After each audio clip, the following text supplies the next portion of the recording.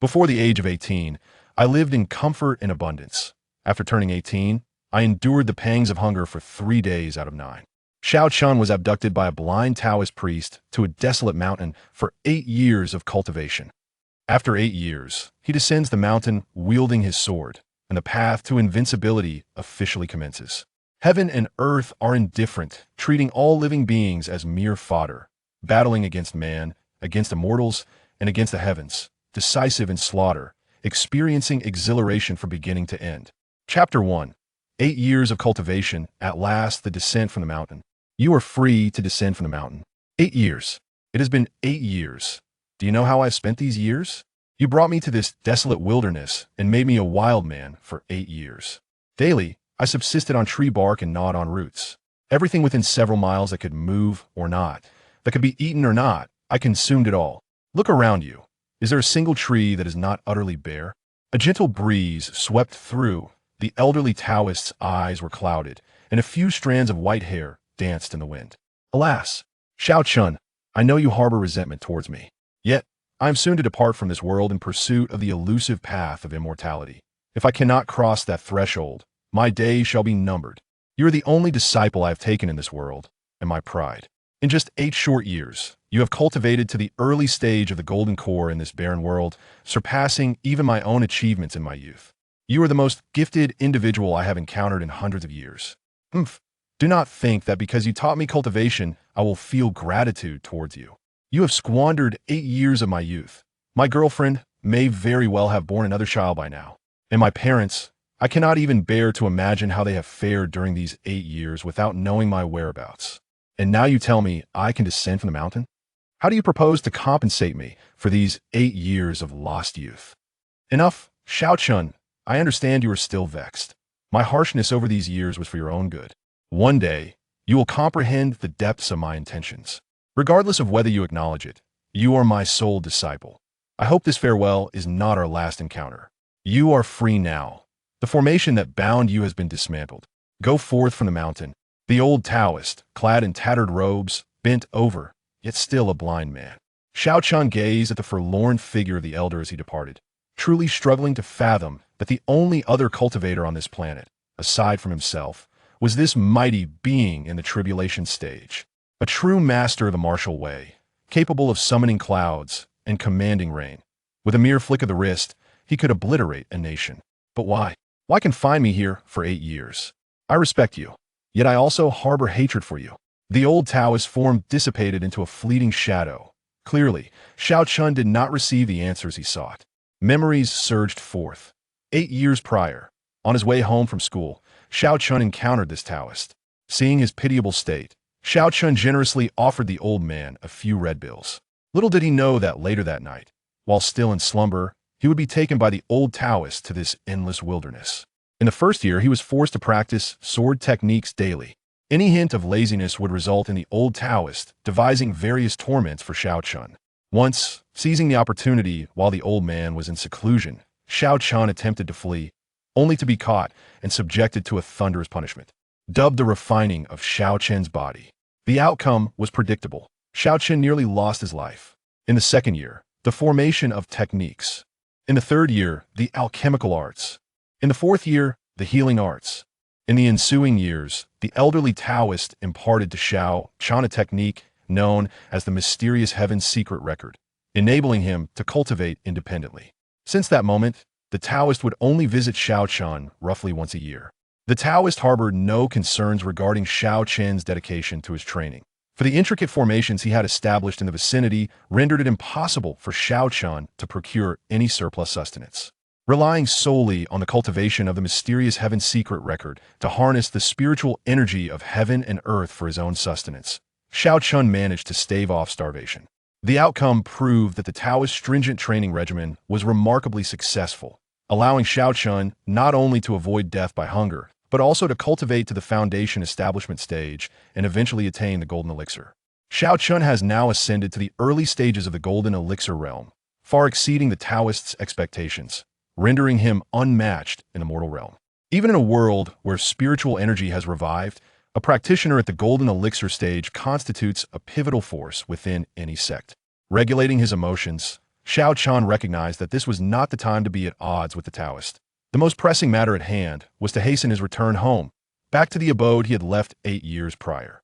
Transforming his body into a fleeting shadow, he soared through the air on his sword for approximately half an hour, eventually materializing before a solitary villa at the entrance of a small county in Tianhai City, Huaxia. Upon gazing at the familiar door, tears welled in Xiao Chen's eyes, unable to be restrained. "Mother, father, and little sister, how are you all? I have returned." Diligently summoning his courage, Xiao Chen pressed the doorbell. After a brief interval, a portly man resembling a ruffian flung the door open, and upon seeing Xiao Chen, he spat out a curse. "What filthy beggar dares to show up on my doorstep? Have you come to seek alms at my door? Are you hoping for death? While I, the mighty Biao, have not yet lost my temper, you had best be on your way." Instantly, Xiao Chen erupted with a surge of hostility upon realizing that the man who opened the door was a complete stranger. "Your home? Is this not my own residence? There's no chance I could be mistaken. This familiar environment is the very place where I spent 18 years of my life. It is also the place that has haunted my dreams for the past 8 years. Damn it, are you going to leave or not? You should consider how brazen you are to intrude upon the threshold of my home." Upon uttering these words, Biao raised his fist and launched a strike towards Xiao Chen's face. At that moment, countless possibilities raced through Xiao Chen's mind. Where had his parents gone? Just as the fist was a mere 10 centimeters from Xiao Chen's face, he swiftly raised his left hand and seized Biao's meaty fist. With a slight exertion, a scream akin to that of a slaughtered pig erupted from Biao's mouth. Gripping Biao's fist, Xiao Chen forcefully propelled himself into the villa. It hurts, it hurts!" this ruffian cried. "Let go, let's talk this out." Ignoring Biao's cries, Xiao Chen applied more pressure, causing the man to break into a cold sweat. The massive expanse of Biao's corpulence trembled. "Speak quickly, where have the previous occupants of this villa gone? If you do not clarify, you shall meet your demise." At that moment, Xiao Chen's hostility surged forth, and Biao, a figure of some notoriety, had never before encountered such a fierce gaze. Feeling as if he were an ant before Xiao Chen's malevolent eyes, Biao genuinely believed that Xiao Chen would take his life. "Brother, are you referring to the Xiao family? They passed away years ago. This house was seized as payment for debts owed to me." "What? My parents are dead?" Upon hearing Biao's words, a thunderclap of disbelief struck Xiao Chen's heart. "Impossible, impossible. How could my parents, who were in such robust health, have perished? The long-standing pillar of my spirit has crumbled." Fury surged through Xiao Chen, unleashing a powerful wave of energy.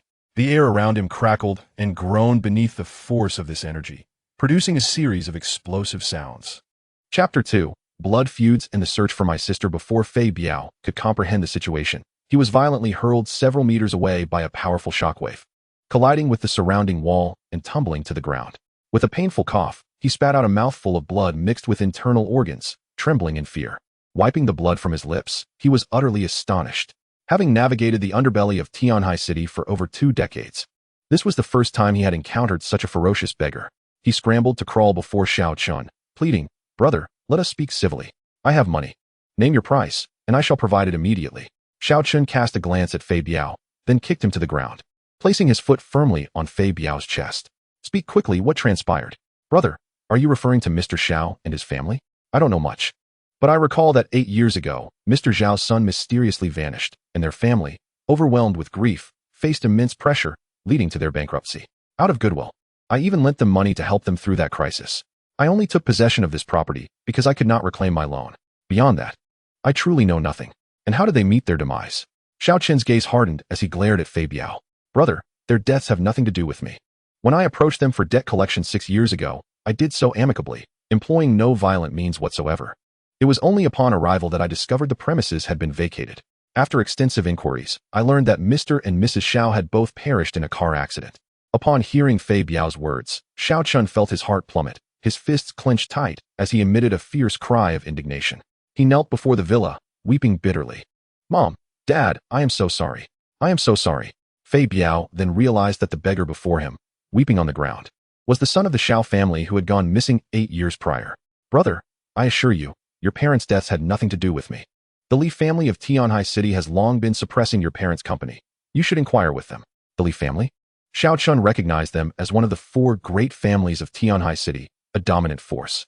Through gritted teeth, he declared, I will undoubtedly uncover the truth behind my parents' deaths, and I shall make them pay tenfold, 100-fold for their sins. Wait, my sister. Where's my sister? Xiao Chen pressed his foot harder onto Fei Biao's chest. Cough, cough. Brother, I can hardly breathe.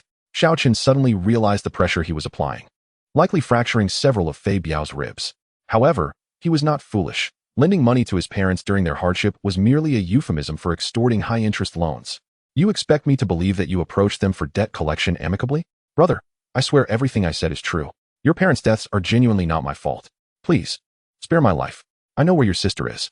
I know. Fei Biao, seasoned in the ways of the world, sensed the murderous intent in Xiao Chen's eyes and begged for mercy. Quickly, tell me, where is my sister? Brother, your sister is in Tianhai City.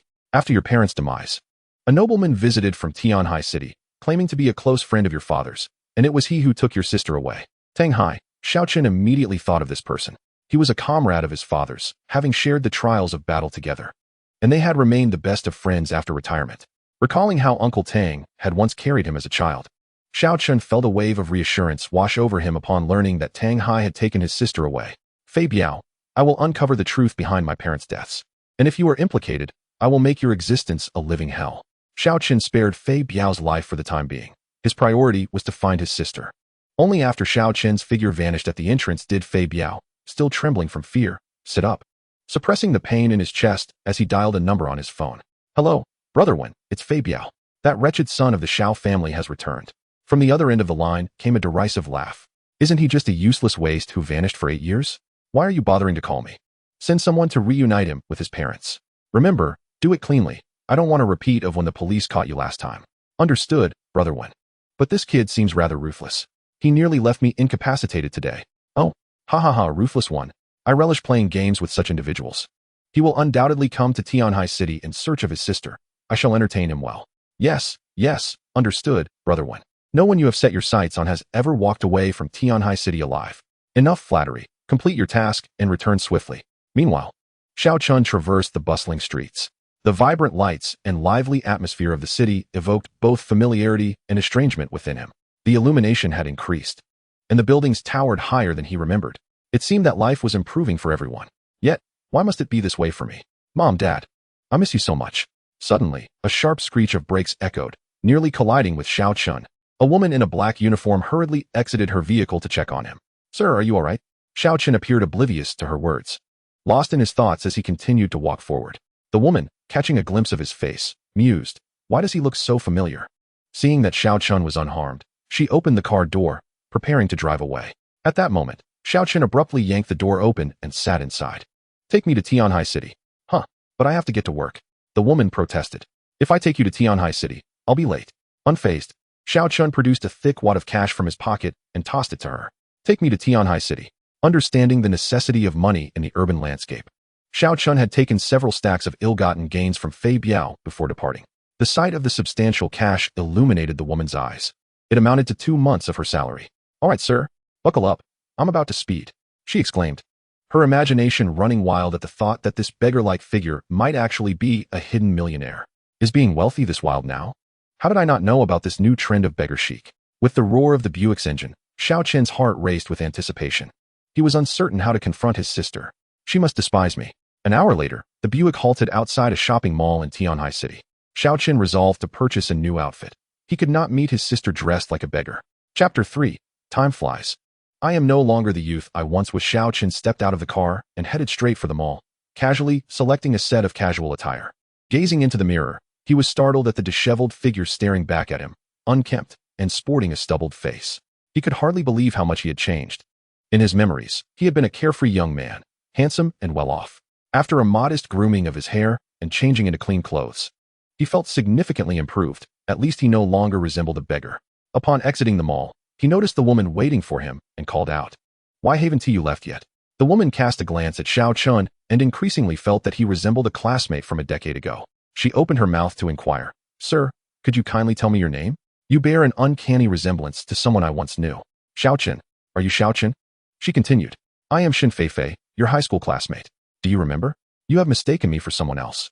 Please take me to the Tang family. Then you may leave," Xiao Chen replied, refraining from acknowledgement. At that moment, he was devoid of any inclination to reminisce with an acquaintance. His sole desire was to reunite with his sister. The name Shin Feifei did not evoke much recollection in Xiao Chen's mind. Had she truly mistaken him? Shin Feifei questioned herself, yet gazing at Xiao Chen in the passenger seat, she was resolutely convinced that he was indeed Xiao Chen. During the drive, Shin Feifei casually mentioned names of classmates from their high school days 8 years prior, to which Xiao Chen remained indifferent. However, when she uttered the name Suya, Xiao Chen's brow furrowed, and he inquired, "How has Suya fared over the years?" Suddenly, Shin Feifei slammed on the brakes, her eyes wide with excitement as she looked at Xiao Chen, exclaiming, "I told you that you are Xiao Chen. How can you still deny it? And so what? Whether I am or am not, it has been such a long time. Who would still remember me?" Xiao Chen retorted coldly, his tone laced with indifference. "Let us not dwell on the past. I have pressing matters to attend to." Upon hearing Xiao Chen's curt words, Shin Feifei found it difficult to reconcile this version of him with the sunny and cheerful Xiao Chen she once knew. What had transpired over the years to transform him so completely? "Xiao Chen, let us exchange contact information. I understand you may forget all our classmates, but you cannot possibly forget Suya. However, after our graduation, we all went our separate ways, and I haven't heard from Suya in quite some time. I promise to inform you as soon as I have news. I do not possess a phone. It is of no importance now. It has been so long that perhaps I should not disturb her," Xiao Chen replied calmly. "How can one exist in this day and age without a phone?" Shin Feifei insisted, ultimately persuading Xiao Chen to acquire the latest model, after which she saved his number with satisfaction before dropping him off at the Tang family residence. After bidding farewell, she sped away in her Buick. Standing before the Tang family's villa, Xiao Chen recalled his father's words about Tang Hai, who was reportedly thriving in the medicinal herb business in Tianhai City. Though he could not compare to some prominent families, he was regarded as a well-known businessman in Tianhai City, making it relatively easy for Xiao Chen to locate the Tang family. After a brief moment, a well-dressed woman opened the villa's grand entrance. Upon seeing Xiao Chen, she inquired in confusion, "Who are you?" "Auntie, I am Xiao Chen." The woman, taken aback by the passage of time, struggled to process his identity. "Chenu, you are Xiao Yangxing's son, Chenu?" she exclaimed, calling for Tang Hai in a flustered manner. "What is it? Why the commotion?"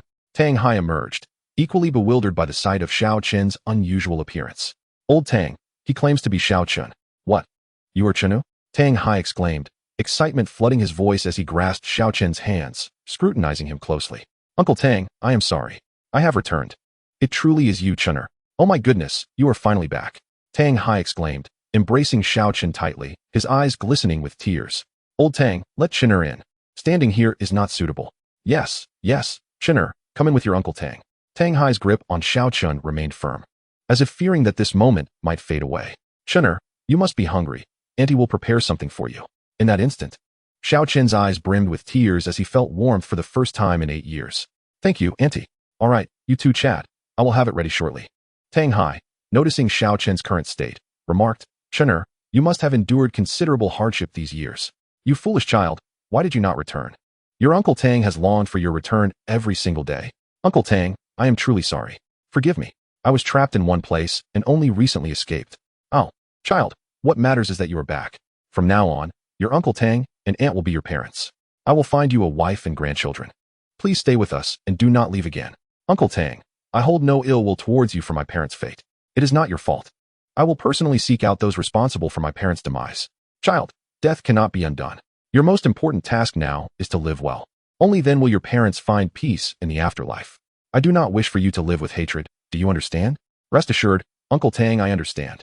By the way, Uncle Tang, what of my sister Xiao Xinyan? I heard she was taken in by you." "Indeed, after your parents passed. We brought Xinyan back and have cared for her as our own child. However, she has yet to fully recover from the shadows of that time. Speaking of which, she should be finishing school soon. You two siblings will finally be reunited. When I left, she was merely 8 years old. Now she must have grown into a young lady." A smile finally graced Xiao Chen's face at the thought. Just then, the sound of the door opening reached his ears. Xiao Chen sprang to his feet, his gaze fixated on the entrance. As Xiao Xinyan, clad in her white school uniform, appeared, Xiao Chen could no longer contain his tears.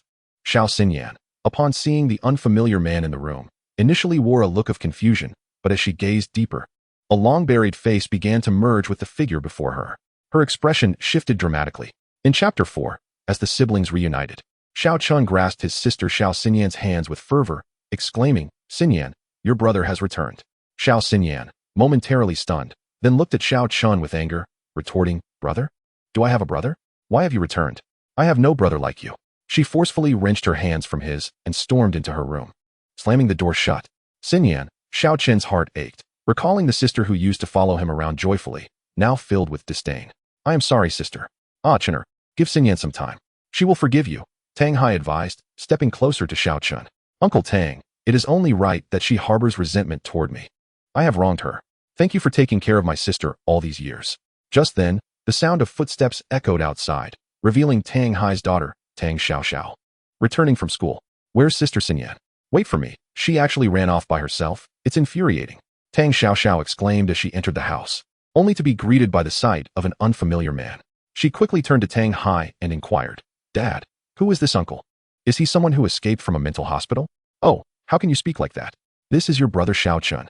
What? Tang Xiaoxiao gasped, nearly dropping her jaw. Dad, you must be joking. The Xiao Chen I remember was a handsome guy. This is Xiao Chen? Who would believe that? Be careful not to be deceived.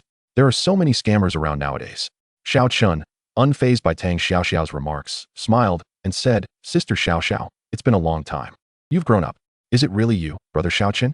Tang Xiaoxiao was taken aback by the familiar voice. A person's appearance may change, but their voice remains constant. Hearing that familiar tone and looking closely at Xiao Chen, she exclaimed, Brother Xiao Chen, it truly is you. But how did you end up like this? I even said I would marry you when I grew up, and now I regret it. Tang Xiaoxiao, stop that nonsense. Quickly go call Xinyan down for dinner. Today, we are having a family reunion meal, said Xianxiaaudiobooks, smiling as she emerged with 2 dishes. Oh, I understand. Tang Xiaoxiao replied before turning and heading toward the second floor, still casting puzzled glances at Xiao Chen. Come, Chener, try Annie's cooking, she heard Xianxiaaudiobooks say.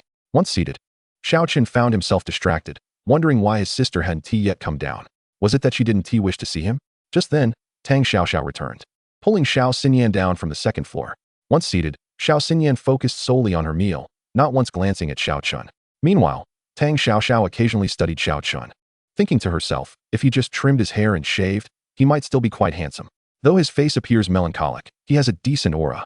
Why does he give off a sense of a king returning? Xiao Chen placed a piece of chicken in Xiao Xinyan's bowl and said, Sister, do you remember how much you loved competing with me for meat before? From now on, I'll give it all to you. Can you forgive me? Xiao Xinyan remained silent, tears welling up and falling into her bowl. I won't forgive you. Why have you come back? To continue hiding and enjoying your carefree life? 8 years. A full 8 years. In a few more years, I fear I might never remember you again. I'm sorry, Xinyan. I promise I will never leave you again. Xiao Chen said, his heart aching. Huh, where were you when I needed you? Mom and Dad have been crying every day since you disappeared. Where were you then? My brother was the one who loved me the most. He would never abandon me or Mom and Dad. You are not my brother. The brother in my heart has already died. Mom and Dad searched for you through rain and wind for years. They never saw you again before they passed. You destroyed our once happy family. I hate you so much. Unable to contain her emotions any longer, Xiao Xinyan burst into tears. Xinyan, don't speak about your brother like that. He has had a difficult time too. There must be a reason for his absence. Why don't you listen to Chun's explanation first? Tang Hai said, looking at Xiao Xinyan with affection. Xiao Chen hurriedly explained, Xinyan, I'm truly sorry. I never imagined so much would happen during our separation. For these 8 years, my freedom was restricted, and I longed to return to Mom and Dad. But I couldn't escape. I tried. I really did. Restricted? Hearing this, and seeing my once handsome brother now appear as an uncle, I feel a stir of emotion within me, Xiao Xinyan thought. Tang Hai continued, Yes, Xinyan, your brother has always cherished and listened to you. If he hadn't been restricted, he would have returned. Just look at him now. It's clear he must have endured a lot of suffering. Please forgive your brother. Xiao Xinyan suddenly stood up and hugged Xiao Chen, tears streaming down her face. Brother, I'm sorry. I shouldn't have misunderstood you. Please don't leave me again, okay? Xiao Chen embraced his sister tightly, saying, Don't worry, Xinyan. I will never leave you again. I promise. Seeing the siblings reconcile, Tang Hai's family felt a wave of relief. Brother Xiao, if you're watching from above, you can finally rest easy. All right, today is a joyful occasion. Let us not cry anymore. Qiuyue, go fetch that bottle of red wine. Let us celebrate properly. Okay, Xinyan, let us eat first. Afterward, you can have a good talk with your brother about everything that has happened these years, all right? Xiao Xinyan wiped her tears and happily sat next to Xiao Chen. They began to serve each other their favorite dishes. At that moment, Xiao Chen felt a sense of relief. Xinyan, you can rest assured, I will never leave you again. Those who harmed our parents will pay for their blood debts. Chapter 5. Exhaustion of Spiritual Energy, The Secret Record of Xiantian. That night, Xiao Chen devoured several bowls of rice.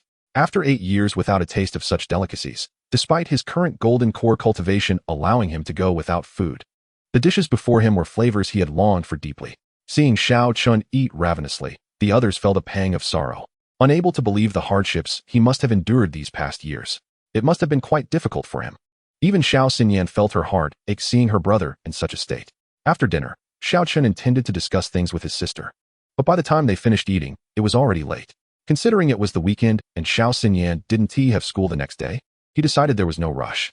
After taking a shower and shaving off his beard, Xiao Chen sat cross-legged on his bed, beginning to cultivate the secret record of Xianxian. This ancient text had been entrusted to him by an old Daoist, who only mentioned it was a top-tier cultivation method in the immortal realm, without specifying its level. He was instructed to diligently practice the secret record and never let outsiders know of its existence. Now, the secret record was deeply etched in Xiao Chen's mind. And after years of practice, running a full cycle had become habitual for him. However, with the exhaustion of spiritual energy on Earth, especially in urban areas where it was exceedingly scarce, breakthroughs would be difficult in the near future unless he found rare treasures or spiritual veins. As he practiced the secret record, a visible golden light enveloped Xiao Chen, and the spiritual energy in the air within a radius of several miles quickly converged towards him, eventually entering his golden core. The next morning, Xiao Chen awoke to find his sister looking different from the day before, adorning a white dress and beaming with a smile as she gazed at him. "Xinyan, you're up so early." At this moment, Tang Xiaoxiao emerged from behind, gazing at Xiao Chen and remarked, "Brother Xiao Chen, after you shaved off your beard, you look quite youthful."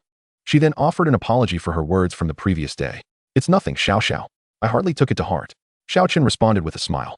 After finishing their breakfast, the two young girls exchanged furtive whispers, seemingly plotting something mischievous. A while later, Xiao Xinyan shyly approached Xiao Chen and asked, "Brother, could you accompany us for a little shopping? We wish to purchase many items, but we can hardly carry them." Without a moment's hesitation, Xiao Chen agreed to his sister's request. He cherished the opportunity to spend time with her. Once they departed from the Tang family villa, the trio hailed a taxi and headed straight to a large shopping mall. "Look at that man. Why does he have such long hair? It's even longer than mine," one girl exclaimed. "Indeed, but he does carry an appealing look," another replied. The striking length of Xiao Chen's hair drew the attention of many, prompting a flurry of discussions. "Brother, we have another aim today, which is to give you a complete makeover," exclaimed one of the girls. Xiao Chen, caught off guard, barely registered her words before both girls seized one of his hands, pulling him into an upscale hair salon. An hour later, the trio exited the salon, and Xiao Chen's hair had been transformed into the latest fashionable style. Coupled with his chiseled features and the radiant complexion acquired through his cultivation, he now exuded an aura of a refined cultivator. Even many passing men were captivated by his presence. "Wow, that guy is incredibly handsome, with such a unique charm. Quick, take a photo. I need to flaunt this in my friend group." One girl giggled. "Hey, Xinyan, didn't I tell you that brother Xiao Chen would look far more dashing with this hairstyle than any star? Just look at the attention he's garnering. He's leagues ahead of our school's heartthrob, and he doesn't even appear to be in his 20s. Do you think I look out of place walking alongside brother Xiao Chen? Xinyan, how about I become your sister-in-law?" teased one girl. "You silly girl. What are you talking about? We're the best of friends. You can't pursue my brother," Xiao Xinyan retorted, though her heart brimmed with joy as she clung to Xiao Chen's arm, feeling immense happiness and security. The more outstanding her brother became, the more elated she felt. "Who dares to call me an orphan now?" she thought. "Brother, let us pick out some clothes for you as well." "Sure," Xiao Chen replied, now completely compliant with his sister's wishes. The three ventured to an upscale clothing store on the second floor of the mall. Over the years, Xiao Xinyan had saved up some pocket money, knowing that her brother had endured hardships, and she wanted to treat him well. As they entered the second floor, they nearly collided with two girls. "Xiao Xinyan, Tang Xiaoxiao, why are you both holding hands with the same man?" The girls were classmates of Xiao Xinyan and Tang Xiaoxiao, who had often bullied them and mocked Xiao Xinyan for being an orphan. "What is it to you? Mind your own business," Tang Xiaoxiao retorted without hesitation. The two girls, upon seeing the handsome Xiao Chen, were momentarily speechless. Once they parted ways, one of the girls muttered, "Those two bitches, pretending to be pure in school, have clearly latched onto a rich and handsome guy." One of them swiftly took out her phone to snap a clandestine photo. "Quick, call young Master Fu. Isn't he fond of Xiao Xinyan? If he sees this, oh, what a spectacle it will be." After a brief call, they learned that Fu Jia was nearby and would be arriving in half an hour. Half an hour later, Xiao Xinyan generously paid for 2 outfits for her brother. And after donning the new clothes, Xiao Chen looked even more striking. Compared to yesterday, he seemed like a completely different person. Just as the trio prepared to leave, a group of people nearby cast their eyes towards Xiao Chen and his companions. "Young Master Fu, look, we weren't lying. one of the girls exclaimed, pointing at a handsome man in a designer suit. Anger etched across his face as he observed Xiao Xinyan holding hands with another man. Fury surged within him. He thought to himself, this shameless girl. I have pursued you for so long, only to find you with another man. Fu Jie strode towards them, his anger palpable. Xiao Xinyan felt a shiver run down her spine upon seeing Fu Jie approach.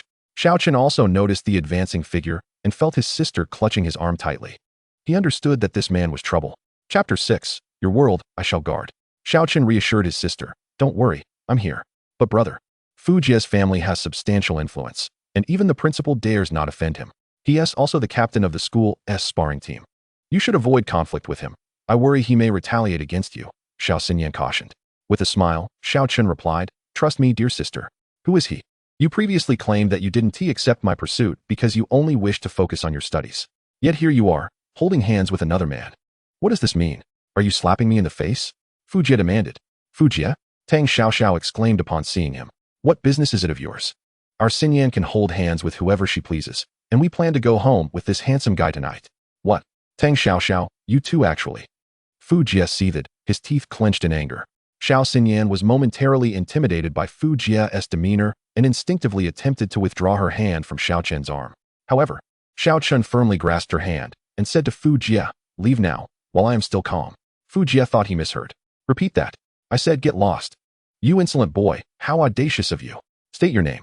As a well-known rich second-generation heir in Tianhai City, Fu Jie had practiced sparring for many years, and few dared to speak to him in such a manner. His temper was notoriously volatile, and he was the sort of person who would stop at nothing to achieve his goals. You aren't worthy of knowing my name, Xiao Chen replied coldly. Humph. No matter who you are, today, Fu Jie will make you pay. With that, Fu Jie commanded, bring him down. Make sure this brat can't get out of bed for a month. Upon his command, 2 bodyguards clad in black stepped forward. Both were former Special Forces soldiers. And Fu Jie had full confidence that they could easily handle someone like Xiao Chen. Kid, my brother, and I don't hold back. We excel at breaking others' legs. Consider this a warning, they laughed. Brother, this. Xiao Xinyan exclaimed anxiously. Don't worry, you two step aside and watch. The bodyguards grinned as they raised their fists to strike at Xiao Chen. With 2 resounding thuds, Xiao Chen swiftly kicked each of them, sending them both sprawling on the ground, clutching their stomachs in pain.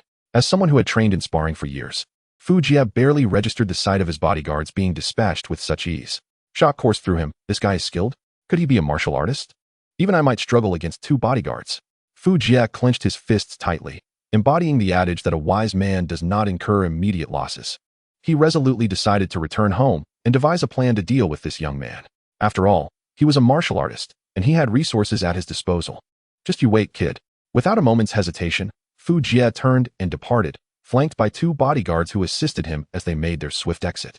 The rapid departure left a multitude of onlookers in a state of bewilderment. Concealed in the shadows, Xiao Xinyan and her 2 classmates witnessed the scene and fled without a backward glance, their hearts swelling with relief. That handsome guy has surely made an enemy of young Master Fu. He can forget about navigating Tianhai City from now on. We should expose the fact that they are both dating the same boyfriend when we return. Once Fu Jie and his entourage had vanished, Xiao Xinyan and Tang Xiaoxiao hurried back to Xiao Chen, linking their arms with him. Brother Xiao Chen, you were incredible. You sent those 2 bodyguards flying. Had we not been so close, we might not have even seen it. Indeed, brother. Since when did you become such a formidable fighter? Xiao Xinyan inquired, her curiosity piqued. Xiao Chen gazed at her with affection, replying, over the years, I've learned a few self-defense techniques, as I wanted to ensure I could protect my family. Everything is fine now. Let us return home. Yes, thank you, brother. With you by my side, I feel utterly fearless. She burst out, laughter echoing joyfully. Of course, you are my sister, and I will always guard your world. And what about me, brother Xiao Chen? Will you not protect me as well? Tang Xiaoxiao chimed in. Naturally, I will safeguard both you and Xinyan. You are both my dear sisters. That's wonderful.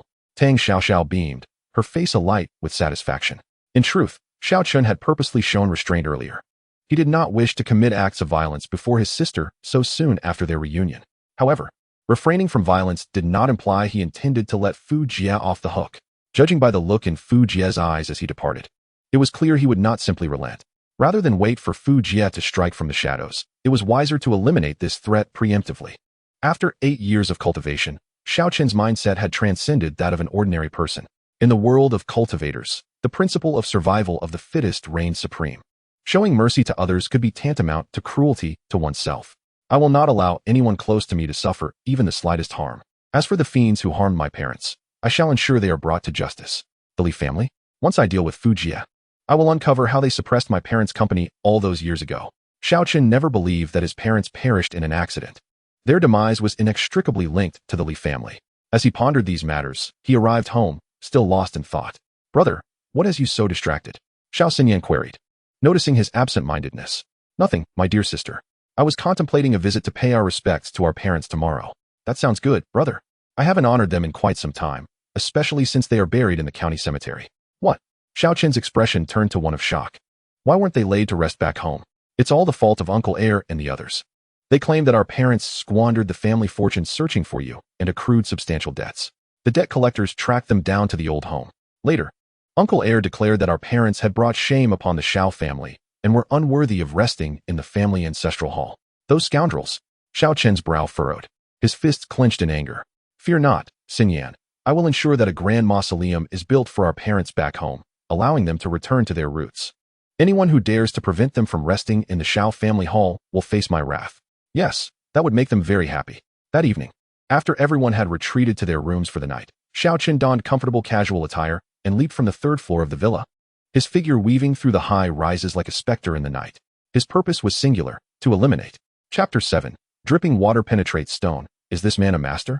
At the very least, he needed to ensure that Fu Jie would never again harbor ill intentions towards Xinyan. Such a person was unworthy of his sister.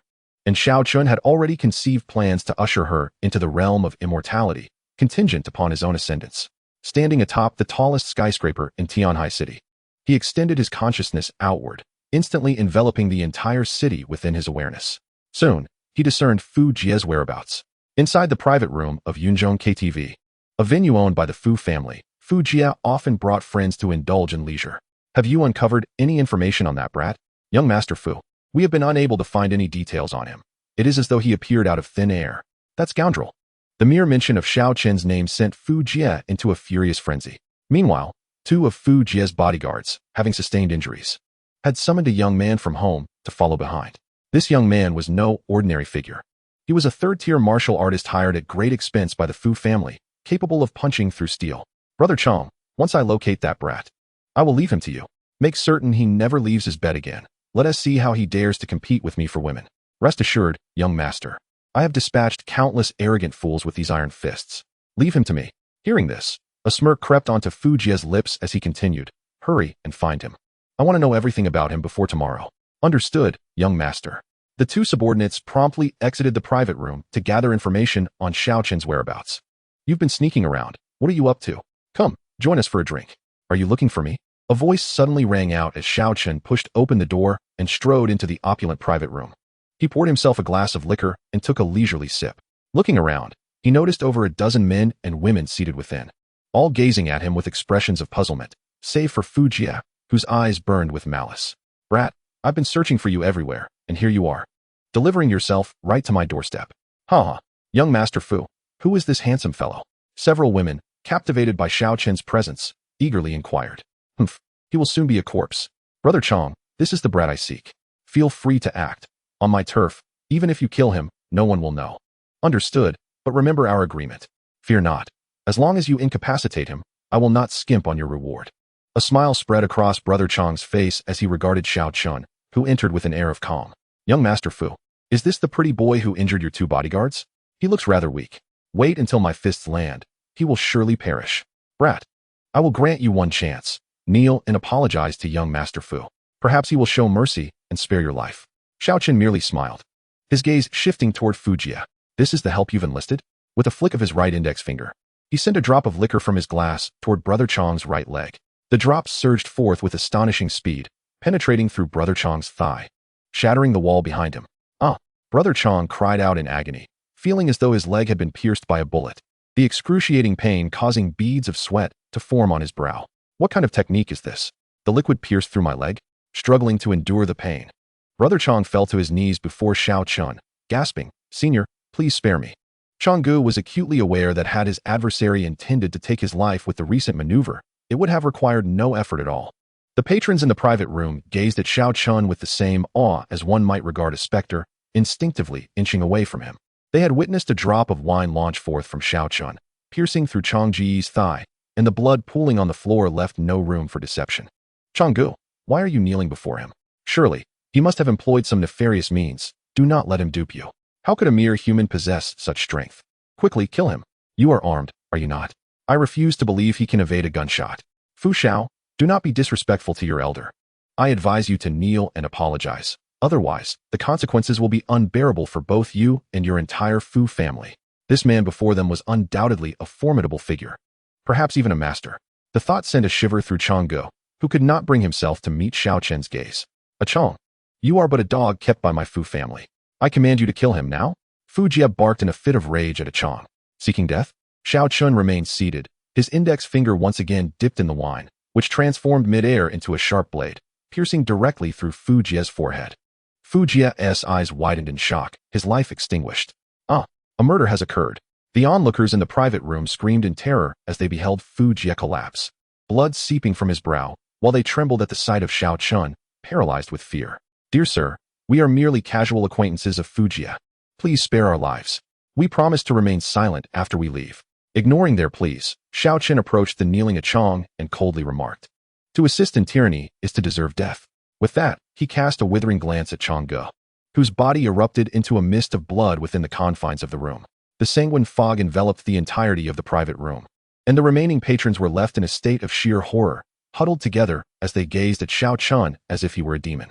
It was only after Xiao Chen's figure vanished that their hearts, which had been suspended in dread, could finally settle. Surely, the events they had witnessed today would haunt them for the rest of their lives. Call the police. There has been a murder. A devil has struck. As Xiao Chen walked through the streets of Tianhai City under the night sky, it marked his inaugural act of taking a life. The law of the jungle prevailed. Fu Jie and Achong had harbored murderous intentions towards him and his family. Xiao Chen would show them no mercy. Next on his agenda was to investigate the cause of his parents' demise, starting with the Li family. Subsequently, Xiao Chen's silhouette swiftly vanished from the thoroughfare. My dear, wasn't he there a handsome man over there just now? How could he disappear in the blink of an eye? You must be imagining things. There's no one there. Come on, the handsome gentlemen inside the bar are waiting for us. I heard that 2 of the attendees tonight are wealthy heirs. Is there really no one? I swear there was a handsome man. Have you lost your mind? Chapter 8. The tenacious detective. I must capture this man outside Yunzhong KTV. Police cars line the street, sealing off both entrances, forbidding anyone from leaving. Captain, everyone else, let us head inside. I intend to see who possesses the audacity to commit murder within my jurisdiction. The team leader, Gu Feifei, was renowned in Tianhai City as a fierce and unyielding detective, having dedicated 7 years to combating organized crime. Many who had dabbled in the underworld trembled at her name, which had earned her the moniker Goddess Gu. Gu Feifei and several officers made their way to the third-floor private room, where a crowd had gathered. Clear the way, she bellowed. Many, recognizing the Goddess Gu, hastily turned to flee, fearing the consequences of falling into her hands. Upon entering the room, a strong scent of blood assaulted them.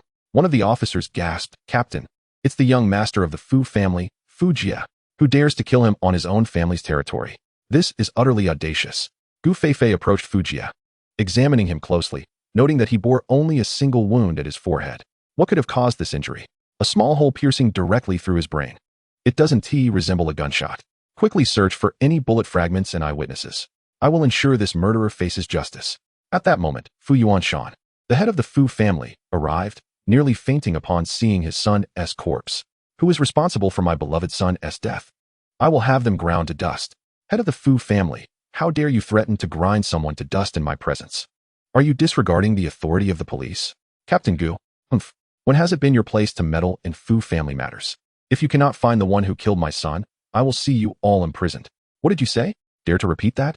Threatening an officer of the law. Do you believe I want to arrest you right now? Captain, officers nearby rushed to intervene. We cannot arrest Fu Yuanshan. Even our chief must show him some respect. Regardless of who he is, if he has committed a crime, I will not hesitate to apprehend him.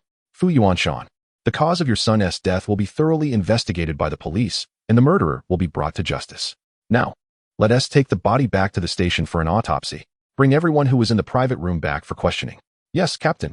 As Gu Feifei concluded her operation and prepared to leave, Fu Yuanshan sought out the surviving witnesses and reviewed the surveillance footage to identify his son's killer. Upon seeing Xiao Chen's image on the screen, Fu Yuanshan seethed, I must find him before the police do and ensure he pays for this. Head. The individual who killed the young master possesses formidable strength. I suspect he may be a master. One of the men following Fu Yuanshan analyzed the situation and relayed his conclusion. What? A master of Huaxia? Impossible. Such masters are exceedingly rare. How could a young man in his 20s possibly be a master? You must be terrified. Even if he began training in the womb, he could not possibly reach the level of a master. Which master from Huaxia isn't renowned or capable of establishing their own sect? This individual could shoot through the young master's head with a mere drop of wine. Who else could accomplish such a feat besides a master? I certainly lack such ability. Head, we must avoid provoking a master of Huaxia. Their might is not to be trifled with. If we do, our Fu family will face ruin. After hearing Zhua Feng's words, Fu Yuanshan's brow furrowed deeply. Zhua, you are a genuine 8th-tier martial artist of Huaxia, capable of taking on an entire special forces unit alone. Let us not jump to conclusions about whether this person is indeed a master. Perhaps he merely employed some special technique. Furthermore, even if he is a master, what of it? He has slain my son, and I, Fu Yuanshan, will not rest until I see him destroyed. After a moment of contemplation, Zhua Feng responded. This individual possesses formidable skills, even if he is not a master. His prowess at the very least rivals my own. I surmise he may have cultivated a certain finger technique, stealthily launching projectiles that pierced young Master Fu's brow. Upon hearing Zhua Feng's analysis, Fu Yuanshan gritted his teeth and remarked, this aligns closely with my own thoughts. Brother Zhua, do you have confidence in eliminating this person? To be candid, Fu family head, I doubt my ability to confront him. However, if I were to lead a few individuals armed with modern weaponry, subduing him should pose no difficulty. Very well, Brother Zhua. Should you succeed in vanquishing this individual, I, Fu Yuanshan, am willing to offer you tenfold compensation. Excellent. Now our foremost priority is to locate this man. Zhua Feng, upon hearing of the tenfold reward, responded with delight. Fu Yuanshan nodded in agreement and hastily dispatched people to investigate all available information on Xiao Chen throughout the night. To know oneself and one's adversary is to ensure victory in every battle. Meanwhile, after vanishing from the streets, Xiao Chen returned to the Tang family's villa. Once in his room, he began to operate a cycle of the mysterious Xiantian secret record. At this moment, Xiao Chen remained unaware that he had attracted the attention of numerous factions. Yet, what could knowledge change? The endeavors Xiao Chen wished to pursue were beyond anyone's ability to obstruct. The following morning, Xiao Chen had already put the events of the previous night behind him. Descending to the first floor, he found Uncle Tang Hai enjoying his morning tea. Good morning, Uncle Tang Hai? Ha ha ha. Good morning, Chener. How have you been finding your stay here these past couple of days? Quite well. I haven't slept this soundly in ages. By the way, Uncle Tang, today I plan to take my sister to pay respects to my parents. Of course, you have returned, and it is only right to honor them. Xiao Chen, come. Take this car key. It will be more convenient for you when you go out. Tang Hai produced a set of keys to a Toyota SUV and handed them to Xiao Chen. Thank you, Uncle Tang. Xiao Chen accepted without hesitation, knowing that having a vehicle would indeed be advantageous. Chener, since you dropped out of school before graduating, finding work is quite challenging. Why not come to work at my company? When I grow old, I shall entrust the management of the firm to you. Thank you, Uncle Tang. But I am not particularly inclined towards corporate management. I heard from Xiao that you also run a traditional Chinese medicine clinic. Perhaps I could lend a hand there instead. Chapter 9. Unarmed and unyielding. I have only studied martial arts for a few years. Tang Hai was taken aback by this revelation. Chener, this clinic is quite a demanding job. If you lack experience, you will merely be an apprentice. Grinding herbs and concocting medicines. Can you endure such hardships? It's all right, Uncle Tang. Over the years on the mountain, I have acquired some knowledge of pharmacology. Perhaps I could achieve something in the field of traditional medicine. Tang Hai pondered for a moment before conceding. Very well. You may give it a try. And if it does not work out, you can return to my company. By the way, Chener, our clinic does not hold much renown in Tianhai City. Were it not for the high-priced renowned physician I managed to recruit, we would likely have been ousted by competitors long ago. You must be mentally prepared. Rest assured, I shall not let you down. After paying my respects to my parents with my sister, I will report to the clinic tomorrow. After breakfast, Xiao Chen took the somewhat aged Toyota sedan that Tang Hai had provided, with Xiao Xinyan seated in the passenger seat. Tang Xiao insisted on accompanying them, claiming she also wished to pay her respects to Uncle Xiao. On the way, Xiao Xinyan glanced at her brother, who was intently focused on driving, and asked, Brother, what have you experienced over these past 8 years? Can you share?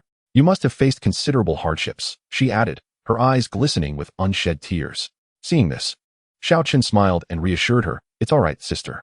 8 years ago, I was effectively kidnapped and taken to a desolate mountain. I remained there for 8 long years. Kidnapped? The mere mention of the word alarmed both Xiao Xinyan and Tang Xiao. Such a term was a nightmare for any young girl. Brother, we should report it to the police and capture him. What a vile scoundrel to have kept you captive for 8 years. He is utterly irredeemable. Indeed, he is beyond redemption. However, the police cannot apprehend him. I cannot find him, and I do not even know his name. I despise him for robbing me of the most beautiful 8 years of my life. Had I not gone missing, perhaps our parents would still be alive. Yet, he also taught me many things that altered my fate, granting me abilities that others would scarcely dare to dream of. Now, I am uncertain whether to hate him or to be grateful. Of course you should hate him. That bastard better not cross my path, otherwise I shall surely break his skull. Xiao Xinyan's fervent words elicited laughter from Xiao Chen. Break his skull? Pray tell, who in this world could achieve such a feat? The trio shared light-hearted banter, momentarily casting aside their worries, and for the first time in 8 years, Xiao Chen wore a radiant smile. Soon, they arrived at a dilapidated cemetery in the county, gazing at the headstones bearing their parents' images. For 8 years, Xiao Chen had envisioned countless reunions with them. Yet the reality of their meeting was one of an eternal farewell. Mother, father, I am unfilial. I have returned.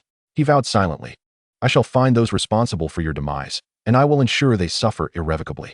After paying their respects, a heavy atmosphere enveloped the three. Xinyan, rest assured. I will soon arrange for our parents to be laid to rest back home, with their positions marked in the Xiao family shrine. I believe in you, brother. At that moment, a luxurious vehicle approached, nearly colliding with the trio. The car door swung open, and several men in suits wearing white hard hats emerged, disdain evident in their expressions upon seeing Xiao Chen and his companions. What pretense of filial piety? If you were truly dutiful, would you bury them in this wretched cemetery? Laughter erupted among the others, echoing their mockery. Young Master Chen, rest assured. We have secured the land use rights for this cemetery, and starting tomorrow, I will arrange for machinery to level this place. Indeed, replied a chubby man in his 30s with a cold demeanor. The Qingshan Villa is a vital project for our group. With this cemetery here, how can we sell it at a premium? Hurry up and clean this place out. It brings nothing but bad luck. Now let us go. I'll arrange for you to have a foot massage tonight. Understood, young Master Chen. Come, let us get in the car. Watch your heads. Upon hearing their conversation, Xiao Chen's expression darkened instantly, and he stepped in front of the Mercedes. You scoundrels, are you seeking death? Get out of the way. Young Master Chen in the back seat, upon seeing someone daring enough to block his car, barked, You're asking for it. Run him over. I have plenty of money to spare if he ends up crippled. Understood, young Master Chen. Seeing Xiao Chen remain unfazed, the Mercedes driver, equally ruthless, slammed on the accelerator. The engine roared as the car surged towards Xiao Chen. Brother, quick, get out of the way. Tang Xiao shouted in alarm. A tremendous crash echoed as Xiao Chen stood his ground, immovable as a mountain. He pressed down on the Mercedes hood, causing the engine to crumple, and the rear wheels lifted off the ground. The airbags deployed within the vehicle, leaving young Master Chen and the others battered and bruised. Startled by the recent scene, Xiao Xinyan and Tang Xiao hesitated to open their eyes. Once they did, they were instantly beset by existential doubts. The two, feeling as though they had squandered over a decade of their lives, rushed to Xiao Chen's side, anxiously inquiring, Brother, are you all right? At that moment, Xiao Chen's hands rested upon the hood of the Mercedes-Benz. As he withdrew them, 2 enormous handprints were revealed. Bang, bang, bang. Immediately following, the rear wheels of the Mercedes hit the ground, scattering a multitude of car parts across the pavement, creating a cacophony of metallic clattering. Brother, you aren't hurt, are you? Xiao Xinyan and Tang Xiao hurriedly inspected Xiao Chen's hands. Upon discovering that not even a scratch marred his skin, their jaws dropped in astonishment. Xiao Chen had not intended to showcase his prowess before his sisters, but upon hearing that these individuals intended to disturb his parents' graves, he could no longer contain himself. Had it not been for his sister's presence, he likely would have dispatched these intruders long ago. I'm fine, Xinyan. I forgot to mention that over the years on the mountain, I've acquired some martial arts skills. My strength is considerable, so you needn't worry about me. Martial arts? How come I've never heard of anyone being able to stop a car with their bare hands? The incredulity in their voices was palpable. Could such a fantastical feat truly be within human capability? Despite their skepticism, they could only comfort themselves with the notion that their brother had become a martial arts expert. Xiao Chen approached the car door, grasped the handle, and with a slight exertion, wrenched the rear door free, casting it aside. He then seized the bloodied collar of young Master Chen, demanding, Who is behind this graveyard scheme? Chapter 10. The evidence is indisputable. Your brother is undoubtedly an assassin. Young Master Chen had witnessed the man halt his high-powered Mercedes 30T with his bare hands, and was internally lamenting his misfortune. Please spare me, big brother. We are from the Wang group. This Qingshan Villa project is a new investment by the Wang family in Tianhai City, aimed at establishing a luxury villa brand. This graveyard will undoubtedly diminish the property value, which is why It's not my business, big brother. I'm just a minor project manager. Doing my job for a fee. You should speak to the Wang family. I cannot decide matters of this nature. The Wang family of Tianhai City? One of the 4 great families, the Wang family. How splendid. Xiao Chen's fists clenched tightly. The Li family had suppressed his parents' company, and now the Wang family sought to disturb his parents' graves. It seemed he had been far too lenient. Ah, Xiao Chen roared, raising his right foot and delivering a powerful kick that sent the Mercedes, along with its occupant, flying, where it tumbled several times before coming to a halt. Xiao Chen approached the now mangled Mercedes and addressed young Master Chen. I'll spare your life. But return and inform the Wang family that I will personally hold them accountable tonight. At that moment, young Master Chen, bloodied and barely conscious, managed to respond through gritted teeth. Understood, big brother. I will deliver your message. Thank you for sparing my life. Subsequently, Xiao Chen drove Xiao Xinyan and Tang Xiaoxiao home. In the car, the sisters were still in disbelief over their brother's extraordinary abilities. The final kick that sent the car flying had left their jaws agape in astonishment. Brother, what martial art do you practice? It seems incredibly formidable, like iron skin and bronze bones. Xiao Xinyan inquired. Sister, there are many impressive individuals in the world. You simply haven't encountered them yet. Rest assured, with an older brother as capable as I, if anyone dares to bully you, simply inform me. Uft. Who says we Haven T encountered anyone? Our school's Sonda coach has a reputation for being able to punch through 10 centimeters of steel plate. Are you as formidable as him? Bullets cannot penetrate, yet he can shatter steel with his fists. That's truly remarkable. Tang Xiaoxiao exclaimed, her eyes filled with admiration. Hee, I'm not as impressive as him, Xiao Chen chuckled. My fists need not even touch the steel plate. Brother, do you think they will still target that graveyard? Should we report this to the authorities? They must be breaking the law. Do not worry, Xinyan. I will not allow anyone to disturb our parents. Soon, night fell. After dinner, Xiao Xinyan and Tang Xiaoxiao lay in bed, still debating the events of the day. Xinyan, do you think Xiao Chen might have become an assassin over the past 10 years? What? How could that be? Xiao Xinyan responded, astonished. It's true, Xinyan. I once saw a film in which certain organizations kidnapped gifted children and took them to remote mountains for secret training. Once they completed their training, they would descend to undertake missions. Your brother must have come down to fulfill a task. Yes, it must be that way. Tang Xiaoxiao became more animated. And even Xiao Xinyan found the theory increasingly plausible. 10 years of captivity in desolate mountains, constrained freedom, coupled with the strength and aura Xiao Chen had displayed today. Xiao Xinyan couldn't help but feel a pang of empathy. The 2 girls exchanged glances, contemplating their next steps. What if he is an assassin? Who could his target be? If we uncover this, will he eliminate us to keep us silent? What are you thinking, Xinyan? How could brother possibly harm us? We can just pretend we know nothing. But what if we are mistaken? If he discovers we suspect him, he might be deeply hurt. True, without evidence, we can only rely on our instincts. By the way, Xinyan, those assassins in the movies often bear numerous scars. Just think about it. After enduring hellish training in such conditions, your brother must also have many scars. We only need to check if he has any scars to find out. Right, but how do we go about it? We can't just sneak a peek while he is showering. Well, there will surely be an opportunity.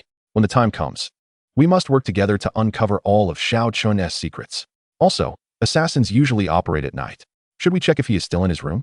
He should be asleep by now, right? It wouldn't be proper for us to barge into his room. Oh, it's fine. We'll just knock. And if he is inside, we can run away and claim we knocked on the wrong door.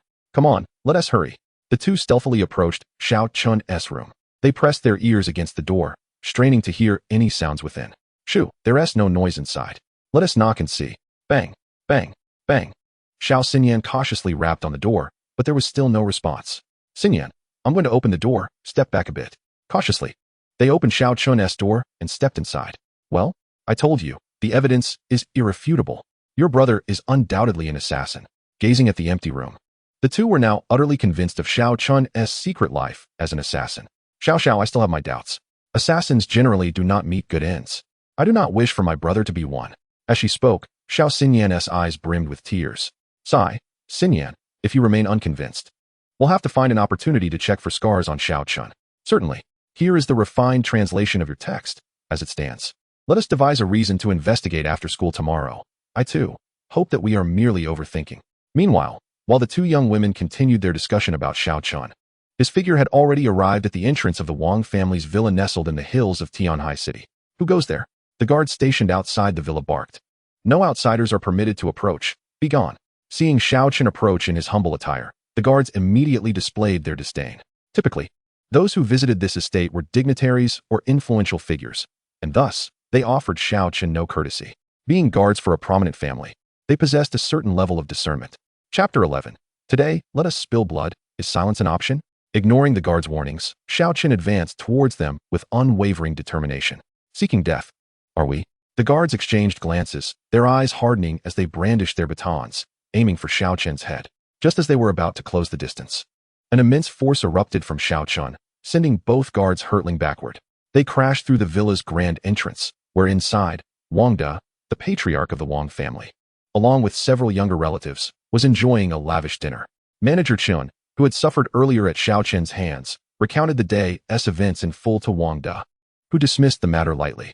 He was confident that no one dared to breach the Wang family's villa in Tianhai City.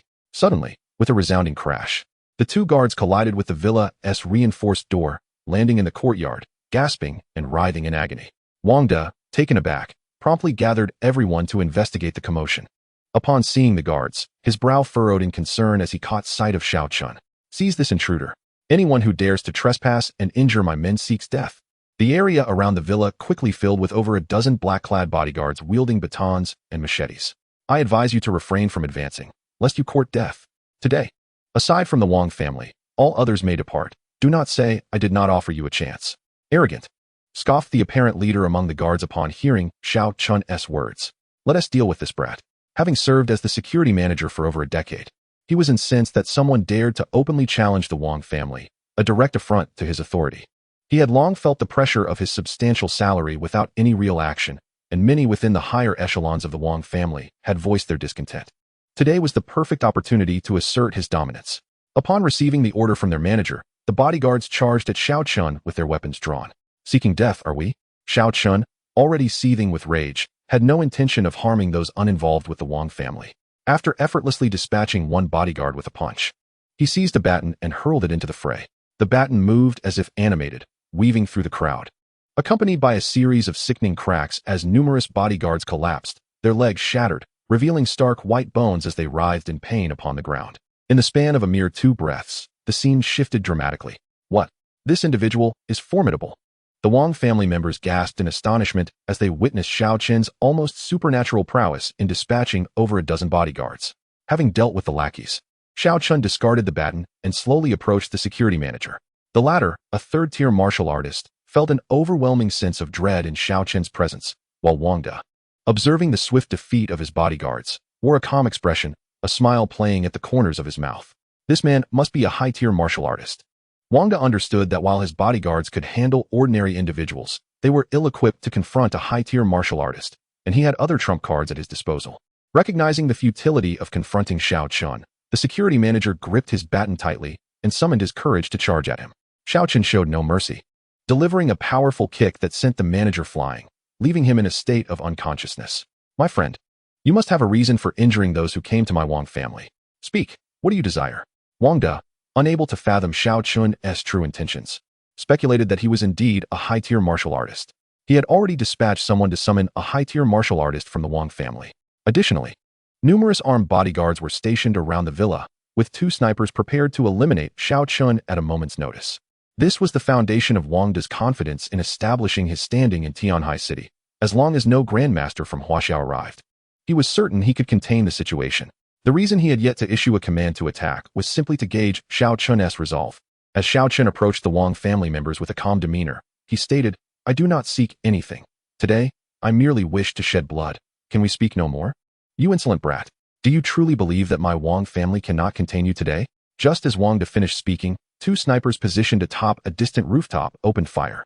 One bullet raced towards Xiao Chen's forehead, while the other aimed for his heart. Upon hearing the gunfire, the Wang family members wore triumphant expressions. After all, it was said that beneath the Grandmaster level, no one could withstand a bullet, especially not from imported sniper rifles purchased at great expense by the Wang family. Even a Grandmaster, if caught off guard, could be wounded or even killed. However, to the astonishment of the Wang family, Xiao Chen remained standing, a smile still gracing his face. Did they miss? What utter incompetence! They couldn't hit their target from such a close range? I'll have them dispatched immediately. Unbeknownst to the Wang family, the 2 snipers lay in shock, their mouths agape, unable to comprehend what had transpired. Through their scopes, they had seen the bullets pass cleanly through Xiao Chen's head and chest, yet he remained unscathed. Xiao Chen exuded an aura of power, causing those in the courtyard to struggle to maintain their footing beneath its weight, though this pressure was not directed at them. Ah! Ah! Two anguished cries rang out from a distance as the snipers fell, their foreheads pierced by leaves, lifeless yet fixated on the sight of Xiao Chen through their scopes.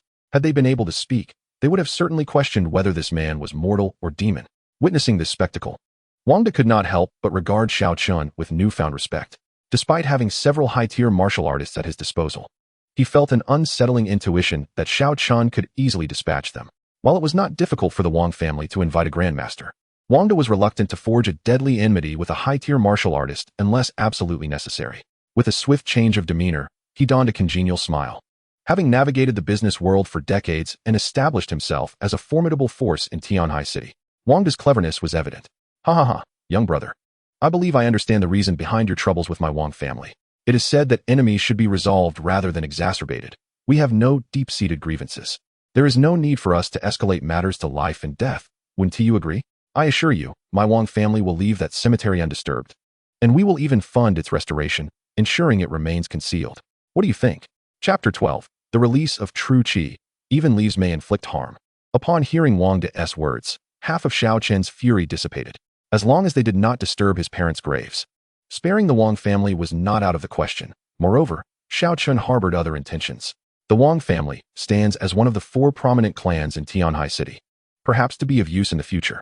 Wangda, noticing Xiao Chen's silence, wondered if his sincerity was insufficient. Young brother, I, Wangda, am offering you 100 million huaxia coins. Shall we become friends? Father, why should we fear him? Wang Xiqing, the young master of the Wang family, standing behind Wangda, retorted with a face of discontent. I have already notified the Wang family's guardians. Once they arrive, dealing with this brat will be a piece of cake. He has injured so many of our kin. I cannot swallow this indignity. If other families learn that the Wang family has been attacked and we are now offering money to appease him, how will we maintain our standing in Tianhai City? Wang Xiqing's words were soft, yet Xiao Chen heard them distinctly. A smile graced his lips as he extended his right hand, fingers forming a sword shape, channeling his spiritual energy, causing a nearby leaf to swirl above his fingertips. The Wang family members were utterly taken aback by this display. Suddenly, a whoosh filled the air near Wang Xiqing's ear, followed by a sharp pain across half his face. Is that externalized vital energy? He is a master of huaxia. Seeing this, Wangda hurriedly examined Wang Xiqing's injury, relieved to find only a superficial cut from the leaf on his face. I hope your family remembers your words. Otherwise, I, Xiao Chen, shall ensure that the Wang family ceases to exist. With that, Xiao Chen's figure vanished into thin air from the Wang family's villa. Witnessing this, Wangda was now utterly convinced that this person was indeed a master of huaxia. The externalized vital energy and the brief ability to walk on air were unmistakable hallmarks of a master. Good heavens! My Wang family nearly made an enemy of a huaxia master. Had we not hastily shown humility and sought to appease him, our family would surely have faced calamity today. Xiqing, you should be grateful that this esteemed individual spared your life today. Harbor no thoughts of revenge. The wrath of a master is something the Wang family cannot endure. Do you understand? Yes, father. I am still trembling with fear. This person looks to be about my age. Who would have thought he is a master? Had I known, even if I had 1,000 boldness, I would not dare to disrespect him. Well, that is good. This individual claims his name is Xiao Chen. You must immediately send someone to ascertain his residence and gather all relevant information. Additionally, notify everyone that the cemetery must remain untouched. Whoever dares to disturb it shall face dire consequences. Understood, father. I will inform them at once.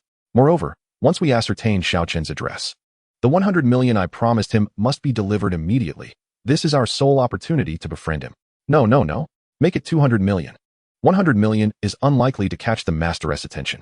The entire Wang family spent a long and arduous night in the aftermath of their encounter, hoping fervently that this huaxia master would not hold a grudge against them. Meanwhile, Xiao Chen soared through the night sky, his speed imperceptible to the naked eye of an ordinary person. Upon returning to the Tang family's villa, he landed directly in his room. However, at that moment, a multitude of questions filled his mind. Who can tell me why Xiao Xinyan and Tang Xiaoxiao are asleep on my bed? Moreover, their sleeping positions were quite improper, entwined in each other's embrace, nearly lips touching. Xiao Chen stared at this scene, his face flushed with embarrassment, observing how peacefully they slept. Knowing they had school the next day, He had no intention of waking them. Instead, he found a spot in the room, turned his back to the two, and began to meditate, channeling the Xiantian secret record. Daily practice was essential. After completing a full cycle, the air in the room transformed, and the two girls, in their dreams, felt as if they had entered a fragrant meadow, their faces adorned with broad smiles. Early the next morning, Tang Xiaoxiao was the first to awaken, her bleary eyes opening to the sight of a man in the room. She immediately let out a shriek. Xiao Xinyan and Xiao Chen were roused by the piercing cry. Tang Xiaoxiao, what are you yelling about so early in the morning? Xiao Chen, how did you end up in my and Xinyan's room? She exclaimed in a flustered manner. Though you are quite handsome, I am not prepared for such intimacy. Xiao Xiao, you're awake. Xiao Xinyan sat up, her spirits lifted upon seeing Xiao Chen. Brother, when did you return? We waited for you for so long last night, and accidentally fell asleep on your bed. What? On my bed? Oh right. It just dawned on me that we must have dozed off here last night. A wave of embarrassment washed over her. Xiao Chen, please disregard what I just said. She stammered before quickly exiting the room. After they left, Xiao Chen murmured to himself, did I keep them waiting too long? It seems they are beginning to suspect me. But now is not the time to disclose everything. Even if I did, they would surely think I'm insane. After breakfast, Xiao Xinyan and Tang Xiaoxiao hurried off to school, casting furtive glances at Xiao Chen filled with questions. They wanted to inquire but held back out of respect for Tang Hai and Auntie, deciding to wait until after school. Uncle Tang, I'll report to the traditional Chinese medicine clinic today. I've played around for several days, and I wish to integrate into society sooner. Tang Hai initially intended to suggest that Xiao Chen take more time to rest. However, upon hearing Xiao Chen's words, he agreed. Chinner, the clinic I operate is called Zai Rintang. I will send you the location shortly. I've already informed them of your arrival. Thank you, Uncle Tang. After the meal, Tang Hai had to head to the company, leaving Xiao Chen to drive himself to Zai Rintang, located on the bustling streets of Tianhai City. The place was easy to find. A quaint-looking Zai Rintang traditional Chinese medicine clinic stood out amidst the lively street. After parking, Xiao Chen strode into the clinic. Despite it being morning, many people were already consulting doctors and collecting medicines. The main hall was bustling with activity. Young man, if you seek medical attention, please step aside and find a physician. Do not block the way. A man of about 60 approached Xiao Chen, noticing him surveying the hall. You must be Uncle Lu? I am Xiao Chen, sent by Uncle Tang. Ah, so you are Xiao Chen. Ha ha ha. Come, young man. Tang has informed me about your arrival, and I did not expect such a spirited young lad. Uncle Tang is too kind. Please let me know what needs to be done. I am willing to assist in any capacity. Ha ha ha, that won't he do? Tang specifically instructed me to take good care of you. How about this? You can assist Xiao Yun with preparing and dispensing medicine for now. Xiao Yun. Uncle Lu called to one of the busy figures in the back. A young woman, appearing to be in her 20s and clad in a white coat, responded, Uncle Lu, what is it? I'm quite busy. Xiao Yun, come here. I would like to introduce you to Xiao Chen. From today onward, you will be responsible for guiding him. Xiao Yun, wearing glasses with her hair meticulously arranged, looked rather mismatched with her cute face. What? Uncle Lu, I'm still trying to grasp everything myself. How can I guide someone else? Xiao Yun approached, lifting her gaze to meet Xiao Chen's countenance. At that moment, her cheeks flushed a deep crimson. How extraordinarily handsome he was. Ha ha ha, Xiao Yun, your prowess is well recognized. You have never erred in your apothecary duties, so I trust you to mentor him. Xiao Chen, do not be deceived by Xiao Yun's youth. She is a legitimate graduate student from a prestigious traditional Chinese medicine university, merely here for her internship. Were it not for her age and insufficient credentials, she could very well be consulting patients by now. Hello, I am Xiao Chen. I look forward to your guidance. Xiao Chen said with an affable smile, extending his right hand. Aghast, Xiao Yun found her face still burning. Standing so close to someone who epitomized her ideal Prince Charming made her heart race. Xiao Yun, why are you in a stupor? Quickly introduce yourselves and get to work. Finally snapping back to reality, Xiao Yun extended her hand in return. After their hands clasped, she said, Hello, I am Mu Yun, but you may call me Xiao Yun. All right, Xiao Yun, I entrust Xiao Chen to you. Teach him well, and you shall find your workload lightened. This way, you can accompany Mr. E during his consultations as you have long desired. Upon hearing that she could assist Mr. E, Xiao Yun's face brightened. Her internship here was primarily to learn alongside him, yet Mr. E had long since ceased accepting disciples. To remain, she willingly took on menial tasks at this modest clinic. Yes, Uncle Lu, I shall take good care of Xiao Chen. Very well, off you go. With a beaming smile, Xiao Chen followed Xiao Yun to the medicinal cabinet, where she handed him several herbs, instructing, please chop these herbs finely, and we shall brew them together shortly. Understood, Xiao Chen replied, diligently following Xiao Yun's directions. During their work, he inquired, Xiao Yun, who exactly is Mr. E? Surprised, Xiao Yun gazed at him and exclaimed, You do not know Mr. E? Then what are you studying traditional Chinese medicine for? Mr. E is one of the rare masters of TCM in our country, renowned as Azage of Medicine. He is a long-standing patron of our Chinese Medicine Association, with disciples scattered across the globe, benefiting countless lives.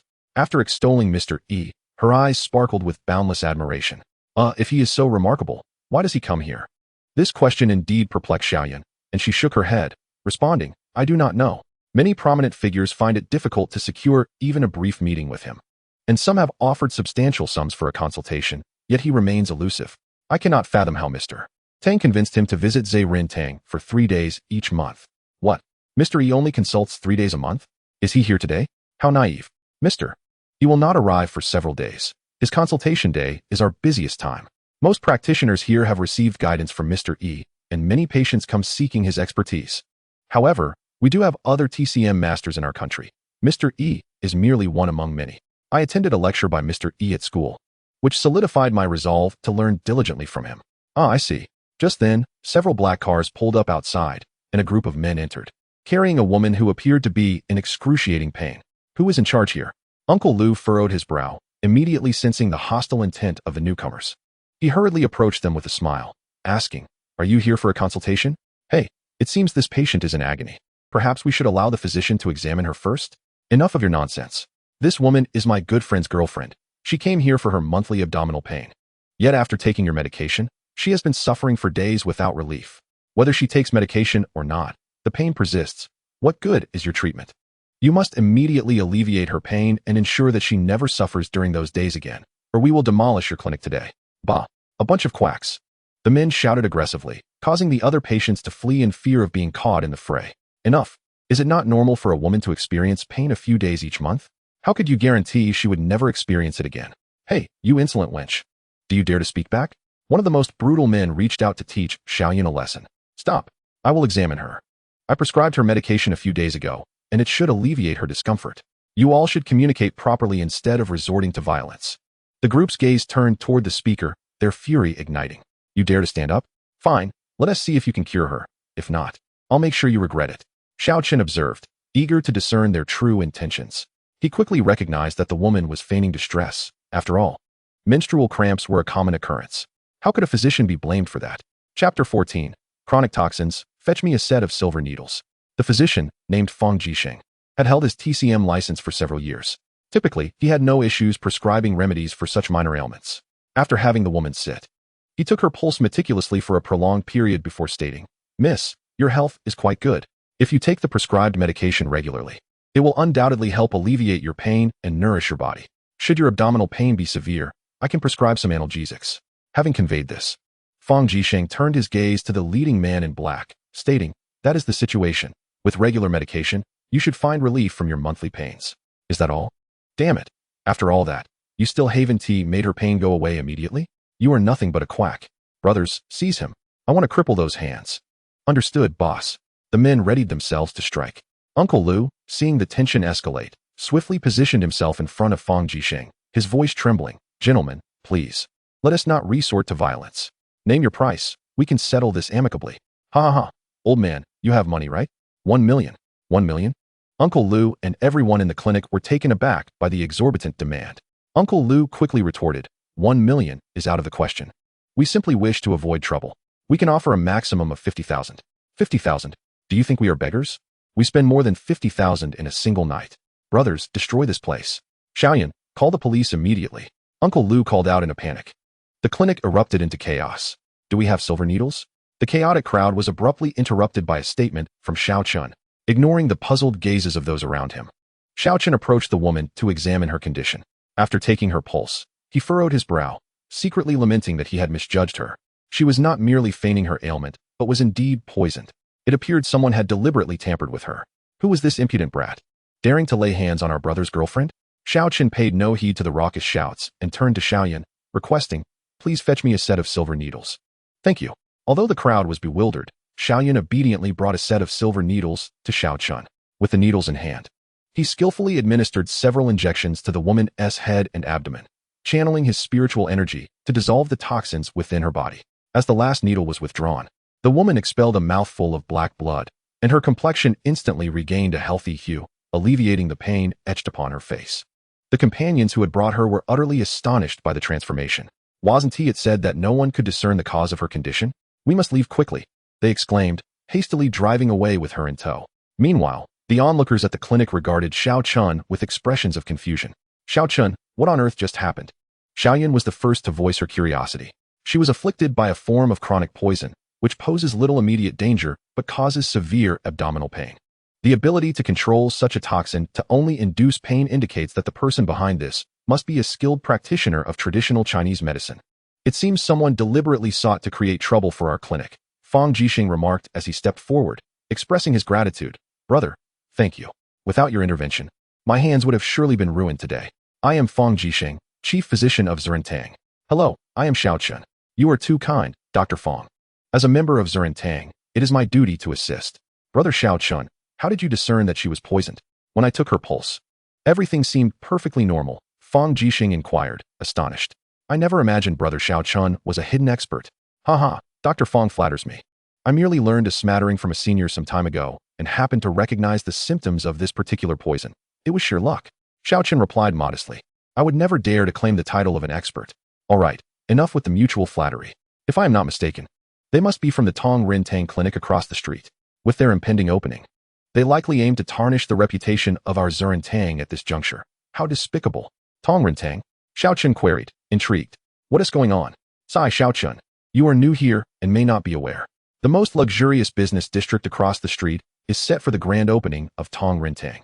They have been seeking to entice Mr. E to practice there, offering a staggering fee of 10 million for a single day of consultation, but Mr. E has consistently declined.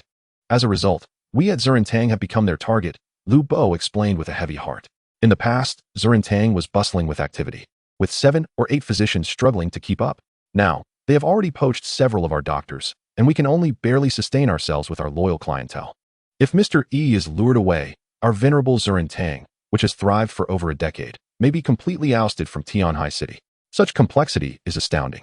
Rest assured, Uncle Lu, I will not allow Uncle Tang S. Zurintang to disappear, Xiao Chen reassured him. Ah, Lu Bo sighed. Your determination is commendable. However, Tong Rin Tang is the Li family's enterprise, and we cannot compete against them. The Li family? Do they invest in such a small business as a clinic? Xiao Chen, do not underestimate a traditional Chinese medicine clinic.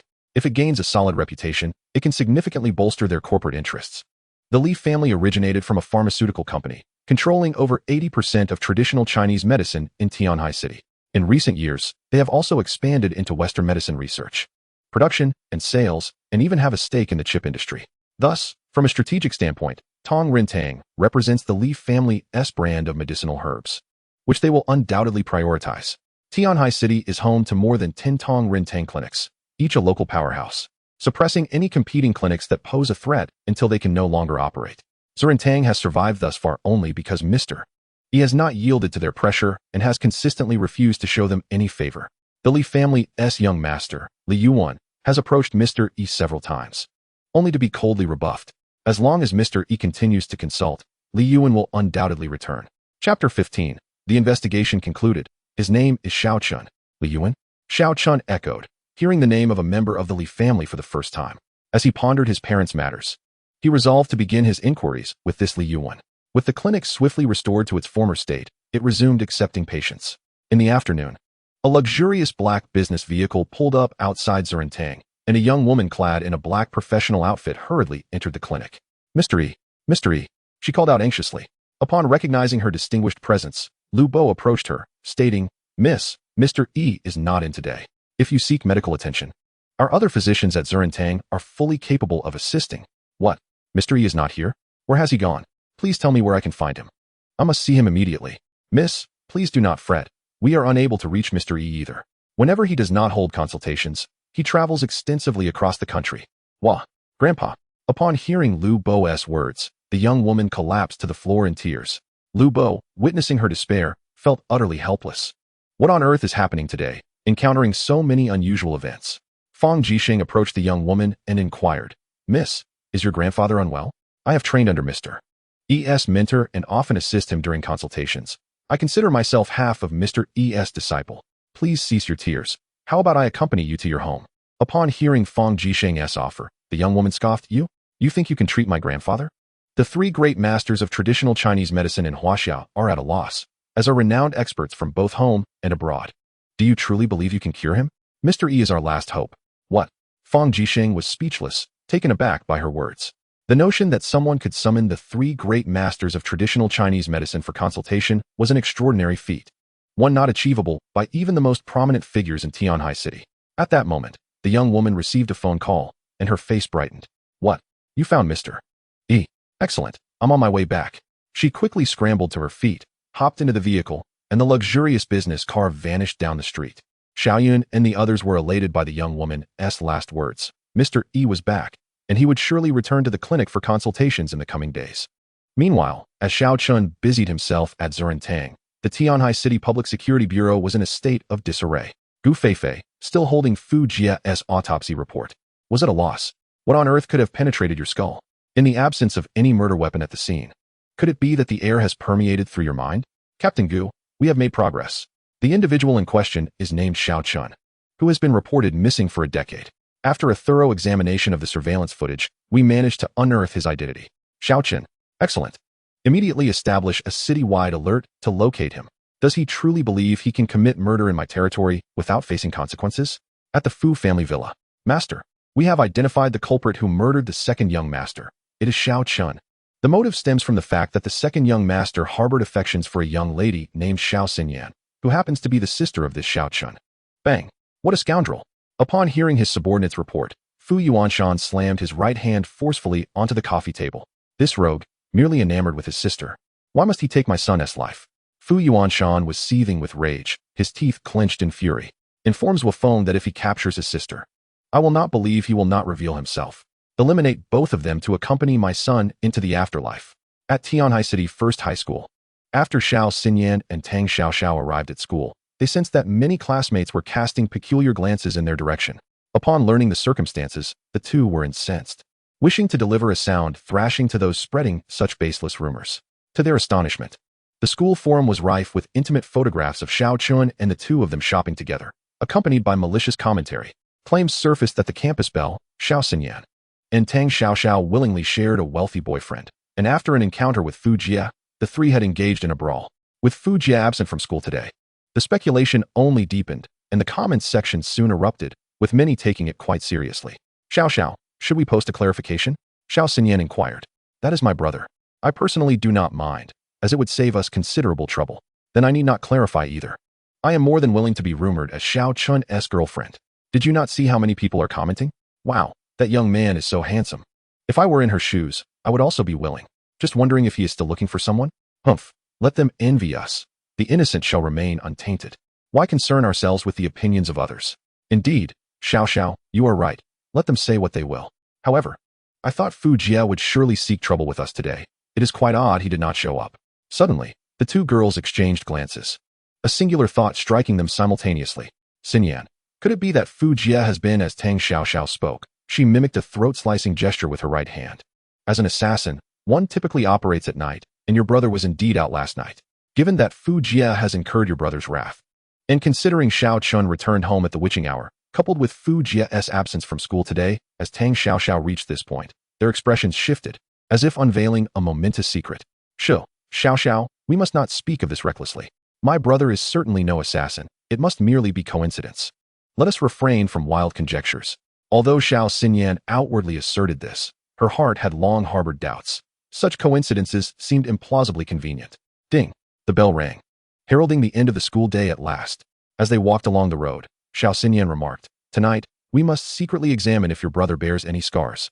Furthermore, we must feign ignorance. His identity as an assassin must remain concealed. As women associated with assassins, we must always remain vigilant, so as not to bring disgrace upon your brother. Huh? What do you mean, women of assassins? What nonsense are you spouting? Hee, you are the sister of an assassin. I am the woman of an assassin.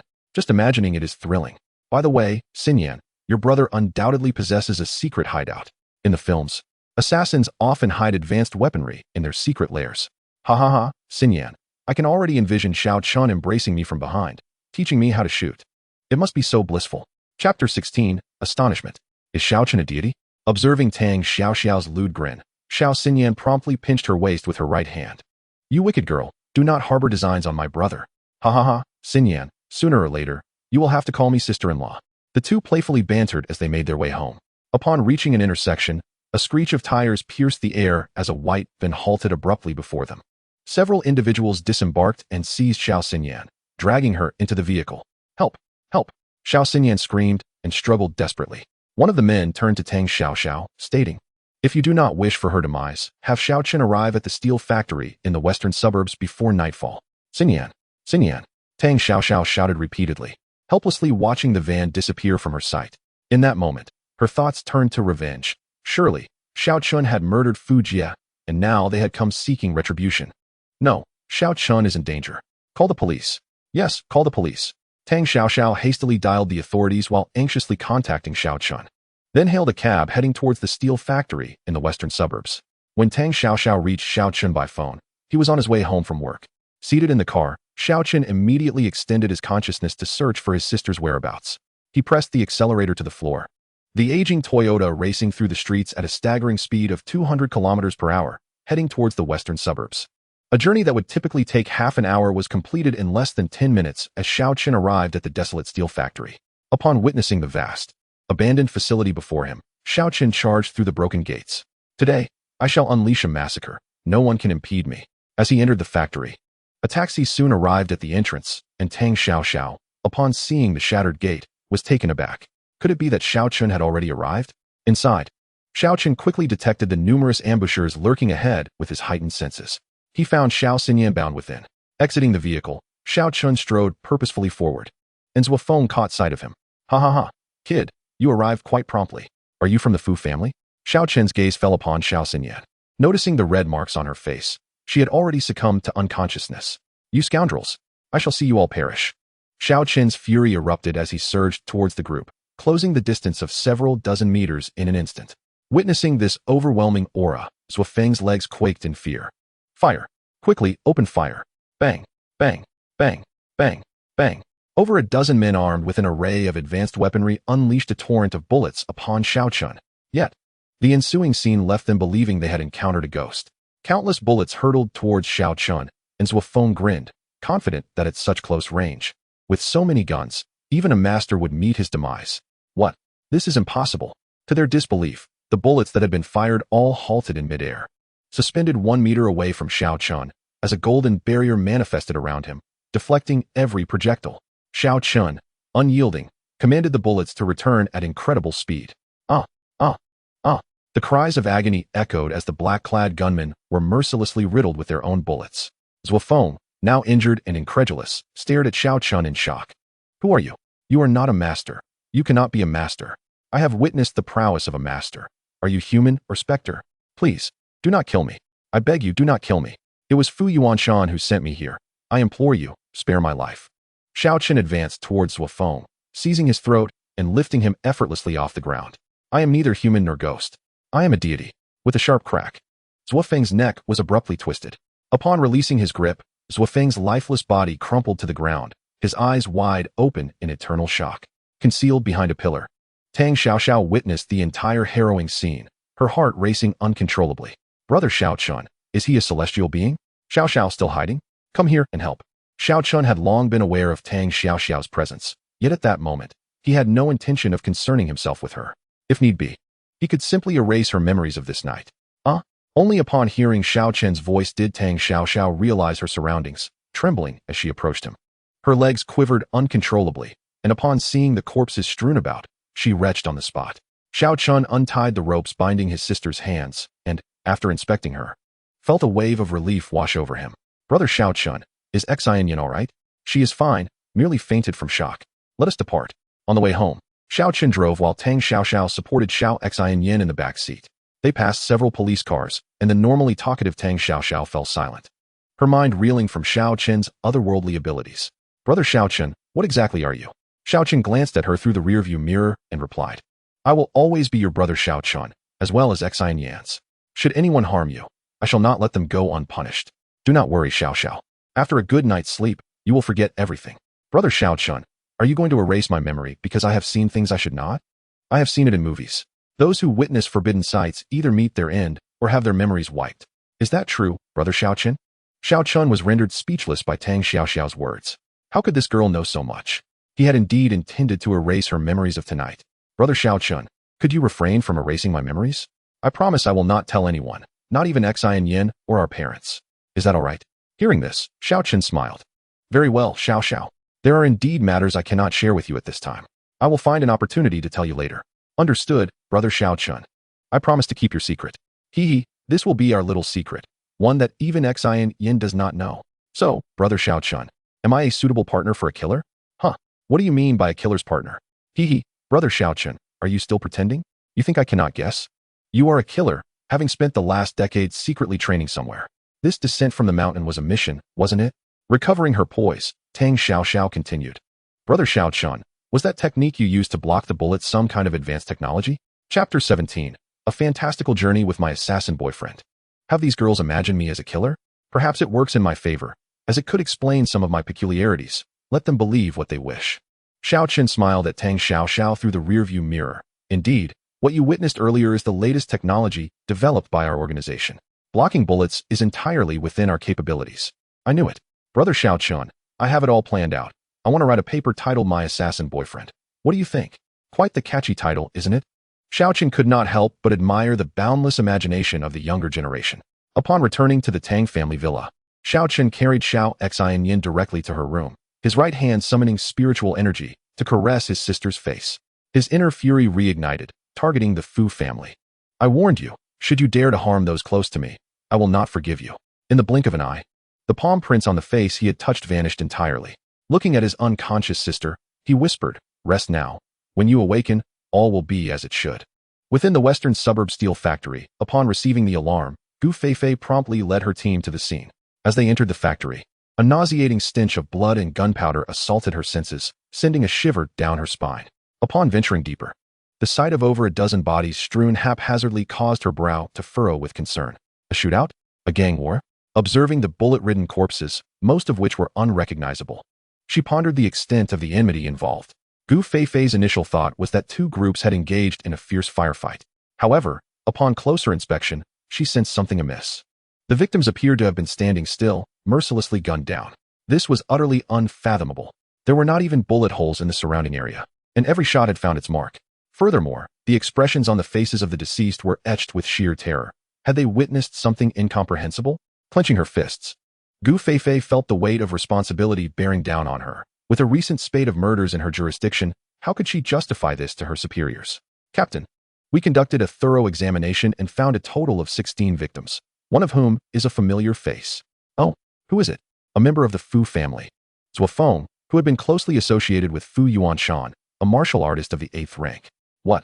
Gu Feifei gasped in shock. An 8th rank martial artist? Quickly, take me to see. Approaching Zhuo Feng's body, Gu Feifei confirmed, this is indeed Zhuo Feng. He had served Fu Yuanshan for many years, and I have encountered him before. However, being an 8th rank martial artist, who could possibly have killed him? Could it be a master? The situation was becoming increasingly convoluted.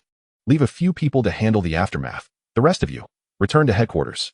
Gu Feifei's mind raced with a bold notion. The recent troubles plaguing the Fu family all pointed towards one individual, Xiao Chen.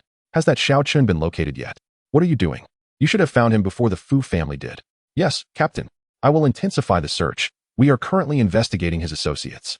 However, Xiao Chen has been missing for 10 years, and we must carefully scrutinize his social connections. It seemed the Fu family had grasped some leverage over Xiao Chen, drawing him into this situation, and he had retaliated with a group of his own, sparking this deadly confrontation. If two factions were truly engaged in a firefight, then tell me why there are no bullet holes in the walls, and why only those clad in the Fu family's signature black suits lie dead.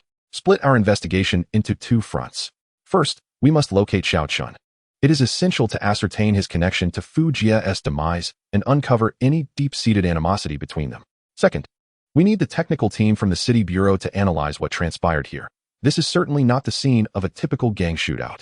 Gu Feifei swiftly devised a plan of investigation and returned to the police station to convene meetings across departments to analyze the case.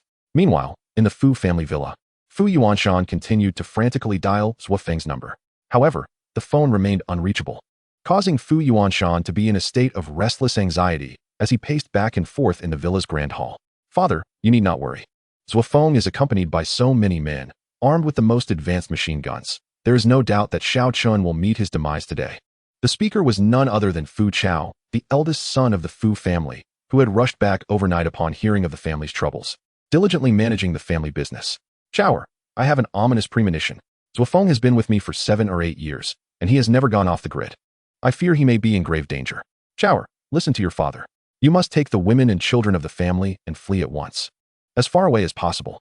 Father, are you not being overly alarmist? I refuse to believe that anyone could breach our Fu family's villa, which is as solid as a fortress. Oh, Chao, just heed your father's advice. If Xiao Chen manages to escape from Zuofeng's grasp today, it will undoubtedly prove his mastery. What can our humble Fu family do against the wrath of a master? By the way, Chao, quickly call the police. Inform them that our family requires protection. If we can withstand this night, I have already spent a fortune to enlist Master Jiang to eliminate this threat.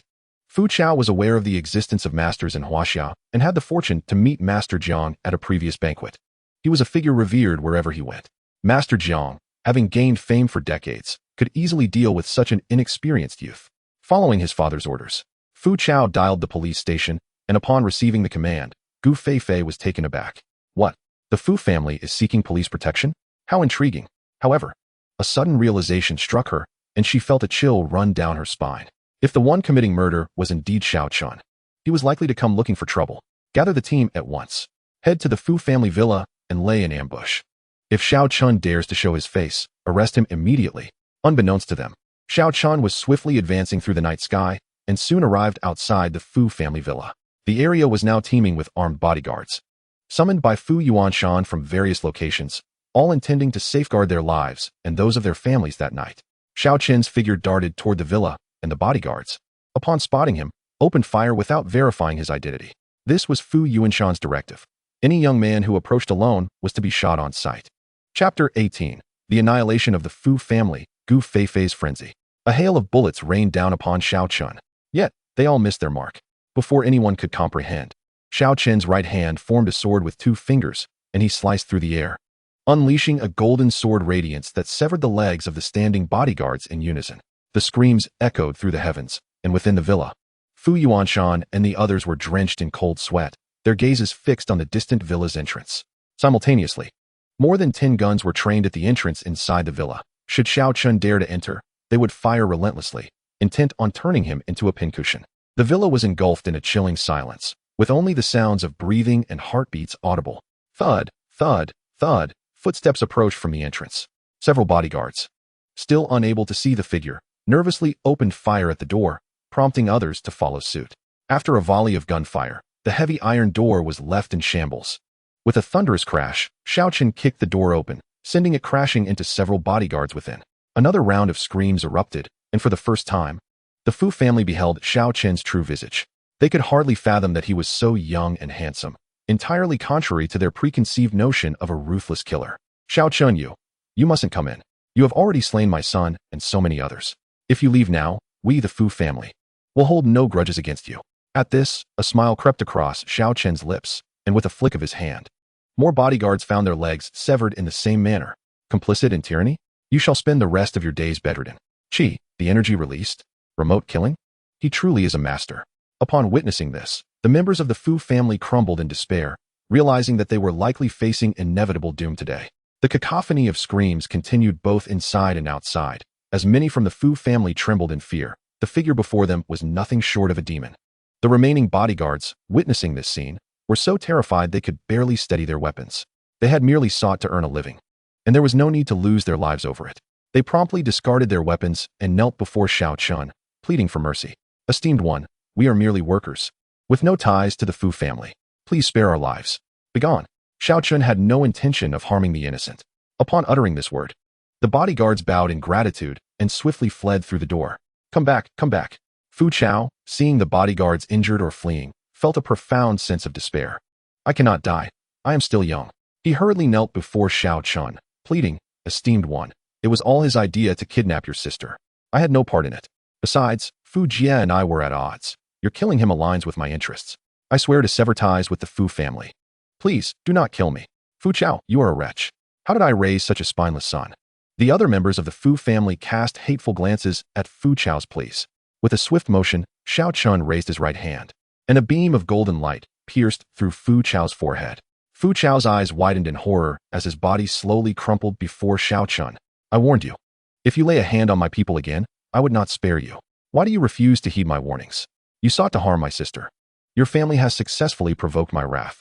Chaoer, Fu Yuanshan, witnessing his only son collapse before him, was consumed by despair. Xiao Chen, you are doomed. You shall perish. I will ensure your entire family is annihilated. Ha ha ha. Fu Yuanshan's words further incited Xiao Chen's fury. Just as he was about to end Fu Yuanshan's life, the sound of police sirens blared from below the mountain. Ha ha ha. Xiao Chen, the police are here. Ha. Do you dare to kill in front of the police? I tell you, once tonight passes, the people I've hired will arrive, and everyone associated with you will meet their end. After hearing Fu Yuanshan's words, a smile appeared on Xiao Chen's lips. Fu Yuanshan, you still do not comprehend the caliber of the individual you have offended. Do not think that the arrival of the police will save you. Even if you summoned all the masters in Huaxia to protect you, your life is already in my grasp. What? Impossible, absolutely impossible. You are merely trying to frighten me. Words are futile. I hope you possess some discernment in your next life. With that, Xiao Chen turned around, and at that moment, dozens of guns on the ground flew into the air, their barrels aimed at the members of the Fu family. Seeing this scene, with the ominous black muzzles pointed at them, Fu Yuanshan and the others were struck with terror, urgently calling for help from outside the villa.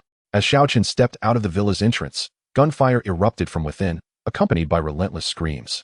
As Gu Feifei's team approached the villa, they heard the gunfire and sensed something was amiss. Accelerate. Inform everyone to be on high alert.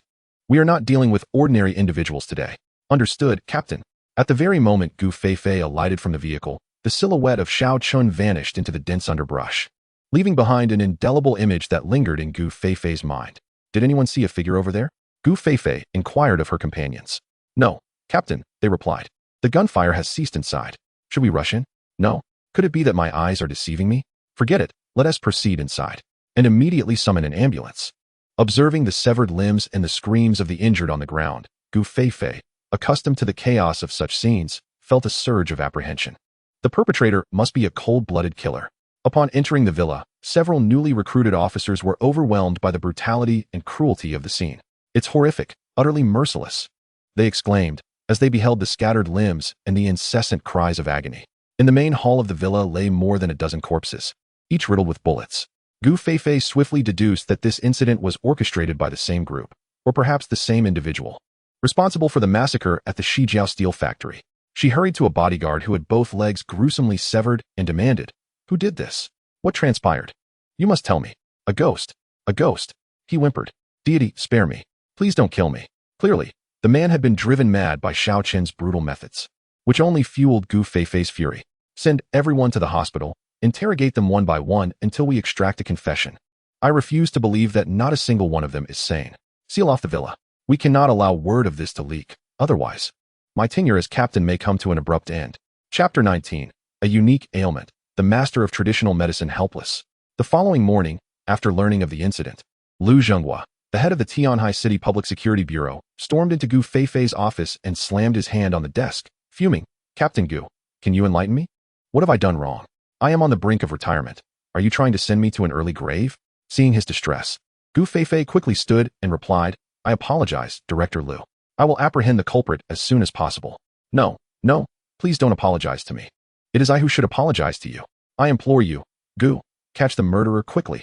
A whole family has been annihilated. At my age, I merely wish to retire peacefully and indulge in fishing. Must you toy with my fate? You focus on solving the case, and I will provide you with my utmost support. If this matter is mishandled, the entire upper echelon of Tianhai City will face a major upheaval. It's not just you and me at stake. Even I may not escape unscathed. Yes, Director, I will exert every effort. Lu Zhenghua seemed to want to say more, but found himself at a loss for words. He could only sigh and exit Gu Feifei's office. At the Tang family villa, due to the shock from the previous day, Xiao Xinyan stubbornly refused to attend school, insisting on asking Tang Xiao how she had returned home. I distinctly remember many people waiting with guns for my brother. What transpired after they knocked me unconscious? Why did I awaken to find everything seemingly fine, and my face devoid of pain? Left with no choice, Tang Xiao explained that after Xiao Xinyan was abducted, she had called the police, who subsequently rescued her. As Xiao Xinyan was unwilling to go to school, Tang Xiao had to attend alone and request a leave of absence on her behalf. Meanwhile, Xiao Xinyan followed Xiao Chen to work at Zuran Hall. She eagerly attempted to mimic everything Xiao Chen did, causing disarray in the pharmacy, Fortunately, Xiao Yun, who was fond of Xiao Xinyan, patiently guided her through the learning process. Mr. E has arrived, a voice suddenly announced. Everyone turned to the entrance and indeed saw an elderly man with white hair and a long beard, carrying a medical box, as he descended with a gentle smile. Greeting the crowd. Is this Mr. E? Xiao Chen mused inwardly. Xiao Yun joyfully approached Mr. E and offered to assist him with his medical box. Mr. E, are you seeing patients today? Your appointments are booked until next year. No. Today I shall not see patients. Instead, I wish to discuss a particular case with you. It is an opportune moment to see if you young minds have any novel ideas. The announcement thrilled everyone at Zuren Hall, especially the medical students, who were ecstatic at the prospect of discussing a case with Mr. E. Mr. E, known as Yichangfeng, is one of the most esteemed traditional Chinese medicine masters in Huaxia, with a reputation so formidable that it is said that if he shakes his head at a condition, it is essentially a death sentence, underscoring his elevated status in the field of traditional medicine. Once seated, the students gathered around him, notebooks in hand, eagerly awaiting his elucidation. Even Xiao Chen settled in, keen to discern the nature of the case that had warranted Mr. Yi's attention, indicating that it was a dilemma he could not resolve himself. With a pensive expression, Yichangfeng began. The patient is an elderly gentleman, approximately 60 years of age. In his youth, he served valiantly in the military, significantly contributing to Huaxia's emergence as a great nation. He is a man deserving of respect, and I am deeply committed to curing his ailment. However, alas, I have searched through every conceivable case and exhausted all possible methods, yet the cause of his affliction remains elusive. Advanced medical instruments have also failed to uncover the underlying issue. As for his symptoms, he often experiences confusion in a semi-comatose state. By nightfall, he suffers from headaches, claiming to see unclean entities in his room. This condition has persisted for 3 months, despite my numerous attempts to find a remedy, including inviting renowned experts to exorcise and pray for him, all to no avail. Just 3 months prior, he retired from a significant position in Huaxia and moved to Tianhai City, intending to enjoy his twilight years. Little did he know, shortly after his arrival, he would develop this peculiar illness. I fear that if the cause remains unidentified, he may not survive much longer, perhaps only half a month. Upon hearing Mr. Yi's account, the audience furrowed their brows in concern. This bizarre case was unlike anything they had encountered before. At that moment, they began to realize who the ailing individual was, Mu Changming, the marshal of the Huaxia military district, a hero who had safeguarded the nation for decades, had only recently retired to Tianhai City. Tears welled in their eyes, and their fists clenched. They wished it were themselves suffering instead. An elder who had dedicated his life to Huaxia was on the verge of losing everything just as he was about to enjoy the fruits of his labor. No wonder that black-clad woman had claimed that all the revered masters of Huaxia's traditional medicine had already examined him. Mr. E, is there truly no other way? Xiao Yun implored, her eyes glistening with tears. Mu Lao cannot perish. He is a hero in the hearts of countless Huaxia citizens, the very soul of our military. Unless a deity descends, Mr. E lamented, I am indeed powerless. Alas, fate is determined by the heavens, and I have decided to retire from practice, leaving the opportunities to you young ones. The old man humbly refers to himself as a master of traditional Chinese medicine. Yet he cannot bring himself to accept the title of master with any semblance of pride, feeling unworthy of such a distinction. In the twilight of his life, he seeks only to attain the pinnacle of TCM and, in his spare moments, nurture budding talents to sow the seeds of traditional Chinese medicine for the future of China. Mr. E, will you no longer be seeing patients? The crowd gasped in astonishment at the news. With Mr. Yi's retirement, 2 of the 4 esteemed masters of TCM in China would no longer be practicing, marking a significant loss for countless patients across the nation. Xiao Chen, too, was aware of Master Mu and had admired him greatly during his studies. He was taken aback to realize that Master Mu had already reached retirement age. Simultaneously, Xiao Chen pondered over Master Mu's ailments, inwardly speculating that he might have fallen victim to a particular poison or malevolent sorcery. The specifics could only be deduced upon examination. He promptly rose to address Yichangfeng. Why not allow me to take a look? Chapter 20, Manipulating Needles with Qi. Mr. E was astounded. What? Xiao Chen's words ignited a stir. The crowd turned to gaze at Xiao Chen, who sat at the back, their expressions filled with surprise. Brother, you can diagnose illnesses too? Why was I unaware? Xiao Xinyan, seated beside him, inquired, equally astonished. Well, I've learned a bit, Xiao Chen replied modestly. Yichangfeng then noticed 2 unfamiliar faces in the back and inquired, and who might this young brother be? Mr. E, this is Xiao Chen, the new apprentice at the clinic. An apprentice? Young man, enlighten us. What are your thoughts on Master Mu's condition? You cannot simply assert that you wish to examine him without substantial reasoning. For Master Mu is no ordinary individual. Standing to respond, Xiao Chen addressed Yi Changfeng, "Sir, I learned some medical skills from a master a few years ago. Based on the symptoms you've described, I believe the likelihood of poisoning is quite significant." "Ha, young man. We have already considered the possibility of poisoning, yet we found no trace of toxins within Master Mu's body. How do you explain that?" Yi Changfeng challenged. "There are countless bizarre poisons, some colorless and odorless, capable of taking lives unnoticed. There are also sorcery, curses, and hexes. Do you think you possess the knowledge to comprehend such matters?" "Xiao Chen, how dare you speak to Mr. Yi in such a manner?" Lu Bo exclaimed, preparing to apologize on Xiao Chen's behalf, but Yi Changfeng raised a hand to stop him. "Not at all, not at all," Yi Changfeng said, his expression serious as he turned to Xiao Chen. "Young man, please continue. Unusual ailments should not be approached with common logic. All possible means that could lead to such conditions must be investigated. I can only make a judgment after examining the patient." Upon hearing Xiao Chen's words, the crowd regarded him with astonished expressions. Yi Changfeng felt a flicker of admiration. The young man's demeanor radiated a regal confidence, as if nothing was beyond his grasp. His reasoning held merit. However, the subjects he mentioned spanned numerous fields, including poisons, sorcery, curses, and hexes. Besides his knowledge of detoxification, Yi Changfeng recognized that unraveling such mysteries required extensive expertise in each respective domain. Observing Xiao Chen's self-assured demeanor, he couldn't help but wonder if the young man possessed an uncanny breadth of knowledge. "You must understand that Master Mu is not just any patient. Taking you to see him without due diligence would be tantamount to me vouching for your abilities. Should you lack true skill, it could jeopardize my reputation. Moreover, even I cannot approach Master Mu carelessly. A single misstep could spell disaster for both of us. Mr. Yi, Xiao Chen is quite remarkable. Just yesterday, some troublemakers came to the shop, and he quickly identified that one of the women was afflicted by a chronic poison. He administered a few needles and cured her." Xiao Yun interjected, defending Xiao Chen. "Xiao Yun, there's no need to speak on my behalf. After all, I am not the one afflicted. If it were anyone else, I wouldn't have even broached the subject. Come, sister, let us go shopping." "Really? That sounds wonderful." Xiao Xinyan's face lit up with joy at the prospect of shopping. As for why her brother suddenly chose not to treat Master Mu, she trusted he had his reasons.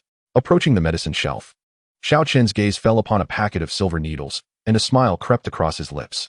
He mused, "Since they are unwilling to welcome my offer to examine the patient, I shall make them seek me out." With a graceful motion of his right hand, the silver needles within the cloth bag floated gently into his palm. "What? Manipulating needles with qi?" The onlookers gasped in disbelief, their jaws dropping. Even Yi Changfeng stood in awe, unable to fathom the sight of dozens of silver needles floating above Xiao Chen's palm. With a swift gesture, Xiao Chen sent the needles flying towards a human acupuncture model in the hall, each needle embedding itself in a different acupuncture point. Could this be the legendary 9-yang resurrection needles? Did it not vanish from the annals of history centuries ago? Who is he? Yi Changfeng stared in astonishment at Xiao Chen's receding figure, utterly dumbfounded.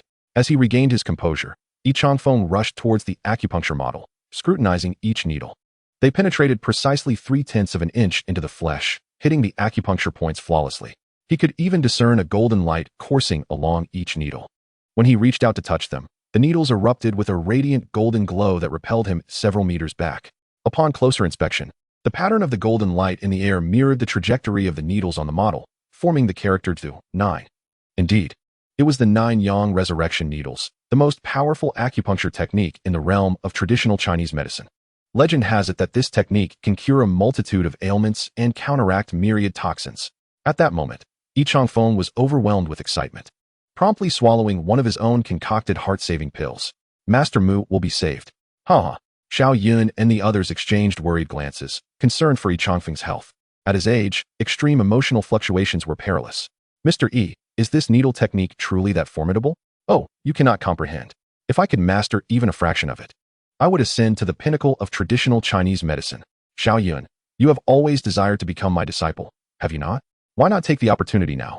Really? That would be wonderful." Xiao Yun could hardly believe her ears. She quickly prepared a cup of tea and respectfully bowed to Yi Changfeng. Disciple Mu Yun pays her respects to the master. "Ah, Xiao Yun, you are my third disciple. I have been observing your performance. You possess great talent. I hope you will achieve remarkable success in the field of TCM. "Thank you, master. I will certainly strive not to disappoint you. From now on, simply call me teacher." Who still refers to someone as master these days? How peculiar. Chapter 21, Encirclement. Have we perhaps mistaken the person? "Mr. E, I too wish to become your disciple.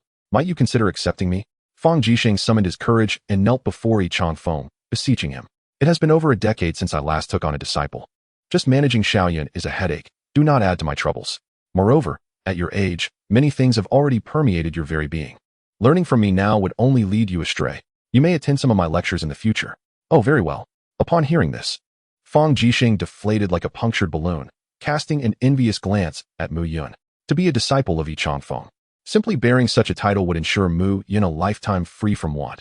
How could one not feel envy? Xiaoyan, the only task before you now is to keep an eye on Xiao Chen. I must step out for a while, should Xiao Chen return. You are to inform me immediately, understood? Yes, teacher. I will certainly keep a close watch on Xiao Chen. Mu Yun replied, her heart brimming with excitement. After departing from the clinic, Yichang Feng entered his vehicle and promptly dialed a number, his voice infused with enthusiasm. Old Mu has been saved. Wait for me. I shall elaborate upon our meeting. Meanwhile, Xiao Chen, accompanied by his sister, arrived at an amusement park, where they were both enveloped in nostalgia, reminiscent of their childhood. Brother, you promised to take me to an amusement park when we were little. I never imagined I would have to wait a full decade for it. Today, you are to accompany me on every ride. Very well, dear sister. We shall indulge ourselves to our heart's content. At the Tianhai City Public Security Bureau, Gu Feifei had been fraught with worry these past few days in her quest to locate Xiao Chen. Captain, we have a lead. Xiao Chen has a sister named Xiao Xinyan, who currently attends Tianhai City No. 1 High School. She was previously classmates with Fu Jie, who has always harbored feelings for her. Their conflict likely stems from this. The survivor from Fu's family has confessed. The assailant, who decimated the Fu family, was none other than Xiao Chen. Very well, the situation is becoming clearer, Gu Feifei mused after a moment of contemplation. First, Fu Jie harbored inappropriate intentions towards Xiao Chen's sister or aimed to harm Xiao Xinyan, leading Xiao Chen to kill Fu Jie. Fu Yuanshan then sent men to kidnap Xiao Xinyan to force Xiao Chen out, resulting in their complete annihilation at the steel mill in the western suburbs. Subsequently, Xiao Chen single-handedly obliterated the Fu residents. Indeed, that seems to be the sequence of events. Captain, the city's surveillance system has pinpointed Xiao Chen's location. He is currently at the amusement park in the city. What? That scoundrel. After searching for him for so long, he dares to brazenly enjoy himself at an amusement park? Immediately deploy personnel to surround the area, call in SWAT for reinforcement, and inform everyone that he is an extremely dangerous individual, an unflinching killer. Ensure that no one lets their guard down. He must be captured alive. Understood, Captain. Everyone else, arm yourselves and follow me to apprehend him. I wish to see how many heads this scoundrel possesses. At the amusement park, Xiao Chen was blissfully unaware that the police were closing in on him.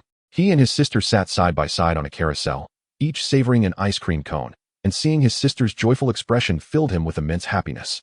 However, it wasn't long before Xiao Chen sensed something amiss. The previously bustling amusement park had suddenly fallen eerily silent. After utilizing his spiritual sense to investigate, a smile crept across his lips.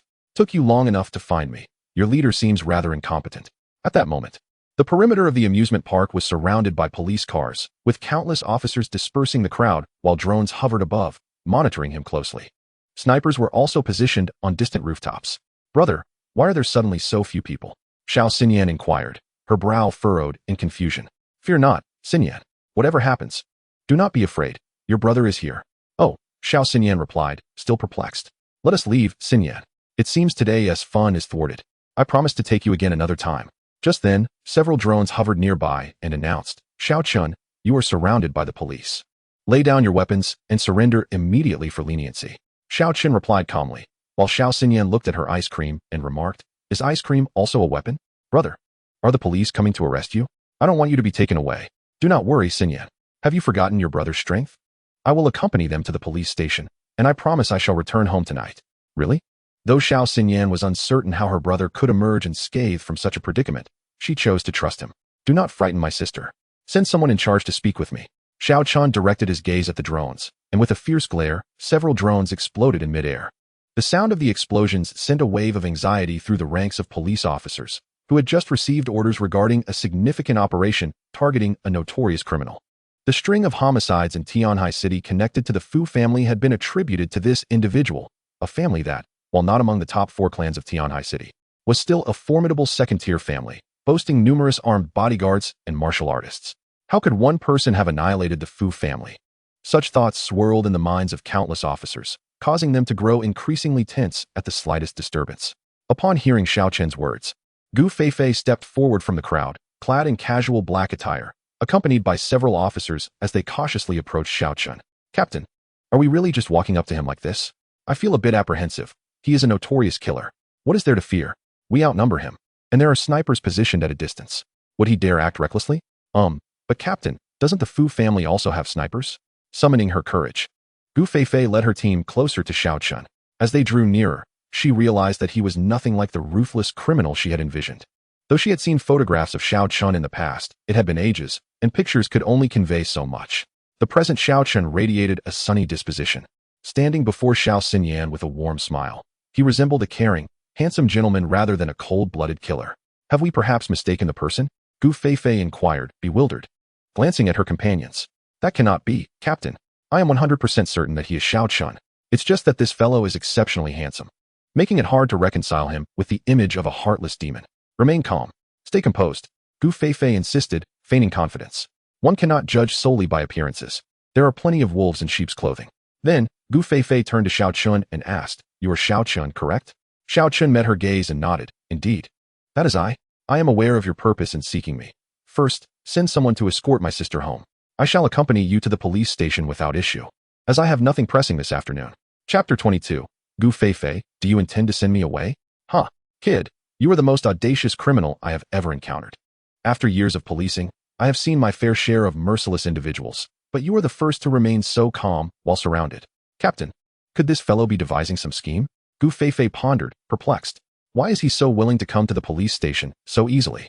What confidence does he possess that allows him to remain so composed?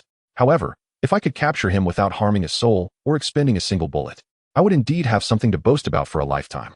Very well, I, the captain of this team, shall acquiesce to your request. But you must first don the handcuffs. With a smile illuminating his face, Xiao Chen extended his hands. Encouraged by the sight, Gu Feifei summoned her courage and retrieved the handcuffs from her waist, swiftly securing Xiao Chen's wrists. Yet, feeling uneasy, she instructed her team to add more handcuffs.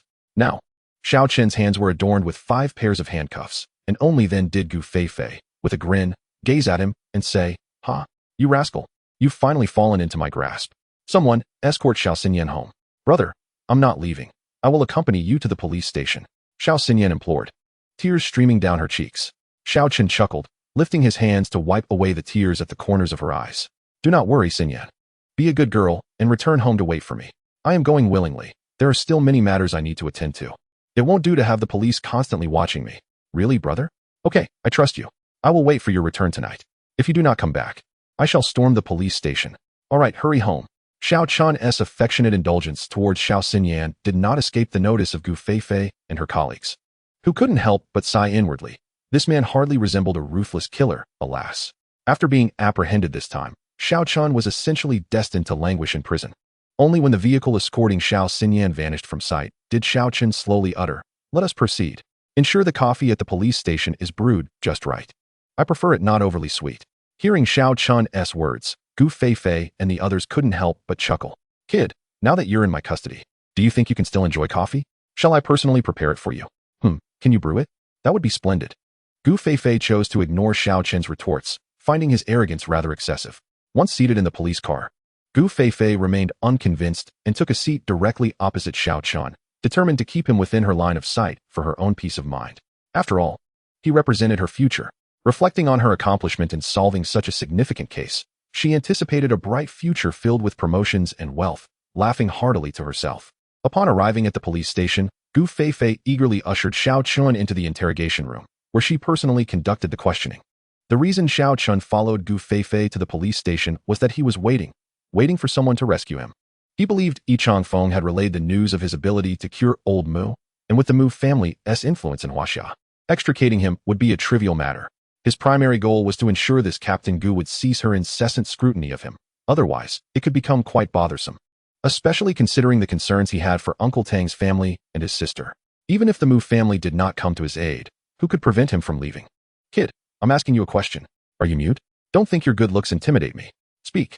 Tell me how you ruthlessly slaughtered Fu Jie and the rest of the Fu family. If you confess, we might plead for leniency on your behalf before the judge. Gu Feifei pressed. Which of your eyes saw me commit murder? Do not make baseless accusations in the absence of evidence. Still stubborn, are we? It matters not. The evidence we currently possess is sufficient to send you to prison. Let us see how long you can maintain this facade of bravado. Captain Gu, where's the coffee? I'm parched. Gu Feifei was rendered speechless by Xiao Chen's audacity. It felt as though she had met her match, for he remained infuriatingly unrepentant. Lock him up. Do not give him even a drop of water. Gu Feifei stormed out of the interrogation room in a fit of rage. As Gu Feifei returned to her office, contemplating ways to extract a confession from Xiao Chen, Director Lu Zhenghua was in his office savoring a health tea. At that moment, Lu Zhenghua felt an overwhelming sense of elation. A heinous massacre had occurred in Tianhai City, and now the perpetrator had been apprehended. Ha ha. This is the greatest achievement of my tenure as director over the past decade. Even when I retire, I shall do so with honor.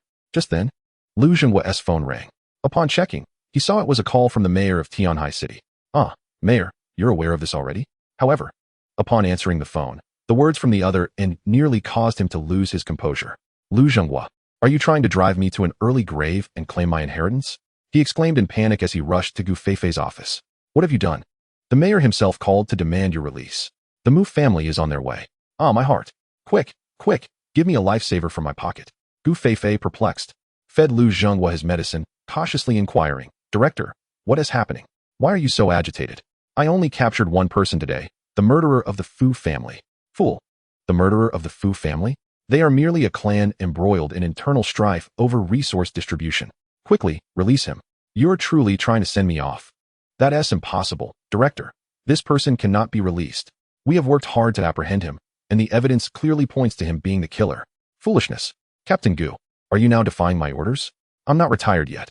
Even if you insist he is the murderer, do you possess irrefutable evidence? You are merely speculating. How could one man possibly defeat dozens of armed bodyguards from the Fu family? Were it anyone else, I wouldn't care. But the mayor has expressly stated we cannot touch him. The Mu family has arrived. Think carefully about his identity. And who is the Mu family? We cannot afford to offend even one of their members, nor can we afford to offend the mayor. Enough of this chatter. Release him immediately and treat him well. I shall go greet the Mu family at the entrance. With that, Lu Zhenghua turned and strode towards the police station entrance. Once the director had departed, Gu Feifei erupted in fury. This is infuriating. This scoundrel has quite the powerful backing. Someone, go release Xiao Chen at once. What? Captain, are you certain? We worked hard to capture him. Do you think I wish to release this scoundrel? Enough of this nonsense. Free him. Sighing, the officer turned and walked towards Xiao Chen's holding cell. Upon arrival, he found Xiao Chen seemingly meditating, exuding an air of confidence that was exasperating. Kid, you're free to go. However, until we find new evidence proving your innocence, you cannot leave Huaxia and must be available upon request.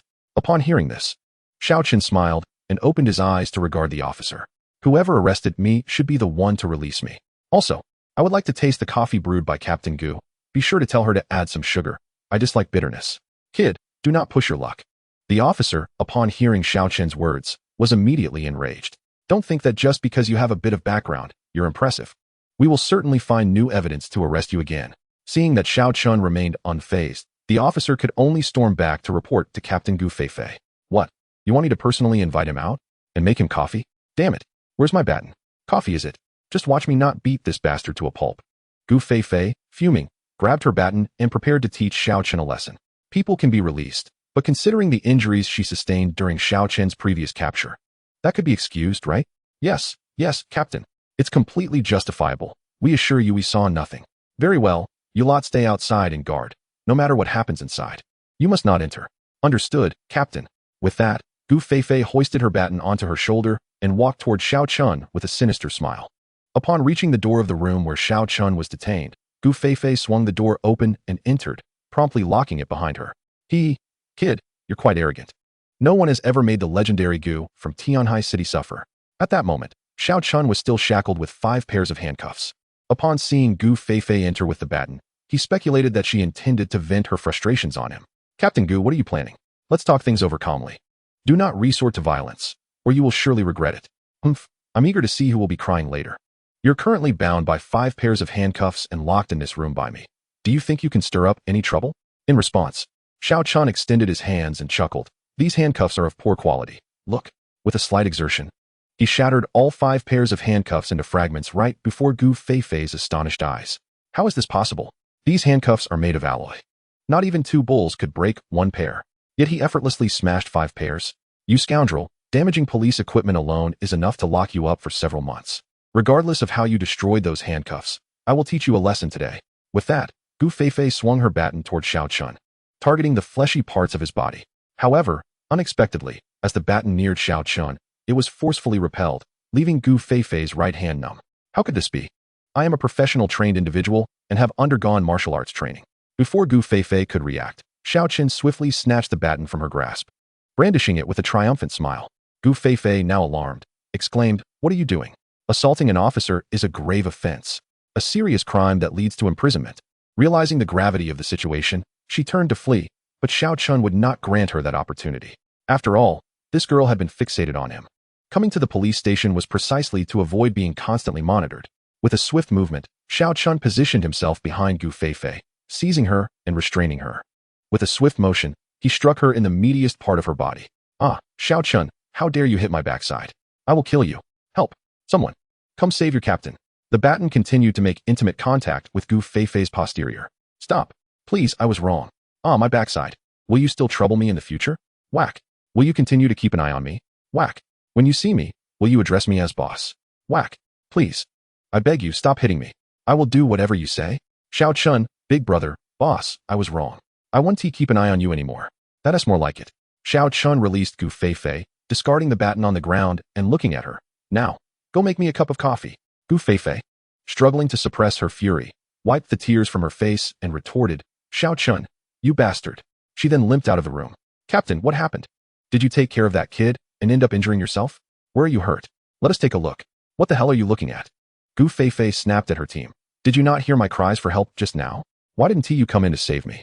"Huh, Captain, didn't you say we were not allowed to enter regardless of what happened inside? We didn't think to listen." Just then, Xiao Chen emerged with a beaming smile. Walking directly into Gu Feifei's office, he plopped down in her chair, crossing one leg over the other, and said, "Captain Gu, coffee with sugar, please." "You." Just as everyone was about to confront Xiao Chen, a hurried sound of footsteps echoed from outside. "Wangda, the head of the Wang family? What brings him here? Looking furious?" Chapter 24, Continuous Shocks. "Quickly, bring Xiao Chen out to me." Wangda entered the police station, scanning the surroundings as if searching for someone, while Lu Zhenghua obediently followed behind, not daring to speak. The Wang family's influence in Tianhai City is formidable. Many members are superiors to Lu Zhenghua, not to mention that some serve in the military. "Where is Xiao Chen? Bring him out now." "Lu Zhenghua, are you getting more foolish with age? How dare you arrest someone like him?" Gu Feifei felt a surge of shock at the realization that he was here for Xiao Chen. Suddenly, a familiar figure caught Wangda's eye, and he immediately recognized Xiao Chen lounging in the captain's office with his leg crossed. With a swift change to a respectful demeanor, Wangda approached Xiao Chen and said, "Greetings, Xiao Chen. Oh, head of the Wang family? I didn't expect you to be the first to arrive.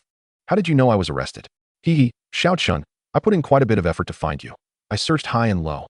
If it weren't for my contacts in the police station reporting that you were taken in, I wouldn't have known when I could see you." "Well, head Wang, your efforts are appreciated. What business brings you to me?" "Xiao Chen, we have kept the cemetery as per your instructions, and I even sent people to restore it. I hope you can forgive previous grievances." Wangda pulled out a black bank card and handed it to Xiao Chen, saying, "This is a small token of my appreciation. I hope Xiao Chen will overlook past offenses. The Wang family is willing to support you unconditionally in the future." Xiao Chen regarded the bank card in his hand, contemplating.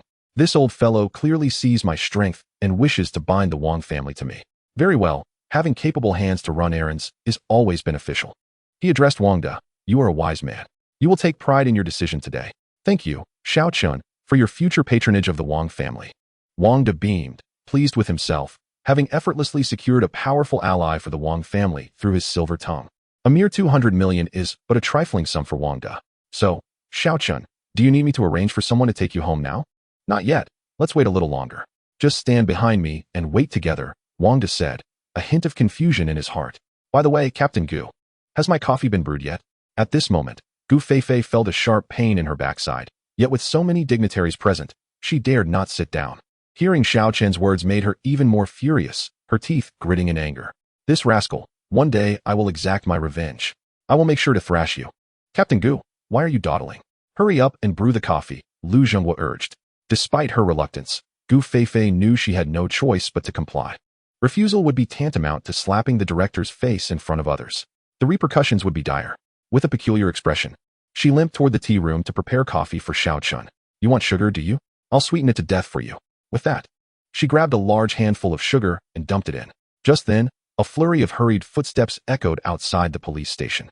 Turning to look, they saw a man in a black suit, around his 40s, striding with an air of righteousness, clearly someone from the military district. He was followed by 3 or 5 others, all exuding an impressive aura. Upon recognizing the newcomer, Lu Zhenghua and Wang De were taken aback and quickly jogged over to the middle-aged man, respectfully exclaiming, "Greetings, General Mu. Mu Yang, the 3-star general of Huaxia. He has actually come to our police station." Many officers were astounded upon seeing Mu Yang. He was a true military figure, a pillar of Huaxia that they had only seen on television. Gu Feifei's heart raced with excitement. Disregarding her discomfort, she stood tall. "Director Lu, there's no need for such formality. I truly have no choice but to disturb your work," Mu Yang said. "And who is this?" he inquired, gazing curiously at Wang De. "Greetings, General Mu. I am Wang De of the Wang family in Tianhai City. My son, Wang Sikan, is serving under you, and we are immensely grateful for your guidance." Wang De replied, his heart swelling with joy. "Ah, so you are the head of the Wang family. My father has moved to Tianhai City, and I shall rely on you locals to take good care of him," Mu Yang said. "I remember Wang Sikan. He possesses commendable abilities and a bright future ahead." "Thank you, General Mu," Wang De beamed. "Now, let us get down to business. Director Lu, where's the person?" Mu Yang asked, turning his gaze toward Lu Zhenghua. "General Mu, he is right there," Lu Zhenghua replied, pointing to Xiao Chen. Upon seeing him, Mu Yang's brow furrowed. "Is this the Xiao Chen that Mystery spoke of? So young, surely Mystery has not been deceived?" At that moment, everyone realized that General Mu had come specifically to find Xiao Chen, and they were all taken aback by Xiao Chen's identity and background. Wang De quietly rejoiced, grateful that he had arrived first. Otherwise, Xiao Chen might have looked right past him. Upon seeing Mu Yang, Xiao Chen stood up from his chair. After all, Mu Yang was indeed a figure worthy of respect. Approaching Gu Feifei, he graciously took the coffee from her hands, smiling. "Thank you for the coffee, Captain Gu. If it proves delightful, I shall certainly return for more." "Humph, don't get too smug. Be careful not to choke on it," Gu Feifei retorted softly. "Mr. Xiao, I am Mu Yang. I kindly invite you to the Mu residence for a discussion," Mu Yang said. The details of old Mu's illness were highly confidential, so Mu Yang could not divulge them just yet. "Please take me home first. I need to prepare some things and rest for the night. You can come pick me up tomorrow morning." "What? Young man, do you know who you are speaking to?" At this, Xiao Chen directed a piercing gaze at the elder standing behind Mu Yang, causing the elder to stagger back several meters and spit blood. "Old Zhou, are you all right?" "Cough. Cough. I'm fine, General Mu. This young man indeed possesses remarkable skills. With just that glare, he has injured old Zhou, whose prowess is on par with a master. Perhaps this young man truly has a solution for old Mu's ailment." Mu Yang was deeply shaken. Old Zhou was a comrade who had fought alongside his father for many years, with strength rivaling that of a master. The fact that Xiao Chen could injure him with a mere glare was astounding. Chapter 25. Hungry, Gu Feifei reluctantly treats Xiao Chen to a meal. "How audacious you are to seek my help and yet act so arrogantly." It was evident that the Mu family was embroiled in a struggle regarding Xiao Chen's potential to save old Mu. Regardless of Mu Yang being merely a 3-star general, even a marshal would yield some respect. The most pressing matter was returning home to assure his sister of his safety. "I apologize, Mr. Xiao, on behalf of old Zhou. We will take you home immediately, and tomorrow morning we will invite you to the Mu residence." "Well, that is more like it," Xiao Chen replied. "I do not require your escort. I want her to take me home." Gu Feifei, who was hiding at the back of the crowd, was continuously rubbing her backside, having mentally berated Xiao Chen's entire family. Suddenly, Gu Feifei looked up to find everyone staring at her, puzzled. "What are you all looking at? Captain Gu, why are you hiding back there? Come here and drive Mr. Xiao home," someone urged. "Huh, me?" On the streets of Tianhai City at night, a pink Honda sped along. Inside the car, Xiao Chen observed various trinkets favored by girls, inhaling the faint fragrance wafting through the air. "Captain Gu, who would have thought you looked so fierce at work? This car reveals your true nature," he remarked. "Rascal, don't touch my things. Hurry up and give directions. I still need to see a doctor. You've tormented me all afternoon and haven't eaten yet. Treat me to a meal. I'm starving." "What? Xiao Chen, I warn you not to overstep." Gu Feifei shot back. "I haven't even settled the score for you hitting me. And you expect me to treat you to a meal? Dream on. Not treating? Then shall I inform those behind me to treat me instead?" Upon hearing this, Gu Feifei glanced in the rearview mirror and indeed saw several military armored vehicles tailing them. "Rascal, Xiao Chen, you are truly a rascal. Speak up. What do you want to eat?" "I don't have much money, so I can only afford to treat you to fried rice with eggs. At most with 2 extra eggs." Xiao Chen smirked, pointing to a luxurious hotel in the distance. "That place looks nice. Let us eat there." How Wei Xian? Xiao Chen. Are you a devil sent from heaven to torment me? You casually name a hotel, and it happens to be the most luxurious in Tianhai City. One meal there would cost my entire monthly salary. Please, have mercy on me. Gu Feifei was utterly defeated. The fearless Gu god found herself utterly powerless before Xiao Chen. How Wei Xian it is. Hurry up, no more delays. Do you dare to call Director Lu? Fine, fine, fine. Just eat. May you choke on it. Gu Feifei was left speechless with anger. The pink Honda came to a stop in front of How Wei Xian, standing out awkwardly among the surrounding luxury cars. Even the waitstaff greeted Xiao Chen and Gu Feifei with disdain. Internally, they lamented, is our How Wei Xian not prestigious enough? Is the price not exorbitant enough? How can anyone just waltz in here to dine? Then, a deafening roar echoed as the military armored vehicles pulled up to How Wei Xian as well. A multitude of armed soldiers promptly disembarked, encircling the entrance, standing at attention while vigilantly surveying their surroundings. Mu Yang and the elderly man, injured by Xiao Chen, also stepped out of the vehicle. Upon spotting Xiao Chen, they immediately addressed him with utmost respect. Mr. Xiao, are you here for a meal? Please, do come inside. We haven't eaten yet either. Wang De, seated in a luxurious Bentley, arrived simultaneously. Upon exiting, he too greeted Xiao Chen with deference, indicating that he had not dined either. The attendant at the entrance was nearly dumbfounded by the scene. While it was one thing for the soldiers to show respect to Xiao Chen, they had assumed he might be an important military figure. But who was Wang De? He was the owner of their esteemed restaurant, How Wei Xian, a culinary establishment invested in by the Wang family.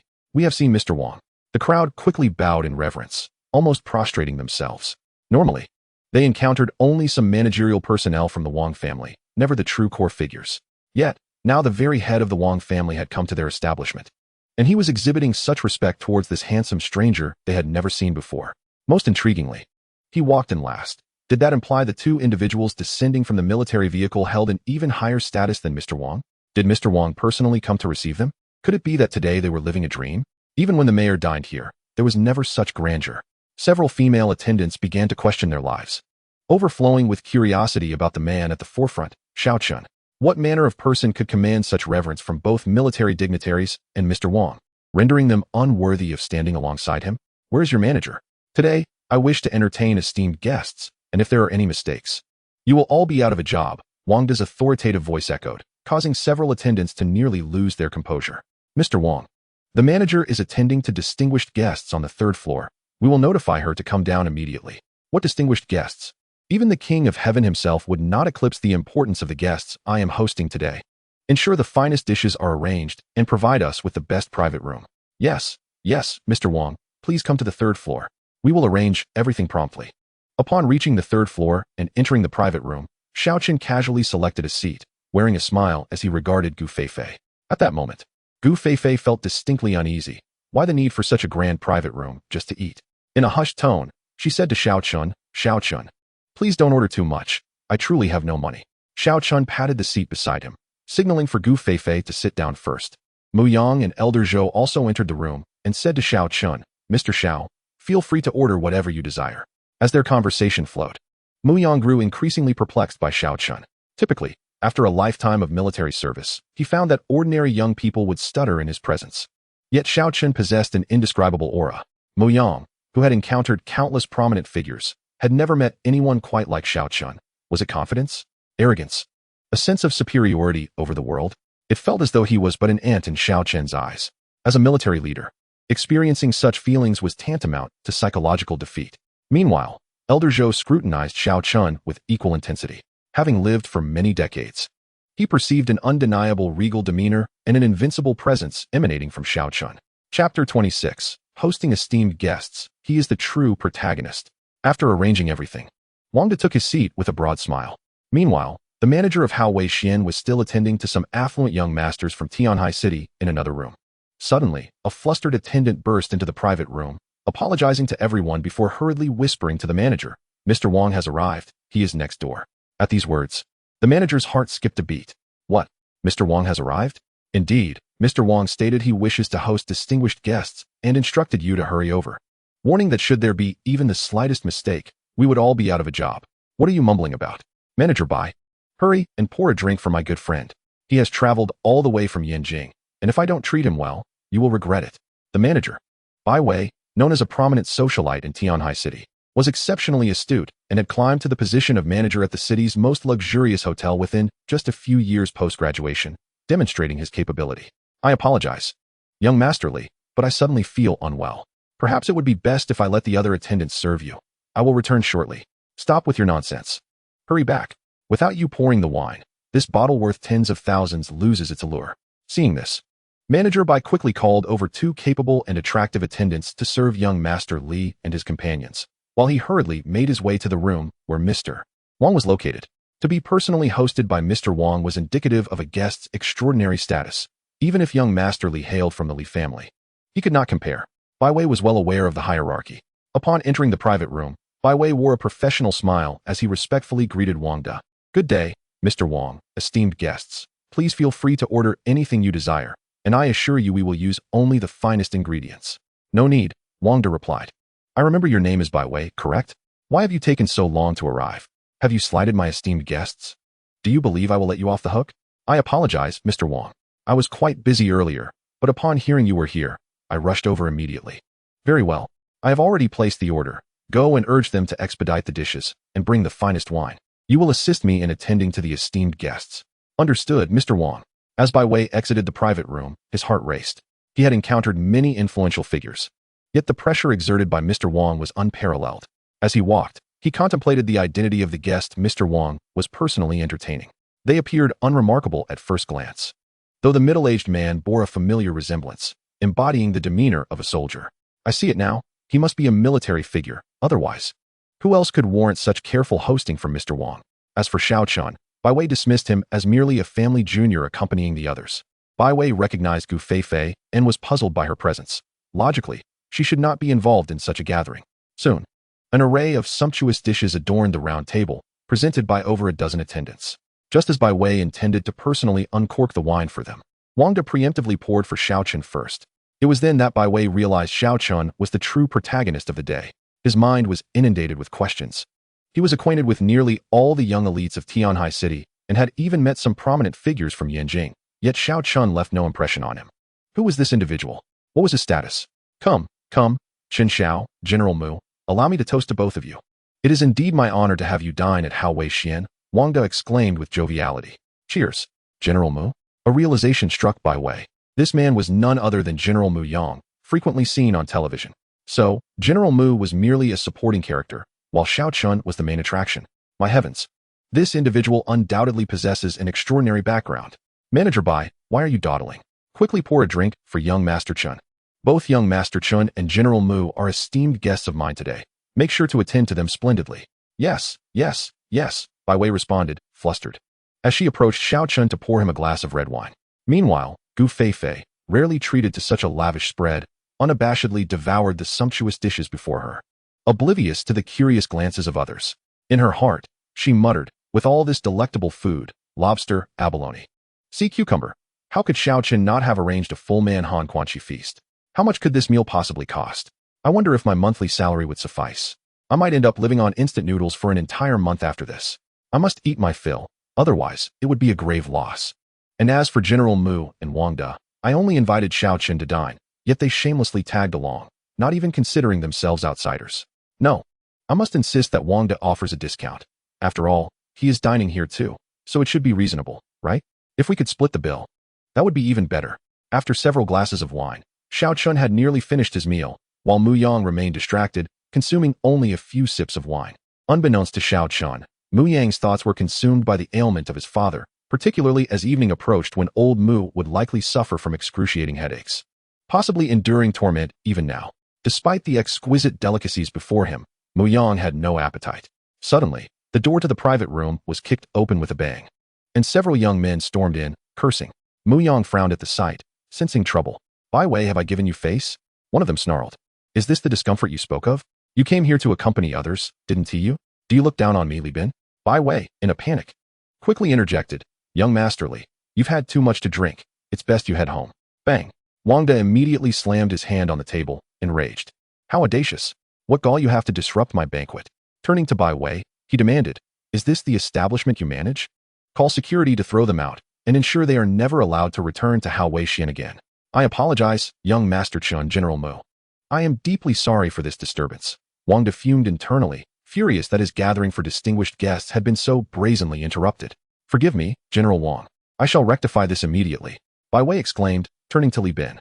Young Master Li, I must insist you leave at once, or I will have to call security. Slap. Li Bin struck Bai Wei across the face. I'm giving you face today. You probably don't even know your own name if you dare speak to me like that. Huh, I thought you had some influence. So, it's you, General Wang? What? Does a member of the Li family not deserve to dine at your restaurant? Li Bin sneered, you'd best get lost, or I'll personally settle the score with your Li family. Haha. Normally, I would respectfully address you as Uncle Wang, but now, I must inform you that your Wang family means nothing to my Li family. Where are the security guards? This drunken fool needs a good beating and to be thrown out. Wang De, aware of the Li family's standing, hesitated to go too far, but felt bold enough to teach this insolent youth a lesson. Several security guards rushed in, intending to subdue Li Bin, only to be swiftly overpowered by a figure standing behind him. A martial artist? Wang De's heart sank. Wang De. Allow me to introduce this esteemed individual. This is Xianxiaaudiobooks from the Xianxiaaudiobooks family, a distinguished martial arts lineage from Yanjing. My Li family has entered into a business partnership with the Xianxiaaudiobooks family. What? A member of the Xianxiaaudiobooks family? Wang De gasped, realizing the gravity of the situation. The Xianxiaaudiobooks family was a formidable force in Huaxia, a lineage that had endured for centuries, renowned for their martial prowess, with several masters among them. Even Mu Yang glanced at Xianxiaaudiobooks, pondering how someone from the Xianxiaaudiobooks family had come to Tianhai City. Wang De had previously met Master Xianxiaaudiobooks, who now stood before him in an elegant, traditional white robe, responding calmly, there is no need for formalities, General Wang. Let us speak amicably. Why resort to violence? Indeed. Wang De quickly concurred. Since you, General Wang, are entertaining esteemed guests, we shall take our leave and not impose further. Xianxiaaudiobooks maintained a serene smile, as if all matters were mere trifles to him. A confidence derived from his formidable strength. Observing this, all present recalled another individual who exuded similar assurance, Xiao Chen. At that moment, Xiao Chen still held Gu Feifei's hand, having prevented her from intervening when Li Bin barged in, merely instructing her to watch the show. Stop. Mu Yang suddenly rose, addressing Xianxiaaudiobooks and Li Bin. Recognizing Mu Yang, Xianxiaaudiobooks immediately bowed respectfully. Ah, Uncle Mu, it is an honor to meet you. Li Bin, in a state of panic, fell to his knees before Mu Yang, exclaiming, Li Bin of the Li family, I pay my respects to General Mu. I was unaware that General Mu was dining here. I sincerely apologize for the disturbance.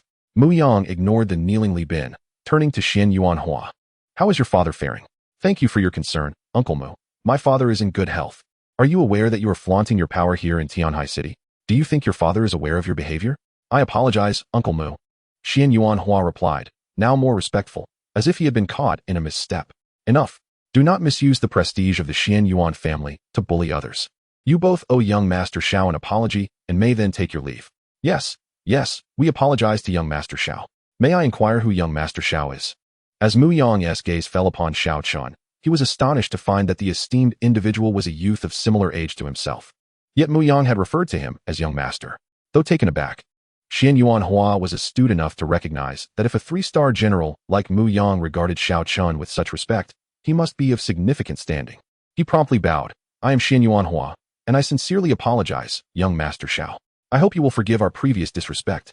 Li Bin, still on his knees, did not dare raise his gaze. Li Bin offers his apologies to young Master Xiao. I am deeply sorry. In the sudden silence, a palpable tension filled the air. With the sound of hearts racing, all eyes turned to Xiao Chen, knowing that with his nod, this farce could come to an end. Wang De felt an overwhelming sense of anxiety. He could not afford to offend either the Xianxiaaudiobooks or Mu families, nor could he afford to cross Xiao Chen. In truth, among those present, he felt the least significant. At that moment, Xianxiaaudiobooks simmered with anger, as it was his first time apologizing to someone of his age, and Xiao Chen seemed utterly unyielding. You may leave, but he cannot. Xiao Chen's sudden declaration sent a chill through the gathered crowd, causing beads of sweat to form on their foreheads. Who was this individual that he dared to declare Li Bin could not leave? Was this an attempt to provoke young Master Li? Li Bin finally lifted his gaze towards Xiao Chen, his heart brimming with confusion. I do not recognize this individual either. Why does he regard me as if I were his mortal enemy? Meanwhile, Mu Yang discerned something amiss with Xiao Chen. It appears the Li family is in grave peril. Manager Bai, he just slapped you. You should return the favor tenfold, and then you may leave. What? The crowd gasped in shock once more. Even Bai Wei wondered if she had misheard. Mr. Xiao, it was my fault for not fulfilling my duties. You cannot blame young Master Li. At this moment, Li Bin's countenance darkened considerably, and even Xianxiaaudiobooks furrowed his brow in concern. "You insolent brat! Who do you think you are, wishing for a servant to strike me? When had Li Bin ever endured such indignity?" He stood up, hurling insults at Xiao Chen. Xiao Chen merely lifted his right hand and waved it towards Li Bin. And with a resounding crash, Li Bin, along with the door, was sent flying, blood spewing from his mouth. A master? Xianxiaaudiobooks' heart quaked with astonishment. How could a master be so youthful? Coughing violently, Li Bin staggered back, supported by his subordinates. "Why you dare strike me? I will see you dead." In a fit of rage, Li Bin drew a handgun from behind his bodyguard, firing 3 shots at Xiao Chen. Gu Feifei, seated beside Xiao Chen, was paralyzed with fear. Yet, she witnessed a scene she had never dared to imagine. The 3 bullets suspended half a meter from Xiao Chen's face. With 3 crisp sounds, the bullets fell harmlessly onto the table. Impossible, impossible. Li Bin collapsed to the ground in disbelief. Those who had never beheld the prowess of a master were left utterly dumbfounded. "Manager Bai, I grant you another opportunity. He struck you, and I demand you repay him tenfold." After witnessing Xiao Chen's divine capabilities, Bai Wei immediately understood why he was the focal point of the evening. Chapter 28. The glint of murder in his eyes. He genuinely seeks your life. This was nothing short of celestial prowess. Having frequently mingled with influential figures, she had heard whispers of certain individuals in Huaxia possessing extraordinary abilities, capable of evading bullets at close range. Previously, she had dismissed such claims as drunken bravado, but witnessing it firsthand left her without doubt. "All right, I shall retaliate." Bai Wei, too, yearned for vengeance, yet as a mere manager, who would stand up for her? She was astute enough to realize that since Mr. Xiao had come to her aid, he would undoubtedly protect her in the future, thus indirectly indicating her allegiance to him. Bai Wei approached Li Bin, her gaze no longer filled with respect, but with disdain. "Having abandoned your family, you are nothing. You dare strike me? I will see you suffer." Slap, slap, slap. Without hesitation, Bai Wei returned 10 slaps, and any bodyguards attempting to intervene were flung away by Xiao Chen's unseen force. After delivering her blows, Bai Wei smiled, finally feeling liberated to breathe deeply. For so long, she had been oppressed by these second-generation rich, only to realize that they were human too, capable of feeling pain. When confronted by someone mightier than themselves, they too behaved like dogs. After speaking, Bai Wei knelt before Xiao Chen, expressing her gratitude. "Thank you, Mr. Xiao, for restoring my dignity." You are quite remarkable," he replied. "Wang De, this individual, I shall protect. Should the Li family seek to trouble her in the future, it would equate to challenging me. Understood?" Yes, rest assured, young Master Chen. I will promote Manager Bai to Hotel General Manager upon my return and assign her bodyguards." "Very well. Bai Wei, please pack some meals for me. I wish to take them with me." "Yes, thank you, Mr. Xiao." Bai Wei exited the private room, exhilarated as she prepared a sumptuous takeaway for Xiao Chen, now firmly placing him at the forefront of her thoughts. A handsome visage, formidable strength, and undoubtedly an extraordinary identity, she had truly encountered a benefactor. Having witnessed Xiao Chen's prowess, Xianxiaaudiobooks dared not utter another word. After all, he knew he was no match for Xiao Chen. Yet today, Xiao Chen had publicly humiliated the individual who had struck him, serving as a slap to Xianxiaaudiobooks' own face, ensuring he would remember Xiao Chen's name. He would undoubtedly seek an opportunity for revenge. With Li Bin, who now resembled a swollen pig's head, in tow, Xianxiaaudiobooks turned to leave, Li Bin trembling with rage. "Xiao Chen, Bai Wei, I will see you dead. This is the first time I have faced such humiliation. A master, you say? Even if you are a master, I will kill you. Li Bin, I advise you to refrain from rash actions. Until you possess absolute certainty, do not provoke this Xiao Chen. Just now, I discerned murder in his eyes. He truly desires your life. Do you comprehend?" "What? I harbor no enmity towards him. Why would he target me? Ah, it hurts. I must inform my brother. He will devise a plan for revenge." Within the Hao Wei Xian, Gu Feifei finally understood why Xiao Chen maintained an air of nonchalance at all times. So his strength was this formidable? Previously, capturing him was simply his desire to visit the police station? Realizing this, Gu Feifei felt a wave of discontent wash over her. Under normal circumstances, she, as a police officer, should have intervened promptly tonight. But who among those present could she possibly confront? Even if she apprehended someone, within an hour, she would have to release them, risking her job in the process. Forget it. I should pay the bill and return home. My wallet is aching."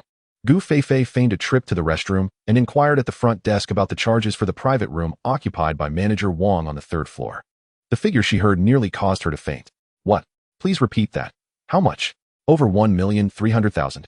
Yes, miss." Manager Wang ordered 5 bottles of Romanicani, totaling over 1,200,000. Miss. The server, Noticing Gu Feifei's wide-eyed shock, urgently called out. I'm fine, miss.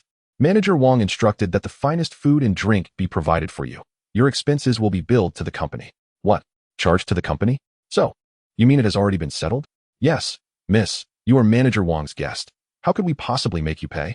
Ha ha ha. Wonderful, wonderful. My life is saved. General Mu, it is getting late.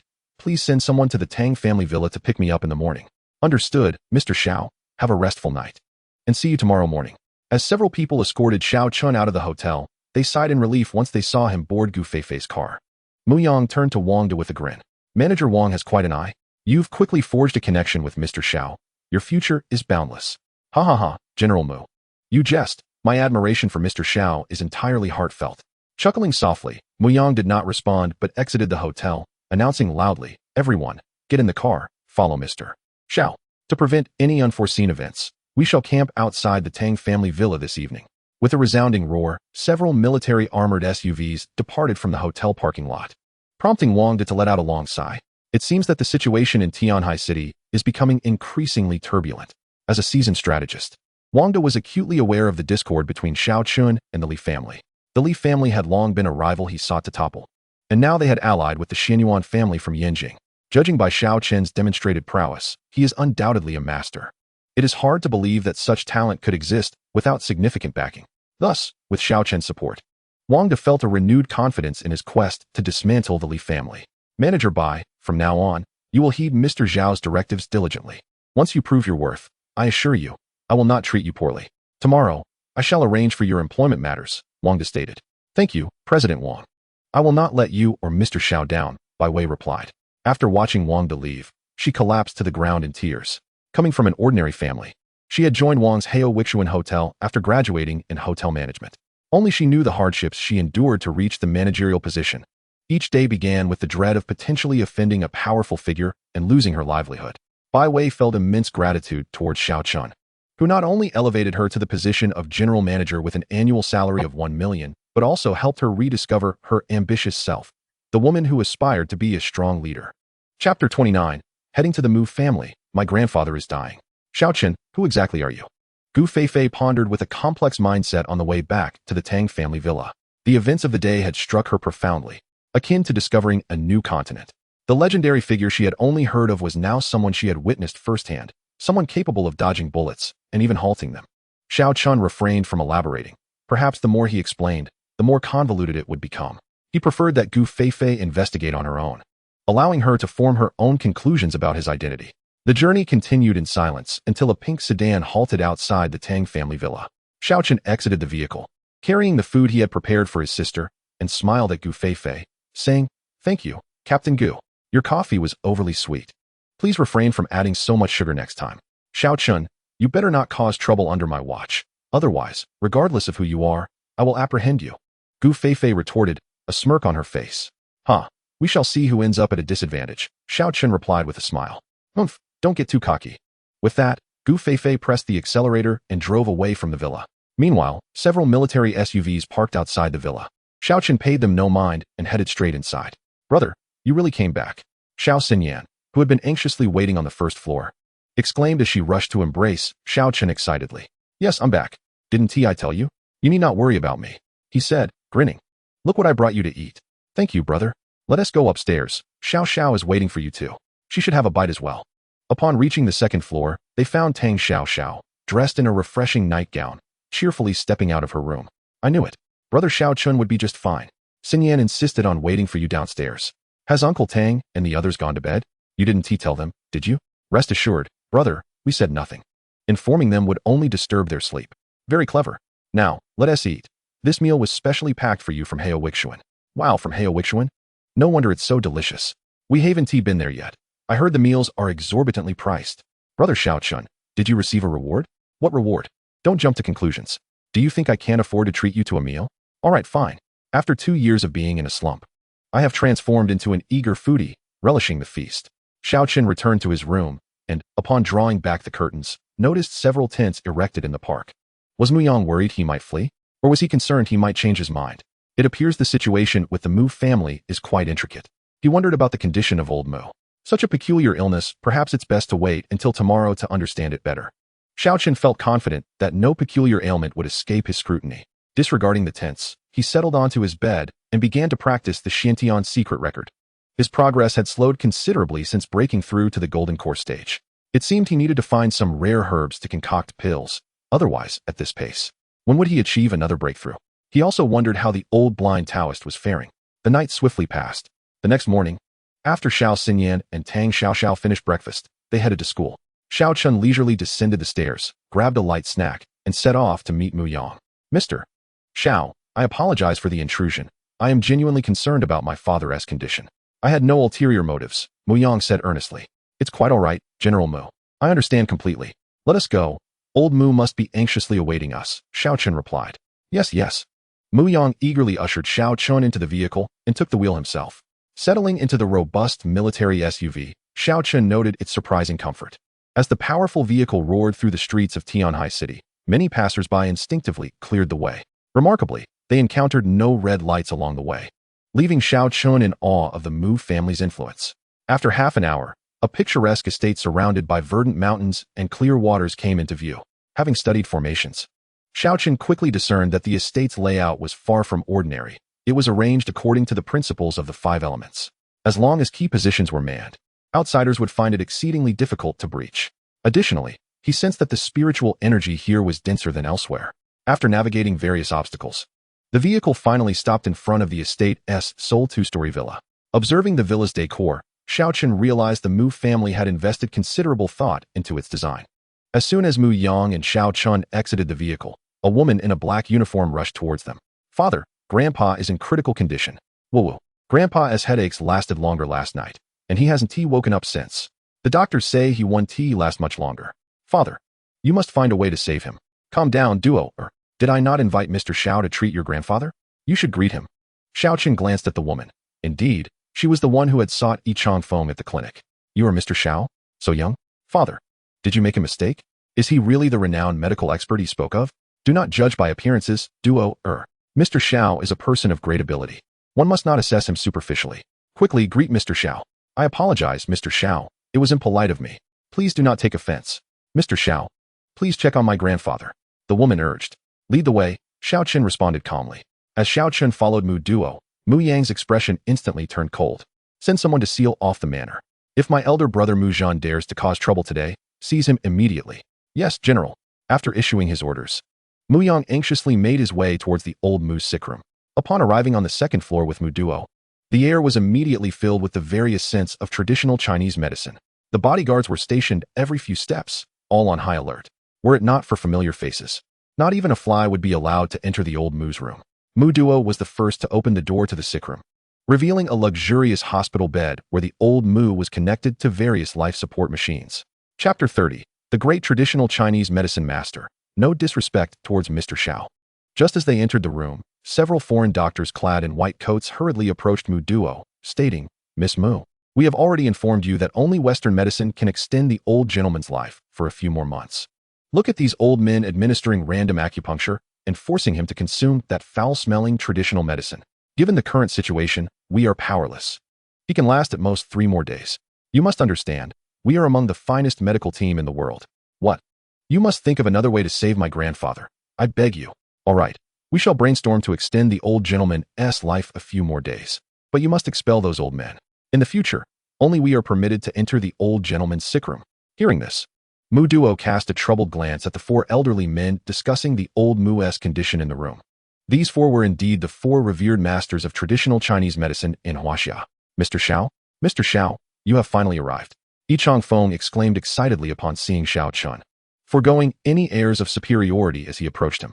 Yi Changfeng, is this the traditional Chinese medicine master you spoke of? Surely you jest at our expense. This young man, does he not know that traditional Chinese medicine is a skillful art, requiring 3 years to master the basics, 10 years to achieve proficiency, and 20 years to be deemed a qualified expert? Even if he began learning traditional Chinese medicine from the womb, what qualifications does he possess to be called a master? This is utterly laughable, diminishing our standing. Yuan Yanji, you shall not show disrespect towards Mr. Xiao. Yi Changfeng immediately retorted, raising his voice at the elderly man who had spoken. Ha! What have we just heard? They have brought this young man to treat the old gentleman? The standard of traditional Chinese medicine in Huaxia is truly declining if hope is now placed in someone so young. A few foreign doctors mocked Yi Changfeng and the others.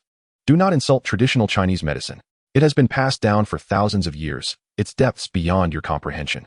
Do not judge a culture that has flourished for millennia with your ignorance from Western nations. Humph, we have no regard for your traditional medicine. Miss Mu, I shall reiterate.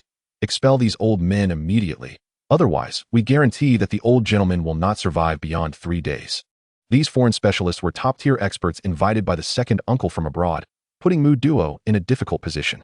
Just then, Mu Yang entered after arranging matters. Mr. Xiao, have you examined my father? Upon seeing Mu Yang, Mu Duo felt as if she had found a savior. Dad, these foreign doctors are insisting that Mr. E and the others leave. What? Mu Yang immediately erupted in anger at the foreign doctors. You useless bunch. You cannot cure my father's illness and yet dare to demand my friend's leave? Have you mistaken my kindness for weakness? I tell you, if my father dies, you will not leave Huaxiao alive. Mr. Mu, how dare you threaten us? Fine, fine, fine. We will no longer concern ourselves with the old gentleman's illness. We shall take our leave. Mr. Xiao, I am sorry for the inconvenience, but please treat my father first. Do not rush. Ensure your family matters are settled first.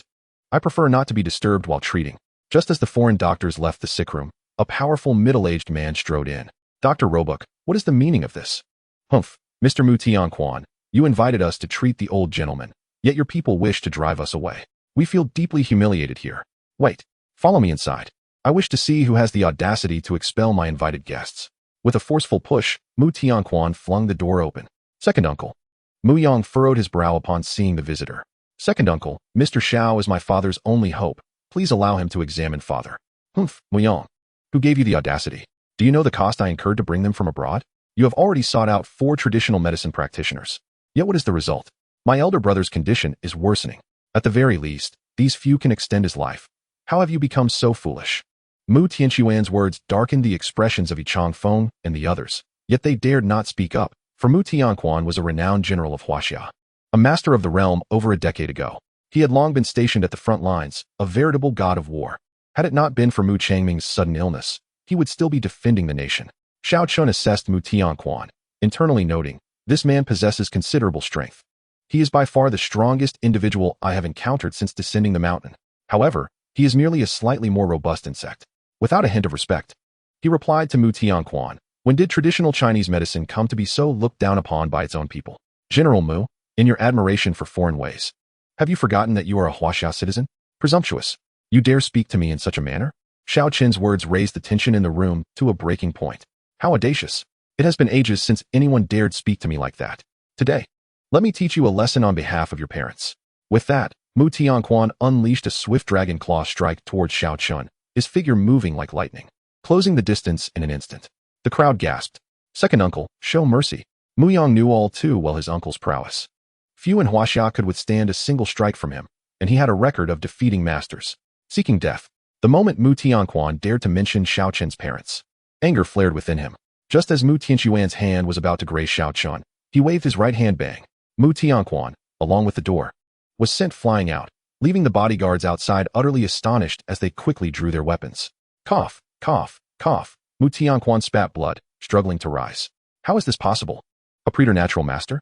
You are a preternatural master? In Huaxia's ancient martial arts, practitioners are categorized as preternatural and postnatal. Only by breaking through to the preternatural realm does one truly step onto the martial path, living for centuries. Few have achieved the title of preternatural master throughout Huaxia's millennia of tradition. I, Mu Tianquan, pay my respects to you, senior. Chapter 31. Rescuing Souls from the Gates of Hell. Mr. Xiao truly is a divine being. At this moment, Mu Tianquan was filled with shock, a true master. This is what a genuine master is. It is rumored that those who have reached the innate realm can indeed return to their youthful state. And Mu Tianquan now regards Xiao Chen as a venerable being who has lived for centuries. What does innate or not innate matter? Xiao Chen mused, in my eyes. Those innate grandmasters you speak of are perhaps merely at the qi cultivation stage, as we immortal cultivators would define it. Ignoring Mu Tianquan, he fixed his gaze upon the foreign doctors and exclaimed, the civilization of Huaxia shall not be tarnished. Get out.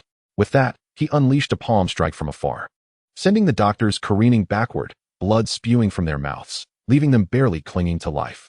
General Mu, you can always place your faith in traditional Chinese medicine. You may remain kneeling. Yes, yes, yes, Esteemed elder, your admonition is well taken. I was merely overly concerned for my elder brother, which led to my disrespect towards these gentlemen. I beg for your forgiveness. Mu Duo, observing her timorous second uncle kneeling on the ground, was utterly astonished. Is this the same second uncle I know? In her memories, he had always been an aloof and stern figure, never exhibiting such deference to anyone. Turning her glance toward Xiao Chen, she contemplated, are you a man or a celestial being? Xiao Chen approached the bed where Mu Changming lay, and with a gentle wave of his right hand, he sent all the instruments affixed to the elder flying.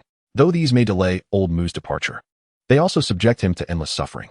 If it were you, would you prefer to depart swiftly or endure a prolonged agony? I'm sorry, Mr. Xiao, it was my oversight. Please, save my father. Witnessing Xiao Chen's celestial prowess, Mu Yang felt a surge of respect and renewed hope that Xiao Chen could indeed heal his father. Mr. Xiao, I apologize for my previous disrespect. Please forgive me. Yuan Yinji stood behind Xiao Chen, trembling with apprehension. However, Xiao Chen was too preoccupied to heed him. Channeling a stream of spiritual energy into old Mu's body, he closed his eyes to meticulously examine the elder's condition. The entire ward fell into a hushed silence. Mr. Xiao was their sole hope for restoring the grandfather. Mu Duo began to pray fervently in her heart. After a while, Xiao Chen withdrew his spiritual energy and furrowed his brow upon opening his eyes. What is it, Mr. Xiao? The crowd encircled him, anxiety etched upon their faces. Old Mu is undoubtedly poisoned, and this toxin has seeped deep into his marrow, plunging him into a hallucinatory state. This poison has resided within him for at least a decade, designed to claim his life while remaining dormant until after his retirement. The perpetrator is quite skilled at poisoning. What? 10 years? How is that possible? Mu Yang queried anxiously. Mr. Xiao, is there any way to detoxify him? Mu Duo's gaze turned toward Xiao Chen, filled with anticipation. Since I can discern the poison, I can certainly counteract it, but it requires a prolonged regimen of treatment. Step back a little. Perhaps only when old Mu awakens can we discern who poisoned him. Mr. Xiao, I implore you to save my grandfather. I beg of you. If you succeed, my life will belong to you, Mu Duo. Indeed, Mr. Xiao, should you save my father, the entire Mu family will be eternally grateful. Have I ever said I would not save him? Step back a bit. Yichangfeng, may I borrow your silver needles? Silver needles? Certainly, Yichangfeng exclaimed, excitedly retrieving his specialized silver needles from the medical kit. Is Mr. Xiao truly going to use the 9 Yang resurrection needles to detoxify old Mu? Yes, but the 9 Yang resurrection needles serve merely as an aid. They are not as miraculous as you might imagine. Observe closely. How much you learn depends on your own fortuity. Consider it my modest contribution to traditional Chinese medicine. Thank you, Mr. Xiao. The 4 esteemed traditional Chinese doctors replied with palpable excitement, never expecting to witness the legendary 9 Yang resurrection needle technique in their lifetimes. They fixed their eyes upon Xiao Chen, captivated. Xiao Chen arranged the silver needles, and with a flick of his wrist, 99 needles soared into the air, bursting forth with an overwhelming aura. This surpasses the might I witnessed that day. This is indeed the true 9 Yang resurrection needle. In truth, Yichangfeng was unaware that Xiao Chen had merely been toying around that day. Today was different, as each silver needle now contained spiritual energy. Xiao Chen raised his hand, gently gesturing, and half of the silver needles swiftly pierced into old Mu's various acupoints. Subsequently, he enveloped old Mu's entire body in spiritual energy. And to the astonishment of all present, the elder's body levitated from the bed and stood before them. With another wave of his hand, the remaining needles embedded into the acupoints along old Mu's back. Xiao Chen invoked a spell with both hands, each needle emanating a visible golden light, surrounding old Mu's body in a radiant glow. Witnessing this display, the onlookers were left speechless in awe. Mr. Xiao is truly a divine being. Father, Mr. Xiao is indeed extraordinary. Grandfather will surely be saved. Yes, Duoer, Mr. Xiao is our family's savior. You must never treat him with disrespect again. Do you understand? Rest assured. Father, I will express my heartfelt gratitude to Mr. Xiao. 5 minutes later, beads of sweat began to form on Xiao Chen's forehead. These long-standing toxins were the most challenging to eradicate. Were it not for your numerous contributions to Huaxia, I would not engage in such thankless labor, Xiao Chen muttered. Though his voice was low, the silence of the room ensured that all heard his words. Indeed, having Mr. Xiao, such a formidable figure, intervene is a tremendous honor. It's akin to snatching someone from the clutches of death. The Mu family was truly fortunate. After a few more minutes, Xiao Chen retracted his spiritual energy, and old Mu's complexion transformed, regaining its former vitality, no longer resembling a living corpse. The 99 silver needles swirled in the air for a moment before returning to the pouch, and old Mu's body settled back onto the bed. Mr. Xiao, your efforts are greatly appreciated. What of my father? The crowd hurriedly inquired, anxiety palpable in their voices. Do not worry, the toxins within him have been purged. He will awaken shortly. Indeed, as soon as Xiao Chen finished speaking, old Mu suddenly opened his eyes, bending forward to expel a mouthful of black blood. Grandfather. Mu Duo rushed to support Mu Changming. Grandfather, you are finally awake. Duoer, Younger, you have endured much. Chapter 32. Internal and External Troubles, Seeking Mr. Xiao to save the Mu family. Grandfather, you recognize me. How wonderful. Your illness has finally been cured. Mu Changming turned his gaze toward Xiao Chen, expressing, Thank you, Mr. Xiao, for saving my life. Grandfather, how did you know it was Mr. Xiao who saved you? Allow me to explain. Old Mu was actually conscious all along. Except during those nights when headaches led to hallucinations. He was aware of everything that transpired before him during this time. His body merely refused to comply, making communication nearly impossible. However, this also meant that old Mu endured all his suffering while fully conscious, a true torment. The one who poisoned him intended to slowly torture him to death. Am I correct, old Mu? Indeed, I endured the daily torment with clarity. Many times, I wished for it all to end, yet I was powerless to act. Especially those damned Western doctors, constantly inserting tubes and administering injections. It felt as if they were intent on torturing me to death. And yet, some wish for them to continue their torment? Father, I beg your pardon. It is entirely my fault for not having made more thorough arrangements. There is no need for you to be overly self-reproachful. Though I have aged, my mind remains clear enough to discern right from wrong. I have a good idea of who it was that poisoned me. Father, do you know who it was? Please tell me, for I shall ensure their entire lineage is extinguished. This matter, I shall handle myself. You need not concern yourselves with it. Mu Changming turned his gaze toward Xiao Chen and said with a calm demeanor, Mr. Xiao, I am profoundly grateful for your life-saving intervention. And to you four, your efforts during this time have not gone unnoticed. Not at all, Elder Mu. Your recovery is indeed a blessing for our Huaxia. Your words only serve to make us four old fellows feel quite embarrassed, one of them replied. We failed to uncover the cause of your ailment. That is of no consequence. I am not one to fear death. Since I have survived, it is high time to cleanse Huaxiao of those parasites. As he spoke, a formidable aura emanated from Mu Changming, a presence befitting a ruler accustomed to commanding forces. Father, now that you have just regained your health, it is imperative that you rest. Should you require anything, I shall attend to it. Mu Changming then addressed the kneeling Mu Tianquan. Tianquan, come forth. Still prostrated, Mu Tianquan rose only upon hearing his elder brother's voice. Brother, you have finally awakened. I apologize, truly. I had no idea those foreign experts would subject you to such suffering. Please, punish me as you see fit. Enough, Tianquan.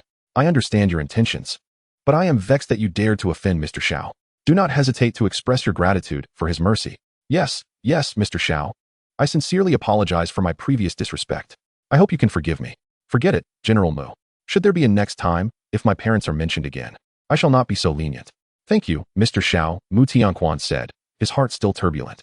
Enough, Tianquan. The battlefield cannot be without its commander. You have been away for too long. Return and oversee the situation. I have been ill for several months, and I fear many nations will try to exploit this opportunity. Do not let your guard down. Understood, brother. Take care of yourself. I shall return at once. Mu Yang, Duoer, I was overly anxious and acted rashly.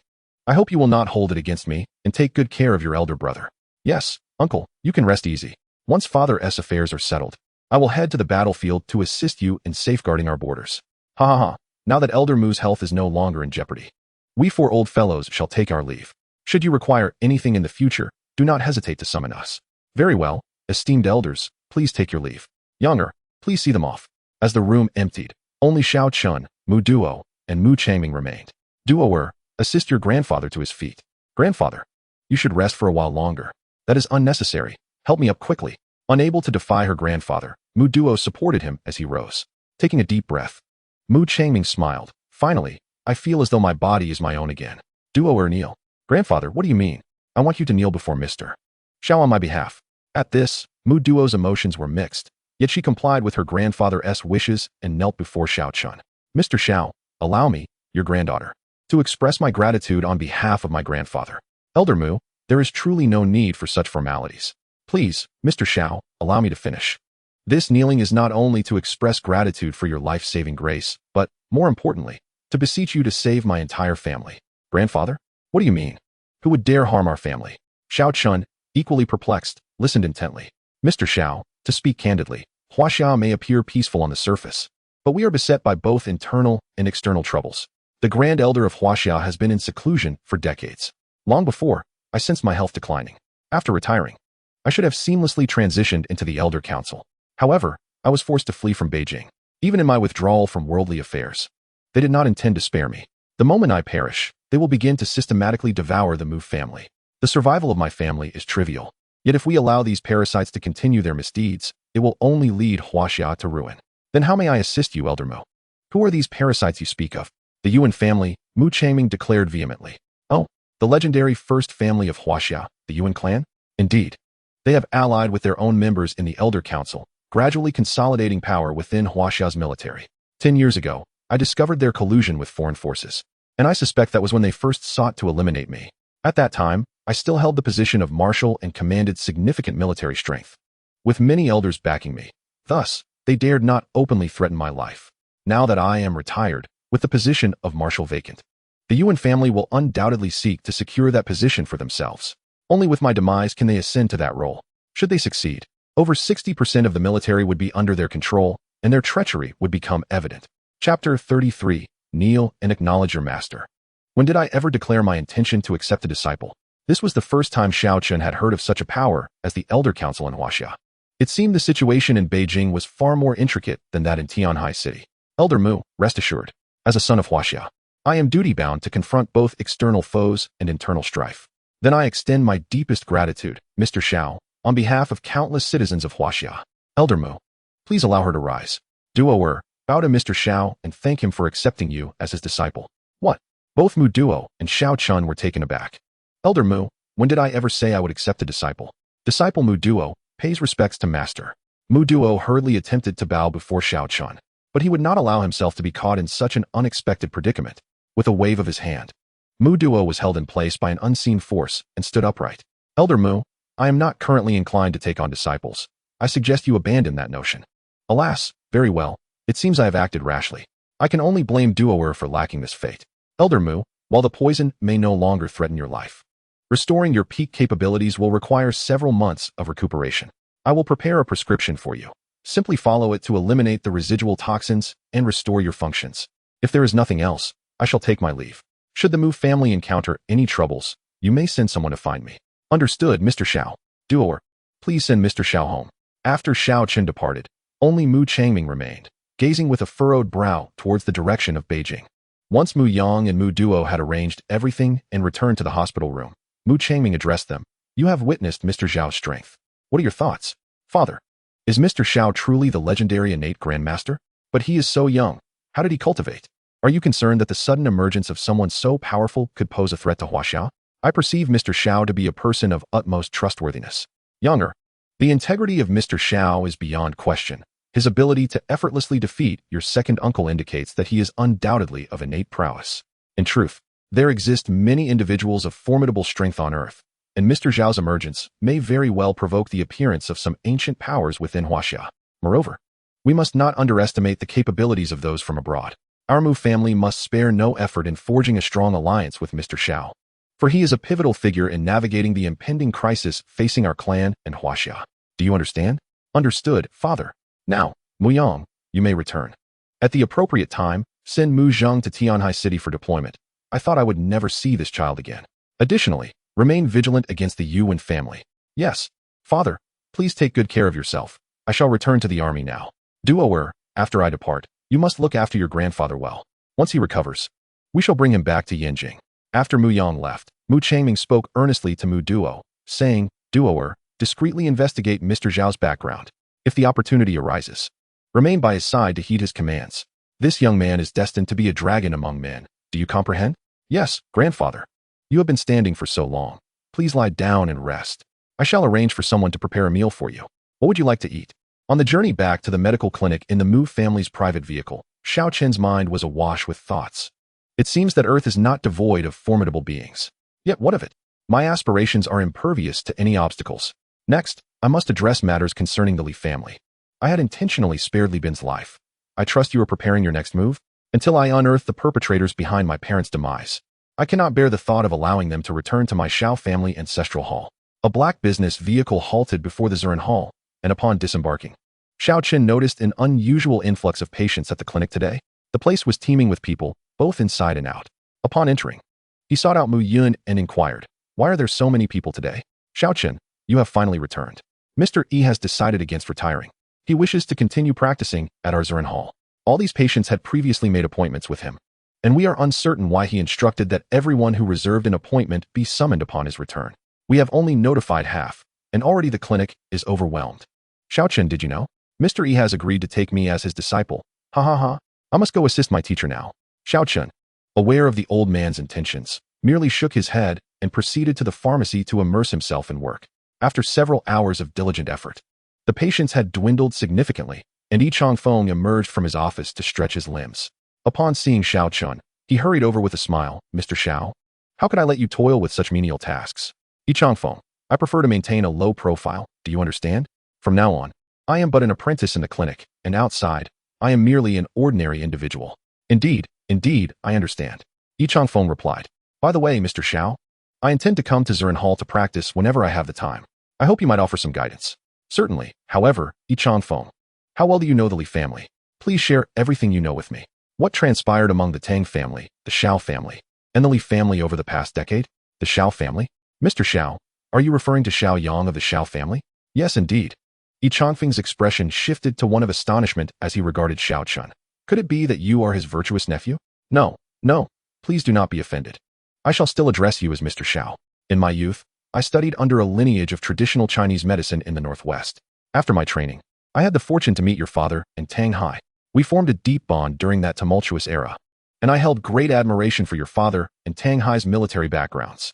It was through my introduction that your father and Tang Hai ventured into the herbal medicine business, which flourished, leading your father to contemplate the development of new medicinal formulations. Yet, a decade ago, when you abruptly vanished, your parents, consumed by the quest to find you, lost focus on their research. Coincidentally, the Li family later entered the realm of herbal and pharmaceutical development. They first resorted to unscrupulous means to pilfer your parents' research achievements, subsequently luring away their researchers. Thus, your parents faced bankruptcy while secretly borrowing substantial sums at exorbitant interest rates to settle debts and navigate the bankruptcy process. Alas, by the time Tang Hai and I became aware, it was far too late. I suspected foul play in your parents' accident, but the Li family's strength rendered us powerless. Even your uncle Tang Hai's company has seen its market share plummet from 80% to less than 20%. Mr. Xiao, I sincerely apologize. We failed to protect your family. Chapter 34. The Qi Yu Dark Web, a bounty of 10 billion for a single life. Within the Li family clinic, Li Bin, having been injured by Xiao Chen at the Haowei Xian, was subsequently brought here. At this moment, Li Bin was swathed in bandages, appearing to be on the brink of death. Xian Yuanhua, after delivering Li Bin, took his leave, hastily returning to Yanjing. His motivation was not fear of Xiao Chen, but rather concern that Mu Yang might report his misdeeds to his father. Should his father learn of Xian Yuanhua's reckless behavior, he would surely face consequences. Young Master Li, the second young master, has multiple fractures and internal organ damage. His life is spared, but he will likely suffer lasting repercussions. Understood. Thank you for your assistance. No need for thanks, young Master Li. I shall take my leave. Brother, avenge me, avenge me. The words Li Bin uttered before losing consciousness echoed vividly in Li Wenji's mind as he clenched his fists and turned to a man in black beside him. Have you discovered who this Xiao Chen is? Brother Wen, we have found him. He is the son of the Xiao family who went missing a decade ago, and he currently works at Zuran Hall. Is it he? So, your name is Xiao Chen? Upon hearing this, Li Wenjia's eyes glinted with murderous intent. No wonder he was so ruthless towards my family. Ah, a master is it? I never anticipated that after vanishing for a decade, you would still possess such fortune. I hadn't sought you out yet you have delivered yourself unto me. Brother Wen, this young man commands respect from both the Wang family and General Mu, suggesting he possesses some strength. What should we do? Do not panic. First, eliminate anyone associated with the Xiao family and all those overweight fools from back then. Ensure Xiao Chen cannot uncover anything. Since we have taken action against the Xiao family, we must resolve it thoroughly. Offer 10 billion to hire Qi Yu for the task. Our enmity with this individual is profound. If we do not terminate him, the Li family shall know no peace. If I am not mistaken, the Fu family that was wiped out a few days ago was annihilated by Xiao Chen. What? Brother Wen, is he truly that formidable? Though the Fu family cannot compare to us, they also had a considerable number of bodyguards and martial artists, along with an arsenal of firearms. How could he have eradicated them? Even a master would struggle to confront so many guns in combat. Wouldn't he? Could it be his allies? Regardless of whether he is allies, as long as we eliminate him, I shall rest easy. Proceed with the mission. Understood, Brother One. The middle-aged man in black felt a surge of excitement. He sensed that the astute and ruthless Brother One had returned. Over the years, following Brother One into the fierce business arena, Li Wenjie has dealt with anyone posing a threat to him. Throughout the entirety of Tianhai City, Li Wenjie's achievements are evident for all to see. The Li family is now fundamentally governed by his will, known for his ruthless and astute approach. Many who do not understand Li Wenjie perceive him merely as a commercial genius with a friendly demeanor. In truth, he holds countless lives in his grip, and his subordinates navigate both the dark and light sides of society, driving individuals to desperation to satiate Li Wenjie's profound sense of accomplishment. That evening, a striking red alert flashed across the global Akatsuki Dark Web's Chinese division. An astonishing bid of 1 billion had been placed for the assassination of an individual. The Akatsuki Dark Web erupted in a frenzy, with countless onlookers buzzing with speculation about who could be so audacious. It had been quite some time since such explosive news had emerged from China. It is critical to understand that 1 billion signifies the target is a formidable master within China. Should Akatsuki accept this contract, it would inevitably mean the loss of a master for the nation. Thus far, there had been no reports of Akatsuki failing in their missions. Within a secret underground base in China, several high-ranking officials of the Akatsuki Dark Web gathered to deliberate. Shall we take on this contract? One proposed. I believe we must proceed. The other national divisions have long harbored dissatisfaction towards us. This battle will serve as a testament to the strength of our Chinese division. According to intelligence, the target is under 30 and suspected to possess master-level capabilities. I doubt completing this task will be challenging. Indeed. Who do you suggest we assign for this mission? As discussions continued, an exclamation arose from the subordinates. Oh, who would dare take on the task of killing a master-level expert? Sir, it's Heikuei. The Akatsuki Dark Web is divided into 2 operational modes, internal and external. The internal mode consists of Akatsuki's own trained personnel who analyze targets and deploy capable individuals to execute missions. Conversely, the external mode operates akin to bounty hunters, where registered assassins can freely choose their targets. However, the skills of these assassins are often uncertain, with most opting for contracts against ordinary individuals. Only a select few dare to undertake the assassination of martial artists. This individual, known as Heikuei, is renowned within the global Akatsuki Dark Web, having accepted every high-paying contract and boasting a record of eliminating both Chinese masters and foreign experts. Heikuei, that madman. Very well, since he has accepted the task. Let him proceed. Inform him that the employer is quite anxious and requires him to travel to Tianhai City overnight. Yes, sir. Do we truly need Heikuei to handle the assassination of a young man whose mastery is still uncertain? I had intended to send a few of my younger subordinates to hone their skills. In Tianhai City, Xiao Chen, on his way home, called Wang De to arrange a meeting at Heowixuan. Driving the old Toyota SUV that Tang Hai gifted him, he arrived at the entrance of Heowixuan. A few waitstaff, noticing the dilapidated vehicle in their most prominent parking spot, were poised to shoo it away. However, upon seeing the person stepping out, they nearly fell to their knees. Mr. Xiao, good evening. The waitstaff hurriedly approached Xiao Chen, their expressions shifting to one of respect. Many onlookers displayed astonishment at this scene. Lu Xiao, look at how respectful those security personnel and waitstaff are towards him. You drove $1 million sports car, and they didn't even glance your way. The young man named Lu Xiao felt a pang of confusion. It had not been this way in the past when he visited. Feeling insulted and humiliated, especially in front of his newly acquired girlfriend, he had intended to impress her with the grandeur of Heowixuan, only to be embarrassed instead. Lu Xiao immediately shouted at the security guards, "What do you mean by this? Is he your master? Why such deference to him? I've been standing here for ages. And you don't see me? Get that brat out of my way so I can enter first." His outburst attracted a crowd, eager to witness the unfolding drama. And even Xiao Chen turned to glance at the young man speaking. "Mr. Xiao, my apologies. Please, go ahead. We will handle this. We wouldn't want this trash to offend your eyes." Damn. Lu Xiao seethed. When did the security at Heowixuan become so formidable? Little did they know.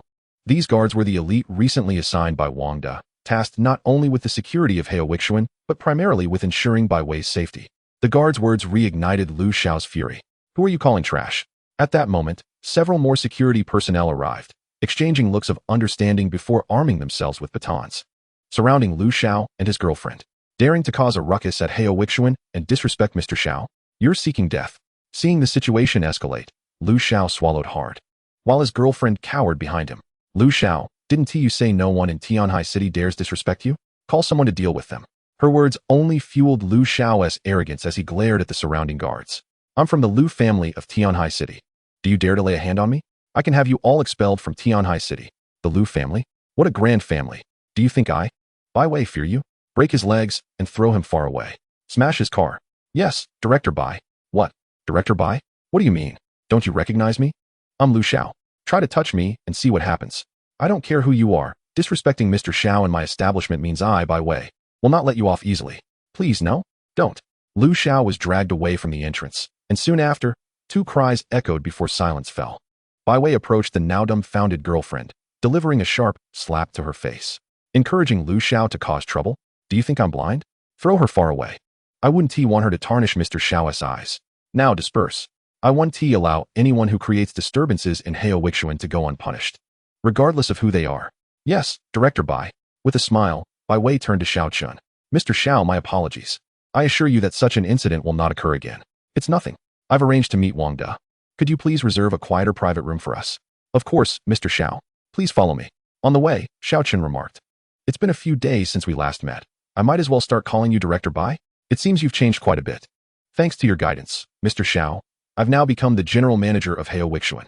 You helped me rediscover my purpose. Indeed, that is wonderful. We're all human beings. Who fears whom, right? Upon entering the private room, Bai Wei personally poured tea for Xiao Chen. Just as he took a sip, Wang De arrived with his son, Wang Xiqing, both appearing quite flustered, indicating they had wasted no time on the way. Mr. Xiao, my sincerest apologies for keeping you waiting. The roads are rather congested. No matter, I have just arrived not long ago. As I settled down to converse, I inquired about the reason Mr. Xiao summoned me. Mr. Wang, Xiao Chen stated, I shall not beat around the bush. I intend to take action against the Li family. Upon hearing this, the three individuals in the room were taken aback. Although Wang De had long suspected that Xiao Chen had a conflict with the Li family, he was astonished to hear Xiao Chen speak so calmly about it. In Tianhai City, the Li, Wang, Chun, and Wu families are known as the four great families, with the Li family being the most formidable. If Xiao Chen were to annihilate the Li family, the one who would benefit the most would be none other than Wang De himself. Mr. Xiao, how confident are you? Wang De asked, somewhat apprehensive. Confidence? Xiao Chen replied with a smile. I never concern myself with such matters, do you understand? If I wished, I could make the members of the Li family vanish by tonight. However, that is not my aim. I want them to repent and then face despair step by step. As he spoke, a palpable aura emanated from Xiao Chen, causing the three individuals in the room to feel a sense of suffocation, igniting a fierce fighting spirit within them. Mr. Xiao, is there anything my Wang family can do? I will certainly give it my all. From today onwards, I will gather all available forces to suppress the Li family's business and make them feel the pressure. To be honest, Mr. Xiao, we can exert our full strength against the Li family, but their influence is not insignificant, and I worry they may seek external assistance. The Xianyuan family in Yanjing has business dealings with the Li family. Not to worry, the Mu family will handle it. You simply focus on the suppression. Within 3 days, I want the Li family to vanish from Tianhai City. 3 days? Wang De exclaimed, astonished. Excellent. Very well, Mr. Xiao. I shall make arrangements immediately. Tomorrow morning, I will ensure the Li family receives a grand surprise. After Wang De left with Wang Xiqing, Xiao Chen turned to Bai Wei and said, from now on, you will manage the business for me. Yes, thank you, Mr. Xiao, Bai Wei responded, her excitement palpable. If the Li family were to be destroyed, even if Mr.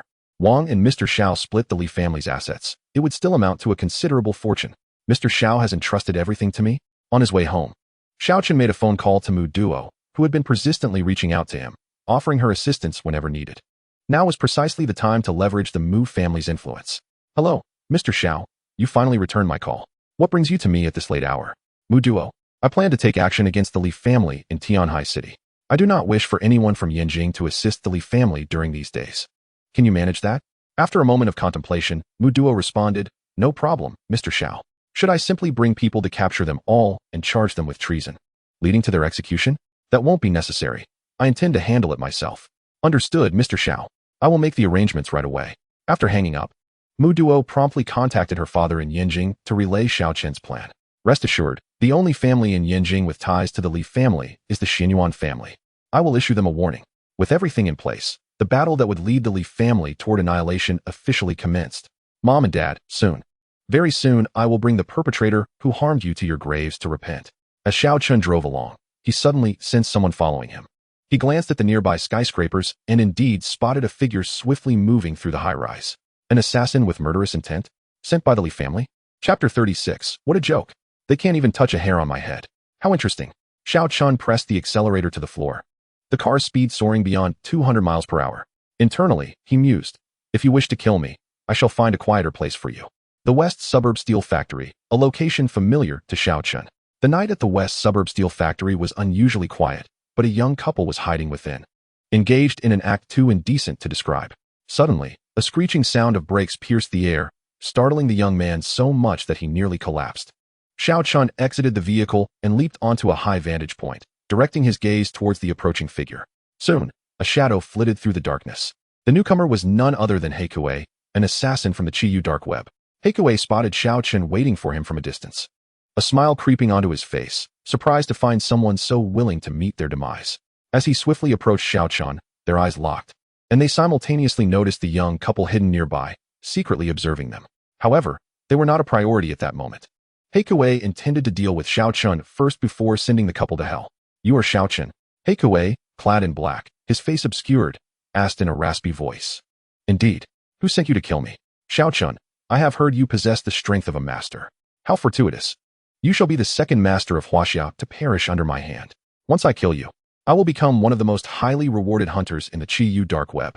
I have a habit of ensuring my victims understand their fate before they die.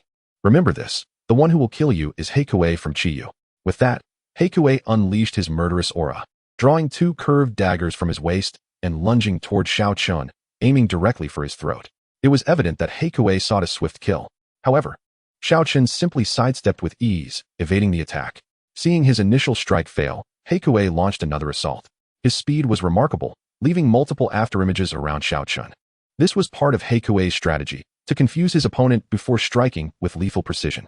Yet, unbeknownst to He Kuei, Xiao Chen was merely testing his strength, and the outcome was predictable. He Kuei was far too weak. Each of He Kuei's attacks was effortlessly dodged by Xiao Chen, who had yet to make a move. Now frowning, He Kuei pondered how this person's speed could be so extraordinary. He had been renowned for his own speed and agility. Yet he couldn't even graze the edges of this person's clothing. The intelligence he received was flawed. This individual was certainly not an ordinary master-level fighter. He Kuei immediately began to contemplate retreat. Can't even touch a hair on him, and yet he speaks of killing me? Suddenly, He Kuei threw a specially crafted smoke bomb toward Xiao Chen. Not only would it obstruct his pursuer, but it also contained hallucinogenic components. This was one of He Kuei's most crucial life-saving tools. The other was his speed at night. He believed that as long as he wished to escape, no one could stop him. With a bang, the smoke bomb exploded in the air, and seeing this, He Kuei turned to flee. However, as he spun around, Xiao Chen's figure appeared before him like a specter, smiling down at him. You, how is this possible? Xiao Chen suddenly extended his right hand and grasped at the air towards He Kuei. Instantly, He Kuei felt an immense weight constraining him, rendering him immobile. Senior, please spare me. For the first time, He Kuei felt the chill of death's approach, realizing that he was on an entirely different level from the person before him. He immediately began to plead for mercy. The young couple, watching from the shadows, were already dumbfounded with fear, secretly pulling out their phones to call for help. Who sent you to kill me? What is this Qiyu dark web you mentioned? Senior, please spare me. I will tell you everything. Qiyu is the largest assassin network in the world, comprising the most powerful assassins globally. As long as someone is willing to pay, Qiyu claims there is no one they cannot kill. They have never failed in their missions. A bounty of 1 billion has been placed on your life on the Akihabara Huaxia dark web, and I truly do not know who the employer is. I came here solely because I was enticed by the substantial reward. 1 billion? Is my life truly worth such a sum? A smile crept across Xiao Chen's lips. It appears the Li family is indeed willing to spend lavishly. Senior, I have divulged all that I know. Could you possibly spare my life? I promise to withdraw from Akihabara after today, to embrace a life of piety and never again partake in any form of violence. His gaze turned toward He Kuei, and he coldly uttered, You may die now. Ah no. With a resounding thud, He Kuei's body was instantly reduced to a mist of blood by Xiao Chen's palm, leaving not even a fragment of bone behind. At the same time, the two young lovers who witnessed this scene let out a piercing scream, trembling as they huddled together in fear. Come out, Xiao Chen bellowed. After a long hesitation, the pair gingerly approached him, supporting each other as they trembled. The memory of the earlier scene weighed heavily on their minds, and they fell to their knees before Xiao Chen, weeping, Big brother. We saw nothing, and will speak of nothing. Please, do not kill us. We are still studying. What are you two doing out here in the dead of night? Hiding in this desolate place? When did I ever say I would kill you? You won't kill us? Really? Thank you, big brother. Thank you. Quickly return home. What are you young people thinking, wandering into such places at this hour? Yes, yes, we will leave at once. The two supported each other as they exited the steel factory, just as a police car arrived on the scene. Help, police. There's been a murder. Upon seeing the officers, the couple rushed forward, crying out in distress. There's been a murder. Someone inside has killed a man. He turned him into a blood mist with a single blow. What? Gu Feifei was taken aback. The other officers burst into laughter upon hearing the couple's claims. Turned him into a blood mist? Have you two been drinking? It's true, officer. We witnessed the entire incident. He will certainly kill us to silence us. You must apprehend him at once. When the call came in about a murder at the western suburbs steel factory, Gu Feifei could not help but think of the very same place. Could it be Xiao Chen again? Indeed, as if summoned by her thoughts, Xiao Chen emerged, wearing a calm smile. Captain Gu, what a coincidence. Are you here for a stroll? Xiao Chen, it really is you. Have you killed again? We received a report of a violent incident here. Hearing this, Xiao Chen turned his gaze toward the reporting couple. Upon meeting his eyes, they were so terrified that they could barely stand. Chapter 37, The Start of Revenge. Are the Wang family out of their minds? It's him. He asked the murderer. What are you all waiting for? Hurry and arrest him. Otherwise, he will surely kill us to silence us. Silence. Gu Feifei snapped. Does this officer need your guidance on how to do my job? Send these two back. Xiao Chen, tell me, have you killed again? Hey, Captain Gu, you can't make baseless accusations. There must be evidence to claim I am a murderer. Do you really believe those two children asked wild tales? Fuming, Gu Feifei pulled Xiao Chen into the steel factory. After searching the premises thoroughly, they found no bodies or bloodstains, though the air was thick with the scent of iron and blood. Xiao Chen, you had better not have killed anyone. I know that even if you did, there would be little I could do about it, but I truly do not wish for you to be a heartless killer.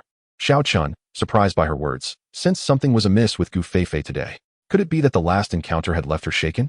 Captain Gu, since you are here, would you be so kind as to give me a ride home? Of course, this is your car, I assent it. Get in. There is something definitely amiss. I merely mentioned it casually, yet Gu Feifei agreed so readily, without an ounce of irritation. Return to the station. You all may leave. Understood. Captain. Gu Feifei then drove Xiao Chen's car, with him seated in the passenger seat. Captain Gu, why do I feel you are acting strangely today? You hardly resemble the Gu I know. What is strange about me? I'm just the same as always. Though she said this, Gu Feifei had been significantly influenced by Xiao Chen in recent days. She often found herself thinking of him, and she wondered why she continuously tried to convince herself that she still harbored resentment toward him, vowing to make him pay the next time they met. Deep down, she could not believe she was developing feelings for him, constantly suppressing such thoughts. As the end of her shift approached, she felt an inexplicable mix of excitement and worry upon hearing the report of a violent incident at the western suburbs steel factory. She hoped to see Xiao Chen, yet feared he might be committing another crime, or worse, that he might be in danger. Gu Feifei felt as though she were losing her mind. For the first time in her life, her feelings for someone were so complex. Sitting beside her, Xiao Chen asked, "What are you thinking about so intently? Are you still upset over our last encounter? Don't be so petty. I could always give you a massage. Get lost. You rogue." After scolding him, a smile broke through Gu Feifei's facade. Xiao Chen, not oblivious to her mood, also felt a headache coming on. He had only ever had one girlfriend, and after 10 years, he wondered how she was faring. Meanwhile, the following morning, the head of the Li family urgently summoned all senior members to the Li family villa. The villa's hall was already packed with people, luxury cars lining the streets outside. Head of the family, has Wang De gone insane? He suddenly announced a 20% reduction, luring away the majority of our suppliers. And now our factory leaders have begun a strike. Many executives left last night, taking confidential documents with them. Is the Wang family out of their minds? Damn it. That old dog Wang De. I should never have allowed him to establish himself in Tianhai City. Wenjia, what do you propose as a countermeasure? Father, esteemed directors, I believe we need not panic just yet. Wang De's sudden assault on our Li family indicates he has been planning this for quite some time, catching us off guard.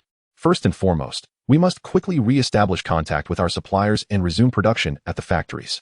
If necessary, we should offer substantial sums to entice workers back. As for those who absconded with our confidential documents, we must arrange for lawyers to file lawsuits and minimize our losses. Li Xiao, what you suggest merely addresses the symptoms, not the root of the problem. Following this course, the stock price of the Li Group could plummet by half. Will we all be left to suffer? We believe we should immediately reach out to the Wang family for reconciliation. Their sudden aggression must be motivated by profit. Once we regain our footing, we can deal with them later. Indeed, the other shareholders and executives chimed in, finding this reasoning sound. Li Wenjia then sneered. The business world is akin to a battlefield. Wang De has already torn our alliance asunder. It is a matter of life and death. You all are seasoned veterans of commerce. Surely you understand this principle? If we yield now, it will only embolden the Wang family further. What actions will the other families take upon witnessing this? Allow me to enlighten you on their likely course of action. They will pounce upon us like famished wolves, eager to tear flesh from our bones, each hoping to secure a share of the spoils. Do you comprehend? After hearing Li Wenjie's words, a profound silence enveloped the room. Everyone understood that his assertions rang true.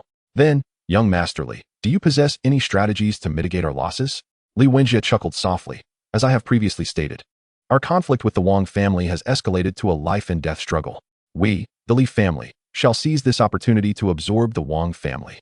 In doing so, we shall stride into Yanjing, establishing ourselves as a true powerhouse of the city. The prospect of absorbing the Wang family ignited a spark of excitement among the crowd as they gazed at Li Wenjie with fervor. If they could indeed engulf the Wang family, the Li family would reign supreme in Tianshui City, leaving the other two families trailing far behind. Young Master Li, you must have devised a plan, they inquired eagerly. Indeed, young Master Li, we are utterly unprepared, having been unexpectedly suppressed by the Wang family. How can we retaliate? Fear not, everyone. Have you forgotten that I previously mentioned our collaboration with the Xianyuan family in Yanjing? By offering a small concession, granting them a 20% profit margin, I am confident they will not idly stand by while their interests are ravaged by the Wang family. Once the Xianyuan family intervenes, what does the Wang family amount to? Laughter erupted among them. Indeed, how could we have overlooked this? Young Master Li has truly anticipated the future, securing a formidable ally for the Li family. It was evident that the old Master's decision to entrust the family business to Li Wenjie was astute. They all rallied behind him. Very well, everyone. Please return home with peace of mind. I will contact the Xianyuan family immediately. After their departure, however, Li Wenjie's demeanor shifted dramatically. His expression darkened, and he slammed his fists onto the table in fury. Wang De, you scoundrel, how dare you willingly play the dog to Xiao Chen? In truth, the moment Li Wenjie received the news, he had dispatched someone to reach out to the Xianyuan family for assistance. Back in his office, he anxiously inquired, what is the status? Is Xianyuan Hua's phone still unreachable? Yes, brother one. Every contact we have at the Xianyuan family is unreachable. Their phones are all off. What could this mean? Chapter 38. Failed assassination. Continue the attempt for a higher fee. Keep calling them incessantly until they pick up. Li Wenjie roared with anger. Yes, yes. Young master, has there been any news from Chiyu? When will they send someone to eliminate that scoundrel, Xiao Chen? Brother Wen, there is still no update. I'll inquire right away. Suhu, how long have you been by my side? What is the matter, Brother Wen? I've been with you for about 10 years now. You are my most capable aide. You would never betray me, would you? Li Wenjie asked coldly. Brother Wen, Suhu, would never betray you. My life belongs to you. Speak, Brother Wen, what do you wish for me to do? Although I am merely an 8th-tier martial artist, I would not hesitate to assassinate Xiao Chen if you commanded me to. No need for that. Xiao Chen does not require your hand. I want you to capture a few direct descendants of the Wang family. And Xiao Chen has a sister, does he not? Since they wish to see me dead, I shall not hesitate to use her as leverage for the Li family's survival. In the underground chamber of the Qiyu branch in Huaxia. Spare me, senior, spare me. The high-ranking officials looked on, frowning at the last image left by the dark figure. Each operative of Qiyu is equipped with a high-tech pinhole camera to ensure the headquarters can monitor the progress of their missions and assess whether the assassins have successfully completed their tasks. Heavenly Leader, how is this possible? Did you see that? The dark figure was utterly powerless before him. According to our information, the dark figure is at least a 3rd-tier master in Huaxia. Even internally, he is considered a top-tier expert. The intelligence is erroneous. Heavenly Leader, we must reconsider whether to accept this contract. Thankfully, it was previously assigned to an external bounty hunter and has yet to penetrate our inner ranks. Otherwise, it would tarnish our reputation. What do you assess Xiao Chen's strength to be? A high-level master? Or perhaps a heavenly tier? Heavenly Leader, based on our assessment, he is at least a high-level master, above the 7th tier. Even if we accept this contract, the price is not justifiable. It must be at least 3 billion. The cloaked figure seated at the highest point pondered for a moment before responding heavily. Very well, contact the employer. If he is willing to pay, send Fei Xue to eliminate this individual.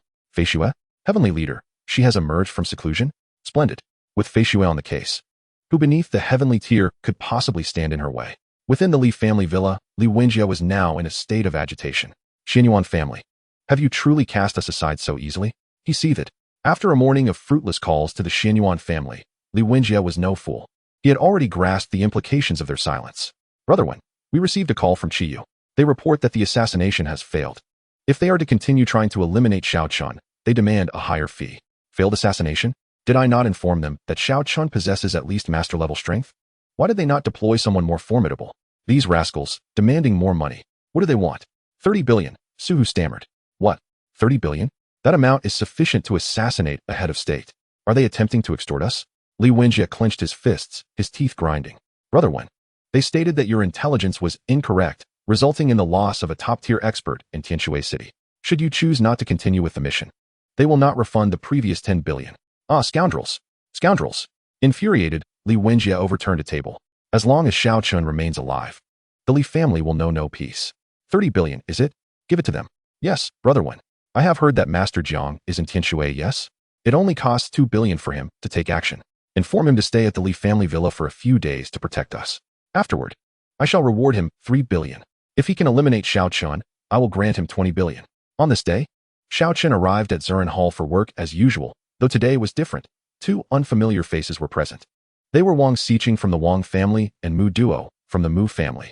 Mr. Xiao, our Wang family launched a fierce crackdown on the Li family's companies nationwide starting last night.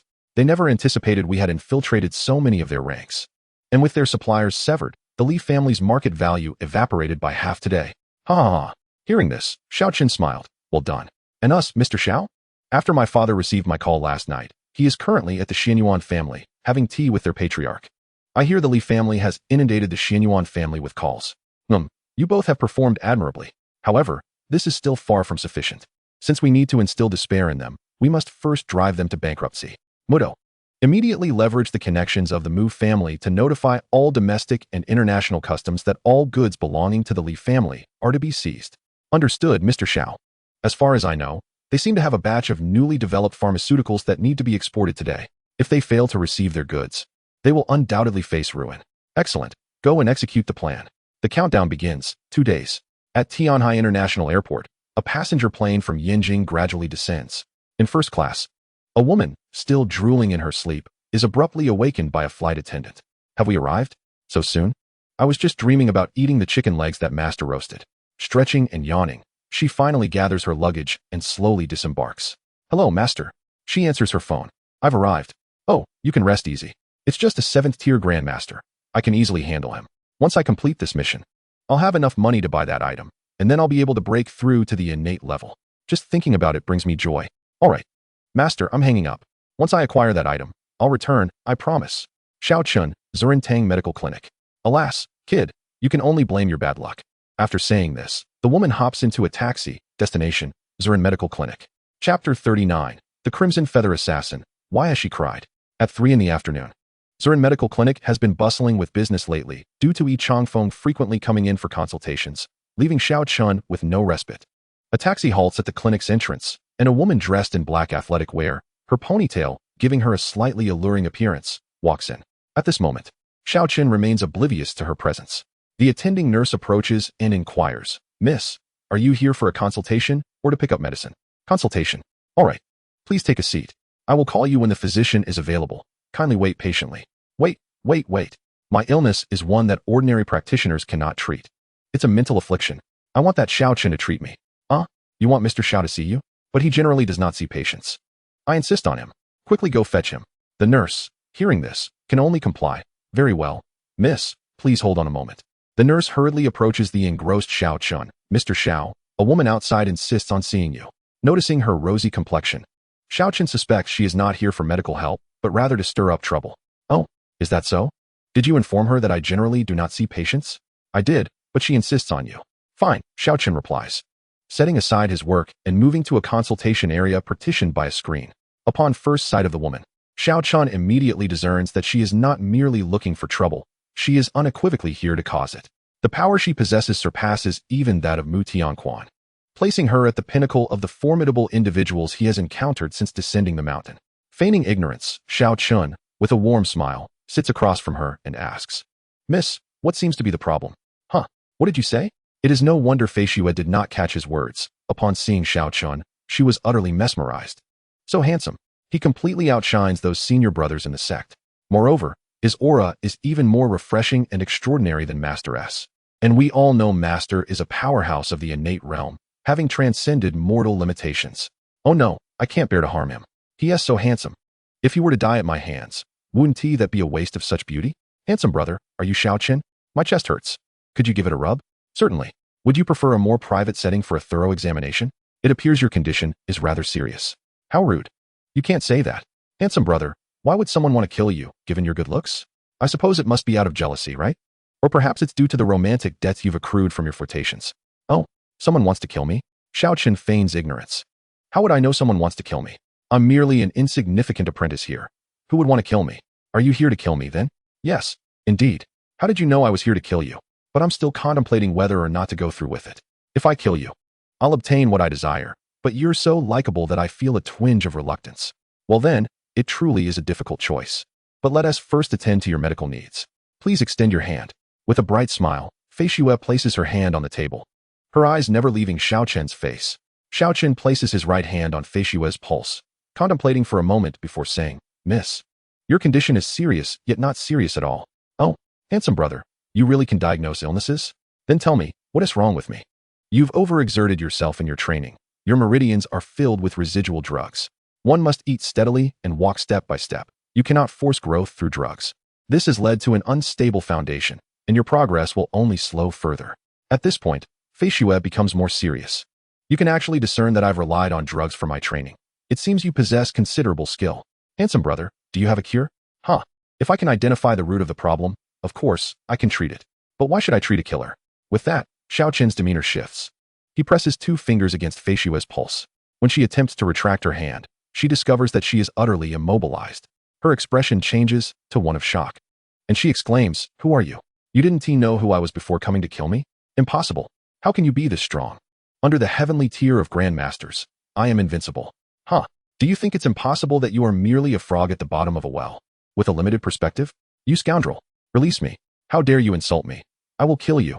With a swift motion, Xiao Chen removes his fingers from Fei Xue's hand, unleashing a wave of formidable energy that sends shockwaves throughout the clinic. The entire clinic is thrown into disarray, and before anyone can comprehend what has transpired, 2 figures have already vanished from the premises. The onlookers in the clinic are left bewildered, wondering what just occurred. Was there an explosion? Where is Mr. Xiao? On the rooftop of a towering building in Tianhai City, 2 figures stand face to face. Xiao Chen, did you realize I was an assassin all along? Were you merely toying with me? And if I did, are you also sent by the Crimson Feather? Indeed, Xiao Chen, I was initially hesitant about whether to kill you, but it seems you must die now. Then you can't blame me. With that, Fei Xue draws a soft sword from her waist and leaps towards Xiao Chen with a swift thrust. Xiao Chen smiles faintly, raising his right hand with a gentle wave. A tremendous force propelling Fei Xue back several dozen meters, leaving her feeling as though she had been struck by a truck. Unbeknownst to her, Xiao Chen had deliberately shown mercy.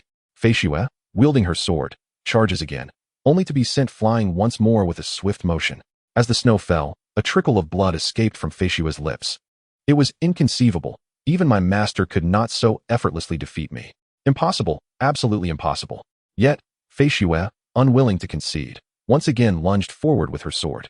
The outcome remained unchanged. Crack. Wailing, she lamented, How could you be so strong? Woe is me. How is it that I've been reduced to tears? Xiao Chen approached Fei Xue, saying, Cease your weeping. It is entirely normal for you to be unable to best me. Even if I stood still, you would not be able to harm me. I refuse to believe it. Unless you allow me to test that. Very well. I shall dispel your illusions. Come at me. Xiao Chen stood there, a smile gracing his features as he regarded Fei Xue. Chapter 40. 2 choices. Be my hound or perish. Die. Fei Xue shouted, thrusting her sword toward Xiao Chen. Yet it halted mere half a meter from his heart, unable to advance further. No matter her efforts, they availed her not. How do you feel now? I told you. Even standing still, you can't kill me. At that moment, Fei Xue was bereft of any fighting spirit. How could she continue? The disparity in their levels was insurmountable. Panic began to creep into Fei Xue's heart. Hadn't her master said that she would find it difficult to encounter an opponent in the city? Could it be that she was simply too weak? Had her master deceived her? Are you going to kill me? She asked Xiao Chen, trembling. Please, spare my life. I have yet to break through to the innate stage. I do not wish to die. If I had wanted you dead, you would have perished long ago. You may leave. I shall not take your life. Why? Fei Xue inquired, astonished. Wasn't it you who killed He Kuei after he failed his mission? What motive could I possibly have? Xiao Chen countered, perplexed. Suddenly, Xiao Chen's expression shifted, and he extended his right hand toward Fei Xue, a powerful force drawing her closer. He seized her by the neck, a menacing aura radiating from him. Cough, cough, cough. I was wrong. Spare me. Fei Xue thought it unfathomable that the person before her was a mere moment ago amiable, now transformed into a harbinger of death. Give me a reason to spare your life. Xiao Chen, you cannot kill me. My master is formidable. If you take my life, he will not let you go. Is that so? Xiao Chen tightened his grip further. Do you dare to threaten me? I apologize, Xiao Chen. I was wrong. I do not wish to die. If you fear death so much, why did you choose the path of a killer? How many lives have you taken? Only for money. I haven't killed many, perhaps just a few hundred, mostly foreigners and other ne'er-do-wells. Spare me, and I will withdraw from Qiyu and never return to Tianhai City. Cough, cough. Let me go. I am dying. A few hundred? Xiao Chen was taken aback. I apologize, but I will show no mercy to those who seek to end my life. Do you have any final words? Please, please do not kill me. Tears streamed down Fei Xue's face, falling onto Xiao Chen's hand. Observing this, he released her and wiped her tears with her own garment. Enough of the weeping. I shan't frighten you further. Truth be told, I never intended to kill you. Why? She questioned, collapsing to the ground, wiping her tears in confusion. Because your skills are commendable, and I lack individuals like you by my side. You have two choices. First, death. Second, serve as my hound. What? Xiao Chen, you want me to be your hound? Is it so unacceptable to serve me, yet acceptable to be a hound for Qiyu? Would you prefer death then? Wait. Xiao Chen, do not act hastily. Your words are quite offensive. Rephrase my role, anything but a hound, and I shall consider it. I am a top assassin in Qiyu. They treat me like a treasure, providing countless resources for cultivation. Who told you I was their hound? To me, it's all quite similar, Xiao Chen retorted. If you won't be a hound, then be my servant, tasked with ensuring my sister's safety. No, I refuse to be a servant. The term is too degrading. What if word spreads to my sect? How shall I face anyone? Regardless, your role entails protection or assassination. How about being a bodyguard? That is acceptable, provided you pay me 10 million a month, offer me a luxurious villa to live in, and most importantly, cure my ailments. Xiao Chen was left dumbfounded. This was hardly the demeanor of someone pleading for their life. Your demands are excessive. Perhaps I should end your life instead. As he spoke, he extended his right hand, preparing to strike. Wait. Do not kill me. Let us negotiate.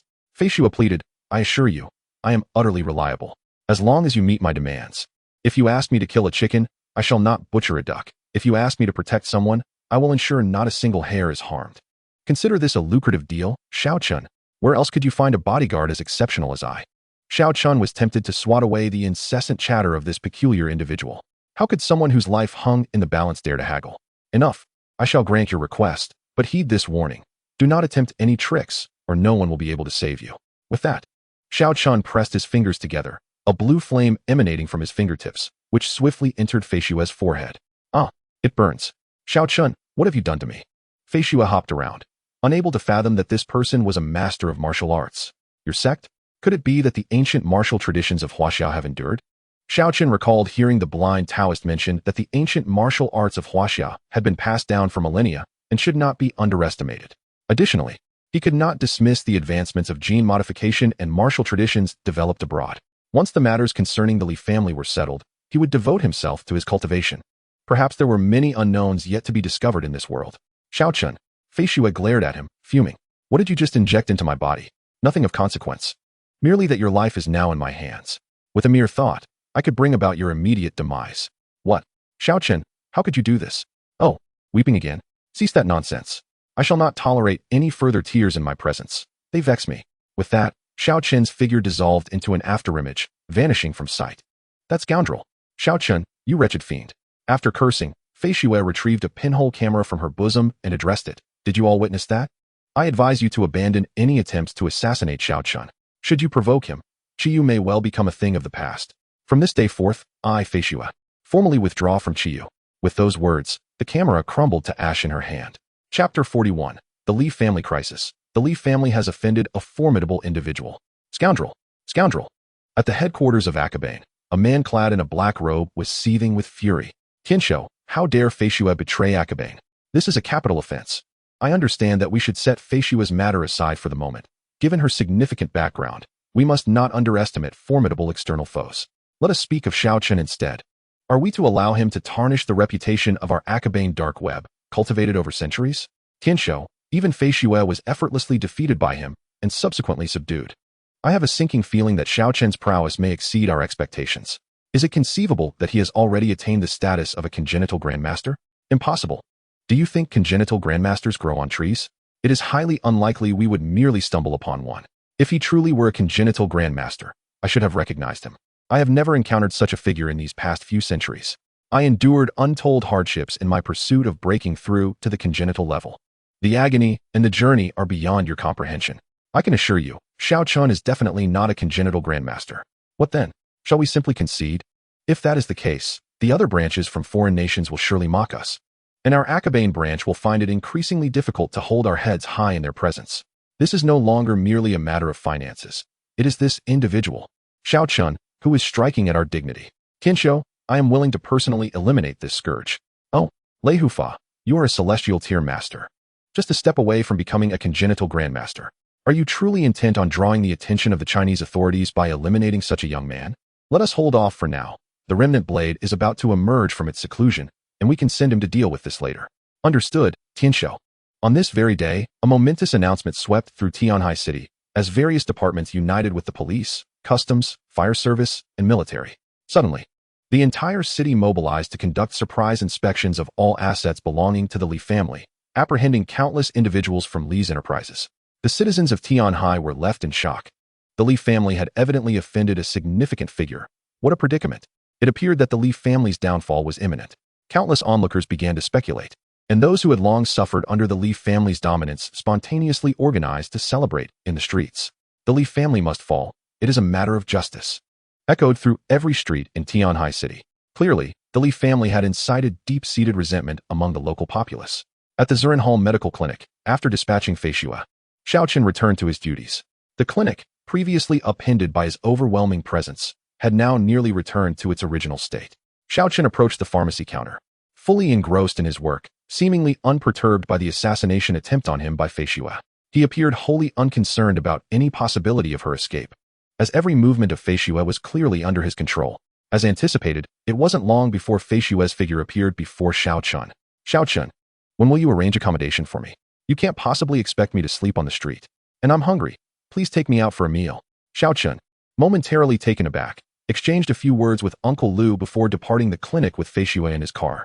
He intended to first settle Fei Xue at Bai Wei's place, contemplating future plans, as Fei Xue's strength could indeed be of significant assistance. Upon arriving at Heo Wixuan, Xiao Chen summoned everyone to gather. In the private room on the third floor were Wang De, the head of the Wang family, Wang Xiqing, Mu Duo, Bai Wei, Fei Xue, and Mu Zheng. The assembly was complete. Everyone, tomorrow marks the final deadline I have set. Let us discuss the current progress. Mr. Xiao, today we have detained all of the Li family's national cargo and dispatched personnel to conduct surprise inspections of all their factories, offices, research bases, shopping malls, properties, and medical clinics. Collaborating with customs, market supervision, fire safety, and financial regulatory personnel, we have conducted a thorough sweep of all the Li family's goods and finances.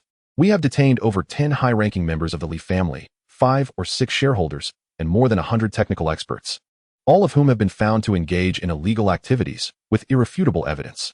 They will certainly face several years in prison, with some potentially receiving life sentences. My brother Mu Zheng led this operation personally. Xiao Chen then turned his attention to a newcomer, youthful yet radiating an aura of righteousness. Standing with the posture of a soldier. Mu Zheng from the Mu family. I am honored to meet you, Mr. Xiao. Mu Zheng had previously served in the military and was the only son of Mu Yang. His dream was to emulate his second uncle and serve on the battlefield, protecting the nation and achieving great feats for Huaxia. However, he was unexpectedly ordered to remain stationed in Tianhai City, much to his dismay. Tianhai City had always been a stronghold for Huaxia, arguably one of its safest cities, leaving Mu Zheng perplexed as to why it required safeguarding. Reluctantly, he complied with military orders, even if they were issued by his father. Upon returning to Tianhai City, he learned of the turmoil within the Mu family, and that his grandfather had nearly been harmed.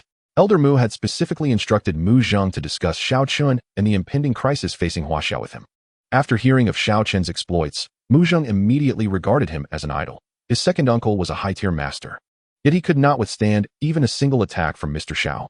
Mu Zheng was astonished and secretly wished to apprentice under Xiao Chen. Xiao Chen then regarded Mu Zheng with approval. Well done. You are doing great work. I would also like to introduce another individual, he said, turning to Fei Xue. This is Fei Xue. She will be responsible for ensuring everyone's safety. Puffed. Fei Xue scoffed, reclining in her chair with an air of aloofness, completely dismissing the others. As a master, she exuded an undeniable pride. Mr. Xiao, it's not that I doubt your judgment. But this girl looks as if she couldn't harm a fly. I find it hard to believe she can protect us, or that we even need her protection. Kid, you have quite the bravado, Fei Xue retorted, visibly displeased by Mu Zheng's words. If you can withstand a single move from me, I shall call you brother. If you cannot, you shall address me as Sister Fei Xue whenever you see me. How does that sound? Ha ha ha, arrogant. I have served in the army for 5 or 6 years and trained in ancient martial arts under a master for 3 years. Though I am merely a 6th-tier martial artist, I am confident that a single punch from me could fell a bull. Are you sure you wish to compete with me? Chapter 42. Surround the Li family. I want them to endure this night in despair. Brother, you certainly know how to boast. I like it. Come, come, come. Throw a punch at me and let us see. Xiao Chen sat there, smiling, knowing that someone would certainly refuse to back down, allowing Fei Xue to establish her dominance. Suddenly, Fei Xue stood up, her figure vanishing and reappearing before Mu Zheng. Ah, are you human or ghost? Mu Zheng was startled by Fei Xue's sudden movement and instinctively swung his fist at her. Fei Xue calmly extended her right hand to intercept his punch, applying just enough force. Ah? That hurts. How about it? Do you yield? Ah, I yield. Please let go, it hurts. Mu Zheng, with his robust muscles, was now trembling in pain, his body drenched in sweat. Everyone in the room, aside from Xiao Chen, was left in shock. It was truly hard to fathom that a man with arms thicker than her legs could be so effortlessly subdued. Do you yield? What shall you call me from now on? Fei Xue continued to ask with a smug expression. All right, Sister Fei Xue. I concede. Please let go of me. Humph. At least you comprehend. At that moment, Xiao Cheng's voice interrupted the two. All right, enough of this. We must attend to serious matters. Mu Zheng, gather your men and surround the Li family's villa. Not a single key figure from the Li family is to escape. Fei Xue, you are to accompany them as well. I worry that the Li family might have hidden contingencies. Do not lay a finger on any of them until I arrive. I intend for them to endure this night in despair. Understood, Mr. Xiao. I will head there immediately, but may I request that she not accompany us? I suspect she has violent tendencies. What did you say? Do you dare to break my hand? Fei Xue threatened immediately upon hearing this. Mu Zheng, I can only feel at ease with Fei Xue present. Do you understand? How do you know if the Li family won't fight to the bitter end? A mad dog can bite quite fiercely. Yes, we shall follow Mr. Zhao's arrangements. Good, off you go. After saying this, Mu Zheng playfully left the Heo Wixuan with Fei Xue. Mr. Xiao, is there anything you need me to do? Mudwa quickly inquired. After contemplating for a moment, Xiao Cheng replied, Indeed, there is something I need you to handle. You must have already uncovered the reason behind my grievances with the Li family. Once the matter with them is settled, it will be time for my parents' remains to return to their roots. Mudwa, I require you to select a piece of auspicious land near my ancestral hall and expedite the construction of the grave. Furthermore, this must be conducted discreetly. No one is to know my identity or for whom the grave is being built. Understood, Mr. Xiao. I will make arrangements promptly and ensure you are not disappointed. Receiving such a significant task from Xiao Cheng filled Mudwa with an inexplicable joy. Mr. Xiao, what about us? What can we do now? Wang De and Wang Xiqing looked at Xiao Cheng with eager expressions.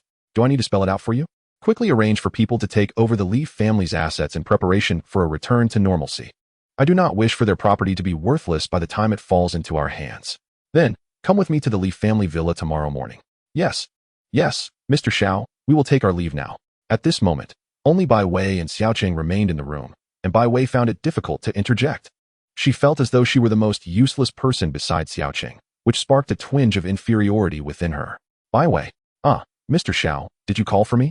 Bai Wei finally snapped out of her reverie, looking up to realize that only she and Mr. Xiao were left in the room. Mr. Xiao, are you hungry? May I arrange some food for you? It's all right, Bai Wei, sit down. I have something to discuss with you. After Bai Wei sat down, Xiao Cheng said to her, You need not feel inferior. To me, you are all equally important. Each individual possesses unique strengths. Fei Xue is powerful and can alleviate some of my burdens. Mudwa has a strong background and can handle many matters for me. However, you will manage my assets, allowing me to have peace of mind. Who do you think is more important to me? Mr. Xiao, thank you.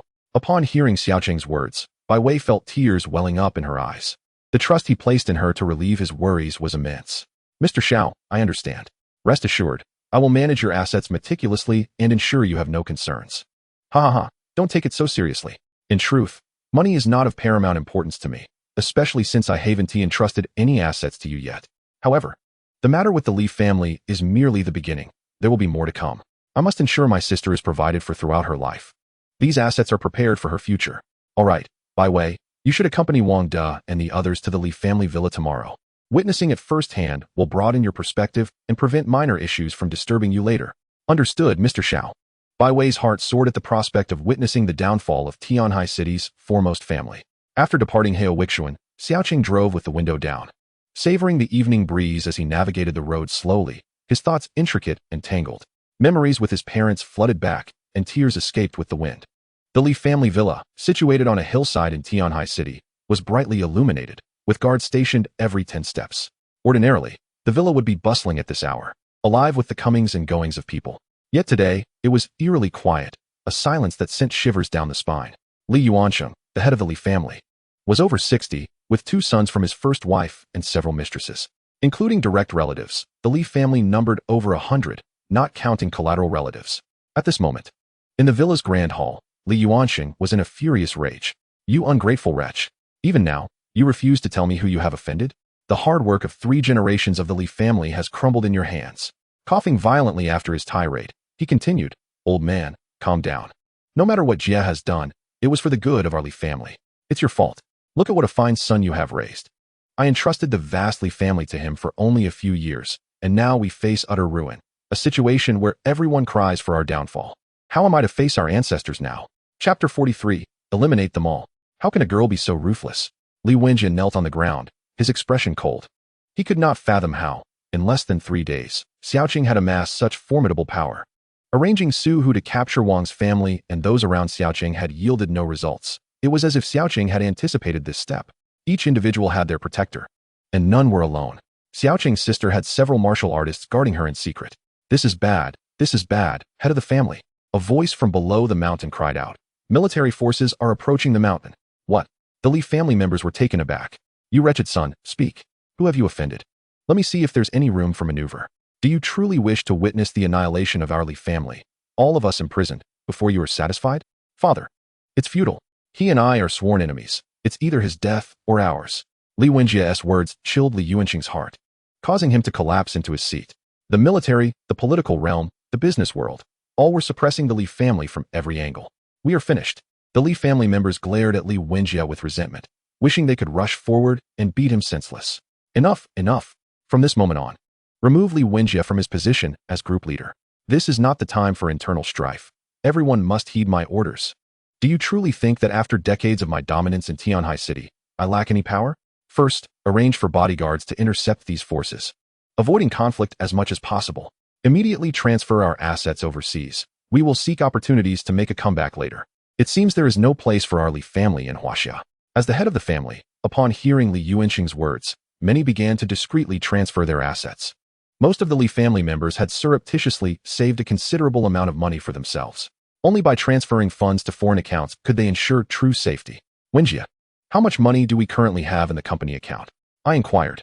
As far as I know, there should be around 3 billion in liquid cash, right? Hurry and transfer this sum abroad, then arrange for a private jet. We must flee the country by tomorrow. Dad, I'm sorry. That 3 billion has already been spent. What? You? Li Yuansheng was so enraged he nearly spat blood on the spot. Dad, please don't get worked up. That 3 billion wasn't he wasted. I've hired the world's most powerful assassin organization to eliminate Xiao Chen. As long as he is dead, our Li family can weather this crisis. You incompetent fool. Li Wenjie, they have surrounded our Li family completely. Do you truly believe this plan will succeed? I built the Li family from a small clan to the foremost family in Tianhai City. And you enough. Didn't you say you invited Mr. Jiang over? Where is he? I've arranged for Mr. Jiang to rest in the backyard. As soon as we are in danger, he will take action. Fine. First call the police and report a potential terrorist attack against the Li family. Then, let us go outside and confront those who have encircled us. I want to see who has the audacity to challenge us. Outside the Li family villa, several military armored SUVs were parked at the entrance. Upon disembarking, Mu Zheng commanded loudly, everyone get out and surround the villa. If even a fly escapes, I will break your legs. Over 100 armed soldiers quickly took their positions, sealing off the Li family villa within minutes. The ominous muzzles of their weapons were all aimed at the villa. Meanwhile, dozens of black-clad bodyguards from the Li family stood outside, creating a tense standoff between the two groups. Lay down your weapons and surrender. Do not resist needlessly. Mu Zheng shouted at the bodyguards. Surrounded by over 100 special forces, many bodyguards felt a sense of dread. Mr. Xiao specifically instructed that no harm should come to the Li family members. Surely these bodyguards don't count? Quick, shoot them. Sister, I'm rooting for you.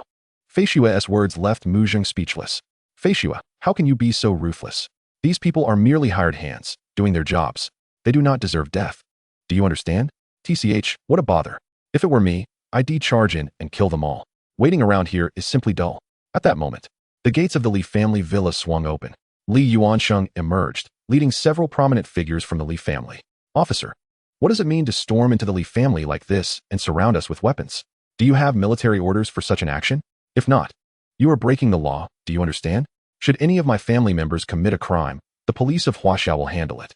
If you do not leave soon, do not blame me for contacting your superior. Oh, you're going to call your superior? You mean Lu Jingming? Go ahead, quickly make that call, Mu Zheng said disdainfully. You very well. It seems you are determined to go against the Li family? And if I am, get back inside. If you dare step out of the villa again, do not blame our bullets for being indiscriminate. With no choice, Li Yuansheng could only retreat back into the villa. Quickly call Lu Zhengming. This old fellow is stationed in Tianhai City. Our Li family has never failed to provide him with benefits. Now his men dare to surround us. I must ask him what this means. Once the call connected, a commanding voice came from the other end. Hey, brotherly, what brings you to call me tonight? Are you looking to take care of me again? Haha. Lu Jingming, what exactly do you mean? Why have you sent people to surround my Li family villa? At that moment, Lu Zhengming was soaking in a bath and was bewildered by Li Yuansheng's words. Brotherly, where is this coming from? I just returned from a meeting in the Western Theater and haven't even gotten home yet. How could I send someone to surround your house? Is it not you? Li Yuansheng pressed on. All right, as long as it's not you, that's good. But I must inform you that there are about 100 armed men surrounding my Li family villa right now. Will you take care of this or not? What? Who dares to be so audacious?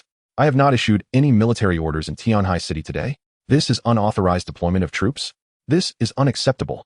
Brotherly, don't worry, I will head over immediately. I want to see which scoundrel has the gall to commit such acts right under my nose. Chapter 44. The conflict erupts.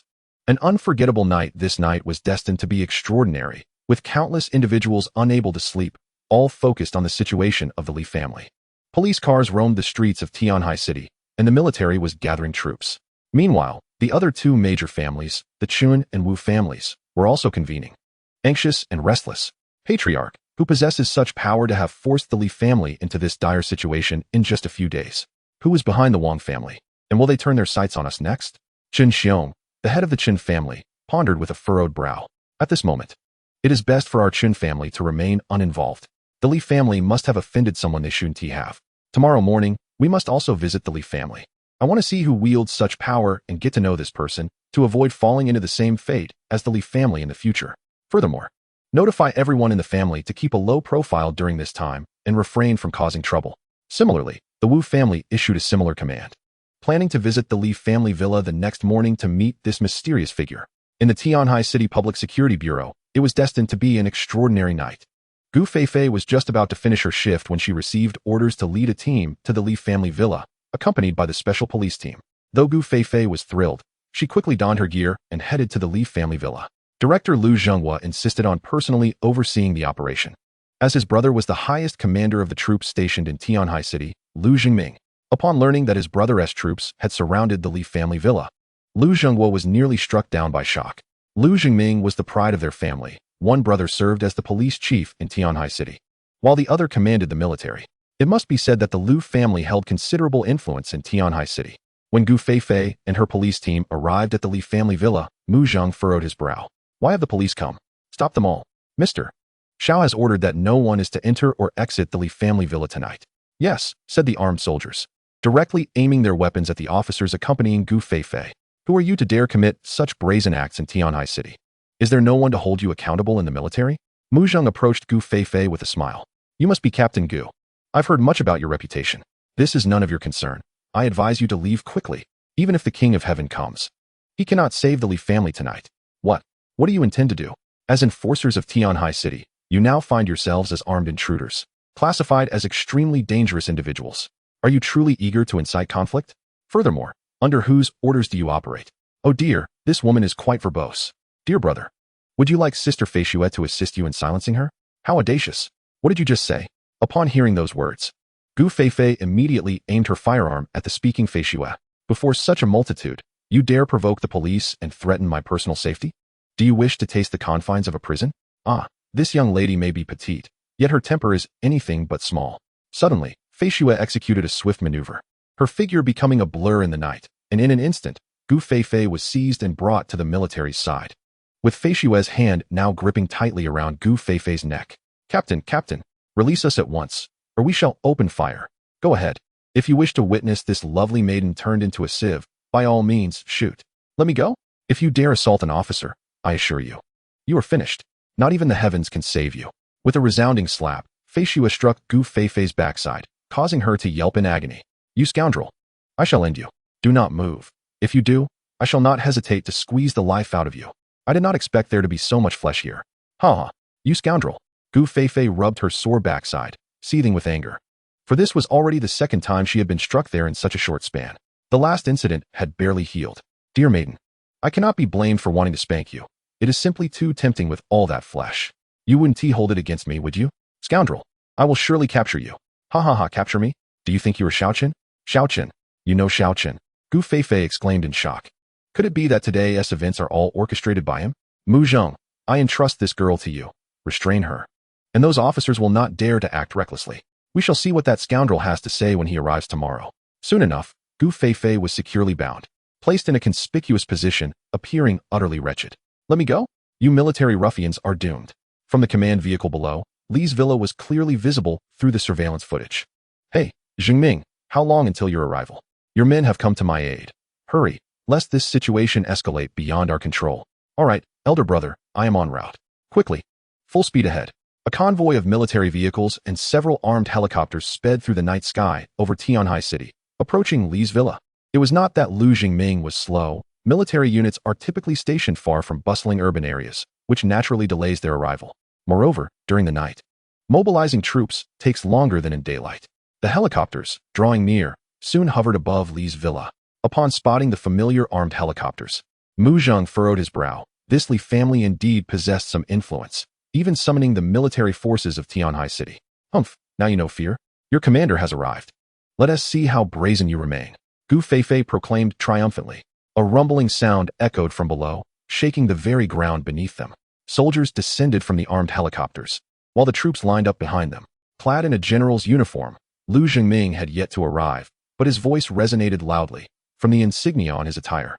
He was evidently a one-star general of Huaxia, who has the audacity. Upon seeing over 100 soldiers clad in military garb, Lu Jingming's fury intensified. Men, disarm them and apprehend everyone. Anyone who dares advance will face execution without mercy. Mu Zheng raised his machine gun and unleashed a barrage of bullets skyward, shouting loudly. Only then did Lu Jingming realize that the man leading the contingent before him was a stranger. Who are you, and which unit do you belong to? Do you possess a military order for this operation? Chapter 45. Infighting within the Li family. I am Mu Zheng of the Mu clan. Lu Jingming. Do you truly consider yourself significant? You do not even recognize me? What kind of soldier are you? How outrageous. The men behind Lu Jingming gasped in disbelief. A lieutenant dared to speak so boldly to a general. Is he not afraid of a military tribunal? How audacious. Regardless of your affiliations, today, this general shall see to it that you are imprisoned in the military facility. If you are wise, surrender your weapon at once. Otherwise, you shall meet a grim fate. It is no wonder Lu Jingming had never encountered Mu Zheng, for after receiving orders to lead a unit to Tianhai City, Mu Zheng had not reported to the military district. Moreover, Lu Jingming frequently found himself absent from Tianhai City, which is why he remained unaware of the depths to which the Li family had been suppressed. Had he known, he might have reconsidered his decision to act as the scapegoat. General Lu, I advise you to depart from the Li family. It may yet preserve your position, lest you risk your very life. As for your inquiry regarding my allegiance, I was recently reassigned to Tianhai City. One could say I am indeed your subordinate. What? My subordinate? You truly possess audacity. If you are indeed my subordinate, why did you not salute upon seeing me? What is the meaning of your defiance against my orders? I recall now, General. At that moment, an officer beside Lu Jingming whispered, General, some time ago, while you were away, we did receive a military transfer order signed by General Mu. What? General Mu? Lu Jingming nearly lost control of his composure. Why did you not inform me of such an important matter sooner? My apologies, General, it was my fault. After the order was issued, that unit never reported, and it slipped my mind. You, how could you forget something so critical? Return and receive 100 lashes. Lu Jingming turned his gaze towards Mu Zheng. His demeanor remarkably softened, for it was evident that the individuals before him were likely under General Mu's command. General Mu, who is he? He is none other than the superior of Lu Jingming, a distinguished 7-star general of Huaxia. Well, my brother, this is a misunderstanding indeed. May I inquire if you are the troops dispatched by General Mu to secure Tianhai City? Thus, it follows that today's military maneuvers were executed under General Mu's orders? The realization nearly caused Lu Zhengming to collapse. If that were the case, he would have inadvertently jeopardized General Mu's mission, a transgression that could cost him his life. Simultaneously, Lu Zhengming felt a surge of curiosity. What significance did this merely family hold that warranted such attention from General Mu, leading to their encirclement? Now, surrounded yet not attacked, what could their true intention be? Lu Zhengming, I grant you 3 minutes to deliberate. If you choose to depart with your men, I shall consider this incident as though it never transpired. Otherwise, you know the consequences. Upon hearing this, Lu Zhengming contemplated for a moment. These individuals had bypassed him to conduct military operations in Tianhai City, clearly disregarding his authority. However, losing face was preferable to losing one's life. For the Mu family was not one to be trifled with. My young brother, I am willing to withdraw my men, but might I ask for your name? Huh? What? Seeking an opportunity for retribution against me? Very well, I await your attempt.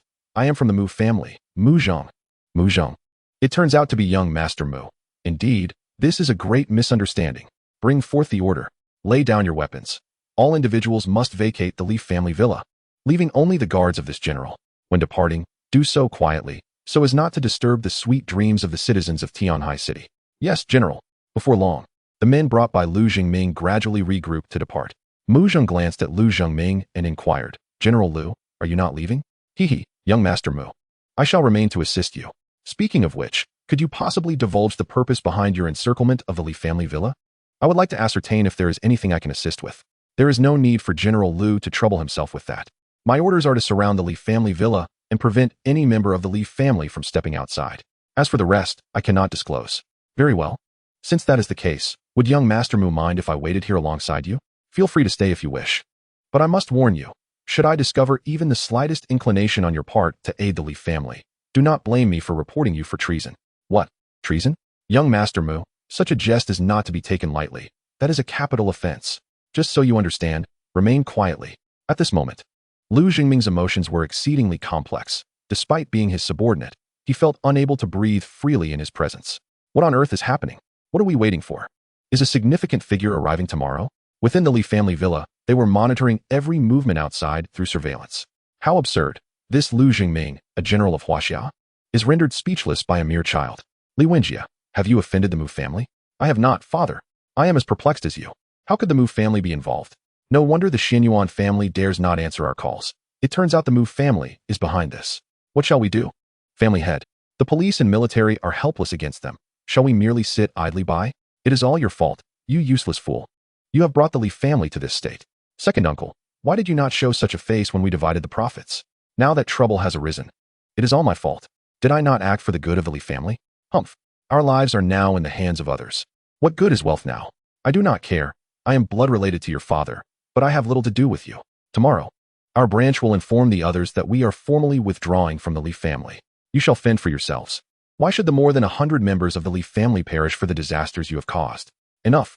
Li Yuanxing slammed his fist down in anger, exclaiming, at such a time, shall we still engage in infighting? The most crucial matter now is to unite and overcome this crisis. Do you think that once your branch separates from the Li family, you will remain unscathed? Without the honor of the Li family, you shall only be devoured by the enemies accumulated over the years. Do you truly believe you can escape unscathed? You are simply dreaming. Chapter 46. Returning to one's roots. Allowing them to no longer drift. While the Li family was embroiled in endless disputes, the instigator of it all, Xiao Chen, was presently dining at the Tang family villa. However, today, Tang Hai seemed to be glancing at Xiao Chen with intent, as if he were preoccupied with such a significant event unfolding in the Li family, who in Tianhai City remains unaware. For a time, Tang Hai had been wholly absorbed in company affairs, yet today, several suppliers whom he had previously sought cooperation from suddenly approached him, eager to collaborate. Upon inquiry, he discovered that a monumental incident had befallen the Li family. Who could be orchestrating such a suppression against the Li family? Tang Hai's first thought was Xiao Chen, yet he quickly dismissed it. How could Xiao Chen possess such formidable power? To unite the Wang family, Mu family, and various departments against the Li family is a feat of astonishing magnitude. Tang Hai had not forgotten how the Li family had oppressed the Xiao family in the past. He felt an undeniable sense of satisfaction at the Li family's misfortune. At this moment, he hesitated whether to share this information with Xiao Chen. After pondering for a while, he decided against it. He could not allow these two children to live in hatred, so Tang Hai feigned ignorance, as if nothing had transpired. After dinner, Xiao Chen ascended to the villa's rooftop. Gazing out at the Li family villa, which was ablaze with lights on the hillside, he faintly smiled, inwardly contemplating how lively the Li family villa must be at this moment. "Brother, what are you looking at?" Xiao Xinyan approached, peering in the direction of Xiao Chen's gaze, yet seeing nothing but the brightly lit streets and towering buildings. "Xinyan, after tomorrow, let us find a time to return our parents' remains to our hometown, allowing them to rest in peace and no longer drift." "Really? That would be wonderful, brother. Mom and Dad will surely be delighted to know." Seeing the smile on his sister's face, Xiao Chen felt his efforts were not in vain.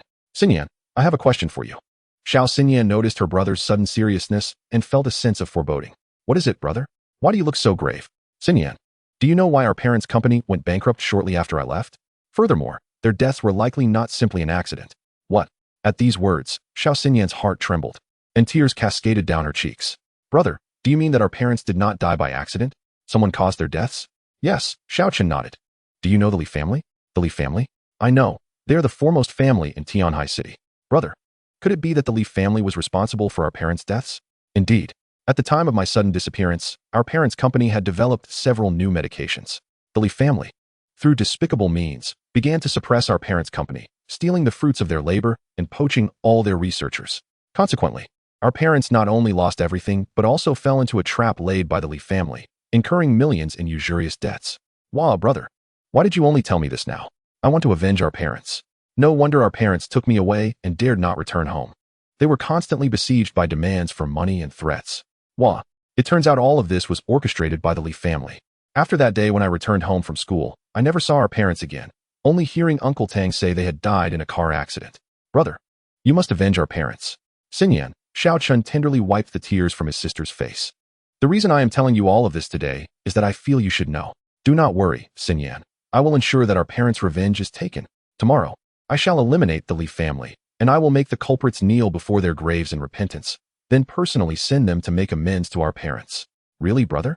But the Li family's influence is so vast. Will you not be in danger?" "Rest assured, brother has it all arranged. Regardless of who it may be, anyone who harms those dear to me shall repay 100-fold. All right, my sister, do not divulge what I have shared with you tonight, especially not to Uncle Tang Hai. I wish to spare them from worrying about me. When the time comes, we shall return to our hometown in grand fashion and ensure that our parents' memorial tablets are enshrined in the Xiao family ancestral hall." Brother, I also wish to go tomorrow. I want to witness the appearance of the fiend who brought harm to our parents." "Xianxian, you should refrain from going tomorrow. The events that may unfold are unpredictable. Stay at home and await my news. Rest assured, I will not let a single mastermind behind our parents' demise escape. In due time, you shall see them." "Very well, brother, but do exercise caution tomorrow." Once back in my room, Xiao Chen found himself unable to quell the tumultuous emotions within. He was uncertain of how many lives he would take the following day and could not allow his sister to witness such a scene. It was not yet the time for her to know too much. The night sky over Tianhai City felt longer than ever for its inhabitants. Each passing minute seemed excruciatingly drawn out, and no one knew what the morrow would bring. Sleep eluded them. It felt as though the heavens above Tianhai City were on the brink of transformation. Many lay in bed, tossing and turning restlessly. At the entrance of the Li family's villa, Gu Feifei was still bound, her body immobile, causing her immense discomfort. She incessantly berated Feishue and Mujing. "Why is it that so many people have conspired to bind just me? Release me at once. I am in distress." "Feishue, why not let her go?" "We cannot. She is the most troublesome of them all. If we release her, who knows what chaos she might incite. If we jeopardize that scoundrel's plans, I fear punishment. But I also fear for my life." Sister Feishue, tell me, with your formidable power, why do you still fear Mr. Xiao so much? Who is stronger, you or Mr. Xiao? Need I even say? Clearly, I am the stronger one. Xiao Chen only resorts to despicable means to triumph over me. Enough, enough. Do not bring him up. He gives me a headache. I have only just met him, and already I am here feeding mosquitoes for him. Am I to be his servant? If it were me, I would have stormed in alone and eliminated every member of the Li family. Who can stop Xiao Chen from killing whomever he desires? What a waste of time. This is all so troublesome. Coincidentally, Gu Feifei overheard their conversation and exploded with rage. "You actually wish to slay over 100 members of the Li family? You are a demon. And did you just mention Xiao Chen? Did he instruct you to surround the Li family?" "Oh, you know that scoundrel?" Feishue asked with a grin. "Hurry up and tell me, did Xiao Chen send you? I am a good friend of Xiao Chen. You binding me like this will only lead to his wrath tomorrow. Chapter 47. A deadly standoff. Are you here to humiliate the Li family? Silence. Continue your prattle, and I swear I will end you. So what if I know Xiao Chen? I, Fei Xue, can kill whomever I choose. Gu Feifei was left speechless. It seems everything is orchestrated by Xiao Chen. What exactly does he intend to do? Why has the Li family crossed him? Of all people to offend, why did they choose that god of death? Time marched on, second by second, until the sun began its slow ascent, causing palpable tension among the gathered individuals. None knew what fate awaited the Li family today. They could only be grateful it was not themselves in the perilous position. As dawn broke, someone suddenly voiced, "The day has come." Inside the Li family villa, those who had spent a sleepless night grew increasingly restless. "Father, shall we not fight our way out? If Xiao Chen arrives, we shall have no escape. Have you forgotten the fate of the Fu family? If we strike out now and scatter, perhaps we might find a sliver of hope. Father, I am still young. I do not wish to die. Brother, you must persuade father. Li Bin, this is futile. How can we possibly contend with the special forces outside? Even if we manage to escape, we would be relentlessly pursued by the Huaxia forces. Brother, are we truly to await our demise? I do not wish to die. I do not wish to die. Enough, Wenjia. Inform everyone to prepare. I intend to personally speak with Xiao Chen. Should our discussions fail, let everyone be ready for a fight to the death. If it comes to that, ensure that Mr. Jiang leaves us some seeds. The Li family will surely repay him handsomely afterward. After Li Yuanxing finished speaking, he rose and led the Li family members out to the villa's courtyard, where dozens of black-clad bodyguards encircled them for protection. In the shadows, some warriors cultivated by the Li family over the years emerged, including high-ranking warriors tasked with providing long-term protection. At this moment, the Li family as 7th and 8th tier warriors were all present, armed and ready, prepared to act at the slightest command from their patriarch. Li Wenjia noted that many of the black-clad warriors were unfamiliar to him. Were they secretly nurtured by his father? However, he understood that today, not even a master could guarantee their safety. Wenjia's only hope rested with the Qiyu Dark Network. Once they accepted a mission, they had never failed. He found himself wishing fervently that Xiao Chen had already been slain by the Qiyu people. Once he was gone, those outside the villa would pose no threat. Suddenly, the sound of vehicles' engines echoed from outside the Li family villa, causing everyone's hearts to leap into their throats. Upon realizing it was the Wang family's vehicle, they felt a wave of relief wash over them. Wang De stepped out, his expression grave. As he approached Wang Xiqing and politely greeted General Lu Zhengming, stationed in Tianhai City. Then he turned to Mu Jing and said, "Young Master Mu, I am here." "Well, if you have come, then you have come. Did Mr. Xiao not accompany you?" "No, Mr. Xiao will arrive shortly. He has ordered us to ensure that the Li family confesses their crimes before the public and the media." "I have brought the media. Let me first speak with the Li family." "Wang De, the Li family is cornered. They may act out of desperation. Are you not afraid for your life?" After a moment of contemplation, Wang De replied, "Indeed, that old scoundrel Li Yuanxing is ruthless. He may very well take me captive. What shall we do? If this is the case, Mr. Zhao's mission will remain unfulfilled. Oh, spare me the details. That scoundrel Xiao Chen is always up to his antics. Why not simply kill them? Why must they confess their crimes before the media? Very well, I shall lead you inside. I wish to conclude this swiftly so I can return to my slumber." Wang De was elated at the prospect. He had witnessed Fei Xue's prowess and, knowing she had Xiao Chen's endorsement, he smiled and said, "I am most grateful, Miss Fei Xue." With that, Wang De, accompanied by the media and Fei Xue, proceeded toward the villa entrance. Inside the villa, the Li family members were startled by the sound of the door opening. They have arrived. To their surprise, it was Wang De who stepped through the threshold. "Wang De, you vile creature. How dare you come to my Li family? Guards, seize him. He has unwittingly provided us with leverage." Li Wenjia commanded, and several armed bodyguards aimed their weapons at Wang De and his companions, advancing to restrain him. Unexpectedly, a series of resounding thuds echoed through the air as several bodyguards were sent flying by a single punch from Fei Xue, crashing against the wall and collapsing to the ground. Lifeless, it was evident that her strike was lethal. What?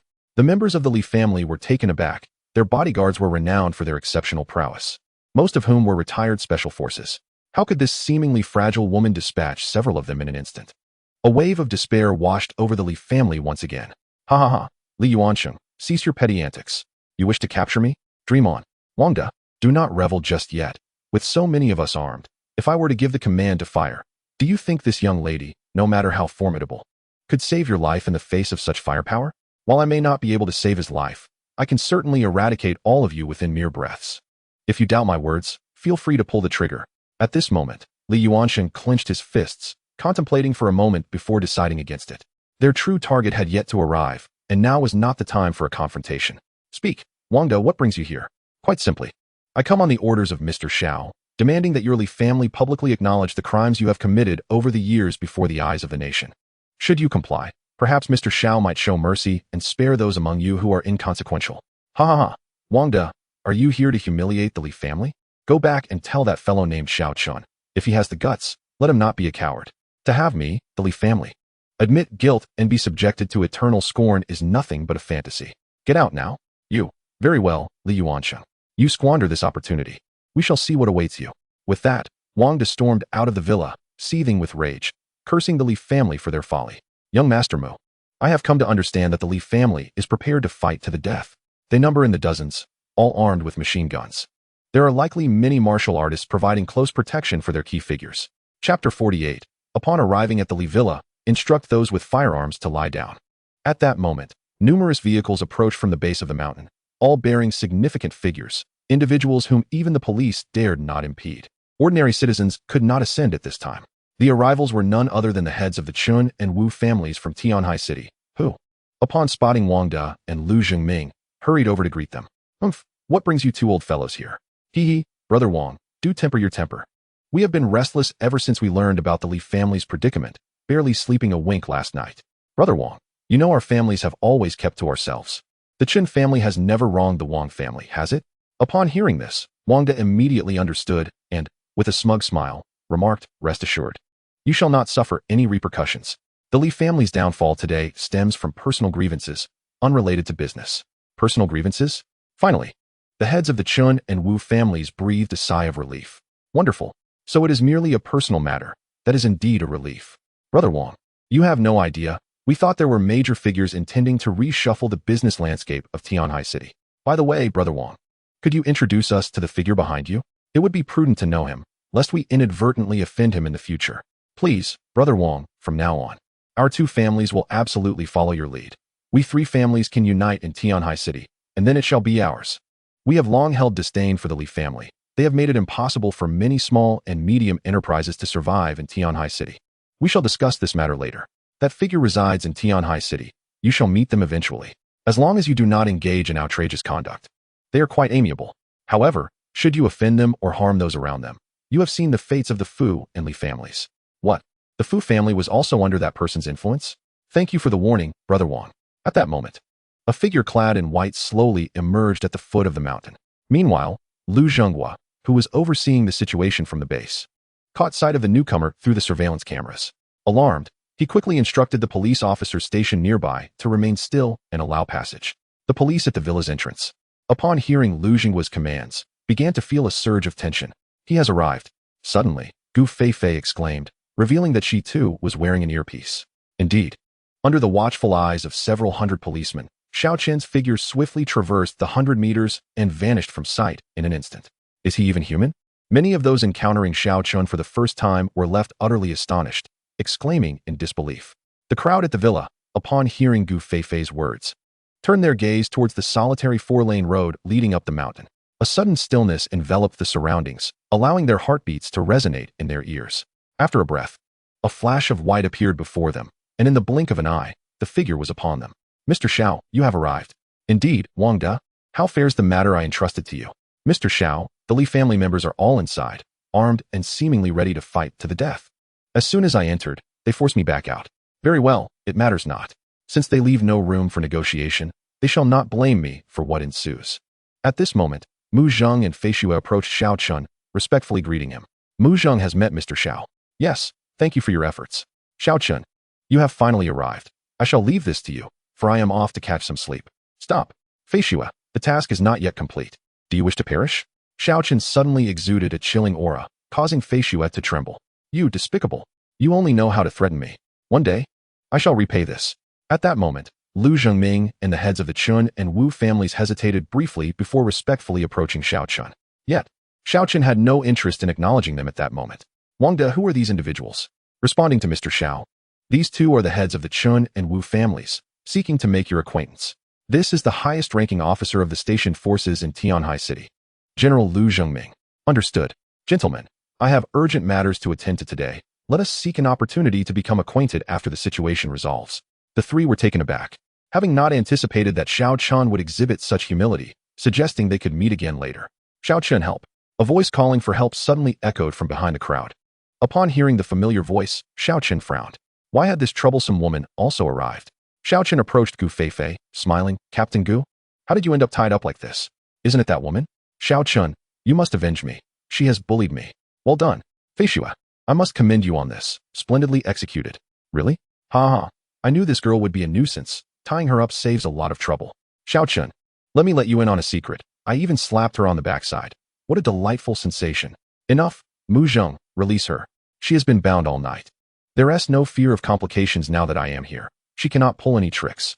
Xiao Chen cast his gaze towards the grand entrance of the Li family's villa, the very place where the assailants of his parents resided, and in an instant, his fists clenched tightly. Open the door. With a resounding crash, two soldiers under Mu Zheng simultaneously kicked open the massive iron gate of the villa. Clad in white, Xiao Chen stood at the forefront, capturing the attention of the Li family members. Are you Xiao Chen? Li Yuansheng inquired, but Xiao Chen chose to disregard the question. Turning to Feishua beside him, he commanded, within a minute, ensure that everyone holding a firearm lies on the ground. I haven't slept a wink all night and am dreadfully fatigued. However, I must admit, I revel in the art of killing and arson. Ha ha ha. With those words, Feishua's figure vanished from sight. Witnessing this, Li Yuansheng immediately ordered his men to open fire. The air was filled with the sound of gunfire as countless bullets hurtled toward Xiao Chen and his companions. Except for Xiao Chen, everyone else scrambled desperately to find cover. After a prolonged moment of hiding, they soon realized that no bullets had struck the ground. Looking up, they discovered that all the bullets had halted just a meter in front of Xiao Chen. Stunned by Xiao Chen's display of power, the crowd was left in a state of shock. The members of Lu Zhengming, the Chen family, and the Wu family were immensely relieved that they had not crossed Xiao Chen. Lu Zhengming cast a grateful glance at Mu Zheng, realizing that had it not been for Mu Zheng's intervention the night prior, he might have found himself labeled as an accomplice of the Li family by this terrifying individual. Chapter 49. The Sword of Death, the Despair and Terror of the Li family. With a swift motion, Feishua's figure glided through the crowd like a specter, and the cacophony of screams caused some timid women of the Li family to break down in tears. In less than a minute, all 50 to 60 bodyguards within the villa lay grievously injured, their hands and feet sliced by the sharp sword, tendons severed. Feishua halted beside Xiao Chen, terrifyingly clean, with not a single drop of blood staining her. How do you find my prowess? She inquired, her face brimming with pride, eager for Xiao Chen's praise. The onlookers finally comprehended that this seemingly disheveled woman possessed such formidable strength. Gu Feifei was left agape, astonished by the revelation that this girl, appearing merely a few years older than herself, could wield such power. Moreover, the nature of her relationship with Xiao Chen and the source of their immense strength bewildered her, challenging her perception of reality. As the Li family's bodyguards lay sprawled on the ground, a palpable sense of despair permeated the air. Kill them, Li Yuansheng bellowed. In an instant, hidden Li family warriors surged forth from the shadows. The crowd was taken aback, astonished that the Li family had such hidden cards to play. Just as 10 or so warriors were nearing Xiao Chen and his companions, Xiao Chen extended his right hand, and the sword in Feishua's grasp shot forth. With a gleaming arc in the air, it pierced through the chests of the Li family's warriors. The sword ultimately hovered before Feishua, untouched by blood, its chilling blade still resonating ominously. Feishua realized that if she were to grasp the sword at that moment, she would undoubtedly suffer grievous injury from its potent aura. It dawned on her that she had underestimated Xiao Chen. Even the residual sword energy was such that even her master would likely be gravely wounded. Xiao Chen, how have you honed your skills? This revelation solidified Feishua's determination to stay by Xiao Chen's side. As the sword's aura gradually dissipated, Feishua dared to retract her sword, while the Li family members again sank into despair. Xiao Chen, do you truly intend to annihilate my family? There are no eternal enemies, only everlasting interests. Xiao Chen, my family is willing to offer all our assets and withdraw from Tianhai City. Can you spare us a path to survival? Xiao Chen's gaze shifted to a high vantage point within the villa, his expression grave as he declared, I will count to 3. If you do not descend, you will die. 1. Wait. Mr. Xiao, I'm coming down. As expected, his voice had scarcely faded when an elderly man clad in gray leapt from the villa's rooftop, landing silently from a height of several dozen meters. Master Jiang? Several among the crowd recognized the elderly figure, exclaiming, Master Jiang is a renowned grandmaster in Tianhai City. I never imagined the Li family would enlist his aid. I am Jiang Danfeng. Honored to meet you, Mr. Xiao, he said, kneeling before Xiao Chen. Are you here to assist the Li family? Xiao Chen's icy stare bore into Jiang Danfeng as he coldly asked, his murderous intent palpable. Should Jiang Danfeng affirm his allegiance to the Li family, Xiao Chen would ensure he would not witness the dawn of the next day. Sensing Xiao Chen's killing intent, Jiang Danfeng quickly knelt in supplication, pleading, "Spare me, esteemed elder. Please allow me to explain." Realizing that Xiao Chen had retracted his murderous aura, Jiang Danfeng hastily continued, "Indeed, I was summoned by the Li family for assistance. However, I had no notion they would so foolishly offend you. Had I known, even with several lives, I would never have dared to involve myself in their affairs." Jiang Danfeng had been observing Xiao Chen from the villa's rooftop, and the moment Xiao Chen deflected a barrage of bullets, he understood that he was on an entirely different level compared to Xiao Chen. Upon witnessing Xiao Chen manipulate the flying sword to kill, he was left breathless with terror. Such a technique could only be wielded by a grandmaster of innate prowess. Now, having witnessed it firsthand, he realized that for someone of Xiao Chen's caliber, taking his life would be akin to crushing an ant. Still kneeling, Jiang Danfeng dared not rise while Xiao Chen remained silent. He, a grandmaster of Huaxia, accustomed to the adulation of thousands, now found himself kneeling before numerous witnesses to save his own life. What a stark reminder of the disparity in power. In the martial world, strength equates to everything. Disregarding Jiang Danfeng, Xiao Chen strode past him to confront the Li family members, evidently intending for Jiang Danfeng to remain in his humbled position. "Now I shall inquire, and you shall answer. Should you dare to conceal even a fragment of the truth, death awaits. Mr. Xiao, please ask away. I assure you I will divulge everything. I beseech you, do not kill me." Many within the Li family yearned to plead for their lives, recognizing that survival outweighed all else. Who was responsible for suppressing the Xiao family several years ago? It was he, Li Wenjie. All the ruthless actions taken against others in recent years were spearheaded by him. Mr. Xiao, it was he who coveted the Xiao family's patents, employing unscrupulous means to obtain them. If you seek vengeance, he is your target. The Xiao family's plight has nothing to do with me. I beg you, spare me. The Xiao family? The Xiao family from several years ago? Gu Feifei suddenly recalled something. When she first transferred to Tianhai City, she had been tasked with handling the case of the Xiao family.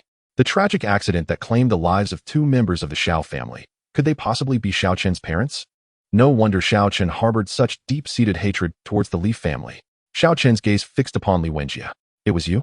Ha ha ha, indeed it was I? And what of it? Let me be frank with you, Xiao Chen. I was the architect of your parents' demise. The usury was orchestrated by me. Furthermore, their deaths were also my design.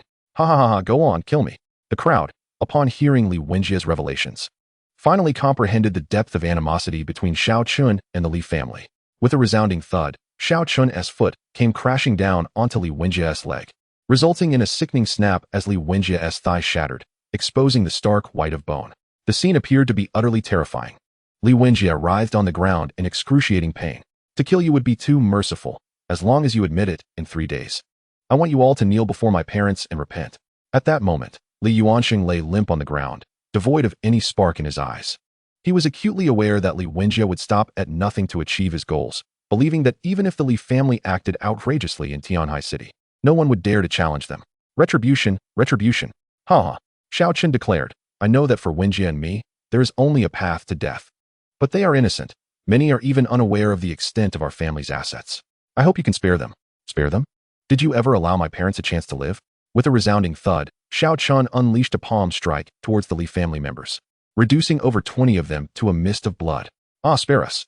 The survivors screamed in terror at the sight, the air thick with the scent of blood, causing many to vomit. "You have no right to bargain with me."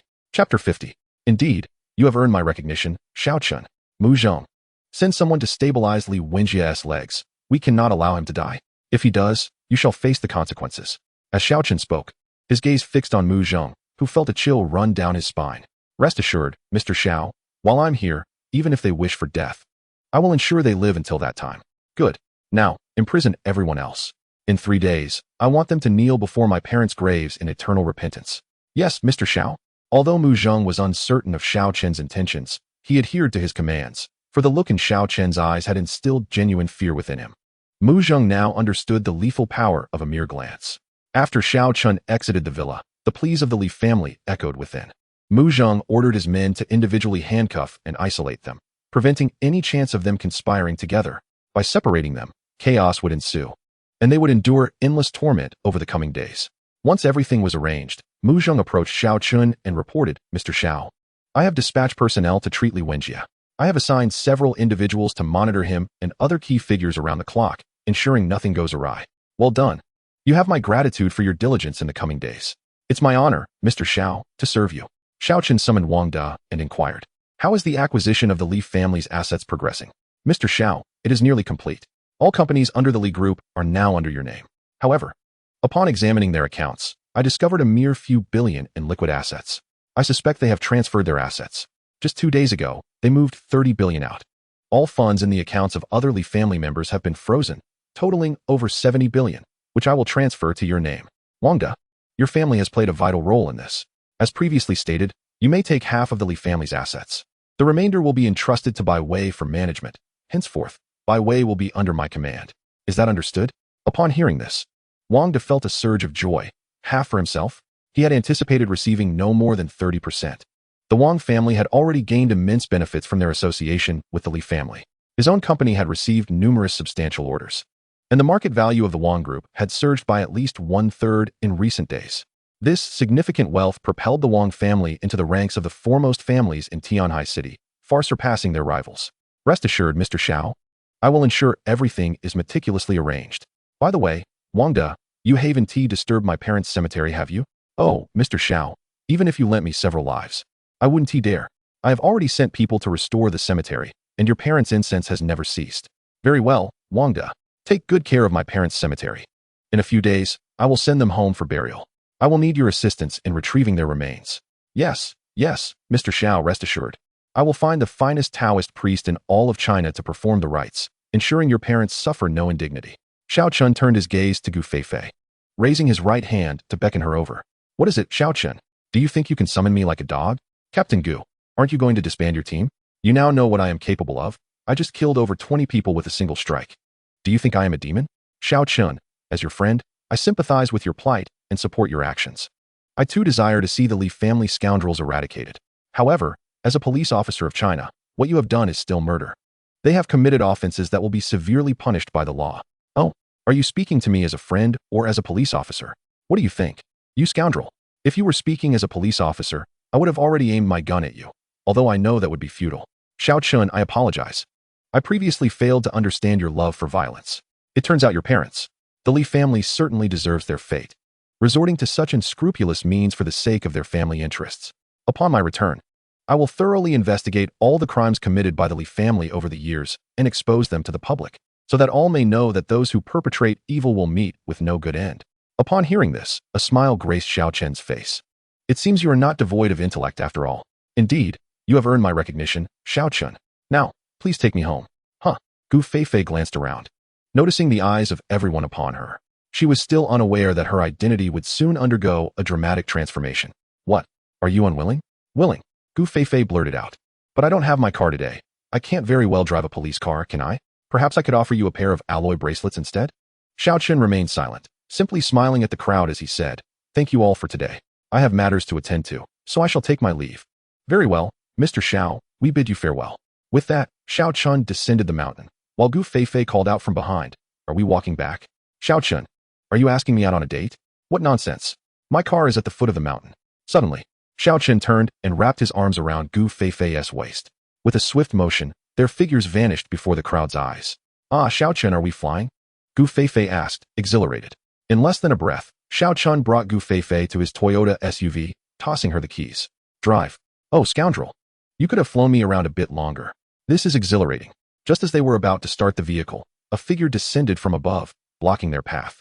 Xiao Chen, is this how you abandon me? After all the hard work I put in for you, this is how you repay me? Xiao Chen suddenly remembered that he had indeed forgotten about this girl. Get in, Fei Shua, we're going for dinner. Hee, at least you still have a bit of conscience. Captain Gu, let us embark on our journey to Heao Wixuan. Along the way, Gu Feifei inquired, Xiao Chen, are you planning to take your parents back to their hometown in a few days? May I accompany you? What would you want to go for? Do you wish to become a member of the Xiao family? Chapter 51, Eastern Capital, the strategic layout of Xiao Chen begins.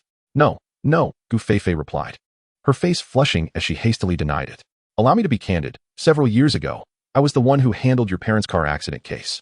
At the time, I noticed numerous inconsistencies at the scene, but as a newcomer, I succumbed to external pressures and had to conclude it as an accident.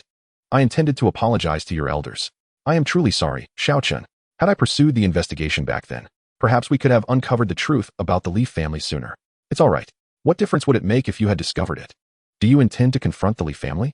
Nonetheless, I am grateful for the information you preserved, which enabled others to unveil the true cause of my parents' demise. I had known all along that it was you who handled the case, and I empathize with your situation. Not even your director would dare to probe into the Leaf family. Let us leave this matter in the past. 3 days later, in Tianhai City, Xiao family village. You are welcome to come and pay respects to my parents. Soon, the three arrived at the entrance of Heowixuan, where the security and staff had already memorized Xiao Chen's license plate. Indeed, whenever a car resembling Xiao Chen's passed by, the guards felt a surge of tension. Mr. Xiao, welcome. Yes, just prepare some food for us casually. Of course, Mr. Xiao, please follow me upstairs. Those in the lobby or at the entrance were perplexed as to why the staff at Heowixuan would show such deference to someone driving such a modest vehicle. Once in the private room, Fei Shua eagerly seized the menu and began ordering dishes with fervor, determined to leave Xiao Chen financially drained. Humph, let me be your bodyguard, and I shall ensure you cannot afford to support me. Before long, Bai Wei hurriedly entered. Mr. Xiao, you have arrived. Ah, Bai Wei, you came just in time. Please sit and join us. I have matters to discuss with you. Certainly, Mr. Xiao, please go ahead. I have already informed Wang De. From now on, you will be working for me. You have much to accomplish. First, you will no longer serve as the general manager here. I want you to establish an investment company. Second, once the Li family's assets are transferred, arrange for their prompt and proper handling. If you need assistance, consult Wang De. Third, this investment company must operate discreetly. Do not draw too much attention. Its primary business will focus on investing in and acquiring sunset industries and hire vibrant young talent, as well as market evaluators. At this moment, Bai Wei diligently noted Xiao Chen's directives in her notebook. Understood, Mr. Xiao. I shall attend to it promptly. One question. What shall we name the investment company? Eastern Capital, Xiao Chen replied without hesitation. Eastern Capital? Very well, Mr. Xiao, I have noted it. Is there anything else you wish to instruct? Let the headquarters be established in the Li Group building, which I hear is the tallest in Tianhai City. Valued at over 30 billion? Understood, Mr. Xiao. I will swiftly coordinate with General Wang to clear the building and oversee renovations. Yes, and remember, do not skimp on the renovations. The headquarters must exude grandeur, making it evident that Eastern Capital is a company of substantial means. Yes, Mr. Xiao, Bai Wei replied, her hands trembling with excitement. Having graduated with a master's degree, her dream was to manage a company worth billions, and now she had exceeded her aspirations. The thought alone filled her with exhilaration. Rest assured, Mr. Xiao, I will not let you down. I believe in you. Now let us dine. The table was soon emptied, with Fei Shua devouring the majority of the delicious dishes. After they had eaten their fill, Xiao Chen instructed Bai Wei to arrange accommodations for Fei Shua and ensure that she followed Bai Wei's directives in his absence. Subsequently, Xiao Chen rode back to the Tang family's villa in the car driven by Gu Feifei. Once parked, Gu Feifei asked, Xiao Chen, how will I return? Coincidentally, Xin Xiomei, returning from grocery shopping, spotted them and exclaimed joyfully, Chenner, is this your girlfriend? Oh dear, you should have informed us that you were bringing your girlfriend home. Xin Xiomei approached Gu Feifei and scrutinized her closely, laughing, haha, not bad at all. This girl is truly enchanting, with such ample curves. She is sure to bear children well. Chenner, you have a keen eye?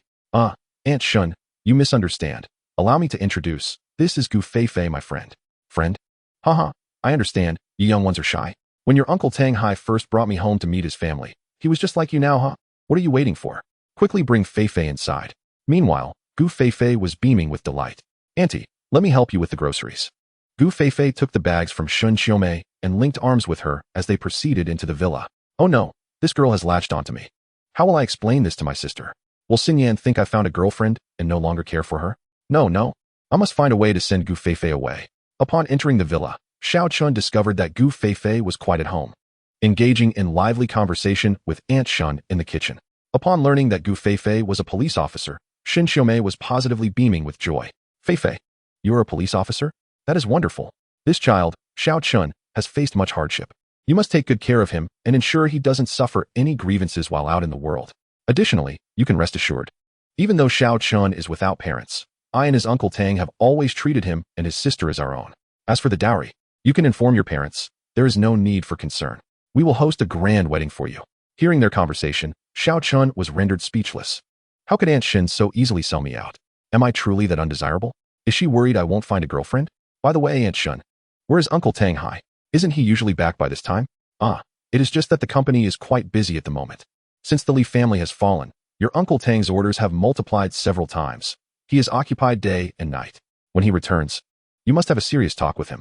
At his age, why must he work so hard? Isn't there enough money to go around? He insists on producing more medicine for the benefit of humanity, as he feels more secure with the medicines produced by his own company. Most importantly, your Uncle Tang wishes to leave behind some savings for you all.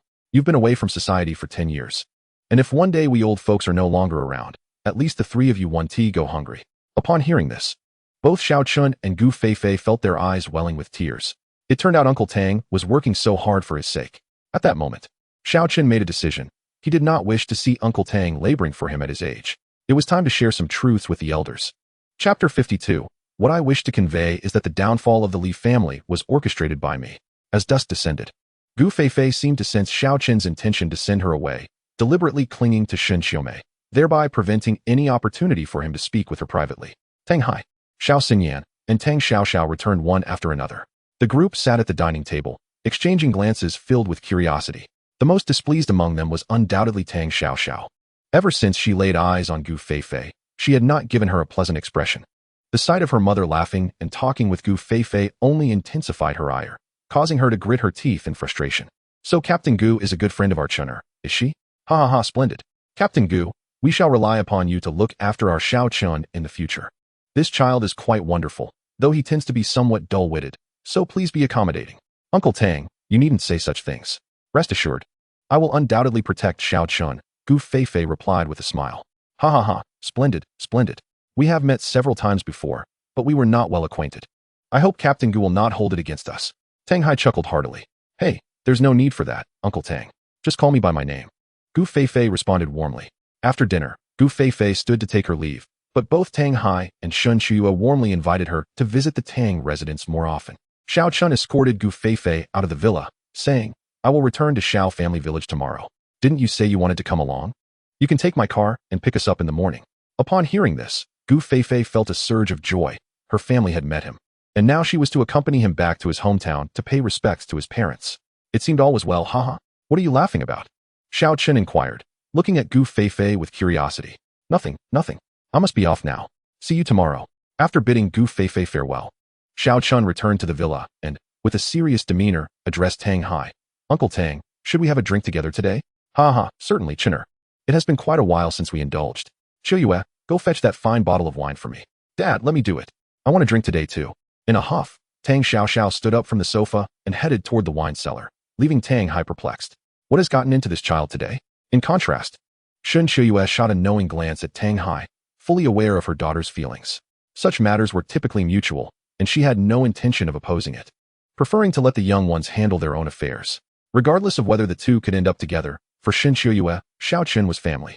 Xiao Xinyan, burdened with her own thoughts, occasionally glanced at Xiao Chen. Since he had confided in her the previous night, she seemed to have matured overnight. She also resented her own helplessness, feeling unable to assist Xiao Chen in any way. Xinyan, come sit with us. Since there's no school tomorrow, would you like to try Uncle Tang's fine wine? All right. Today, I permit you all to have a little, but do not overindulge. Xiao Chen raised his glass and downed it in one gulp, letting out a long sigh. Xinyan, that person was merely a friend of mine. Please do not misunderstand. Huh. Brother, why are you telling me this? I actually hope you find a girlfriend soon to take care of you. Uncle Tang, I have something serious to discuss with you. Seeing Xiao Chen's sudden solemnity, everyone grew tense. Especially Tang Xiaoxiao, whose heart raced at the thought that her brother had something to discuss with their father. Could it be about their marriage? Her heart raced, and her face flushed like an apple. Chener, you can speak freely. No need to be so tense. Whatever you wish to do, Uncle Tang will support you unconditionally. If you wish to move out, I can take you to look at houses tomorrow. I understand you are no longer a child. Living with us old folks can be somewhat inconvenient, especially if you wish to bring a girlfriend home. Hearing Tang Hai's words warmed Xiao Chen's heart. Thank you, Uncle Tang. But what I wish to discuss is not that. The Li family. Uncle Tang, you must know that they have fallen, right?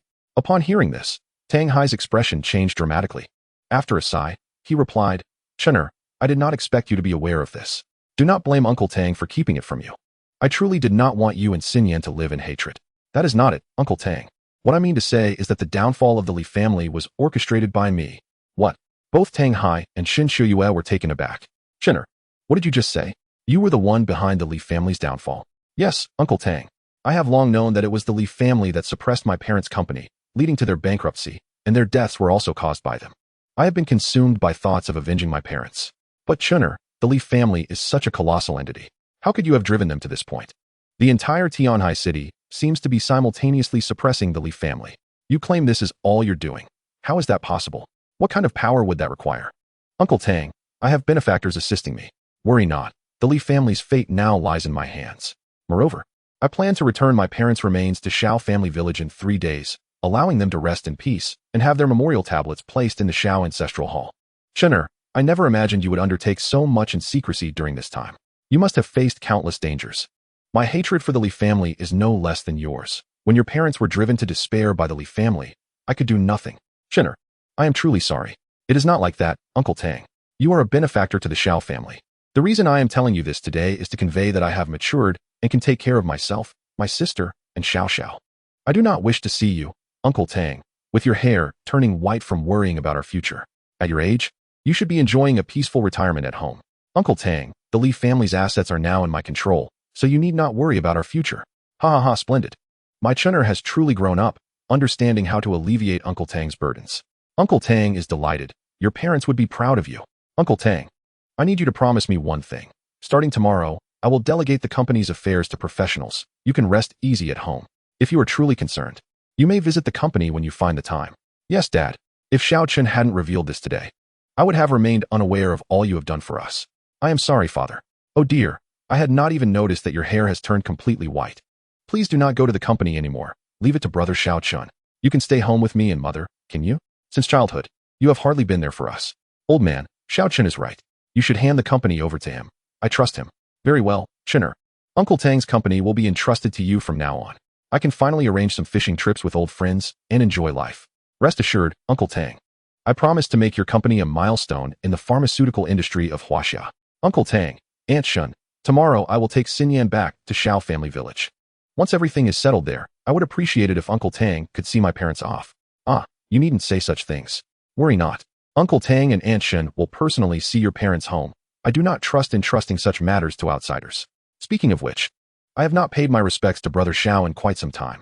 Were it not for Brother Xiao's care back then, I would not have the life I do today. After a few cups of wine, Tang Hai was slightly inebriated, his face beaming with happiness as he repeatedly remarked how Xiao Chen had grown up and that he need not worry about the old man anymore. During the period of Xiaoqing, he seized the opportunity to make a phone call to Bai Wei, instructing her to arrange for a capable individual from the Li family, proficient in managing pharmaceutical companies, to assume the role of president at Tang Pharmaceutical Company the following day. Bai Wei assured him that she would indeed find a talented person for Xiaoqing. Xinyan, make sure to rest early. Tomorrow we shall return to Xiaojia village. I am eager to discover who has prevented my parents' memorial tablets from entering the Xiaojia ancestral hall. All right, brother. I even knelt before my second uncle. But he still refused to allow my parents' memorial tablets into the ancestral hall. Uncle Tang Hai spoke many kind words too. I apologize, Xinyan, for the grievances you have endured. Tomorrow, we shall visit the cemetery I constructed for my parents. Early the next morning, Tang Hai, as was his habit, rose at the crack of dawn. Ah, Chuyue, why did you not wake me? He exclaimed, realizing he was late. How can a president be tardy? What kind of impression does that leave? Old man, did we not agree last night that you need not worry about company matters? Chun'er will handle everything. Do you not trust him? Indeed. How could I have forgotten? Nevertheless, I shall visit the company today.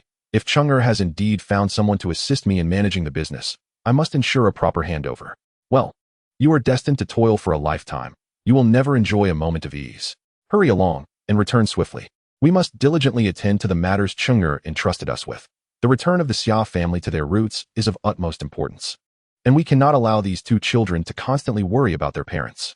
Rest assured, I understand. Just as Tang Hai stepped out, Xiaoqing descended as well. After breakfast, noticing his sister was still in slumber, he took the initiative to rouse Xiao Xinyan. Meanwhile, Gu Feifei had arrived at the villa in her car. Good morning, Captain Gu. You are quite punctual. Gu Feifei was ushered inside by Shun Chuyue to partake in some breakfast. Upon seeing Gu Feifei, Tang Xiaoxiao's jealousy erupted. Is she going too? Absolutely not. If she goes, I must go as well. I suspect this woman is not of good character. I will keep a close watch on her. As the group exited, Shun Chuyue hurried after them, anxiously saying, Chun'er, why not drive your Uncle Tang's Audi back today? The competition in the countryside is quite fierce. Driving this car, which your uncle purchased a decade ago, might invite ridicule from your relatives. It's all right, Aunt Shin. I am not concerned about that.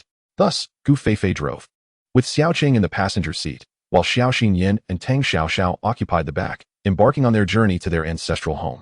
Xiaojia village in Tianhai City lingered in Xiao Chen's memory, albeit vaguely, for after moving to the city with his parents during his childhood, he had seldom interacted with his relatives there. However, the customs in Tianhai dictate that if a person cannot be buried in their hometown, their memorial tablets cannot be placed in the ancestral hall, rendering them as wandering souls without rest. This was precisely why Xiao Chen felt compelled to bring his parents back home. Should anyone dare to impede him, he would ensure they faced the consequences. Xiaojia village, situated in the northern part of Tianhai City, had not developed well due to its geographical location. Nevertheless, in recent years, with the economic growth of Huaxia, even though Xiaojia village lacked geographical advantages, it had made significant progress. It was now interconnected with the city, boasting convenient transportation and educational institutions. Being the foremost family in the village, the Xia family had lent its name to Xiaojia village, though many residents bore different surnames. While in the car, Xiao Chen called Mudwa to inform her that he would arrive in approximately an hour. At Tang Pharmaceutical Company, the conference room buzzed with anticipation as everyone awaited Tang Hai to assign tasks. Hadn't they agreed to convene early this morning? Why hasn't President Tang arrived yet? This is the first time I've seen him late since joining the company. At the entrance of Tang Pharmaceutical Company, a Bentley glided to a halt. Bai Wei, clad in a black professional suit, exuded the aura of a formidable businesswoman. This Bentley was also an asset of the Li family, gifted to Bai Wei by Wang De.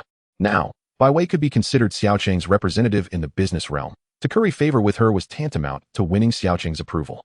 Upon her exit from the car, the rear door of the Bentley opened, revealing a middle-aged man in a suit and glasses. Bai Zong, is this the company belonging to Mr. Xia? I am well aware of Tang Pharmaceutical Company. We have been competitors in the past. I never imagined I would take up a position here now. Zhang Zong, I have informed you that this is a crucial company for Mr. Xia. If you fail to manage it properly, you understand the consequences? Yes, Bai Zong. You need not worry. I was responsible for the pharmaceutical sector at the Li family, and I am confident in transforming Tang Pharmaceutical Company into the leading company in Tianhai City. With the support of Mr. Xia and you, Bai Zong, I am equally confident we can reach the pinnacle in Huaxia. Good. I hold your capabilities in high regard. Since Mr. Xia has entrusted this matter entirely to me, this is your opportunity. Indeed, following Mr. Xia and you, Bai Zong, I have found my place. During my time at the Li family, I was always on edge. The Li family is now reaping what they have sown. All right, let us proceed inside. Upon entering the company, the front desk staff's gaze remained fixed on Zhang Zong, pondering. Isn't that Zhang Kaming? What brings him to our company? Bai Wei's voice rang out in the lobby. Effective immediately, Dongfang Capital will officially take over Tang Pharmaceutical Company. And this gentleman will be your new president. What? The crowd gasped in astonishment. It was not merely the announcement of a new president that shocked them. It was Zhang Kaming himself. Anyone in this industry would recognize the president of Li Pharmaceutical, Zhang Kaming, who had been a formidable competitor, one they could hardly aspire to rival. Zhang Kaming was the driving force behind the rise of Li Pharmaceutical from nothing to the strongest pharmaceutical company in several surrounding cities. Tang Pharmaceutical Company had even held numerous research meetings specifically targeting Zhang Kaming, acknowledging his vision and capabilities. Zhang Zong, we wholeheartedly welcome you to our Tang Pharmaceutical Company. But surely this requires some communication from President Tang? Shall we have you both wait in the office for a moment while we contact President Tang to clarify? The executives at Tang Pharmaceutical Company were taken aback, realizing why President Tang was late. As for Bai Wei's assertion that Tang Pharmaceutical would now belong to Dongfang Capital, they were at a loss, having never heard of this name before. Could it be that some major consortium had acquired Tang Pharmaceutical?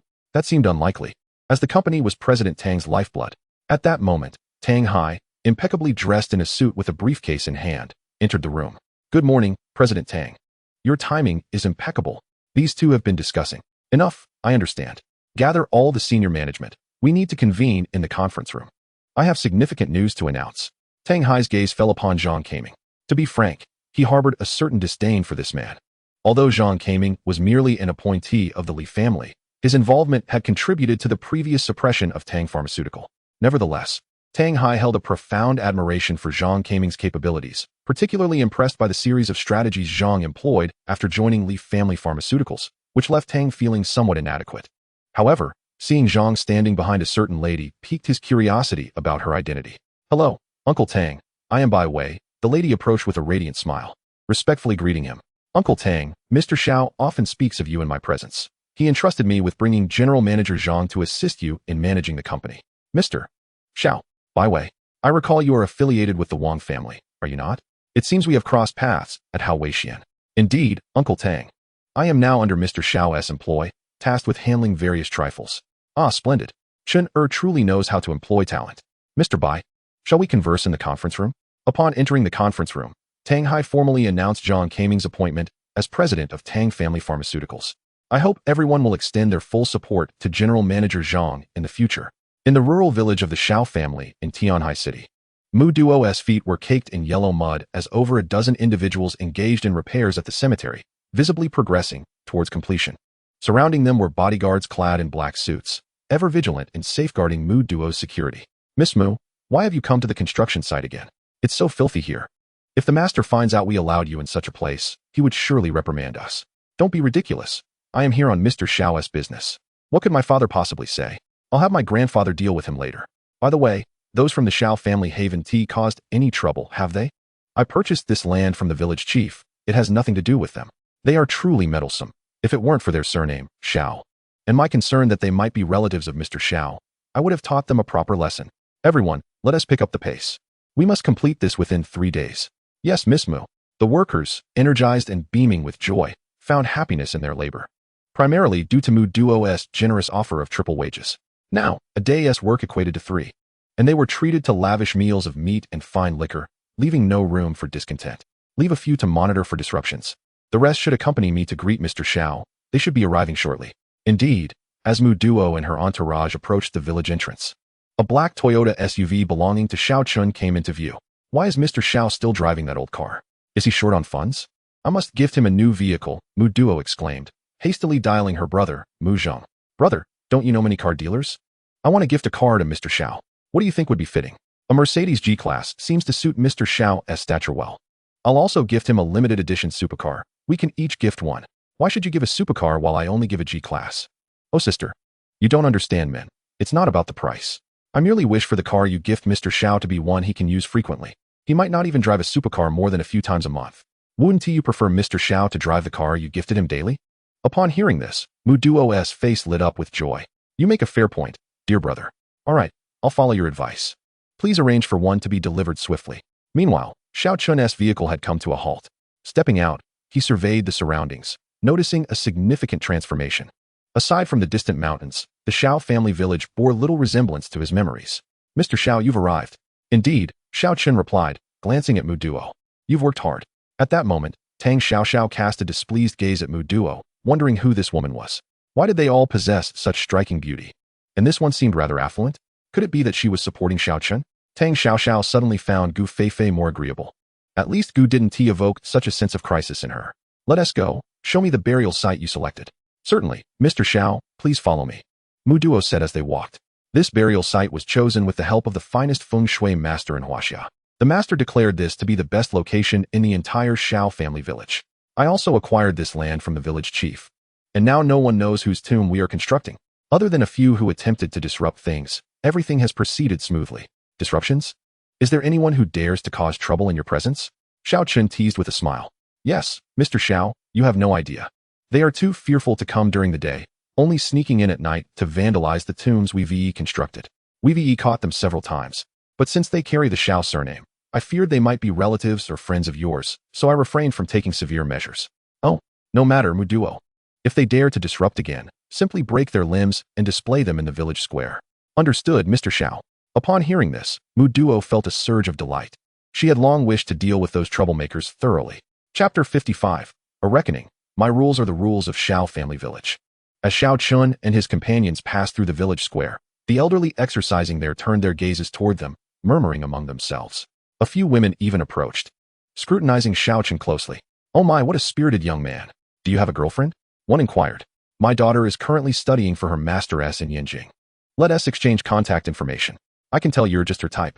Seeing this, Gu Feifei and Tang Xiao's expressions soured as they rushed forward, angrily exclaiming. Step aside. What is so special about him? The women remarked as they assessed Tang Xiao. You don't measure up to my daughter at all. What did you say? Repeat that. Tang Xiao was infuriated, nearly losing her composure had Gu Feifei not restrained her.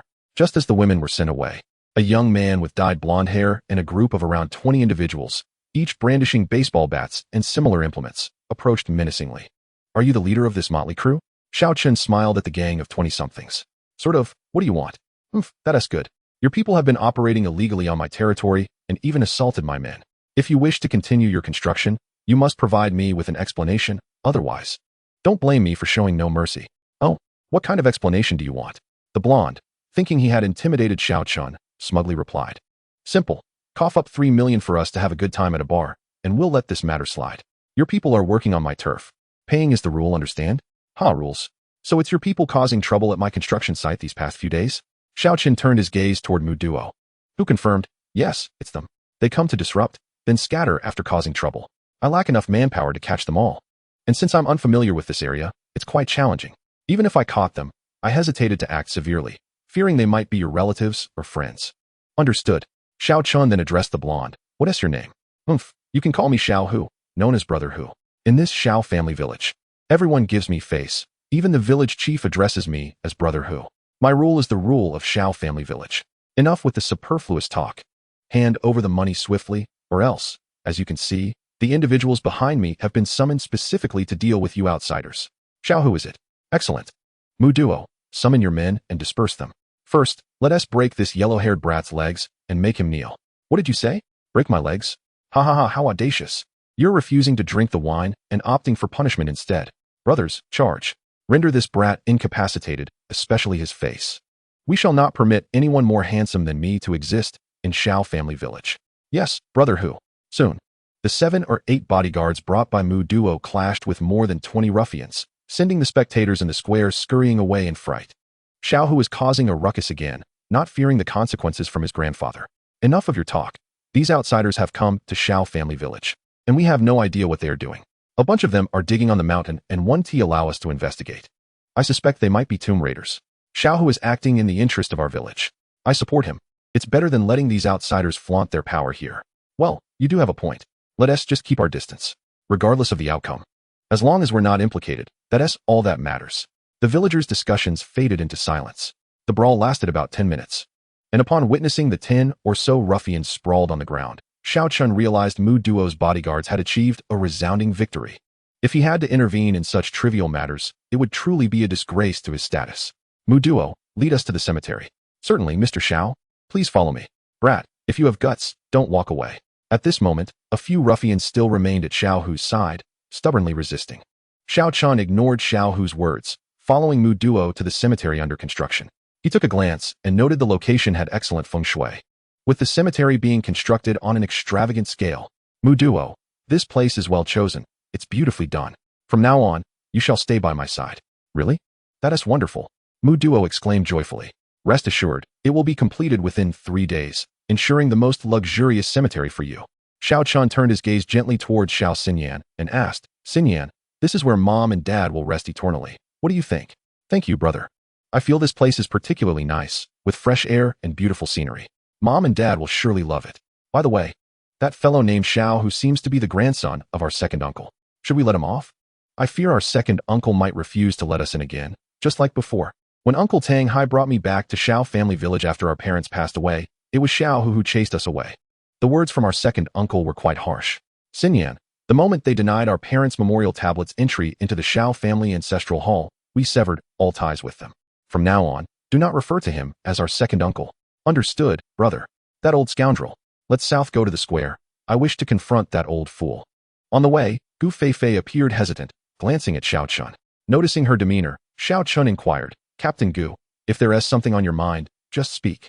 Xiao Chen, after your relentless methods in Tianhai City over the past few years, there are hardly any ruffians left. Who would have thought they've moved their base to the countryside? They seem to have quite an organization. Once I return, I will manage the local police to ensure they do not dare to commit crimes under my nose. Are you worried I might kill them? Rest assured, many of them are just kids. Do you truly see me as a heartless killer? I'll merely teach them a lesson and let them go. Of course, with one exception. Phew, that's a relief, Gu Feifei sighed, feeling at ease. If Xiao Chen truly acted without mercy, wiping out these young miscreants, Gu Feifei would likely reassess her view of him, potentially distancing herself, as his actions would have crossed her bottom line. Chapter 56, the yellow-haired brat's threat, making him kneel to speak. Upon arriving at the square, 8 bodyguards formed a large circle, within which Xiao Hu and over 20 ruffians writhed on the ground in pain. You're finished. Do you know who my brother-in-law is? How dare you strike me? Xiao Chen and the others approached, and despite the 8 bodyguards being somewhat injured, they were all former special forces and could withstand the ruffians' unscrupulous tactics. They used all sorts of underhanded methods, from throwing chili powder to sneak attacks. The 8 bodyguards expended considerable effort to subdue them, and amidst the chaos, several cowardly ruffians managed to escape. You're dead. No one in Xiao family village dares to touch me. Just wait and see. Xiao Hu glared viciously at Xiao Chen, threatening him with malice. Break his legs and make him kneel to speak. Yes, Mr. Xiao. At these words, 4 bodyguards emerged from behind, eyes filled with menace as they approached Xiao Hu. It's this yellow-haired brat who just stole my egg. I've wanted to kill him for ages. What do you want? Don't come any closer. I'll tell you, my brother-in-law is one of the 8 great kings under Xingu. My grandfather was the former village chief of Xiao family village. And my father is the chief. Try touching me. Please, no? The 4 bodyguards seized Xiao Hu, and with a swift motion, each broke one of his legs. The screams echoed throughout the square, causing Xiao Xinyan and Tang Xiaoxiao to shut their eyes in terror. The remaining ruffians with Xiao Hu trembled in fear and hurriedly knelt, begging for mercy. None shall approach without my command. Xiao Chen then addressed Mu Duo. In 2 days it will be an auspicious date. The day my parents are laid to rest. I will rely on you to manage that. Also, please arrange accommodations for us. I will be here for the next few days. This Xiao family village is filled with foul air. It's time to clean it up. Understood, Mr. Xiao. I anticipated your arrival today, so I arranged several RVs for your comfort. There are no hotels here. I apologize for the inconvenience. But you'll have to stay in the RV for now. They should arrive shortly, and the square has convenient access to water and electricity. That sounds quite agreeable. Thank you for your efforts. All right, you may go about your business. We'll explore the area. Don't go. Don't leave. It hurts so much. Quickly call an ambulance. I'm dying. Woo-woo, it hurts so much. Hearing Xiao Hu's cries, Xiao Chen turned and replied, Don't worry. You won't die just yet. Enjoy the moment. You bastard, I'll kill you. Once my brother-in-law arrives, I'll ensure you suffer 1,000 cuts. Xiao Chen scoffed coldly, turning to lead his sister and the others into the depths of Xiao family village. After walking for about 10 minutes, guided by his memory, Xiao Chen stopped in front of a dilapidated, crumbling old house. Xinyan, this is where I was born. Until I was 10, I lived here, and every day after school, Mom would wait for me at the door and lead me inside to enjoy a warm meal. After speaking, Xiao Chen's eyes were already bloodshot. Brother, I miss Mom and Dad so much, sob sob sob. Come on, sister, let us go inside and take a look. Xiao Chen tugged at the rusted iron lock, and with a slight exertion, it snapped. As he pushed open the heavy wooden door, a musty odor assaulted his senses. Brother, it's a pity that when I was born, Mom and Dad had already moved to the urban area of Tianhai City. You must have been very happy living here back then, right? Yes, indeed. A place where family gathers is always a source of joy. Xiaoyan. No matter where we are, as long as family is present, that is home. Xiao Chen approached a wall covered in dust, and with a gentle wave of his right hand, the dust vanished into thin air. The photos hanging on the wall came into view. Wow, brother. This is a family portrait. How wonderful. I finally see our family portrait again. Is this little child you? So, this is what you looked like as a child. Ha ha. Meanwhile, Gu Feifei and Tang Xiaoxiao were also captivated by Xiao Chen's childhood photos, comparing them to his current appearance. Xiao Chen, I feel you look more handsome now. Xiao Chen disregarded Gu Feifei's comment and said to Xiao Xinyan, if you like these photos, take them all with you.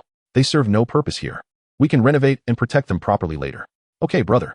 While the two were chatting, unbeknownst to them, Gu Feifei had secretly tucked away a photo of Xiao Chen from when he was about 7 or 8 years old. Such small actions could not escape Xiao Chen's keen senses, though he chose to ignore them. Upon exiting the old house, Xiao Chen extended his right hand towards the dilapidated structure, clenching his fist in the air. Boom. The entire house collapsed with a thunderous crash. Brother, why did the house suddenly fall? What if we want to come back later? Xinyan, it was time for this house to come down. I don't wish for anyone to step inside again. Let its form remain forever in our memories. The sound of the collapsing house attracted the attention of several villagers. Many stepped out of their homes to discuss the fallen structure. Oh dear, how could such a fine house collapse? I was planning to store some things inside. This is quite troublesome. Well, it's for the best. That family is long gone. Next year, I can finally build my garage here. When my son returns, he won't have to worry about parking. Ha ha ha. Just as this woman finished speaking, a loud slap echoed, and she fell to the ground, spitting out a few of her already loosened teeth, bewildered as she looked around. The imprint of the slap remained vividly on her face. Who hit me? Who did this to me? Ignoring the fiery pain on her face, blood trickled from her mouth. Wah, who hit me, wah? We don't know anything. We didn't see a thing. At that moment, the shadowy figure who had struck her, Xiao Chen, had already brought the 3 women to the entrance of the Xiao family ancestral hall. Observing the imposing structure, he strode in decisively, determined to pay his respects to his grandfather today. With a beaming smile, Xiao Chen turned to Xiao Xinyan. Xinyan, you haven't met Grandpa yet, have you? He adored me the most when I was little. It was also due to his passing that the Xiao family became fragmented, forcing our lineage to be barred from entering this ancestral hall. Just as Xiao Chun and Xiao Xinyan were about to light incense for their grandfather, an elderly man dressed in a black zhongshan suit, leaning on a cane, slowly approached them. His initial confusion morphed into a fierce glare upon seeing Xiao Chun and the others. Who are you two? Startled by the elder's presence, Xiao Xinyan instinctively hid behind Xiao Chun. Xiao Chen recalled that this man was Xiao Pejuan, his grandfather's younger brother, whom he used to call second uncle during his childhood. However, this second uncle had never treated their family kindly. Upon spotting Xiao Chun, Xiao Pejuan's eyes shifted from confusion to hostility. I thought I'd see someone important. It's just you two little brats. Get out of here. The Xiao family ancestral hall is not a place you can enter. Are you trying to bring shame upon our family? Xinyan, ignore him. We're here to pay respects to Grandpa. When Xiao Pejuan saw that they dared to disregard him, he struck the ground with his cane in anger. You are unworthy to pay respects to our ancestors. Get out. Old man, you are going too far. They are honoring their grandfather, and you dare to interfere? It's as if you think you are immortal. When your descendants want to honor you, and someone stops them, I am certain you would leap to their aid. What did you say? You vile girl, cursing me to death. How outrageous. Just as I thought. The offspring of that wretched Xiao Yangsheng has raised a pack of miscreants. I will call my son right now, and I will ensure you two are completely expelled from the Xiao family. You will no longer be allowed to carry the Xiao surname. Hearing this, Xiao Chen chuckled. You little brat, what are you laughing at? Old man, call whoever you wish. By the way, your grandson is named Xiao Hu, right? He is currently at the village square. If you don't hurry, you might miss him. What? Xiao Pejuan was taken aback. What have you done to my Huer? Hastily, he turned on his cane and strode towards the square, pulling out his phone to call for help. After contacting everyone from his branch of the family, Xiao Pejuan finally arrived at the square, where he could hear his grandson Xiao Hu's cries for help from a distance. Huer, what has happened to you? Huer, Grandpa, help me. Help. Just as Xiao Pejuan attempted to approach Xiao Hu, two bodyguards blocked his way. Mr. Xiao has given orders. No one is permitted to approach without his command. Mr. Xiao? Xiao Chen, you scoundrel. How dare you harm my Hu? I will see you dead. Get out of my way. With that, Xiao Pejuan swung his cane at one of the bodyguards, but it was effortlessly seized. Leave now. If you dare to act recklessly again, do not blame us for disregarding the elderly. You. Xiao Pejuan was infuriated, his teeth clenched, feeling a surge of rage that nearly caused him to falter. Grandpa, don't talk to them. These people are merely Xiao Chun's lackeys. Quickly call my brother-in-law. Once he arrives, Xiao Chen won't be able to stand. All right, I'll call now. After saying this, Xiao Pejuan took out his phone and dialed his granddaughter Xiao Yuner. Hello, Yuner. Come back and save your brother and grandfather. They are bullying us right at our doorstep. And your brother's leg has been broken. What? Meanwhile, in a high-end residential complex in Tianhai City, Xiao Yuner, still lying in bed, was taken aback by the call.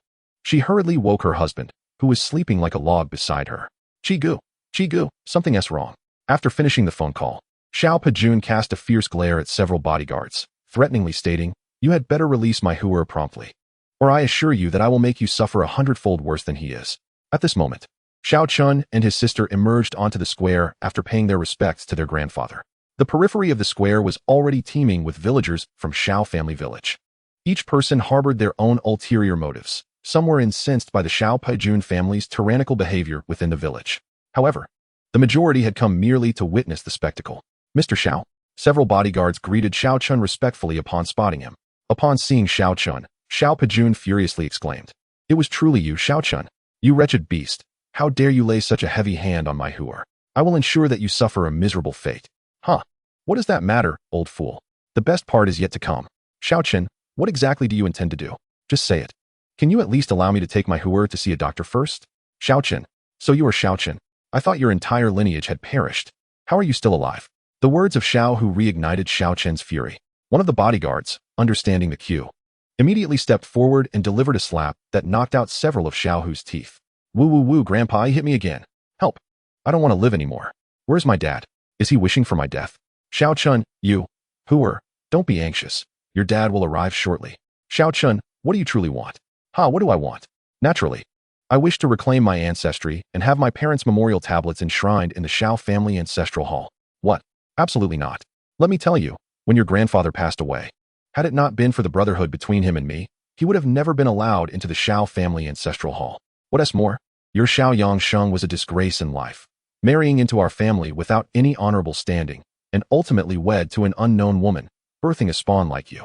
If your grandfather hadn't interceded on his behalf, he would have been expelled from the Xiao family long ago, just a few centuries back. My Xiao family was a prestigious lineage in Huaxia, and it is because of pests like you that we have fallen to this state. Even more infuriating. A few years ago, a group from Tianhai City relentlessly pursued us for debts, vandalizing every household in Xiao family village. Upon investigation, we discovered that Xiao Yangsheng had accrued substantial debts from loan sharks outside, and such a person is worthy of being enshrined in our ancestral hall. Dream on. Finished? After hearing Xiao Pejun's words, both Xiao Chen and his sister felt an overwhelming urge to slap this old fool to death. However, the time was not yet ripe. They needed to ensure their parents' memorial tablets were rightfully enshrined in the Xiao family ancestral hall. Currently, it could be said that Xiao Pejun was the head of the Xiao family, and to lay claim to their rightful place, they needed this old fool's approval. Xiao Chen possessed ample methods to secure his agreement. Since he wished to play games, he would indulge him.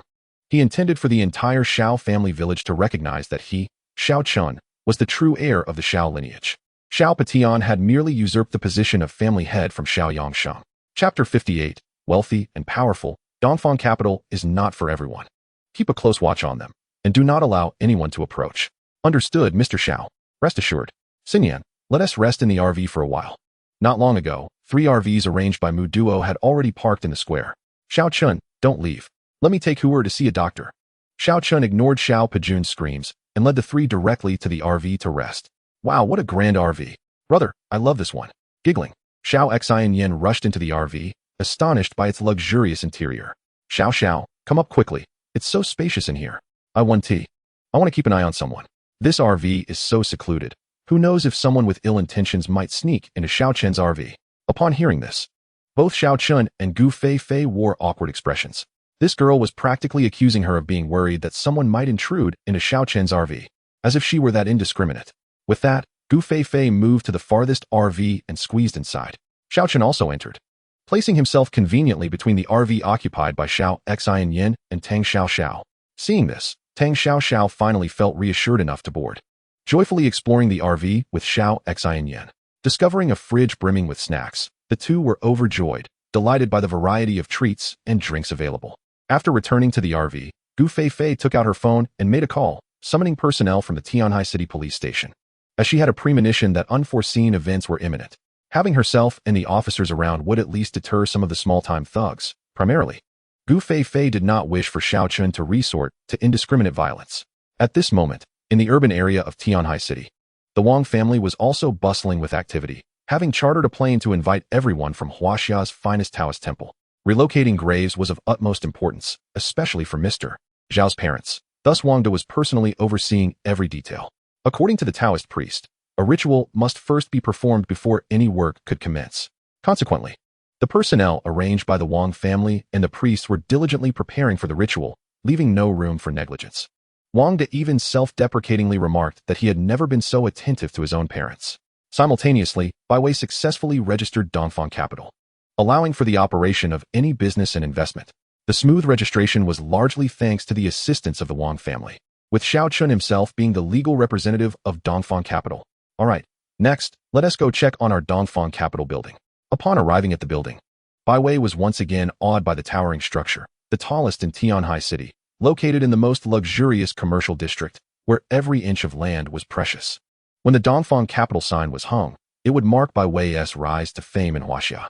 At this moment, the interior and exterior of the Dongfang capital building were bustling with countless individuals working tirelessly on renovations, following Xiao Chen's directive to ensure an ostentatious appearance, immediately conveying that Dongfang capital was a wealthy conglomerate.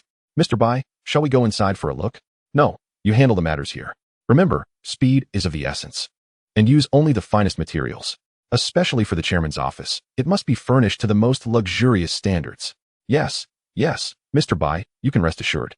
Subsequently, Bai Wei boarded the car, heading to the temporary office of Dongfang capital. During the ride, she inquired of her assistant, "How is the recruitment going?" "Mr. Bai, we have already posted recruitment announcements across universities nationwide and set up recruitment points in every city. The salary and benefits exceed those of competitors by more than double. We are currently inundated with resumes, and our recruitment staff can barely keep up." "Good. Remember this. Dongfang capital is not a place for just anyone. If they miss this opportunity, they will regret it for life. Ensure that the vetting process is stringent. We must thoroughly investigate their character, educational background, and family circumstances. We cannot allow just anyone into our headquarters. Understood, Mr. Bai. I will arrange it immediately. In 2 days, I will be leaving for a while, and you will be responsible for overseeing things. You know the consequences of any misstep. Rest assured, President Bai, I shall not disappoint you. In Xiaojia village. An hour slipped by unnoticed, and Tang Xiao had already succumbed to slumber on the bed, muttering incessantly, "Vixen, let go of my brother Xiao Chen." The thunderous roar of approaching cars echoed, and Xiao Chen, seated within, opened his eyes, a subtle smile gracing his lips. Have they arrived? Just as they treated my parents in the past, so shall I treat them today? Since they disregard kinship, I shall not suffer their injustice lightly. Dad, Mom. Sob, sob, sob, save me quickly. Upon seeing his father's car, Xiao burst into tears, fearing his parents were unaware of his dire predicament. The first to arrive were Xiao's parents, Xiao Tianbang and Yang Yulan, along with others brought by Xiao Tianbang upon learning of his son's beating. Throughout the journey, Yang Yulan urged the driver to hasten, her heart aching for her only beloved son. Upon exiting the car, they immediately sensed an unusual atmosphere in Xiaojia village, evidenced by the luxury vehicles and several RVs parked nearby. But what of it? Regardless of who they were, anyone who dared to harm Xiao Tianbang's son was courting death. Dad, Mom, sob, sob, sob, help me. Hooer, oh my Hooer, what has happened to you? Stay back. No one may approach. Otherwise, do not blame us for our rudeness. As they rushed over to check on Xiao's injuries, they were met by the bodyguards of Muduo, who barred their path. Boldly, who are you? Do you know who I am? Do you know who he is? Are you courting death? Xiao Tianbang bellowed at them, but the bodyguards remained unfazed, showing him no respect. It was no surprise, for they were from the Mu family. Few in Tianhai City, or even in China, could command their attention, let alone someone as insignificant as Xiao Tianbang. Seeing this, Xiao Tianbang's fury intensified, his teeth clenched in rage. Scoundrels! No one has dared to disregard me like this. Bring these mutts aside. If they end up dead, it will be on my account. Chapter 59. Dare to strike my son? I shall not hold back. I shall protect you. Very well, Director Xiao, leave it to us. With that, a dozen ruffians disembarked from a van, brandishing weapons and machetes, surrounding them. The leading brute even bore a pistol at his waist. These thugs were local ruffians, and Xiao Tianbang often mingled with them, leveraging his status to thrive in the area. The Mu family's bodyguards, upon seeing these fierce thugs, regarded them with disdain. In terms of strength, they could each take on 2 or 3 of the ruffians. In terms of weaponry, each was armed with a gun. In terms of backing, the Mu family's bodyguards merely laughed. Brothers, let us deal with them properly. We must not embarrass Mr. Xiao. They haven't drawn their guns yet. Neither shall we. With that, 7 or 8 bodyguards brandished collapsible batons, forming a line, ready to strike down anyone who dared approach. Witnessing this, Xiao Tianbang became increasingly convinced of the gravity of the situation. Charge! The ruffians, emboldened by their numbers, surged forward, and soon the two factions clashed. Seizing the opportunity, Xiao Tianbang's family rushed to Xiao's side, expressing their concern. My dear Hooer, you have suffered. Dad, Mom, they broke my leg. It hurts so much. Avenge me. Avenge me. Do not worry, my child. I shall ensure they meet a miserable fate. Dad, have you called my son-in-law? These people seem formidable. Only he can set my mind at ease. He should bring more people. Rest assured, I've already called. They should be arriving soon. They are here because of Xiao Chen. He has returned to trouble us. What? Xiao Chen? My cousin's useless son? Wasn't he declared dead 8 years ago? I know not how this has transpired. He suddenly returned, demanding his parents' commemorative tablets be placed in the Xiao family ancestral hall. Truly laughable. Let us not dwell on that. The priority now is to get Hooer to the hospital. If we delay, he may never walk again. Just as Xiao Tianbang mustered all his strength to lift Xiao Hu and carry him away, the skirmish nearby reached its climax. Gazing about, he saw his own men strewn on the ground, save for the leader, who remained motionless against the backdrop of a threatening black gun barrel pressed to his temple. Brothers, let us speak amicably. Do not fire. We shall leave at once. The leader realized they had kicked a hornet's nest. Not only was he in peril, but he feared for Xiao Tianbang's safety as well. Take your people and scram. If we see you again, I'll treat you to a bullet. Yes, yes, brothers. We are leaving, we are leaving. The leader, drenched in sweat, signaled for his gang to hastily retreat to their vehicles, eager to escape this terrifying place. Come back. Who permitted your departure? Do you believe I want to make it impossible for you to survive in Tianhai City? To hell with you, Xiao Tianbang.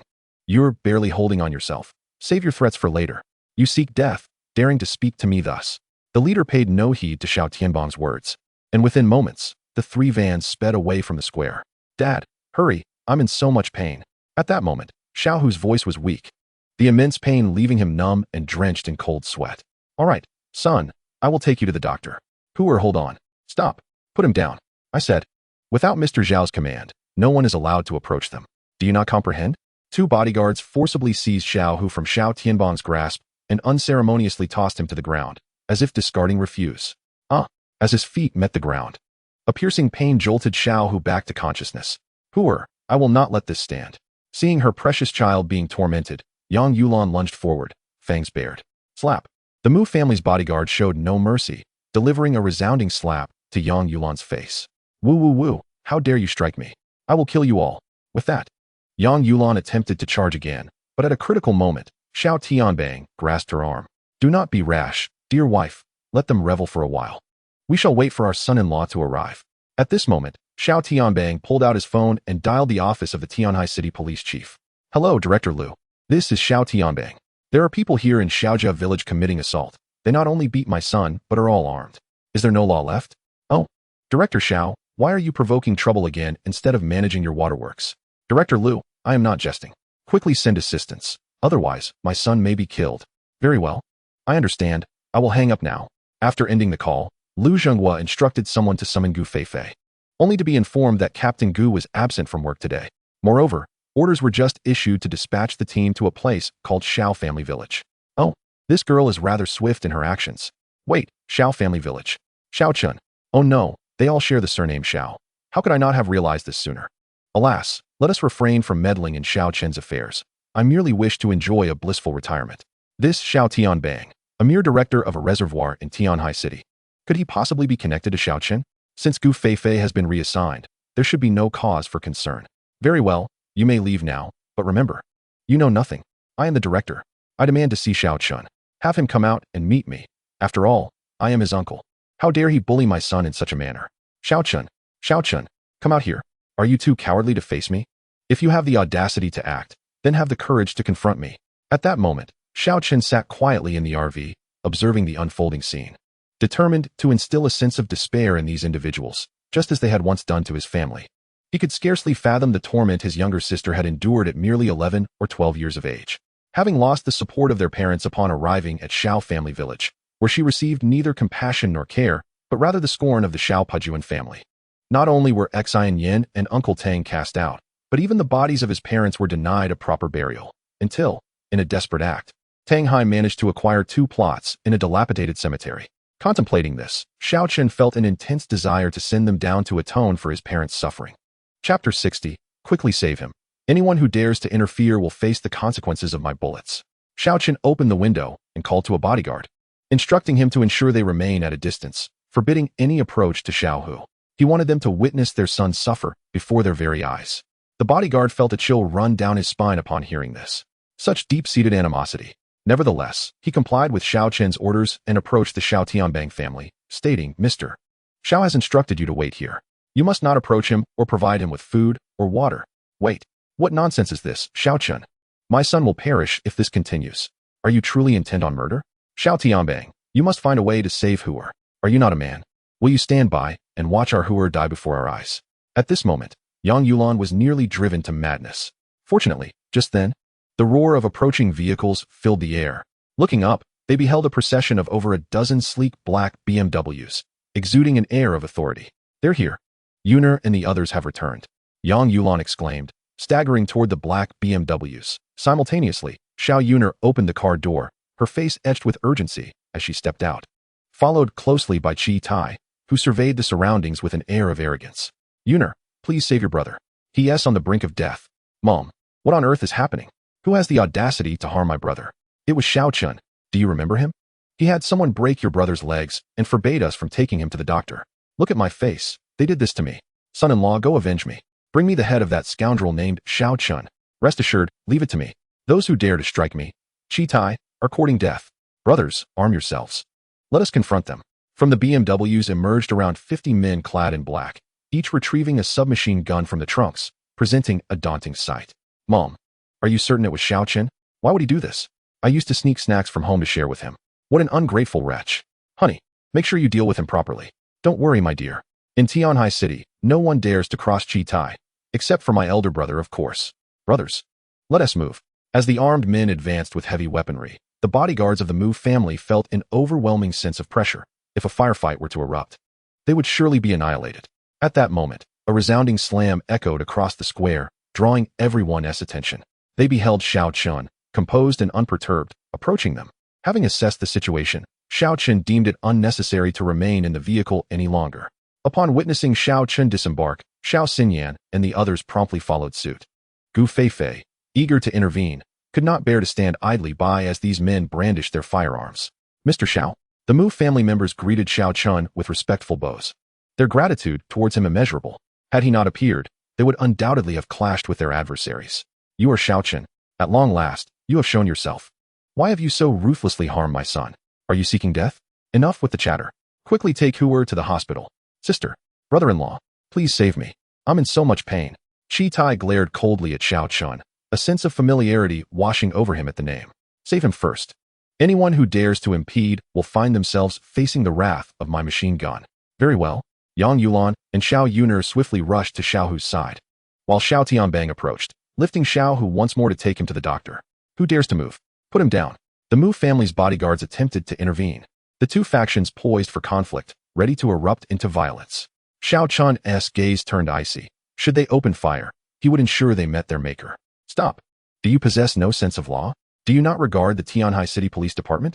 Chi Tai, who granted you the audacity to bring armed men and instigate violence? Do you seek imprisonment or death? Huh. I thought it was our criminal investigation team leader, Gu Shun. Chi Tai remarked, glancing at Gu Feifei, before scanning the area and chuckling. Is it just you here today, Captain Gu? On vacation, are we? Chi Tai, order your men to lower their weapons and leave this place at once, or you will face consequences beyond your capacity to bear. Damn it, Gu Feifei. Am I to give you face? In the city, I might afford you some respect, but here, I am the one in charge. Even the King of Heaven cannot save them. You. Gu Feifei gnashed her teeth in fury, wishing fervently for Xiao Chen to eliminate this scoundrel. Goodwill is wasted on the ungrateful. Very well. Chi Tai, do not come begging to me later. Ha ha. Beg you? Are you offering to warm my bed or bear my children? Ha ha. What are you doing? Lower the weapons in your hands. Anyone who dares to move will be shot on sight. I Haven T slept well, and if you do not present me with 50 million, you will all die? Chi Gu, back off. Xiao Chen stepped forward, positioning himself in front of the others, addressing Chi Tai. You desire 50 million? You have quite the audacity, standing here unafraid with so many guns trained on you. Of course, I am afraid. However, I have made it clear today, no one shall touch Xiao Hu. I stand before you. If you have the courage, fire away, or perhaps you might call Wu Yangjiang and inquire if he dares to demand 50 million from me. Wu Yangjiang? Is he not the father of our boss, Wu Xing? At this, Chi Tai was struck by an ominous premonition. Honey, what are you doing? There are only a few of them. Hurry and subdue them. My brother is on the brink of collapse. Xiao Chen, you scoundrel, do you still remember me? I took care of you so well when we were young, and now you actually bring people to assault my brother. Are you even human? It was only then that Xiao Chen turned his gaze towards the speaker, Xiao Yuner. After pondering for a moment, he replied, I'm sorry, but I do not recall ever knowing a woman as unattractive as you. Deep within, Xiao Chen mused, care for me? Your family was the one that bullied and oppressed mine the most during our childhood. What did you say? You bastard. How dare you call me ugly? Husband. You must beat him to death. Shut up, you foul-mouthed woman. Your family is the one causing the most trouble here. Do I still need you to instruct me on how to handle my affairs? Chapter 61. Despite all precautions, I never expected to cross paths with this killer. Witnessing Chi Tai scold his daughter in front of him, Xiao Tianbang felt an overwhelming anger, yet he was helpless. This position of authority was arranged for him by his son-in-law. Without him, the Xiao family would be nothing. At that moment, Chi Tai hesitated. Having risen to prominence in Tianhai City, he was no fool. The bodyguards before him each exuded an air of impressive capability, far superior to the ruffians under his command, and it appeared their firearms were military-grade. Even Captain Gu was standing with them, known as Gu Shun among the thugs for his unyielding demeanor over the years, which had led many of his underlings to fall victim to his hand. Instantly, Chi Tai stepped aside to call his boss, Wu Xing. He wanted to see if this Xiao Chen was merely trying to intimidate him. If his boss had no prior knowledge of Xiao Chen, he would ensure that his bones were shattered. A minute later, Chi Tai stood there, dumbfounded, his phone slipping from his grasp and shattering upon impact with the ground. With a thud, Chi Tai trembled and knelt before Xiao Chen. What are you doing, husband? Xiao Yuner exclaimed in shock. Mr. Xiao, spare me, please. Oh, Did you not just say you wanted to invite me to taste bullets? Now that your life is in my hands, how could I spare you? I'm sorry, Mr. Xiao, I beg for your mercy. Qitai immediately began bowing and apologizing profusely, his forehead striking the concrete floor until it bled. The Xiao family watched in disbelief. Was this truly the arrogant son-in-law they once knew? Enough, just remain on your knees. Yes, Mr. Xiao, I will remain kneeling. It turned out that when Qitai had called Wu Xing to update him on the situation, upon hearing Xiao Chen's name, Wu Xing had jumped from his chair in fright. He warned Qitai that if he dared to disrespect Xiao Chen, he would not end well, and informed him that the Li family was under Xiao Chen's influence. Thus, Qitai's terror was entirely justified. Meanwhile, Wu Xing immediately relayed the situation to his father, Wu Yanjiang, who slapped Wu Xing across the face, fuming, "Are you trying to doom our entire Wu family? You fool. Prepare the car and head to Xiao family village immediately. Despite all precautions, I never expected to cross paths with this killer. Haven't I already told you to instruct your men to be discreet? How could such a situation arise? Are you an imbecile? Father, I have indeed notified them and cautioned them against provoking Xiao Chen or anyone associated with him. Who knew my subordinate would be so blind? It is too late to say anything now. Hurry up, I hope we are not too late. Gather all your top men. That wretched Qitai, I will personally flay him alive. Son-in-law, what has happened? Why are you kneeling and bowing your head? What do you fear? He is just a poor orphan without parents. Have your men apprehend him." Silence. You all listen here, Qitai shouted in fury. From this moment on, I, Qitai, sever all ties with the Xiao family. If you seek death, do not involve me. Bring everyone to kneel immediately. If Mr. Xiao does not give the nod today, we shall all perish here. In unison, dozens of men dropped to their knees before Xiao Chen. At that moment, Qitai's back was drenched in sweat, his robust muscles trembling. Given Wu Xing's tone, it seemed he would either die or be flayed alive. It's all your fault, all of you. If I die, you will all accompany me in death. Husband, please don't be like this. Tell me what's wrong. Why are you so frightened after just one phone call? In all these years of marriage, I have never seen you like this. Get away, you foul woman. Stay far from me. Do not call me husband. I have no need for a wife who brings me such trouble. Seeing this, Xiao Tianbang and Xiao Patian furrowed their brows. At this moment, Xiao, whose condition was deteriorating rapidly, the excruciating pain causing him to faint multiple times. What should we do, father? Please, think of a way to save my son. Husband, you must think of something. Yuner, son-in-law, I implore you, save my son. Xiao Chen observed coldly, the scene reminiscent of how they had treated his sister previously. He approached the bewildered Xiao Xinyan and said, "Come, sister, let us return to the car. Brother, are we really going to let Xiao suffer like this? It feels so cruel. Xinyan, it is not that I am heartless. Have you forgotten how they prevented our parents from returning home for a proper burial years ago? Back then, you two knelt before them pleading, and what was the result? Our parents' bodies were left out in the open, with no regard for kinship. It is not that I do not seek vengeance. The time simply has not yet come. When I encounter them, I shall demand repayment tenfold, 100-fold. Indeed, Xinyan, I believe Brother Xiao Chen is right. Look at how arrogant they were. Do not feel pity for them. If we were the weaker party, who knows how they would torment us now? All right, I will listen to you, brother. Xiao Chen, please do not go, I beg you. As an uncle, I kneel before you. Please, spare my son. Beg me. You should question your father about what he has done in the past. Can my parents enter the Xiao family ancestral hall, or not? Wake Xiao with water. A scene as riveting as this should not leave him unconscious. Xiao Chen understood that Xiao was merely overwhelmed by pain. Death was still far off. He had only broken bones, his flesh remained intact, and there was no need to worry about excessive bleeding. Keep an eye on them. No one is allowed to approach Xiao. Anyone who disobeys will have their legs broken. With that, Xiao Chen ignored Xiao Tianbang's cries and returned to the RV with the three of them. Yes, Mr. Xiao. A bodyguard produced a bottle of water, took a sip, and then sprayed it directly onto the face of the unconscious Xiao who instantly regained consciousness. What followed was a sharp pain radiating through his legs. Chapter 62. The Past of the Xiao Family, the Grudges and Affections of the Elders. Ah, Mom and Dad. Why am I still here? Why haven't I been taken to the hospital? Ah, it hurts so much. Seeing the dozens of people kneeling before him. Xiao was even more astonished. Brother-in-law? Why are you kneeling?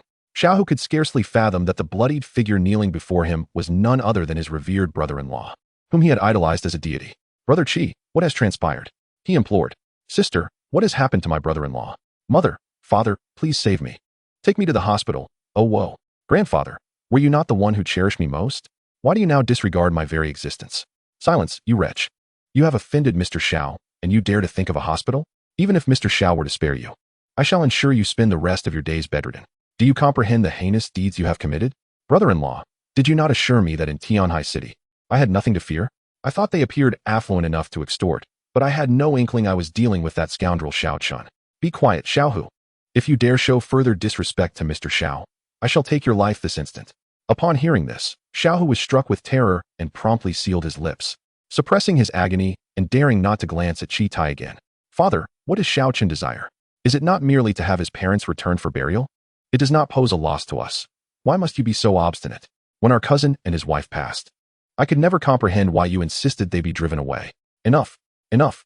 Xiao Tianbang, I may acquiesce to other matters, but allowing that entire family into the Xiao ancestral hall is only possible over my dead body. Do you grasp how arduous our lineage has struggled to reach this point?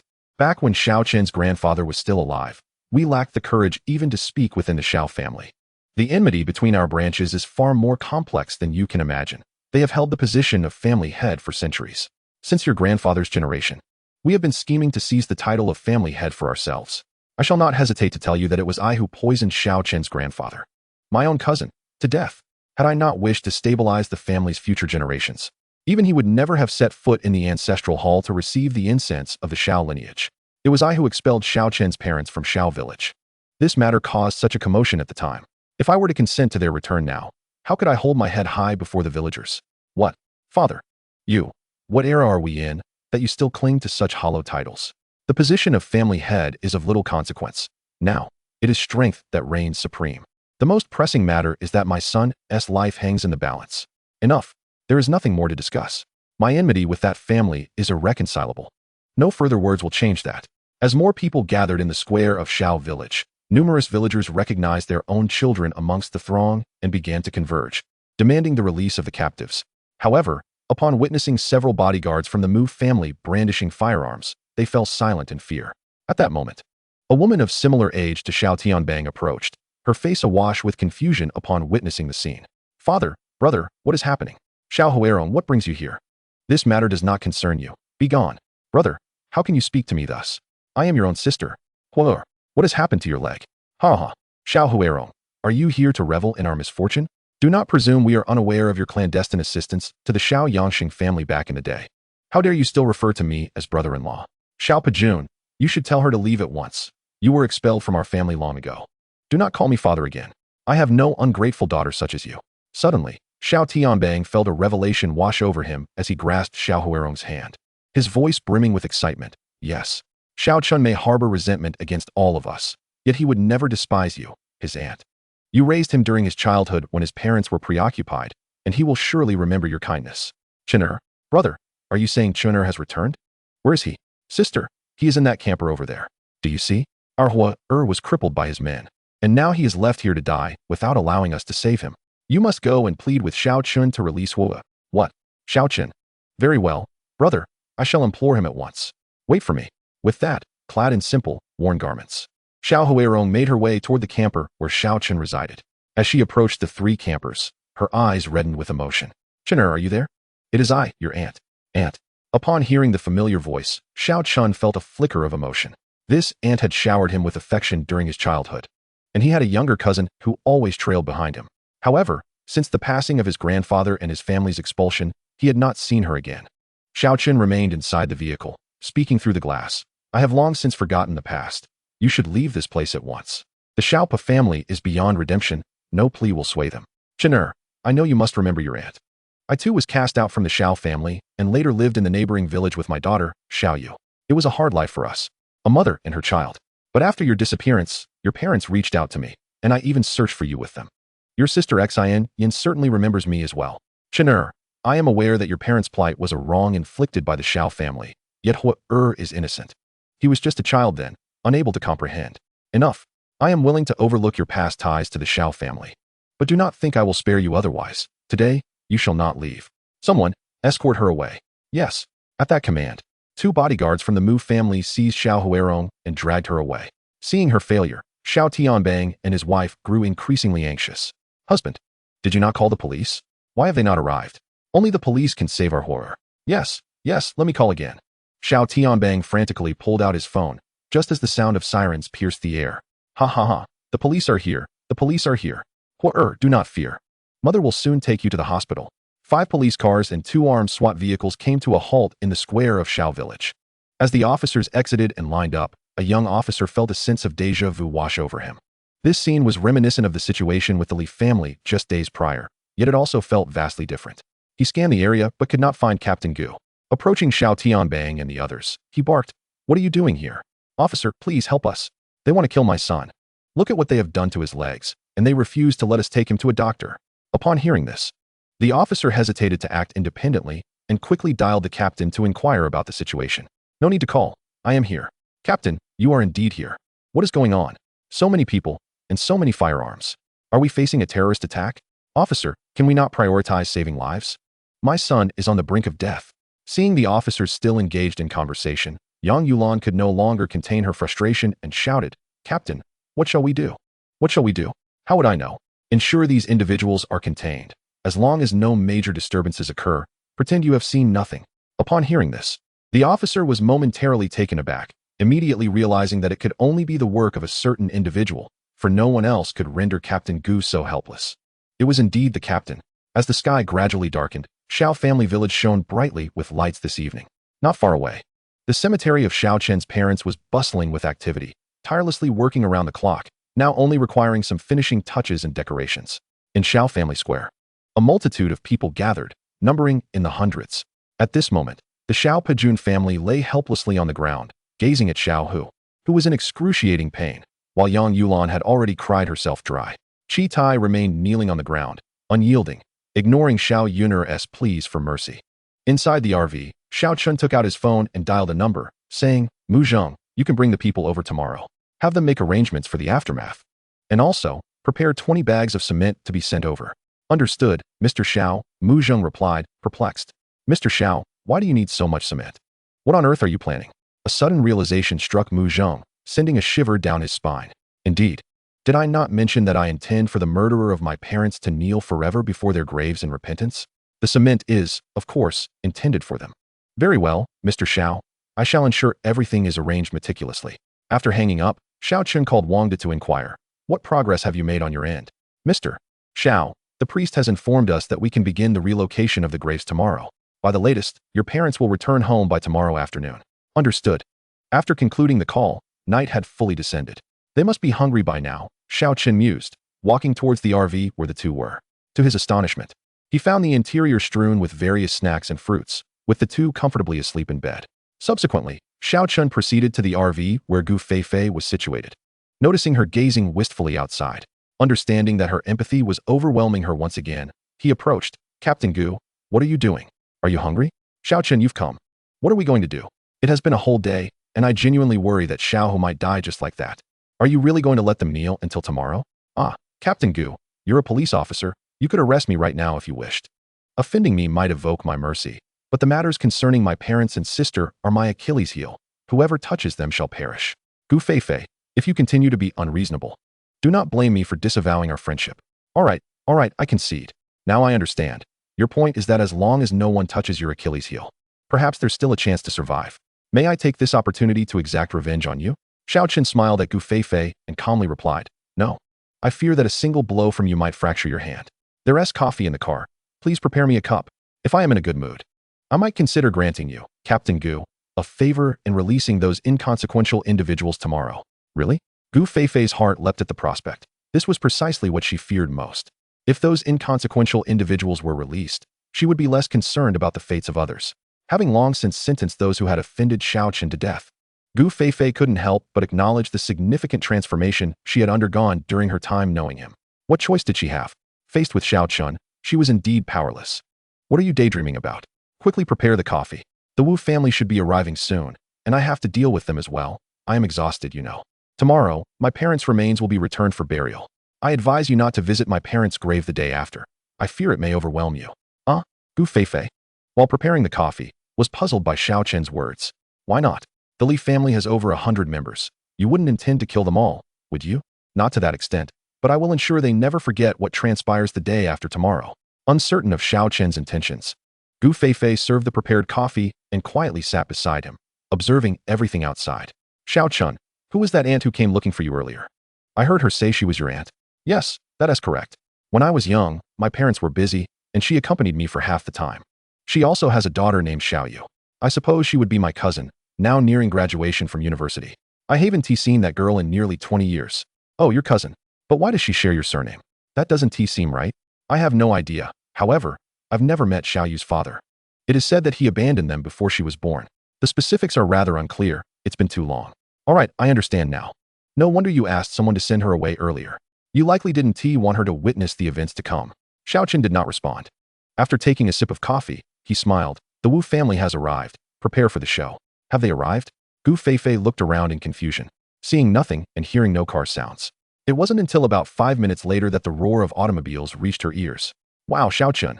You could hear that from so far away. Are you endowed with super hearing? Hee, who told you it was merely through hearing? Enough with the chit-chat. Focus on the spectacle and observe how the Wu family intends to account for their actions. Chapter 64. Knowing too much. Are you not afraid I will eliminate you? Cut it out. You're starting to show off again. Xiao Chen, you never truly intended to place blame on the Wu family, did you?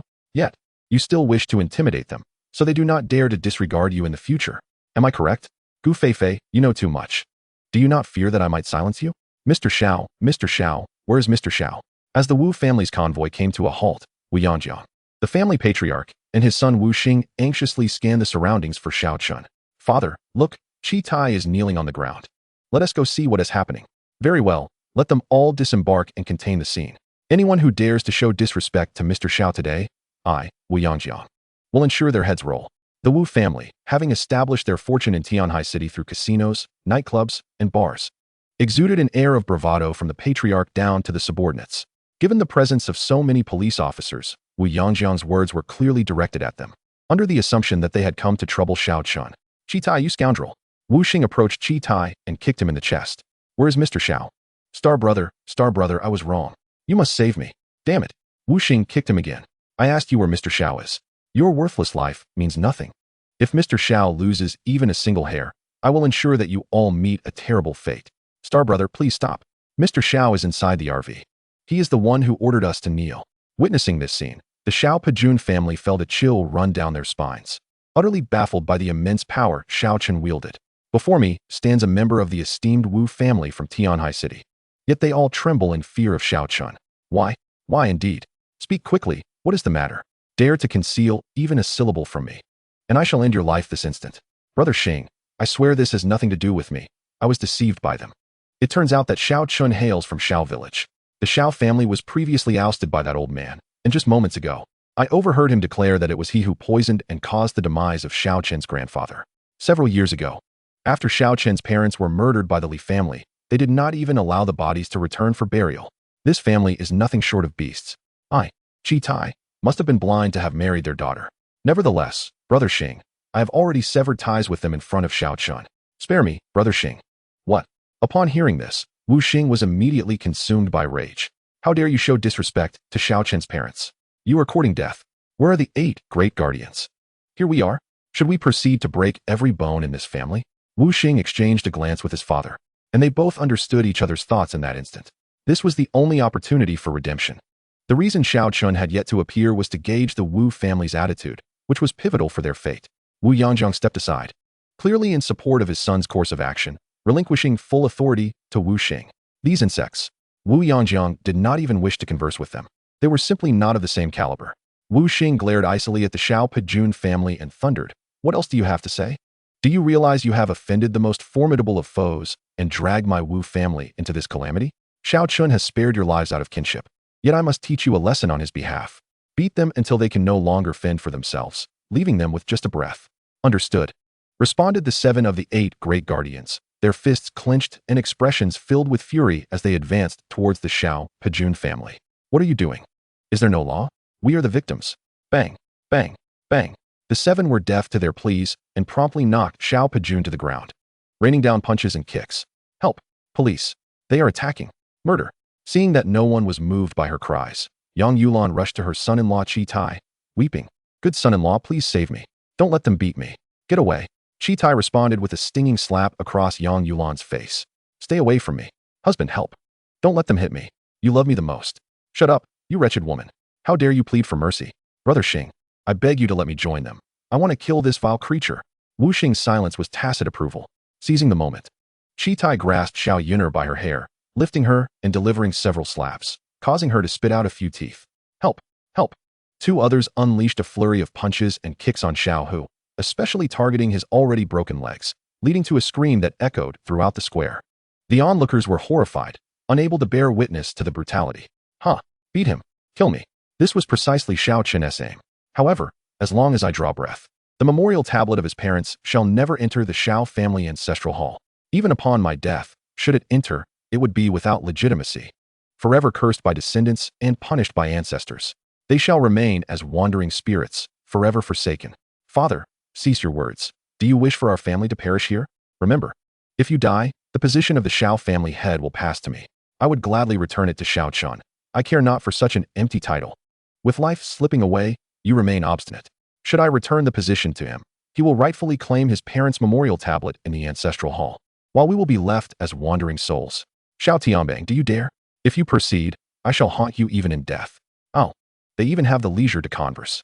Strike them harder, but remember, do not kill them. Understood, Brother Xing.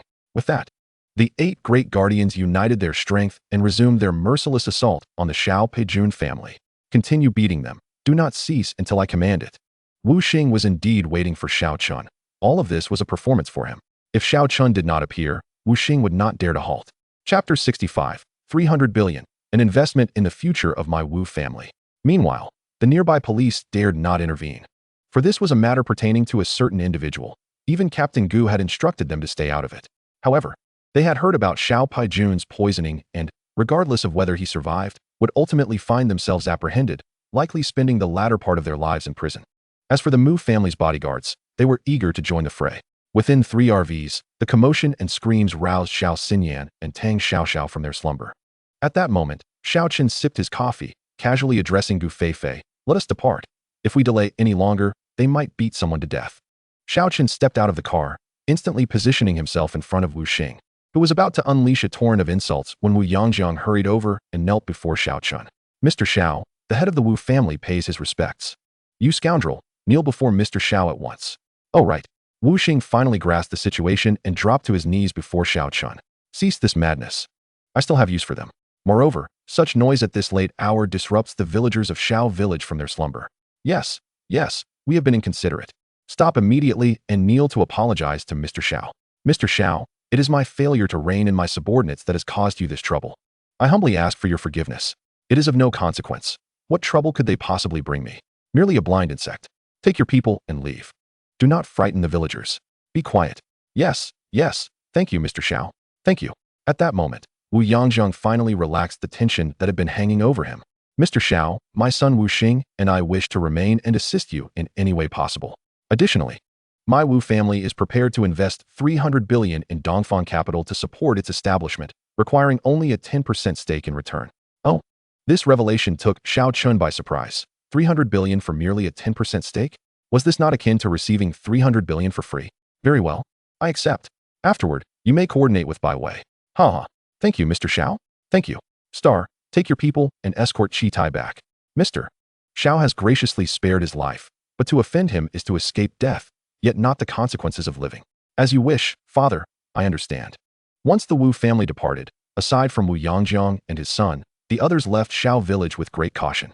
As for Chitai's fate, given the Wu family's methods, he was sure to suffer. Xiao Chen, please spare us. We are willing to relinquish the position of the head of the Xiao family. Even if the old man refuses, it will be of no consequence. He is no longer the head. Once you assume the role of the head of the Xiao family, everything will be justified. Xiao Chen, we are all family. I implore you, let us be. Xiao Tianbang, I am still very much alive. As it stands, I am still the head of the Xiao family, and I do not consent. Upon witnessing the situation, Xiao Tianbang fell silent for a moment, then let out a long sigh. As if he had reached a momentous decision, he stood up, taking his wife and daughter by his side, and solemnly addressed Xiao Chen. "Xiao Chen, I acknowledge our family's wrongdoings towards you. There are many things I have only come to understand today. This predicament is truly heart-wrenching. Caught between my father's stubbornness and my only son, I recognize that you possess extraordinary power now. It would be effortless for you to take our lives. The fact that we are still alive indicates that you still hold on to the bond of kinship. I, Xiao Tianbang, promise you today that I will provide you with an explanation by tomorrow. I will summon all the elders of Xiao village to witness the transition of the head of the Xiao family. Very well, I await your explanation, Xiao Chen declared, turning on his heel and departing, leaving them no chance for further words. Husband, how do you plan to proceed tomorrow? As long as it saves our Huer. I will support you. Yes, Dad, we stand with you.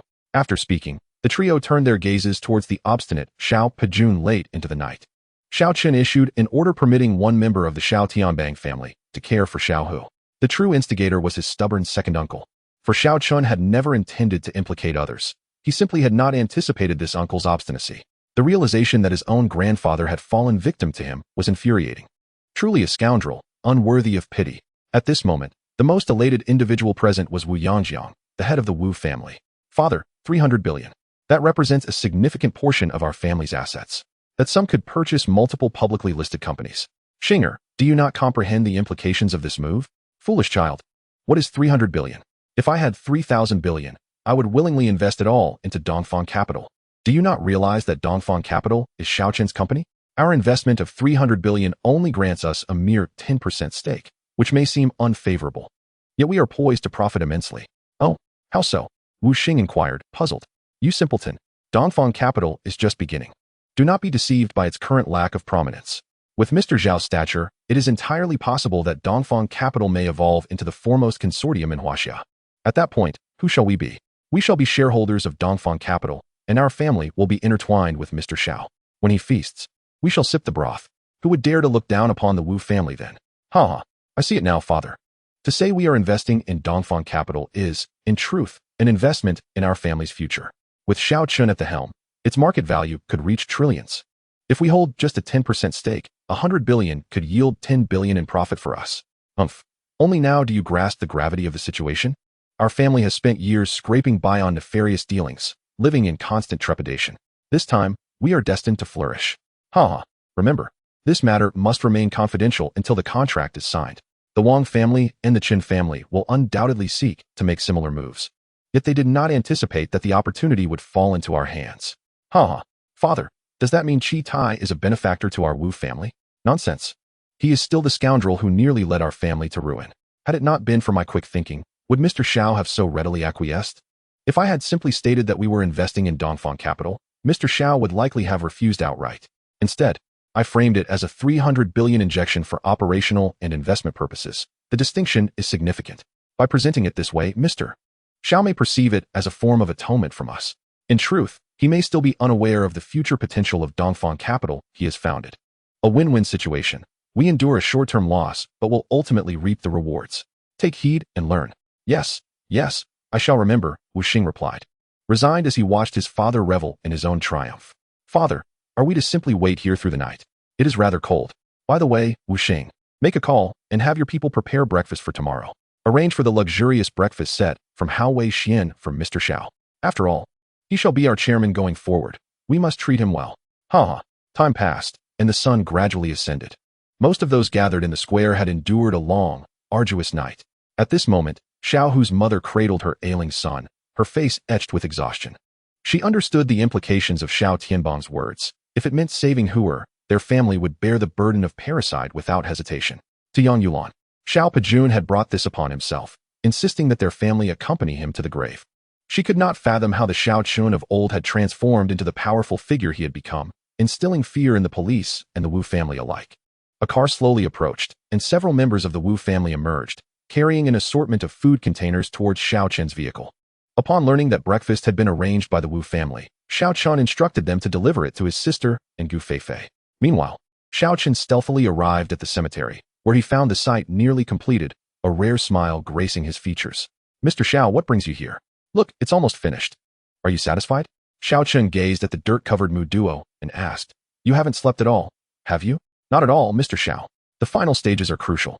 I must keep a watchful eye on them, or I cannot rest easy. You have worked hard. Go take a break. Leave a concrete mixer and some workers behind for me. I have use for them. Yes, Mr. Xiao, let us return together. The work here is nearly done. Once your parents' remains arrive, the priest will take care of the subsequent arrangements. All right, let's go. You must be hungry. They are having breakfast now. You should join them. While Xiao Chun was still at the cemetery, Xiao Tianbang had already taken out his phone and made several calls. He then turned to Yang Yulan and his daughter, Xiao Yuner, saying, Father is weary. let us take him home to rest." The two exchanged glances, nodding in agreement. Thus, the three of them assisted the weak and weary Xiao Pejun towards his home. "Stop. Are you taking him away? He is now implicated in a murder case, and we must take him back to the police station for questioning." "Officer, I believe Mr. Xiao did not say we could not leave, did he? Besides, my son is still here. Do you truly fear we would flee? Our father is frail. We must take him home to recuperate. If you wish to apprehend him later, you may do so at our residence." Upon hearing this, the police officer who spoke refrained from further comment, tacitly allowing them to take the person away. After returning to the square, Xiao Chen cast a glance and noticed that the Xiao family members had vanished. A smile played at the corners of Xiao Chen's mouth, as he surmised the fate that awaited that old fool. As expected, upon returning home, Xiao Tianbang and his family tightly locked the doors. "Father, I am sorry. If blame must be laid, it can only be upon your stubbornness. Our family cannot pay the price of life for your inflexibility. You may leave. I shall handle matters here alone." Upon hearing this, Yang Yulan and Xiao Yuner exited the room, embracing each other, their hearts filled with trepidation.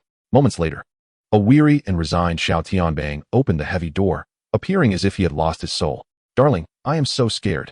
It will be all right. It will be all right. Let me bear the sins. Take good care of the two children. If Xiao Chun remains unsatisfied, then let him take my life as well. Come. I have informed all the elders of the Xiao family. From this moment, I shall become the head of the Xiao family. As long as I publicly pass the position to Xiao Chun before our ancestors and the elders, his parents' tablets will rightfully enter the Xiao family ancestral hall. This way, our family's lives should be preserved. All right, my husband, let us go." After completing these matters, they departed from Xiao family village, never to return. In the Xiao family square, Xiao Tianbang, accompanied by his wife and daughter, approached once more. He fell to his knees, proclaiming loudly, "Xiao Chun, my father has just passed away from illness. Now, I am the head of the Xiao family. I shall await you in the Xiao family ancestral hall in 1 hour. I can take my son now, correct?" "Yes," came Xiao Chen's voice from the vehicle, eliciting immense joy in the hearts of the three. "Quickly, my dear wife, take Huer to the hospital at once. I shall handle matters here with Yuner. Remember, do not speak carelessly. Huer merely fell and broke his leg, understood? I know, do not worry. Huer, come. Mother will take you to the hospital." "Mom, I am still alive. Can I go to the hospital?" "How wonderful. But my leg feels numb. I cannot feel anything. Will I be unable to walk again?" "You will be fine. Huer, do not speak such nonsense." Xiao Tianbang brought a car, and after carefully placing Xiao Hu in, he cautioned repeatedly not to return, not to let Huer harbor resentment, nor to mention anything about his grandfather. "All right, my husband, do not worry. I will say nothing. You must return. Huer and I will be waiting for you at the hospital. Yuner, take good care of your father, understood?" "Yes, Mom, do not worry. Hurry and go. I fear that Xiao Chen may change his mind." "All right, I shall leave now." Chapter 67. Avoiding Shadows of the Past. Soon, Yang Yulan drove away from Xiao family village. And as the car vanished from sight, Xiao Tianbang collapsed to the ground, his anxious heart finally at ease. "Father, what shall we do now? I fear Xiao Chen will not easily let us off." "Do not worry. Yuner, Xiao Chen does not appear to be heartless. If he were, we would have perished long ago. It is merely these few days that our fates have been precarious. You should be fine. After all, he has spared both Huer and Chitai. At worst, we shall merely endure some hardships. Preserving our lives is paramount." Chitai humph. That scoundrel. After all these years of marriage, I never thought he would reveal his true nature when faced with difficulties. How dare he strike me? I shall divorce him upon returning. Come, let us proceed to the Xiao family ancestral hall. The others should have arrived by now. Upon reaching the ancestral hall, Xiao Tianbang indeed found the elders of Xiao family village gathered together, including the village chief. These individuals shared various degrees of kinship with Xiao Chun. Upon seeing Xiao Tianbang, the village chief stepped forward and inquired, "Tianbang, why have you called us here early this morning? What is so urgent? Where is your father? We have heard tidings of the recent events in Xiao family village, and I received directives from above forbidding my involvement. It seems that significant figures have come to our village." "Village chief, my father has passed away." "What?" The crowd gasped in shock. "Wasn't he well just a few days ago? How could this happen so suddenly?" "Indeed, village chief, he succumbed to a sudden illness. I have gathered you all here to announce something important.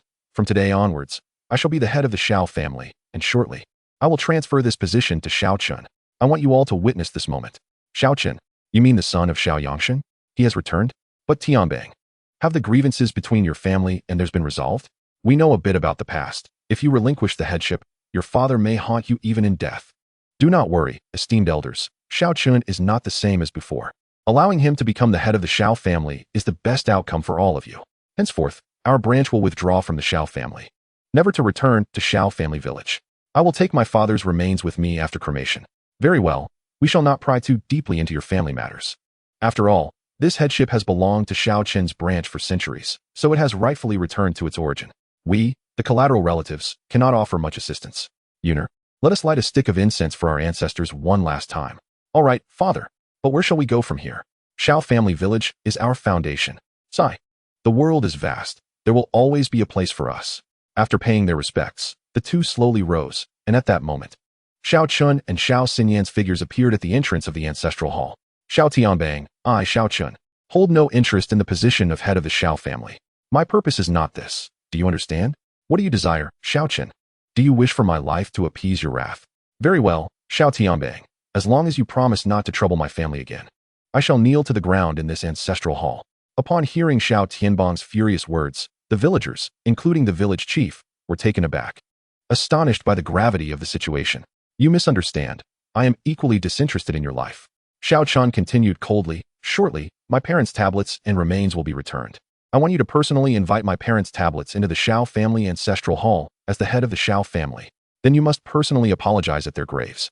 After that, the position of head of the Xiao family shall remain yours. I have no time to occupy such a role. Xiao Chen, are you implying that our family can still remain in Xiao family village? Very well, I accept. The sins of my father shall be borne by me, his son. Once your parents' tablets enter the ancestral hall, we shall ensure they receive offerings every festival. Then it is settled. Xinyan, let us depart. Only after the two siblings had vanished from sight did Xiao Tianbang wipe the cold sweat from his brow. It is over, it is over. Yuner, your father is safe now. Call your mother and tell her we need not leave Xiao family village. From now on, Xiaojia village shall remain our home. Village chief and esteemed ancestors, you have heard it. Henceforth, I, Xiao Tianbang, shall assume the mantle of the Xiao family patriarch. Village chief, I earnestly hope for your continued support in my endeavors. Of course. To me, it matters not who takes on the role of patriarch. By the way, Tianbang, Xiao Chen has just informed me that the remains of his parents will soon be returned. Our village owes much to their family. For many years, Xiao Chen's parents have wandered as lost souls. We should pay our respects at their graves shortly. The land that the girl previously approached me about was indeed intended for Xiao Chen's parents. Certainly, village chief, it is the least we can do. I shall lead our Xiaojia village branches to unite as one, never to repeat my father's erratic ways, which have left our family fragmented, devoid of any semblance of unity. I believe in you. As they made their way back to the square, Xiao Xinyan curiously inquired, Brother, where is that old fool? I haven't seen him around. To their astonishment, they easily acquiesced to our parents' memorial tablets being placed in the Xiao ancestral hall. I had to plead with them all day long back then. Xiao Pejuan, he has descended to the underworld to atone for his transgressions against our parents and grandfather. He is dead? Xiao Xinyan gasped in disbelief. Brother, did you kill him? No. He met his end at the hands of Xiao Tianbang. I have verified it. He is indeed deceased. I have not taken a life these past few days. But come tomorrow, it is likely I shall. You might want to keep your distance, as I fear it may leave a shadow upon your heart. Brother, I am unafraid. I understand you seek to eliminate those who harmed our parents. I loathe them 1,000 times more than I ever did that old fool. I would gladly take their lives with my own hands. Unbeknownst to them, they had already arrived at the square. The Wu family, along with Gu Feifei, Mu Duo, Tang Xiao, Mu family's bodyguards, and over a dozen police officers, all turned their gazes towards the approaching Xiao Chen siblings. Xiao Chen's countenance was stern. With each step he took, an overwhelming aura seemed to descend upon the onlookers. Chapter 68, A Stirring in the 10 Miles and 8 Villages. Mu Zheng's motorcade caused a sensation. A storm was brewing, and the true tumult of Xiaojia village was only just beginning. The fate of the over 100 members of the Li family weighed heavily on Gu Feifei's mind. That was over 100 lives at stake. Xiao Chen had effortlessly dispatched over 20 of the Li family's direct descendants in the villa. His hatred for the Li family ran deep. Whoever dared to touch Xiao Chen's inverse scale would meet a dire end. Even pleading for mercy required careful consideration of whether they could withstand Xiao Chen's wrath. Yet, Gu Feifei still sought to save as many as possible. Mr. Xiao, my brother just called to inform me that they have set off with over 100 members of the Li family. They are expected to arrive in less than an hour. Thank you for your efforts. The Wang family had yet to contact him. Xiao Chen retrieved his phone and dialed Wang Da, inquiring, how goes your end? Mr. Xiao, we are nearly prepared. The custom-made coffins have arrived. Tang is also here. Would you like to speak with him? No need, just proceed as planned. By the way, are the Daoists you hired reliable? If things go awry, you know the consequences. Rest assured, Mr. Xiao. I have invited a renowned master from the Chongshu Temple, the foremost Taoist temple in Huaxia, to conduct the rites. You can place your trust in him. You even went to great lengths to invite Dao Xinjinren? Wangda, does he hold such a lofty status that you had to plead for his presence? Mr. Xiao, you may not know this, but Dao Xinjinren is a celebrated figure in Huaxia, known for his integrity and righteousness, a representative of our Taoist community. It is said that his cultivation is profound, though rarely does he reveal his prowess. When you meet Dao Xinjinren, please show him the respect he deserves. Oh, very well, I understand. Regardless of how esteemed he may be, once my parents' rites are completed, I shall address him as Junren. If he fails to perform, it matters not whether he is a representative of Huaxia Taoism, his fate will be sealed. Oh dear. Upon hearing this, Wangda nearly dropped his phone. Mr. Xiao, please refrain from speaking so in front of Dao Xinjinren. His temper is reputed to be quite volatile. Rest assured, we shall depart shortly. I have arranged for the roads leading to Xiaojia village to be sealed. Dao Xinjinren has stipulated that no vehicles are to stop along the way. Very well, Mr. Xiao. I shall not keep you longer. Until we meet. After ending the call, a smile crept across Xiao Chen's lips. A volatile temper? Does that imply mine is amiable? An hour later, a lengthy convoy, led by police vehicles, was followed by 5 military armored SUVs, 3 large passenger buses, and concluded with 5 more armored vehicles and 2 flatbeds, along with a cargo truck. This motorcade paraded through the streets, drawing the attention of villagers from 10 miles and 8 villages. Oh, here they come again. What could the Xiaojia village be up to? It seems there have been an influx of unfamiliar vehicles these past few days. First police cars, luxury vehicles, and now armed SUVs. Could it be that the state is conducting significant military operations or deployments in Xiaojia village? I have heard that a group had visited Xiaojia village in luxury cars a few days prior, and now dozens of individuals are excavating something in one location. It is highly likely they have discovered an ancient tomb or perhaps a mine beneath Xiaojia village. Nonsense. If such treasures existed, Xiaojia village would have been sealed off long ago. I suspect a high-ranking individual is visiting Xiaojia village. Let us go see what the commotion is about. As onlookers speculated about the passing convoy, the entire procession had already come to a halt in the square of Xiaojia. Fortunately, the square had been recently constructed, or there would have been no room for such a multitude of vehicles. Once the police vehicles had cleared the path, Mu Zheng exited and instructed them to return the way they came. Their presence was no longer required. Attention! Mu Zheng, clad in military attire, barked an order.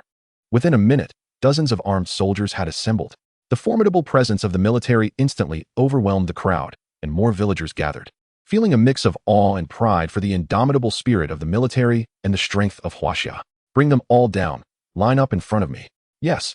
Following orders, the doors of the 3 large buses swung open, revealing the Li family, all blindfolded and handcuffed, as they began to disembark in an orderly fashion. Look at them, all in handcuffs. What is happening here? Gasps of astonishment erupted from the surrounding villagers. Once the Li family had disembarked, they were ushered to the center of the square, forming neat rows. Seeing this, Mu Zheng sprinted to Xiao Chen, bowing respectfully. Mr. Xiao, all 132 members of the Li family are present. None are missing. Well done, Mu Zheng. Hee, of course, Mr. Xiao. My men have been keeping a watchful eye on them 24/7 these past few days. They wouldn't dare attempt to escape. Good. Remove their blindfolds and handcuffs. Here. Even if they had wings, they could not escape my grasp. Understood, Mr. Xiao. Among the onlookers, Xiao Tianbang and his daughter were once again struck by the realization of Xiao Chen's formidable nature. Father, are these not soldiers of Huaxia? Why do they show such reverence toward Xiao Chen? Who on earth is he? And look at these individuals, all shackled and brought here. Could it be that Xiao Chen intends to execute them all? Father is unaware of the situation, but you must remember, never provoke Xiao Chen in the future. Judging by the current atmosphere, it appears that no one can contend with him. Our Xiao family has truly produced a dragon. Cousin Tang and sister-in-law can now rest in peace. I understand, Dad. After tearing away the black cloth that had obscured their vision for several days, the intense brightness rendered the Li family members unable to open their eyes. Minutes later, Li Wenjie vaguely discerned Xiao Chen's figure. He immediately shouted, Xiao Chen, what have you brought us here for? If you intend to kill us, just make it quick, ha ha ha. 18 years later, I am still a formidable man. And in my next life, I will seek you out again. Damn it, this brat deserves a beating. Mr. Xiao, I am going to teach him a lesson right now. There's no need, Xiao Chen interjected, stopping Mu Zheng. You have prepared the cement as instructed, correct? Chapter 69. I can assure you that Xiao Chen is undoubtedly concealing something from us. Rest assured, Mr. Zhao's instructions are not something I could forget. I feared it wouldn't be enough, so I brought an entire truckload of cement. Well done. Mu Duo, take Mu Zheng and transport the cement to the graveyard. Understood, Mr. Xiao. Mu Duo promptly pulled her brother Mu Zheng aside and anxiously inquired, "How did you fare with the task I assigned you?" Hee, don't worry. Mu Duo glanced at Mu Zheng, and indeed, 2 carts draped with red cloth were the gifts that the siblings had prepared for Xiao Chen. At least you have some conscience and didn't forget what I entrusted to you. This is the first time you've been so reliable in your life. Speak. How do you want me to reward you? By the way, I must tell you in secret, Mr. Xiao has already agreed to let me stay by his side. From now on, I will be Mr. Xiao's person. Really, sister? Ha ha ha, that's wonderful. Does that mean I will have to call Mr. Xiao brother-in-law from now on? Slap. Mu Duo swiftly smacked Mu Zheng on the head. What nonsense are you spouting? Thankfully, Mr. Xiao did not hear that. As for me, I am not so fortunate. Being able to stay by Mr. Xiao's side is more than enough for me. All right, sister, you must work hard. Quickly win over Mr. Xiao. Calling him Mr. Xiao all the time feels too distant, doesn't he? You be quiet. Hurry and let your people drive the car and follow me. Meanwhile, Xiao Chen disregarded Li Wenjia's raucous outcry and instructed the Mu family bodyguards, keep a close watch on them. Yes, Mr. Xiao. After conveying this, Xiao Chen returned to the RV to await further developments, his heart growing anxious at the thought of his parents' remains being en route. At that moment, Xiao Xinyan and Tang Xiaoxiao also arrived at Xiao Chen's vehicle. Upon entering, Tang Xiaoxiao looked at Xiao Chen with a perplexed and serious expression, hesitating to speak. As the recent events had profoundly shaken her understanding, Xiao Chen, puzzled, asked, "Why are you looking at me like that? Don't harbor any ill intentions.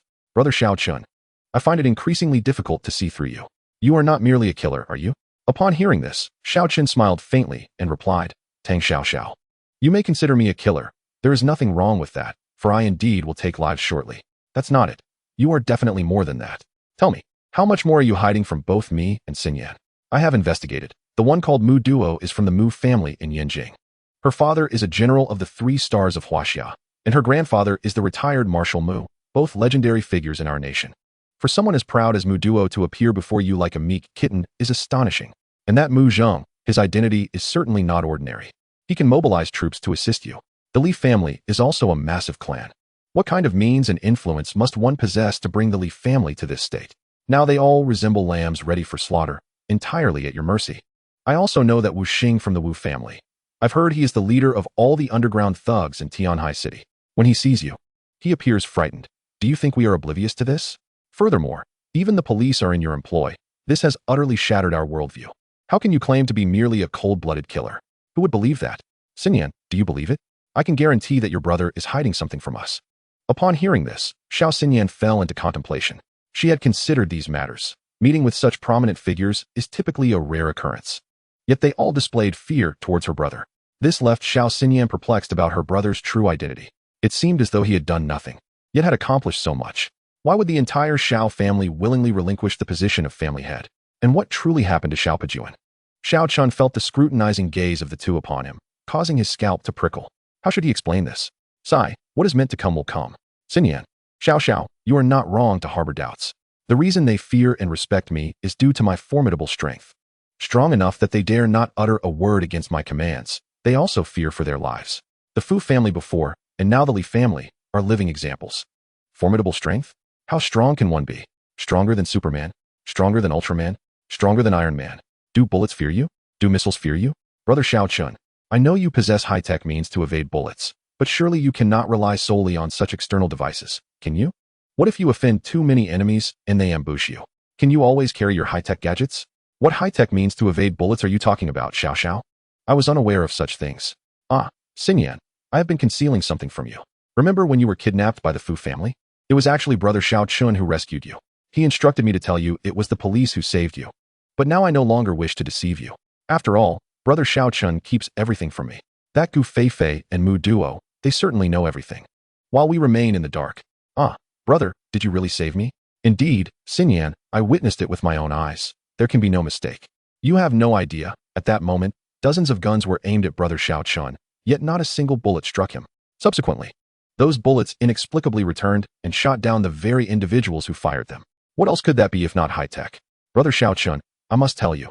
If you do not clarify everything for us today, we will not leave. All right. I have already told you everything, haven't I? I am powerful, and they fear me. Now, let us return. Uncle Tang and the others should be arriving soon. Hurry, let's go. Xiao Chen urged Tang Xiaoxiao out of the RV. And only after shutting the door behind them did he exhale a sigh of relief. I've already told you all that I don't believe this. Who can you blame? Am I supposed to take you on a flight around the sky to convince you? Chapter 70. The two women shocked by Xiao Chen's true power. Oh, this is infuriating. Xinyan, we must seek out Gu Feifei. She surely knows more than we do. Tang Xiao, incensed at being kicked out of the vehicle, exclaimed to Xiao Xinyan. Xiao, isn't this a bit inappropriate? Didn't my brother say that this world is not as simple as we think? Perhaps it's that our experiences and perceptions are too limited. He also mentioned that he is powerful and that others fear him. Doesn't that sound rather good? It makes sense, doesn't it? Wait. Just because he is strong doesn't mean he is invincible. I refuse to believe anyone can truly evade bullets and missiles. The respect these people show for Brother Xiao Chen cannot solely be based on fear. I must uncover all of Xiao Chen's secrets.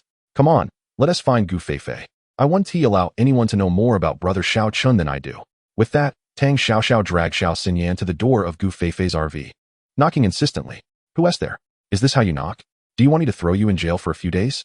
Gu Feifei, with a facial mask on, opened the door, grumbling. Her tone softened slightly upon seeing Xiao Xinyan. What do you two little girls want from the captain? I don't have time to play with young ladies. You, Gu Feifei, why are you applying a facial mask in broad daylight? Are you trying to seduce my brother Xiao Chen? Let me tell you, that is impossible. Brother Xiao Chen is my husband. What nonsense is this? Gu Feifei and Xiao Xinyan were both taken aback. Gu Feifei ripped off her facial mask, glaring at the furious Tang Xiao. What are you thinking about instead of studying? I couldn't care less about who Xiao Chen is married to. I'm a police officer, and he is currently a highly dangerous individual. Just look at those people. With a single word from Xiao Chen, they would lose their heads. Do you think I brought all these people here for your amusement? Gu Feifei, do you know everything about my brother Xiao Chen? You must tell me. What else is he hiding from us? Why are you asking me? Shouldn't you be asking him directly? Isn't he your husband? Why ask an outsider about your own husband? However, if someone were to call me good sister, I might consider sharing a little of what I know. Really? Tang Xiao's face lit up with excitement. Pulling Xiao Xinyan, she climbed onto the RV. Good sister. Good sister, it was all a misunderstanding. Tang Xiao, apologize. Please, I beg you tell me. All right, but from now on, be a bit more polite when you see me, understood? Don't treat all the women around Brother Xiao Chen as rivals. It's as if everyone doesn't know you like him. Fair competition, understand? A forced relationship is not sweet. Okay, ask away. What do you want to know? Captain Gu, I want to know exactly who Brother Xiao Chen is and why it seems everyone is so afraid of him.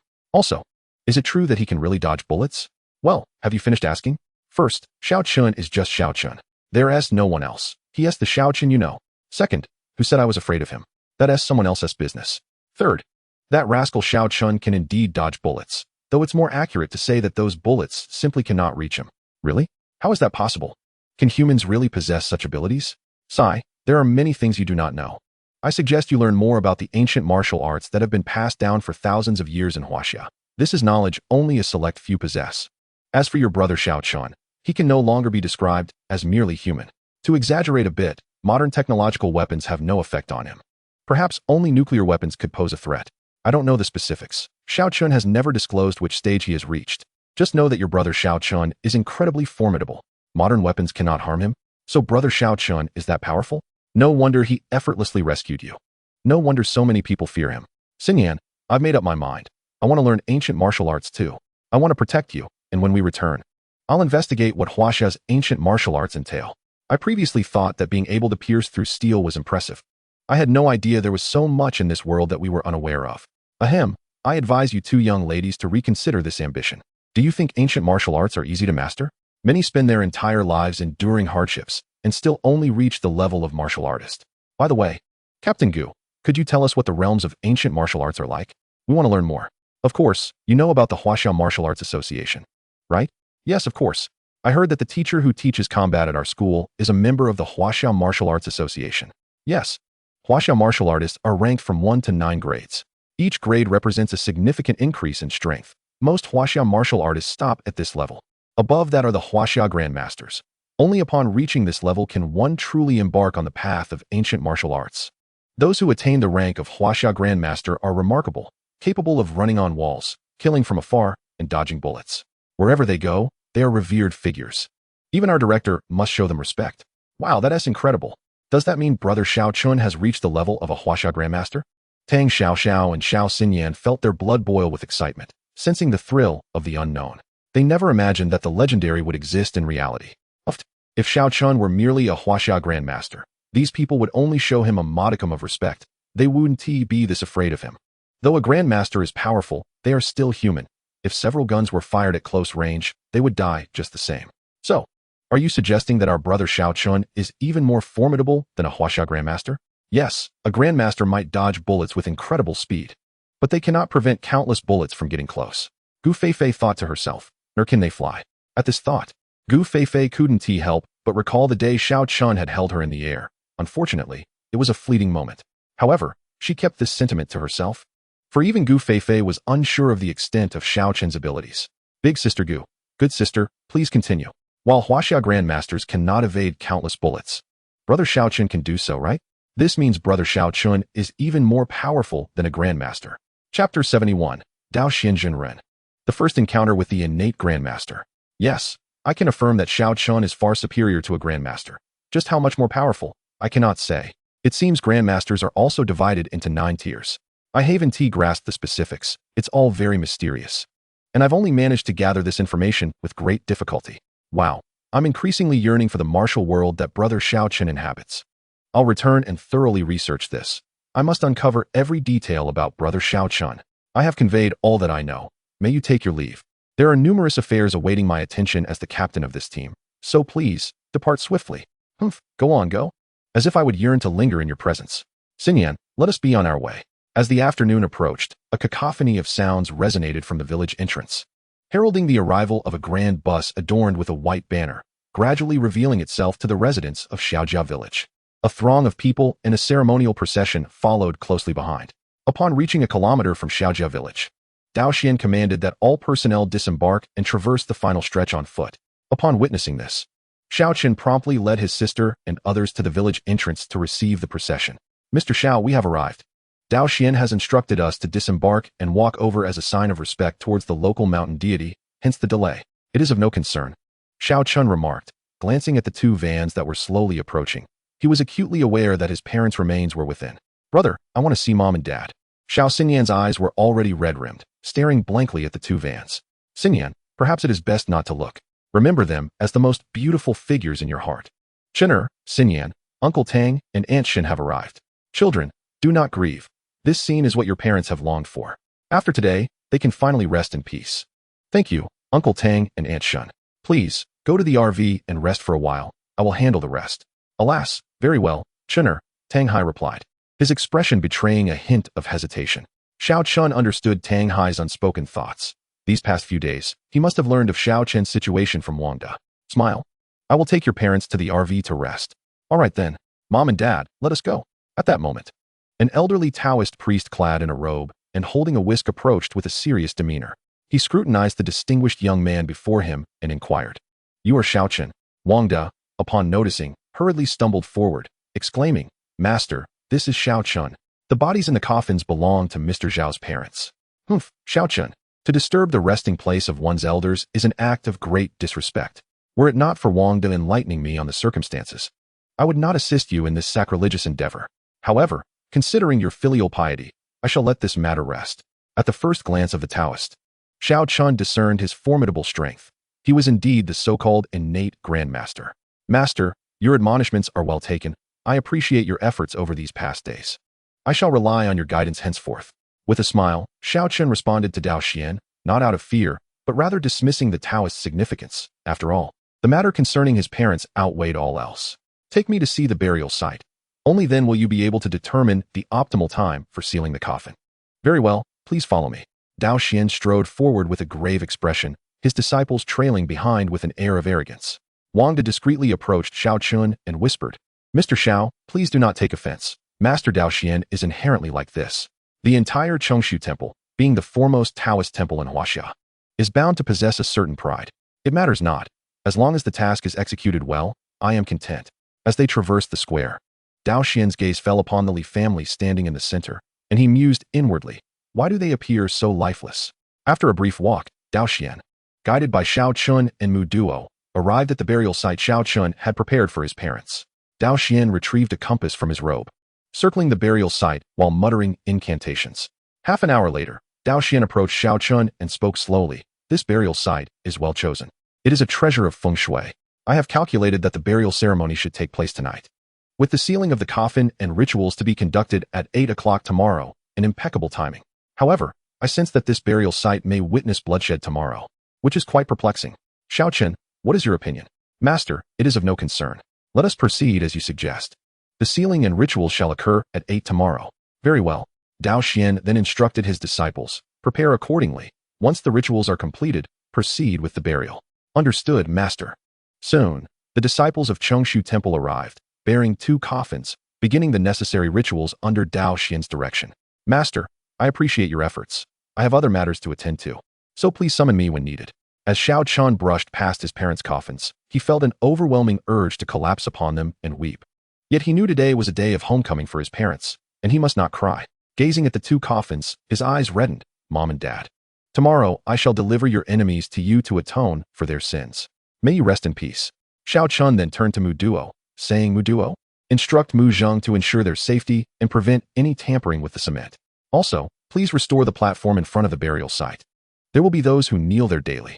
Understood, Mr. Xiao. Kneel there daily? Mu Duo muttered in confusion. Could it be that Mr. Xiao intends to entomb the Li family in cement here? Realizing this, Mu Duo felt a chill run through her, pondering, how profound must Mr. Xiao's hatred be? She promptly took out her phone and called Mu Zheng, instructing him to bring people to surround the burial site. Sister, when will our vehicle be handed over to Mr. Xiao? What is the rush? It is certainly not the right time now. Mr. Xiao must be feeling quite distressed. By the way, Mu Zheng, do you know what Mr. Xiao intends to do with the cement? I do. Mr. Xiao aims to ensure that the killers of his parents repent eternally before their graves.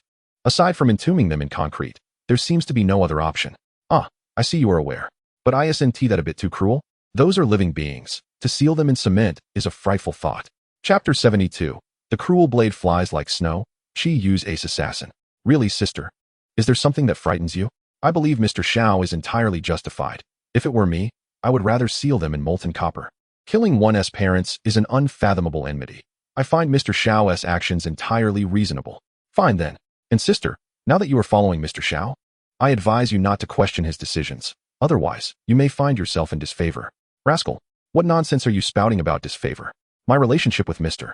Xiao is not what you think. I'm leaving. I shan't entertain you any longer. What do you intend to do, Xiao Chen, leaving us here to linger? Either kill us or grant us a swift end. As Xiao Chen approached the square, Li Wenjie and others, upon seeing him, began to shout defiantly. Xiao Chen smirked, walking towards Li Wenjie with an icy demeanor. Are you so eager to meet your demise? Fear not, I shall fulfill your wish shortly. Ensuring your death is anything but pleasant. Bastard, I will kill you. Ah, you scoundrel. Xiao Chen, I implore you spare us. Our family has done nothing at all. Our lineage holds no significant standing within the Li family. Everything has been orchestrated by Li Wenjie and Li Yuansheng and their clan. And it truly has no bearing on us. No, this entire situation bears no relation to me. Xiao Chen, it is my brother and my father's doing, at that time. I was still in school, utterly oblivious. I implore you spare me. Li Bin, you beast, do you still consider yourself human? Father, I am still young and unmarried. Why must I bear the consequences of your transgressions? Uncle is right. Your actions have implicated the entire Li family. You are the true sinners of the Li clan. If I am a beast, then what of my brother? He is even less than that. I know for a fact that he has taken more than 10 lives. And countless virtuous women have been wronged by him. Li Bin, what are you saying? I swear I will kill you. Do you believe it? Humph, kill me? Would we be in this predicament were it not for you? Mr. Xiao, brother Xiao, I beg you, please kill my brother. He is the true mastermind behind it all. He even hired someone to kill you and sent people to capture your sister. He is responsible for everything. Xiao Chen watched them tear each other apart, an inexplicable urge to laugh bubbling within him. In the face of life and death, their familial bonds proved to be so fragile. At that moment, Gu Feifei approached, her heart hanging in the balance upon seeing Xiao Chen confront the Li family. She genuinely feared that if Xiao Chen became enraged, he might reduce the entire Li clan to a mist of blood. Xiao Chen, stop wasting your breath on them. Not a single one among them is innocent. Even if you spare them, I shall not. Oh, Xiao Chen looked at Gu Feifei in confusion. Did you not hope that I would refrain from indiscriminate slaughter? What do you mean by saying this? Xiao Chen, what I mean is, they must have committed crimes, and when the time comes, I will have them all arrested and imprisoned for a long time. Heh, so that is your intention? You are worried that I will kill them all? Xiao Chen cast a glance at Gu Feifei, choosing not to speak further as he made his way toward the direction of Tang Hai and the others in the RV. Gu Feifei watched his departing figure, her eyes growing moist. I am sorry, Xiao Chen, I truly do not wish for you to take too many lives. I hope you do not hate me. Upon reaching the RV, Tang Hai and the others, including his sister, were present. As Xiao Chen entered, they eagerly inquired, "Brother, what happened? Was everything smooth?" "Do not worry. Master Daoxian has stated that the burial will take place tonight. After the rituals, the coffin will be sealed by 8 o'clock tomorrow morning, and we will be able to pay our respects then." "Uncle Tang, Auntie, I apologize for the inconvenience of having you stay in the RV tonight. After we honor my parents tomorrow, I will arrange for someone to take you home." "It's nothing. Chener, you need not worry about us. By the way, Chener, are the more than 100 people standing in the square all from the Li family? How do you intend to deal with them?" "Chener, grievances have their roots and debts have their owners. Uncle Tang does not wish for you to unleash your wrath upon them all. Many among them are merely children, and many may be entirely unaware of the past. Uncle Tang, I have my own plans regarding this matter. Rest assured, I will not engage in indiscriminate killing."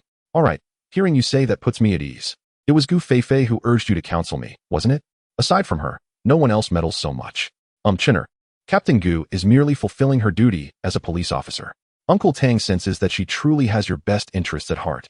Just as the people of Xiao family village were weighed down by their concerns, within the Huaxiaqiu dark web division, laughter echoed. "Ha, Curseblade, you have finally emerged. I hear you have reached the 9th tier of Huaxia's Grandmaster level and perfected your blade technique. Congratulations." Before him stood a disheveled man, with a broken blade at his waist, regarding the figure in the black robe with a cold expression. "Heavenly Leader, what do you want from me? Speak plainly." "Ha ha. Curseblade, it has been years, and you remain as blunt as ever. I will be direct. Recently, our Huaxia division received a substantial mission, 3 billion to eliminate a Grandmaster level expert." "A Grandmaster level expert? Heavenly Leader, surely that is not a simple task?" Curseblade inquired, puzzled. "Indeed, you are correct. We initially thought it would be straightforward, but due to erroneous intelligence, the target's strength is unfathomable. We dispatched 2 assassins, both of whom failed. The latter of whom you are familiar with, Snowflake. Curseblade and Snowflake, both of you are elite members of our Huaxia division, feared by all as ace assassins." "Snowflake?" Upon hearing this, Curseblade finally took notice. "Heavenly Leader, before my seclusion, Snowflake had already reached the 5th tier of Huaxia Grandmaster level. What kind of figure could have defeated her? Could it be someone from the Huaxia government? No, this person has only emerged this year. We have yet to ascertain their precise strength, but based on the information we have, they are likely a high-tier Grandmaster, possibly on the verge of reaching the heavenly tier." At this, a hint of worry crossed Cursedblade's previously calm face. On the verge of the heavenly tier? That means half a step into the innate realm of Grandmasters. Chapter 73, Half a Step Innate. This task I, Cursedblade, will undertake. Heavenly Leader, to be candid, if this person truly is half a step into the innate realm, unless Snowflake and I join forces, I cannot guarantee I can eliminate them. I understand. When Snowflake embarked on her mission, she was already at the 7th tier of Huaxia Grandmaster level. We reviewed the footage she sent, deducing that this person is likely at most half a step into the innate realm. However, it is highly probable they are merely at the 9th tier like you. With your current 9th tier strength, combined with your devastatingly lethal blade techniques, there lies a chance of defeating this individual. After the Heavenly Leader spoke, noticing Curseblade still hesitating, he continued, "Curseblade, you joined our Chiyu dark web from a young age and received the most elite training. You must have faith in your abilities. I inform you that this person may be half a step into the innate realm to prevent you from underestimating them as Snowflake did. This mission bears significant weight on our Huaxia division's reputation. Many foreign divisions are awaiting our failure. Were it not for the fear of attracting the attention of the Huaxia government, I would personally strike down this individual. Very well, I accept this task. Even if he is not in the innate realm, my Curseblade 8 styles will claim his life. Ha ha ha. Then please take the trouble to make the trip. Should you succeed in this mission, I shall certainly petition the headquarters for resources to assist your breakthrough to the innate realm. By the way, Snowflake has betrayed us. If convenient, bring her back and return her to her sect. This troublesome girl is too much to handle." Snowflake's betrayal? Curseblade froze momentarily upon hearing this. "Yes," he replied coldly before departing the Grand Hall. Snowflake. Curseblade could not help but recall the little girl who frequently accompanied him on missions. She always charged ahead during their kills, showing no mercy despite her tender age. It is good to have left Chiyu. I truly envy you for having such a powerful background. Even after betraying Chiyu, its members dare not lay a finger on you. Unlike me, born as a creature of Akabane and destined to become a specter of Akabane in death, treachery equates to demise. One must attain the status of a Grandmaster to negotiate terms with Akabane. Otherwise, one remains but an insignificant insect. The question lingers, when shall I step into that realm? On the bustling streets of Tianhai City, after a long day of toil, Bai Wei set off with Fei Xue in her car towards Xiao family village. Although she initially planned to postpone the visit until the following day, Bai Wei found herself unable to wait any longer. Sister Bai, we haven't even eaten yet. Why the rush? That scoundrel won't have prepared any food for us, Fei Xue remarked. After spending a few days together, Bai Wei and Fei Xue had grown quite close, to the point of addressing each other as sisters. Fei Xue, you must show respect to Mr. Xiao. He is my benefactor. Today, the remains of Mr. Xiao's parents have been brought to Xiao family village, and we should have arrived much earlier. Would we wait until after the fact? I can't fathom what kind of enchantment that scoundrel has cast on you. If he asked you to bear his child, would you refuse? At this, Bai Wei's face flushed crimson. Fei Xue, what nonsense are you spouting? Mr. Xiao is far from such a person. If he were to take a liking to me, it would be a blessing I have earned over several lifetimes. I would be overjoyed. Unbelievable. I'm going to sleep now. Wake me when we arrive. As dusk settled, a crowd gathered around the gravesite of Xiao Chen's parents in Xiao family village. Daoist Junren sat in a corner, eyes closed as if in meditation. The disciples of Chongshu Guan busied themselves with various rites, and within a kilometer radius of the gravesite, chants and the sound of bells resonated. The auspicious time has arrived. Let the rites commence. Over a dozen disciples of Chongshu Guan gently lowered 2 coffins into the grave. At this moment, a young Taoist approached Xiao Chen and his sister, inquiring, do you wish to take a final look? Once we commence the rites, we cannot approach again, and after the iron nails are affixed tomorrow, the coffins cannot be reopened. Xiao Chen cast a glance at the 2 coffins lying in the pit and, after a moment's contemplation, replied, no need to look. Holding his trembling sister, he whispered, Xinyan, our parents would not want us to witness them in this state. I understand, brother. Do not worry about me. Lower the coffins and place the offerings. Various paper offerings, including wreaths, mansions, and luxury cars, were arranged. At this point, the disciples of Chongshu Guan resumed their rites. Xiao Chen found the entire affair perplexing. Perhaps it was merely a means for the living to seek psychological solace. Let us go, sister. We should not disturb their ritual. Tomorrow is the true day of worship. Uncle Tang, please take Xinyan and the others back to rest. I wish to look around. All right, Xiao Chen. Do not be too sorrowful. After Tang Hai and the others departed, Mu Duo and Mu Zheng approached Xiao Chen. Mr. Xiao, why not return to rest? We can take care of things here. It's fine. I wish to spend more time with my parents. You and Mu Zheng may rest. You have worked hard these past few days. Having said this, Xiao Chen made his way to a high ground where he could see the 2 coffins clearly, so near, yet forever out of reach. He sat down, staring blankly at the coffins, his eyes red with sorrow. At the village square, a Bentley sped by, witnessing such opulence. Many villagers who had yet to disperse exclaimed, another notable figure has arrived. At that moment, Fei Xue was still lounging in the back seat, drooling in her sleep, until Bai Wei called her awake. Have we arrived? I'm so tired. Ignoring Fei Xue, Bai Wei stepped out of the car, only to be approached by Wu Yangjiang and his son. Ha ha ha. President Bai, we have been waiting for you. Wu Yangjiang, head of the Wu family. You are far too gracious. I cannot accept that you would wait exclusively for me. Such words. President Bai now commands Dongfang capital, being Mr. Zhao's true right hand. Of course, we can afford to wait. Ha ha. All right, Mr. Wu, what brings you to me? Where is Mr. Xiao? Mr. Xiao is currently at the gravesite. We cannot disturb him excessively. President Bai, I do have matters to discuss with you. I hope now is a convenient time. It pertains to the tasks assigned to us by Mr. Xiao. Oh, since it is a matter arranged by Mr. Xiao, feel free to speak plainly. What do you require of me? Let us not beat around the bush. Chapter 74, an inevitable demise, yet surprisingly somber. The situation is as follows. Previously, to atone for our mistakes, the Wu family voluntarily relinquished all assets to invest in Mr. Zhao's Dongfang capital, totaling 300 billion. Mr. Xiao was quite pleased upon hearing this and instructed us to contact you directly for handling. 300 billion? Bai Wei regarded the Wu father and son with utmost seriousness. Wu Yangjiang, the cunning old fox, was known for his shrewdness. Bai Wei feigned ignorance, asking, what do you intend to accomplish by investing 300 billion into Dongfang capital? Do you believe it lacks funds? No. President Bai, you misunderstand. How could Dongfang capital lack funds? It is merely our token of goodwill, just a small gesture. At this moment, Wu Yangjiang felt a twinge of anxiety. No wonder Mr. Xiao had specifically chosen to manage Dongfang capital. This individual was certainly not easily deceived. Well then, what conditions did Mr. Xiao agree to provide you? Bai Wei inquired calmly.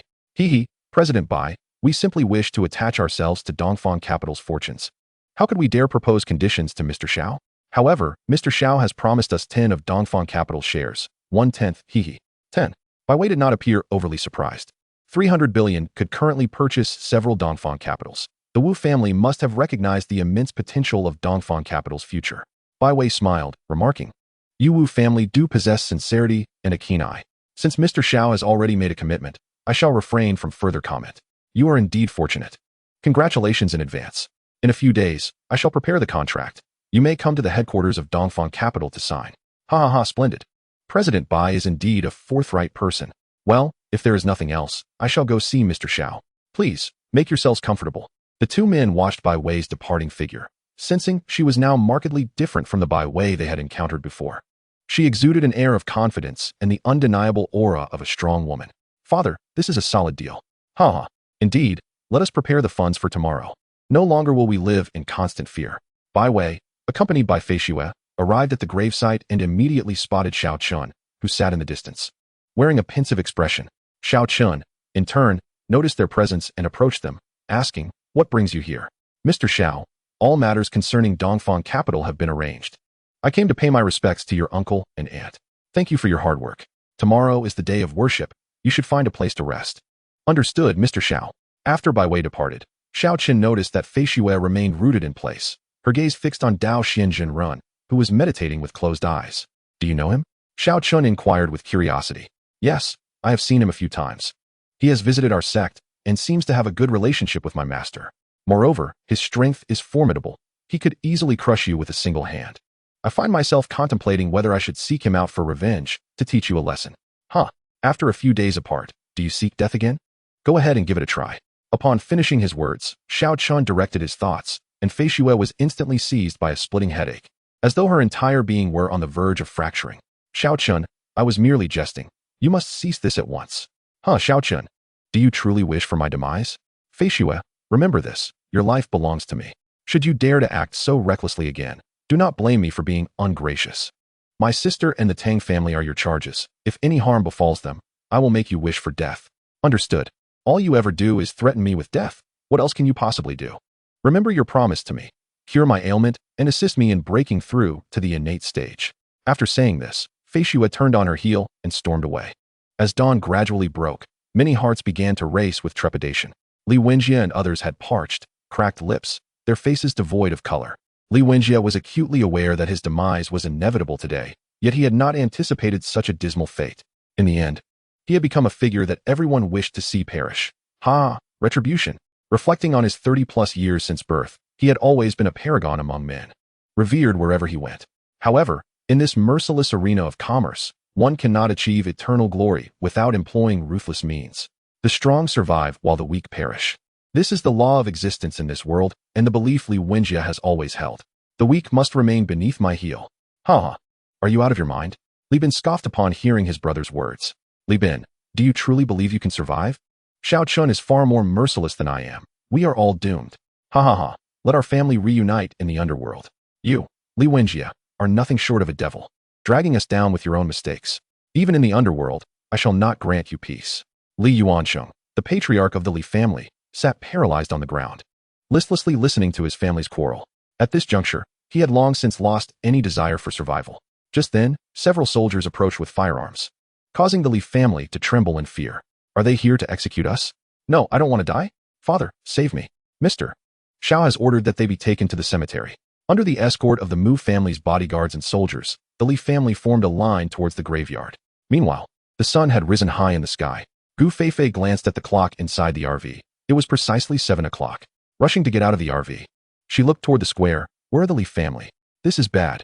Immediately, Gu Feifei took out her walkie-talkie to call the team to assemble. 10 minutes later, Gu Feifei and dozens of officers arrived at the cemetery's perimeter. She instructed the nearby officers, "You are to lie in ambush here. Do not move without my command."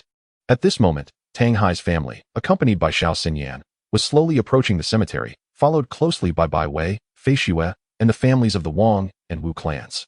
Before the grave, over 100 members of the Li family knelt before the tombs, many trembling in fear, dreading that the rifles nearby would soon be aimed at them.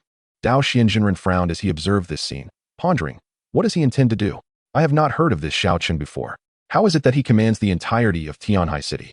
It appears that various clans, the military, and the police are all aiding him. Quite intriguing. Chapter 75. The Divine Judgment of Heaven. At this moment, I embody the way of heaven. Enough, time's up, seal the tomb. With a single command from Dao Xinzhenren, the disciples of Chongshu Temple busied themselves. As shovelfuls of earth gradually covered the coffins, Xiao Chen, along with Xiao Xinyan, silently knelt on the ground. The time for the memorial ceremony had come, and nearly everyone present stepped forward to pay their respects. Xiao Chen sensed it was time, calling over Mu Zhong, instructing, "Concrete into the mixer, await my command." "Understood, Mr. Xiao." Xiao Chen and his sister stood up, bowing in gratitude to those who came to honor his parents. One moment, he exuded sorrow and grief. The next, his demeanor shifted dramatically, radiating a murderous intent as he addressed the Li family. "The Li family has caused my family to be torn apart. Today, I, Xiao Chen, enact divine judgment on your behalf. I send you to atone before my parents. No, please spare us. We will bow and apologize. Do not kill us." The Li family members, upon hearing this, frantically knelt and begged for mercy. Divine judgment? Upon hearing this, all present, including Dao Xinzhenren, were taken aback. Dao Xian scoffed. "You dare to utter such words, you little brat? Divine judgment? Are you not afraid of tripping over your tongue?"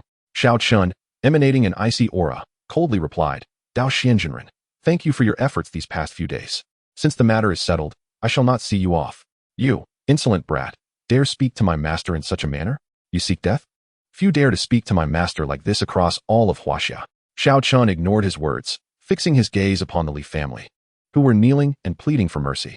"Xiao Chen, do you truly intend to slaughter them all?" Gu Feifei hurried forward, her anxiety palpable. Xiao Chen clenched his fists. Although he initially intended to spare those uninvolved, the thought of being eternally separated from his parents incited a desire to leave no survivors among the Li family. This was in line with Xiao Chen's character. "Brother, no matter what you decide, I trust and support you." After glancing at his sister, Xiao Chen sighed inwardly. "Very well. I cannot allow my sister to perceive me as a remorseless demon. Li Wenjie, Li Yuansheng, Li Bin. I decree that you three shall kneel eternally before my parents' graves in repentance. The rest of the Li family shall kneel before my parents' graves for 3 months." Upon finishing his decree, the reactions were mixed. While some rejoiced, others were filled with despair. The Li family, aside from Li Wenjie and his immediate family, breathed a sigh of relief. They quickly expressed their gratitude to Xiao Chen, thinking that kneeling for 3 months was far better than death.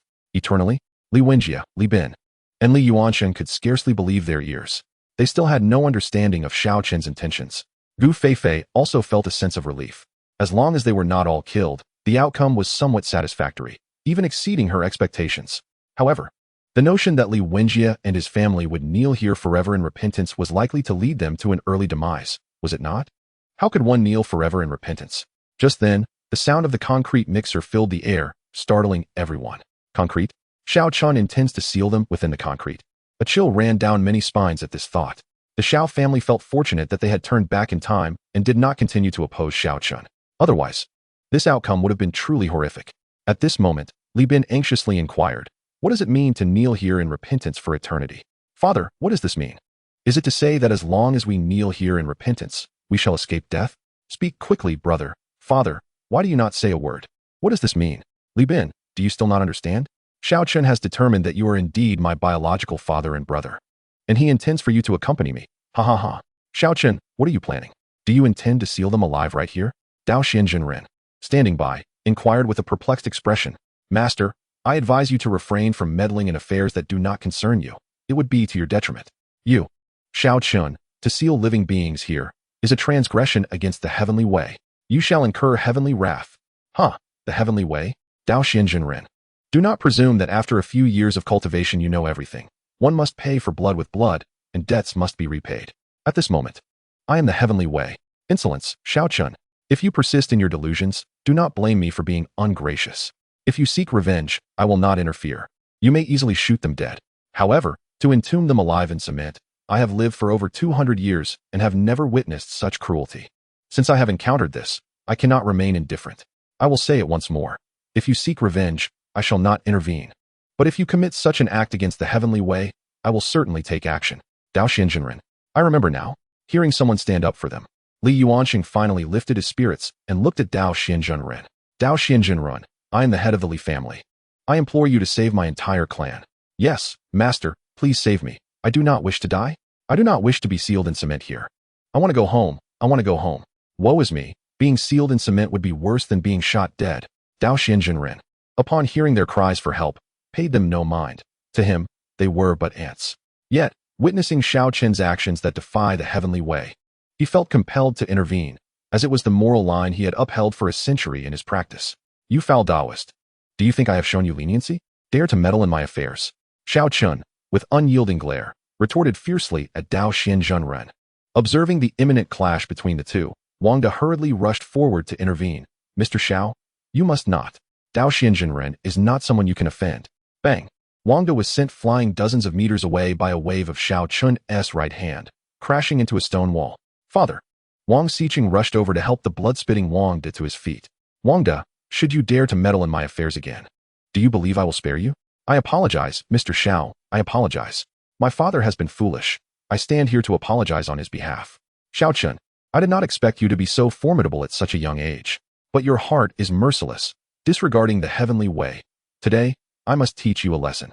With that, Dao Xianxiadrama unleashed an overwhelming aura, stirring the winds and causing those nearby to be pushed back several meters, tumbling to the ground. Brother, be careful. Dao Xianxiadrama, kill him. He has taken at least dozens of lives. He is a devil. The members of the Li family suddenly felt a glimmer of hope. If Dao Xianxiadrama could slay Xiao Chen, perhaps they would be spared. Chapter 76, Trapped too deeply to escape. Dao Xianxiadrama's aura surged forth, transforming the old Daoist, as perceived by the onlookers, into a figure resembling a deity, his formidable presence stirring up winds and swirling dust. The whisk in Dao Xianxiadrama's hand hardened into a weapon, and with a mighty leap, he charged at Xiao Chen. Get lost! Bang!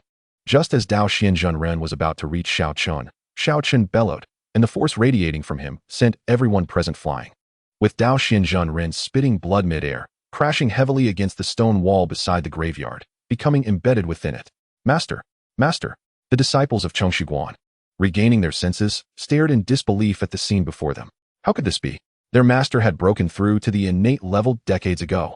With no time to ponder further, several disciples rushed to extricate Dao Xianxiadrama, but alas, he was trapped too deeply, and the stone wall was impenetrably hard. They found themselves momentarily unable to rescue him. Dao Xianxiadrama, amidst a torrent of blood, felt turmoil within. He could sense that before the recent display of power, he was but an insect. Merely unleashing power without striking could bring about my demise. At this moment, Dao Xian was unaware that if Xiao Chen desired his life, it would be a mere matter of casually summoning a sword-s light, and 10 Dao Xianxiadramas would perish. The reason for unleashing his power was not only to injure Dao Xianxiadrama, but also to intimidate all present, preventing future fools like Dao Xian from seeking trouble. Those who had been knocked back finally managed to rise. Each felt their blood surging within. What kind of power is this? Awe and shock reverberated within the hearts of all present. We have all underestimated Mr. Xiao. He is 1,000 times stronger than we could have imagined. Cough, cough, cough. After uttering this, blood spilled from Wang De's lips once more. Cheng'er, from now on, my Wang family shall follow Mr. Xiao's lead. Today, I have been disrespectful to him. Upon returning, I shall present a grand gift to apologize to Mr. Xiao. Very well, father, you should rest well. I believe Mr. Xiao will not hold a grudge against us. The Xiao Tianbang family, at this moment, was too frightened to show their faces, their mouths agape in astonishment, exclaiming in disbelief. Is Xiao Chen a god? How can one person possess such immense power? Father, I heard Chi Tai mention that there exists a group among us Huaxia capable of moving mountains and filling seas. It seems Xiao Chen is indeed one of those legendary figures. No wonder everyone fears him so. Father, from now on, we too shall follow Xiao Chen's lead. With our connection to him, we need not fear the judgment of others in our future endeavors. Indeed, Yuner, you speak wisely. Henceforth, I shall lead the Xiao family village to unconditionally support Xiao Chen. At this moment, the most astonished was Fei Xue. Just now, the aura Xiao Chen unleashed, if directed at her, could have instantly obliterated her hundreds of times. Is this your true strength? Dao Xianxiadrama is, after all, an innate practitioner, the very pinnacle of martial arts I have ever aspired to achieve. Yet before you, he is as an insect, not even worthy of provoking you. Master, have we been misguided in our path? Fei Xue began to doubt herself, the innate path she pursued, the enlightenment her master sought. She had always believed the innate level was the zenith of martial arts in Huaxia. But what now? Fei Xue observed the disciples of Chengxiguan exerting every effort to extricate Dao Xianxiadrama from the stone wall. Yet any slight exertion from them elicited cries of distress from Dao Xianxiadrama. So it turns out even the innate can be defeated. And in such a ludicrous manner. The Tang family, too, stared in disbelief at Xiao Chen, who they had been in close contact with every day. Just now, it seemed that Xiao Chen's unleashed aura intentionally avoided them, causing them only to retreat a few steps. However, they clearly saw others being thrown back by the force of Xiao Chen's display. Chener, he. Tang Hai grasped the tongue-tied xianxiaaudiobooks, whispering, Chener is no longer an ordinary person. We need not inquire further. Just remember, he will always be our Chener, regardless of how others view him. Xiao Chen is our family. Indeed, my old friend, you are correct. I am merely concerned that Xiao Chen's actions may attract trouble. Rest assured, Xiaoyue, trust in Xiao Chen. Xiao Chen's gaze fell upon the three individuals, Li Yuansheng, Li Wenjie, and Li Bin, whose faces were ashen. Your hopes have been dashed once more. You can now rest easy and offer my parents your apologies. Mu Zheng, send for the concrete mixer to come over. Let them kneel before me, and encase them in concrete. As you wish, Mr. Xiao. At that moment, Mu Zheng's admiration for Xiao Chen deepened, and even his voice grew more resonant in response. For Mu Zheng, the mere fact that Xiao Chen could utter his name was an unparalleled honor. The roaring mixer halted nearby, and a pipe extended toward them.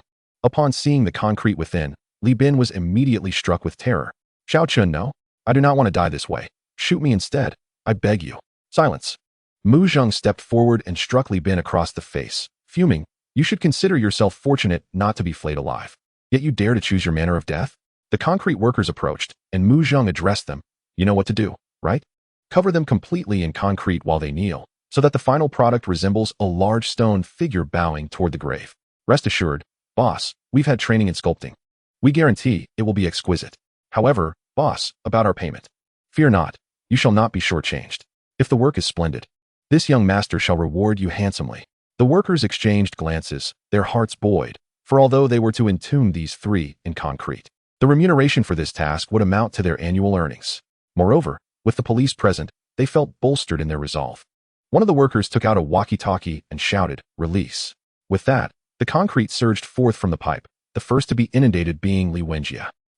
As the concrete cascaded over him, Li Wenjie was finally gripped by fear and despair, emitting anguished cries. Xiao Chen, I shall haunt you even in death. Many onlookers turned away in terror, unable to bear witness to the scene, yet only Feishua felt her blood surge with excitement, inwardly exclaiming, what a thrilling spectacle. Chapter 77, When I am ruthless, even I fear myself. Soon, the concrete enveloped Li Wenjie entirely, and it was evident he continued to struggle within.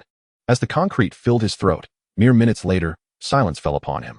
The workers then began to refine their craft, and within moments, a stone statue of a figure kneeling in repentance before Xiao Chen's parents' grave began to take shape. One worker remained to meticulously carve details, while the others turned their attention to Li Yuansheng. No, please. Xiao Chen, you cannot treat an old man this way. You will face retribution. Enough of your drivel. Mu Zheng kicked at him, while two workers held Li Yuansheng steady as the concrete poured down upon him. After a struggle, he too was sculpted into a kneeling stone figure. No, I do not wish to die. Li Bin, terrified, summoned strength from nowhere and suddenly broke free from his captors, dashing toward a stone wall, hoping to end his life by crashing into it. Even a mere fainting spell would be preferable to the suffocating agony of concrete filling his throat. Yet, he underestimated Xiao Chen, who merely gestured, and Li Bin found himself immobilized, his body involuntarily flying back to his original spot. The trapped Daoist could only watch helplessly. Xiao Chen is formidable. The powerful Daoist felt as if he and Xiao Chen were from entirely different realms. A profound sense of helplessness washed over him. Perhaps it would be wise to remain humble before Xiao Chen in the future. Master, what should we do? We cannot free you. Fool, speak of freeing me again, and I shall slay you. Do you comprehend? Yes, master. How can we assist you? It is futile. The moment I move, my entire body seizes up. Clearly, he does not allow me to stir and wants me to witness the entire ordeal. Do not waste your efforts. Before him, we are but ants. No. Help. As Li Bin was pulled back by Xiao Chen, he emitted cries akin to a pig being slaughtered before the concrete had even begun to pour over him. The Li family members kneeling behind him trembled, lacking the courage to even glance at Xiao Chen. Release. With a rush, the concrete cascaded down. The workers exerted every ounce of strength to restrain Li Bin, cursing him in their hearts. This little brat. Why is he such a hassle when the other two are not? Half an hour later, three stone figures, kneeling in repentance toward the grave, came into view, their forms intricately outlined by the skilled workers. To the unknowing observer, the statues bore a striking resemblance to the three living beings entombed within. Xiao Chen surveyed the stone figures and called for Xiao Xinyan to join him at the grave, where they both knelt. Father, mother, I have sent those who wronged you down below. You may now rest in peace. I will take good care of my sister and will visit you often. Xinyan, let us depart. Whenever you wish to return to see our parents, simply inform your brother, and we shall come back at any time. All right, brother, let us go. After they rose, Xiao Chen turned to his sister and asked, Xinyan, are you afraid of your brother? I truly do not wish to kill in front of you. Brother, I hold no resentment. You are my hero. Without you, I may never have avenged our parents, and they would never return home. Brother, you will always be my dearest brother. No matter what you do, I will never fear you. I shall cling to you for life. Upon hearing this, a smile finally graced Xiao Chen's face. Everyone, thank you for your efforts these past few days. I, Xiao Chen, will forever remember your assistance. From now on, you are all my friends. All right, everyone, there is nothing more to be done here. Once again, I express my gratitude for your coming to pay respects to my parents. The crowd, filled with joy upon hearing Xiao Chen refer to them as friends, began to bid farewell one by one. By way, please arrange for Uncle Tang and his family to return home first. Fei Shua, you should return as well. Ensure the safety of Uncle Tang and the others. Oh, understood. Fei Shua responded, her demeanor noticeably more compliant than before. Had this been earlier, she would have quarreled with Xiao Chen over such orders. Brother Xiao Chen, I want to return with you. We came together, so we must return together. As you wish, Xiao Chen replied simply to Tang Xiao, his gaze shifting to Gu Feifei. At that moment, Gu Feifei was also issuing orders for her team to escort the others back, while leaving a few behind to watch over the remaining members of the Xiao family. After 3 months, any surviving members of the Li family would surely be summoned back to the police station for questioning. Gu Feifei was confident that based on the criminal records she possessed regarding the Li family, even if they survived, they would spend the latter half of their lives behind bars. Mu Zhong, you should also leave a few people to keep an eye on them. Anyone who dares to flee shall be dealt with ruthlessly. Indeed, dear sister, ever since you aligned yourself with Mr. Xiao, your tone has begun to mirror his to some extent. Hush, do not speak so carelessly. Mr. Xiao is right beside us.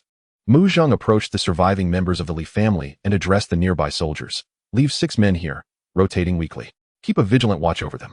Should anyone dare to flee, they shall be dealt with mercilessly. Just ensure they receive 1 meal a day. If they perish, it is their own doing.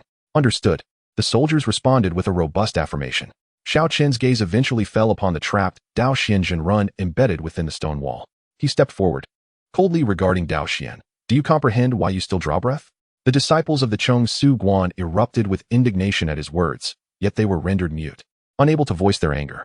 Previously, they had paraded their status as disciples of Dao Xian Ren, basking in the utmost respect throughout Huaxia. When had they ever felt so humiliated? Why? Dao Xian Ren inquired, a look of helplessness etched upon his face. After a moment of contemplation, Xiao Chen replied, I do not know. Perhaps it is because I wish to spare the innocent from death before my sister. Or could it be that I am appreciative of your arduous cultivation? Or perhaps it is due to your commendable handling of my parents' grave relocation. In any case, your transgressions do not warrant death, but let this serve as a warning. There shall not be a next time. I am not always so lenient. When I am truly wrathful, even I fear myself. Chapter 78, The Scoundrel, Deji. I perceive him to be nothing but a cad. Upon concluding his words, Xiao Chen waved his right hand lightly, and Dao Xian felt an immediate release of his constrained breath, the oppressive force that had immobilized him dissipating. With a simple maneuver, Dao Xian extricated himself from the stone wall, turning to behold the human-shaped pit he had created. He wished to exclaim, yearning to fill this pit. Should it become known, given his reputation, this pit would surely become a source of lifelong ridicule. Perhaps spectators would come to gawk, and he would be utterly disgraced. Very well. I shall devise a solution later. Dao Xian wiped the blood from the corner of his mouth, respectfully extending his hands and bowing to Xiao Chen. I am Dao Xian, a junior, and I express my gratitude for your mercy in sparing my life. He then turned to his disciples, his voice laced with fury. What are you waiting for? Hurry and pay your respects to Mr. Xiao. Were it not for his magnanimity, your disrespect towards him today would have been a capital offense. Should you ever dare to show him disrespect again, rest assured, I shall take your lives myself. Yes, we pay our respects to Mr. Xiao, and we thank you for your mercy. Rise. Xiao Chen replied. You are no longer needed here. I appreciate your efforts these past few days regarding my parents. You have done well. Should the opportunity arise, I shall visit you at Chong Su Guan. Oh, very well, Mr. Xiao. I shall await your esteemed presence at Chong Su Guan. Then we shall take our leave. Once they reached a distance where Xiao Chen was no longer visible, Dao Xian retrieved a pill from his robe and consumed it. Cough, cough, cough. Master, are you well? His disciples inquired with concern upon hearing his coughing. I am fine. Return now. I must enter seclusion. Remember, What transpired here is under strict orders of silence. If any of you dare to speak of it, I shall personally take your life. Furthermore, leave a few behind. Once Mr. Xiao departs, fill that pit. This shall not become a laughingstock in my life. Yes, master. We will arrange it immediately. As the majority of the attendees departed, Xiao Chen, accompanied by his sister and Tang Xiaoxiao, arrived at the square, which had fallen eerily silent. Unlike the bustling crowds of previous days. At that moment, Mu Zheng approached, holding 2 plaques crafted from golden silk nanmu, inscribed with the names of Xiao Chen's parents. Seeing this, Xiao Chen and Xiao Xinyan each took a plaque. Let us proceed, sister. We shall place our parents' plaques in the Xiao family ancestral hall. Thus, the 2 walked at the forefront, carrying the plaques, with Mu Zheng, Mu Duo, Tang Xiaoxiao, and Xiao Tianbang following closely. As they made their way toward the ancestral hall, onlookers parted ways upon seeing Xiao Chen. Many were left trembling with fear upon hearing that Xiao Chen had encased 3 living individuals in concrete before his parents' grave. They would likely have nightmares that night, and from henceforth, they would never dare to wander near the gravesite again. Upon reaching the ancestral hall, the village chief had already made all necessary arrangements, designating an exceptionally honorable spot for Xiao Chen's parents according to their lineage. Xiao Chen, please place your parents' plaques here. Their souls shall always have a place to return home, and all descendants of the Xiao family in our village will honor them with incense during festivals. Thank you, chief. The 2 approached, carefully placing the plaques, lighting a stick of incense, and kneeling to bow 3 times. The others followed suit, offering their respects and lighting incense. Finally, Xiao Chen turned to Xiao Tianbang and calmly stated, manage Xiao family village well. Should any further oppression of our kin arise, I shall return to hold you accountable. Yes, yes. Rest assured, Xiao Chen, I will manage it diligently. Such events shall never occur again. Very well. By the way, I will incorporate Xiao family village into my company's investment plans. You need only remain in the village, and I will not neglect your efforts. Understood. Upon hearing this, the hearts of all present in Xiao family village swelled with happiness. Xiao Chen's words carried immense weight. His promise to invest in the village heralded profound changes ahead. The village chief and head of the Xiao family would be the greatest beneficiaries, as the entire village would prosper. At that moment, they were unaware of the sheer magnitude of the future terror that would befall them from Xiao Chen's eastern capital. Just then, Xiao Chen's phone chimed, and he instinctively pulled it out to check a message. Xiao Chen, why aren't you answering your phone? There's a high school reunion tomorrow, and I heard your ex-girlfriend Suya will be attending. Call me back.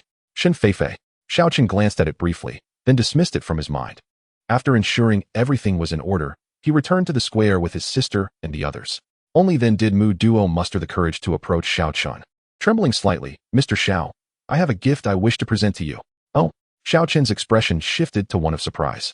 Upon hearing this, Tang Xiaoxiao's demeanor changed dramatically. Was Mu Duo not insinuating her affection for Xiao Chen by offering him a gift? She glared at Mu Duo as if preparing for battle. What gift do you wish to present me? Xiao Chen inquired with a smile. Mr. Xiao, I noticed you arrived in an old car, so I took the liberty of purchasing you a new one, hoping you would like it. And I, too, have prepared a new car for you, Mr. Xiao. Mu Zheng interjected eagerly. Your thoughtfulness is much appreciated. However, I am not particularly concerned with material possessions. Internally, he mused. Were it not for the need to maintain appearances, I could easily fly there in an instant. Nevertheless, Xiao Chen felt grateful to both. For who would refuse a gift offered? Having a nicer car would certainly lend some prestige when his sister and friends rode along. Shall we go take a look? Very well, Mr. Xiao, please follow me. Mu Duo exclaimed joyfully as she eagerly pulled Mu Zheng ahead, her cheeks flushed with excitement. After all, this was her first time presenting a gift to a boy. Upon arriving in front of 2 new cars draped in red cloth, Mu Duo stepped forward and swiftly tore away the covering from the white Mercedes-Benz G-Class. A brand new G-Class came into view. Xiao Chen glanced at it and turned to his sister beside him, asking, Xianxian, do you like this car? Shall I drive you around in it in the future? Absolutely, it's stunning. But, brother, people say that those who drive G-Class vehicles are typically scoundrels. You won't turn out to be a scoundrel too, will you? I think so too, interjected Tang Xiaoxiao, her tone dripping with sarcasm. You've only just returned, and already there are so many women around you. First, there was Gu Fei Fei, then Bai Wei appeared, followed by Fei Shui, and now this Mu Duo. Scoundrel, you are nothing but a big scoundrel, humph. Chapter 79, Xiao Chen's dog. Are you still the Fei Shui I know from the Remnant Blade? Tang Xiaoxiao, what nonsense are you talking about? Our relationship is not as you imagine. Xiao Xianyan, hiding behind Xiao Chen, stifled a laugh. Tang Xiaoxiao had repeatedly expressed her fondness for Xiao Chen in front of her recently. Xiao Xianyan was no stranger to it. What a jealous little vixen. Mr. Xiao, take a look at the car I've gifted you, hee. After saying this, Mu Zheng also stepped aside and pulled down a red cloth, revealing a dazzling red Lamborghini supercar. Wow! Upon seeing the sports car, Tang Xiao lost her composure, rushing to the car and resting her arms on the hood. This is absolutely breathtaking. It's the love car of my dreams. I've imagined countless times driving along the seaside with my beloved in a sports car, and this one fulfills all my fantasies. Brother Xiao Chen, you must take me for a ride, do you hear? All right. I promise to fulfill that wish when I have the time. Mu Zheng, thank you. I truly adore the gifts you've brought. All right, everything here is nearly settled. I will drive these 2 G-class vehicles to take them back, while the other cars will be arranged for delivery to the Tang family. Moreover, Mu Duo, since you are now under my wing, you should report to Dongfang Capital Company for Bai Wei to arrange a position for you. In the future, if opportunities arise, I shall guide your cultivation. Yes, thank you, Mr. Xiao. The two were overjoyed upon hearing this. Under Xiao Chen's guidance, their path in martial arts would surely advance by leaps and bounds. A brand new Mercedes-Benz G-Class cruised along the road from Xiao's village back to Tianhai City. It was then that Xiao Chen recalled the message from Shun Fei Fei, a class reunion? Wouldn't that merely be a gathering of individuals flaunting their wealth and prowess? He realized that even if he wished to remain low-key, it would be impossible now. After contemplating for a moment, he decided, forget it, I might as well attend. It's been years since I've seen Suya. I wonder how she has fared. If she is already married, then I can only lament that we lack the fate to be together. Reflecting on his high school days, he recalled the shy and introverted Suya suddenly confessing her feelings for him, a moment that had stirred quite a commotion in school. Xiao Chen, what are you daydreaming about? Are you thinking about girls? Tang Xiao suddenly leaned in, her head poking close to his, her tone exasperated. Indeed. How did you know I was thinking about girls? You're quite perceptive.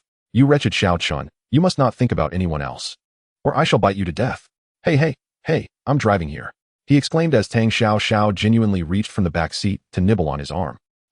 Suddenly, Tang Xiao yelped, clutching her front teeth. Xiao Chen, what kind of arm do you have? It's so hard, I couldn't even bite down. Tang Xiao, it would be wise not to attempt any surprise attacks on me. Otherwise, I shall instinctively defend myself. If I happen to knock out your front teeth, you mustn't hold it against me. Humph, you scoundrel. Xiao Chen, tell me, who do you like? Among those 4 girls and me, who do you prefer? Xiao Chen was at a loss, casting a pleading glance at his sister for help. Xiao Xianxian, however, was thoroughly entertained, sitting in the back and chuckling. Stop messing around, Xiao.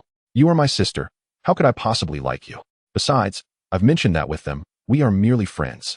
Well, when I was young, I was your sister, but now that I've grown up, I'm the prime candidate for your wife, she retorted defiantly. You said that you're just friends with them, and if I find out you have any unusual relationship with them, I'll join forces with Xianxian to deal with you. Meanwhile, at the Tang family villa in Tianhai City, Fei Shui had returned with Tang Hai and his wife, having followed Xiao Chen's instructions, and was warmly welcomed by them, with delicious food continuously offered. Fei Shui was delighted and decided to stay a while. After all, hadn't Xiao Chen tasked her with protecting their family? She could easily remain here, enjoying the good life. Ha. As the sky gradually darkened after dinner, Shinqiu, you kindly prepared a plate of fruit for dessert. Fei Shui, you're so young. How did you grow up? Did you practice martial arts from a young age? After the events of the past few days, Tang Hai and his wife realized that there truly were martial arts experts in the world. Although Fei Shui had not shown her prowess in front of them, the fact that Xiao Chen entrusted her with their safety indicated that she was certainly not an ordinary person. Indeed, we have been training since childhood, practicing relentlessly every day. Suddenly, Fei Shui's expression changed. Uncle, Aunt, you must not go outside. With that, Fei Shui's figure transformed into an afterimage, vanishing from the villa in an instant. Shinqiu was so startled that the apple she was holding fell to the floor. What on earth happened to that child? How could she move so fast? Disappearing in the blink of an eye. Old Tang, have we lived our lives in vain? Fei Shui dashed out of the Tang family villa, swiftly drawing a white soft sword from her waist. She fixed her gaze on a lush tree and charged toward it. Do not make a move, it's me. Just as Fei Shui's soft sword was about to reach its target, the figure hidden in the tree hastily called out. Remnant Blade? Is that you? Upon hearing the familiar voice, Fei Shui paused. This is not the place to talk. Follow me. 2 figures, one black and one white, swiftly traversed the night sky of Tianhai City, each leap propelling them thousands of meters. No matter how tall the buildings loomed, they appeared as mere flat ground beneath their feet. They halted atop a high-rise building. Fei Shui gazed at the disheveled familiar face before her. Her heart stirred. Remnant Blade, I didn't expect you to emerge from seclusion as well. Are you here to take me back, or is it to execute a mission? Fei Shui, long time no see. I didn't expect your progress to be quite remarkable. Despite my several levels of cultivation below you, your speed is nearly on par with mine. Flattery will get you nowhere. My signature skill is my speed. What of it? You ought to tell me your purpose for coming to Tianhai City. Hiding at the Tang family villa. Could it be that you intend to assassinate Xiao Chen? At this thought, Fei Shui's heart raced. She had not expected Qiyu to still pursue her. Was he seeking death? Indeed, my mission is to assassinate Xiao Chen. I merely didn't anticipate encountering you at his home. I've heard you betrayed Qiyu and now serve as Xiao Chen's dog. Are you still the Fei Shui I once knew? Years ago, the two of us confronted foreign forces, surrounded by over 100 skilled fighters. Facing death countless times without a flicker of concern on your brow. I have always doubted that you would willingly reside beneath someone else's domain. Chapter 80, The Severed Blade. You are utterly ignorant of power. This is my affair. It requires no interference from you. As long as you are not here to apprehend me, that is well. I am aware that I am no match for you, yet I advise you to abandon this mission. Abandon? Ha ha, Fei Shui. Have you so quickly forgotten the rules of Qiyu? Once a task is accepted, it is either the target's demise or my own. I have relayed all that I needed to convey to you. The choice rests solely with you. However, I must inform you, should you seek to eliminate Xiao Chen, I shall remain indifferent. If you possess the capability to kill him, I would even express my gratitude. But do not lay a hand on those close to him. Otherwise, do not blame me, Fei Shui, for disregarding our past camaraderie. With that, Fei Shui leapt from the top floor, her figure vanishing from the severed blade's sight in the blink of an eye. Xiao Chen, what kind of charm do you possess? Even the infamous sorceress Fei Shui is willing to serve you? Upon arriving at the gate of the Tang family villa, Xiao Chen sensed two powerful auras lingering in the air. One belonged to Fei Shui, what of the other? He instructed his sister and Tang Xiao to enter first while he approached the source of the strongest aura to extend his consciousness and investigate. Is this person lying in wait to assassinate me? Soon, Xiao Chen's awareness detected Fei Shui, who was rapidly making her way towards him. After a moment, Fei Shui stood beside Xiao Chen and casually remarked, "You have returned." "Yes, who is that person? Here to kill me?" Xiao Chen inquired with two quick questions. "His name is Severed Blade, my former partner at Qiyu. He has been in seclusion for several years. His cultivation should now far exceed mine. Indeed, he has come to kill you. After you struck a significant blow against the Qiyu dark web, they would hardly let you off lightly." "Oh, Severed Blade? I understand. You should go inside and protect them. I will be back shortly." "Xiao Chen," Fei Shui suddenly called out. "If possible, I hope you can spare his life." "Why?" Xiao Chen turned to Fei Shui, his voice cold. "Not everyone deserves a chance in my eyes. I would never show mercy to those who threaten me or my family." "I understand, Xiao Chen, but sparing his life would be more beneficial to you than killing him. If Severed Blade and I combine our cultivation techniques, we are confident we can contend with a grandmaster of innate prowess." Xiao Chen pondered for a moment. "Very well. It will depend on whether he recognizes the situation. I currently lack capable allies." With that, Xiao Chen's figure transformed into a golden streak and vanished before Fei Shui's eyes. Fei Shui was left agape. What on earth? "Xiao Chen, to what extent has your power reached? Why do you consistently present me with scenes I never dared to imagine? I must find a way to have Xiao Chen teach me. This technique is simply too magnificent. My own proud skills pale in comparison to his prowess." In a bustling night market in Tianhai City, the streets were alive with traffic and pedestrians, vendors setting up their stalls. The air was thick with the aroma of street food. Look, that person seems as though he hasn't eaten in 800 years. He devours ordinary noodles with such gusto, having polished off 8 bowls. With his appearance, he can't possibly be anything but a beggar, right? Boss, are you really going to serve him? Get lost, you lowly cur. How dare you look down on others? After scolding the onlookers, the boss approached the noodle-eating man. "Sir, have you had enough? Would you like another bowl?" After finishing the last bite of his noodles, Severed Blade replied, "Yes, another bowl. Make it spicy." Of course, the boss, delighted, hurried to prepare more noodles. Initially, when Severed Blade sat down, the boss had assumed he was a beggar and wanted to shoo him away. However, Severed Blade's subsequent actions left the stall owner utterly astonished. He pulled out a thick stack of red bills, counting out a generous sum before tossing it to the boss, declaring, "Serve the noodles. I have plenty of money. If they don't taste good, I'll break your legs." It was no wonder the boss was now so respectful towards Severed Blade. Another bowl of noodles was soon brought to the table. But just as the boss set it down, he suddenly felt a strong gust of wind sweep past him. Turning, he could hardly believe his eyes as another person had inexplicably appeared. Indeed, it was Xiao Chen. Seeing Severed Blade devouring noodles piqued Xiao Chen's appetite. "Boss, the same noodles. One more bowl for me." Throughout the meal, Severed Blade did not lift his gaze, yet he was acutely aware that the man across from him was no ordinary foe. Though he feigned calmness, turmoil surged within him. Just moments ago, he felt that if the man opposite him desired to kill him, he would already be dead. After finishing his last mouthful of noodles, Severed Blade burped contentedly before looking up at Xiao Chen and asking, "How did you find me?" He did not first inquire about Xiao Chen's identity. For a killer, being easily tracked was the deadliest flaw. Finding you is simple enough. Now, eat your noodles. We'll speak after. Xiao Chen continued to devour his meal with abandon. The more nonchalant he appeared, the more anxious Severed Blade became. Not bad. This flavor is quite delightful. Boss, have you considered expanding your business and going public? The boss merely chuckled awkwardly at Xiao Chen's comment, inwardly thinking, what a bizarre day, encountering such peculiar individuals. Wiping his mouth, Xiao Chen turned to Severed Blade and asked, "Here to kill me? Are you full? Need another serving?" "You must be Xiao Chen. It is no wonder you give our Lord Tianxiao such headaches." Xiao Chen chuckled, "Enough with the small talk. Let's change locations."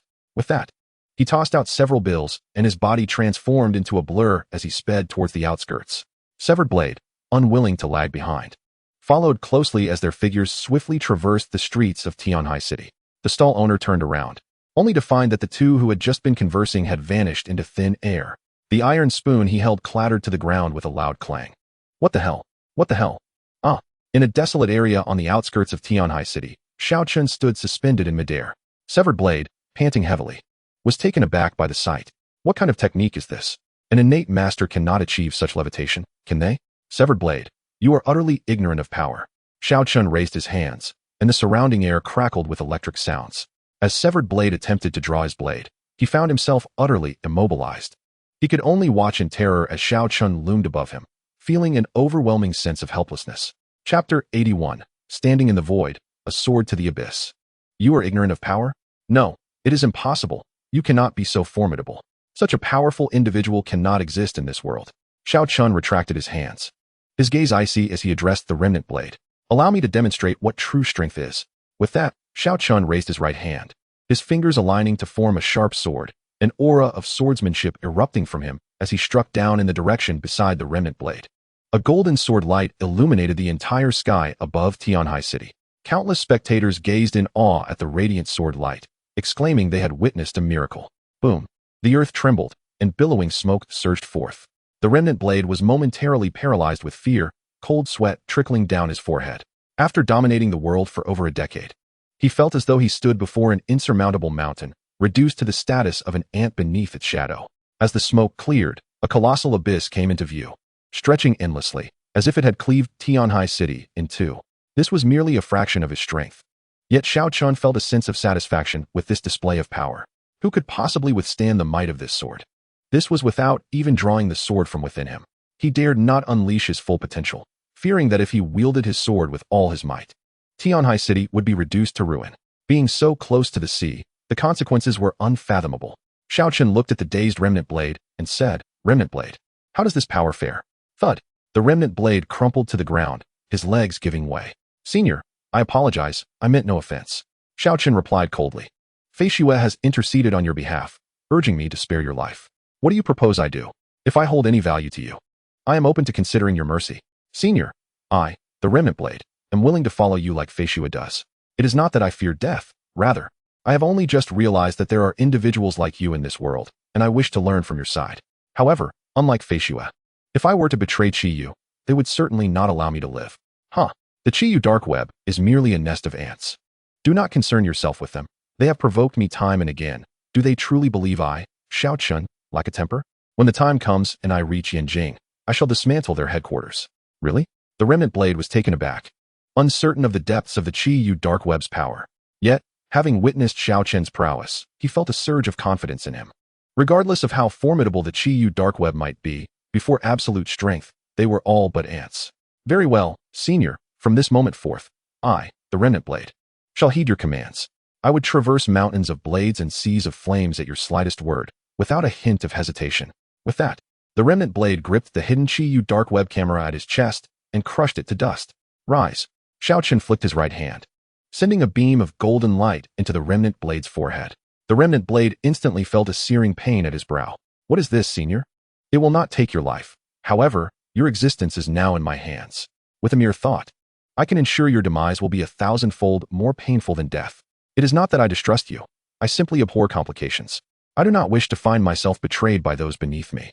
Rest assured, I, the remnant blade, shall be yours in life and your ghost in death. I entrust my life to you. Good, let us proceed.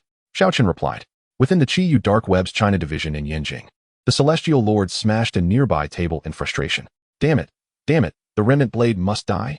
Celestial Lord, what is the extent of Xiao Chen's power? Surely, we cannot be seeing things.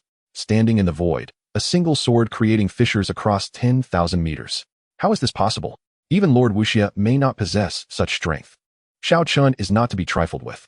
Celestial Lord, we recommend erasing all records of Xiao Chen and issuing a strict order prohibiting any further discussion of him within the Qiyu Dark Web.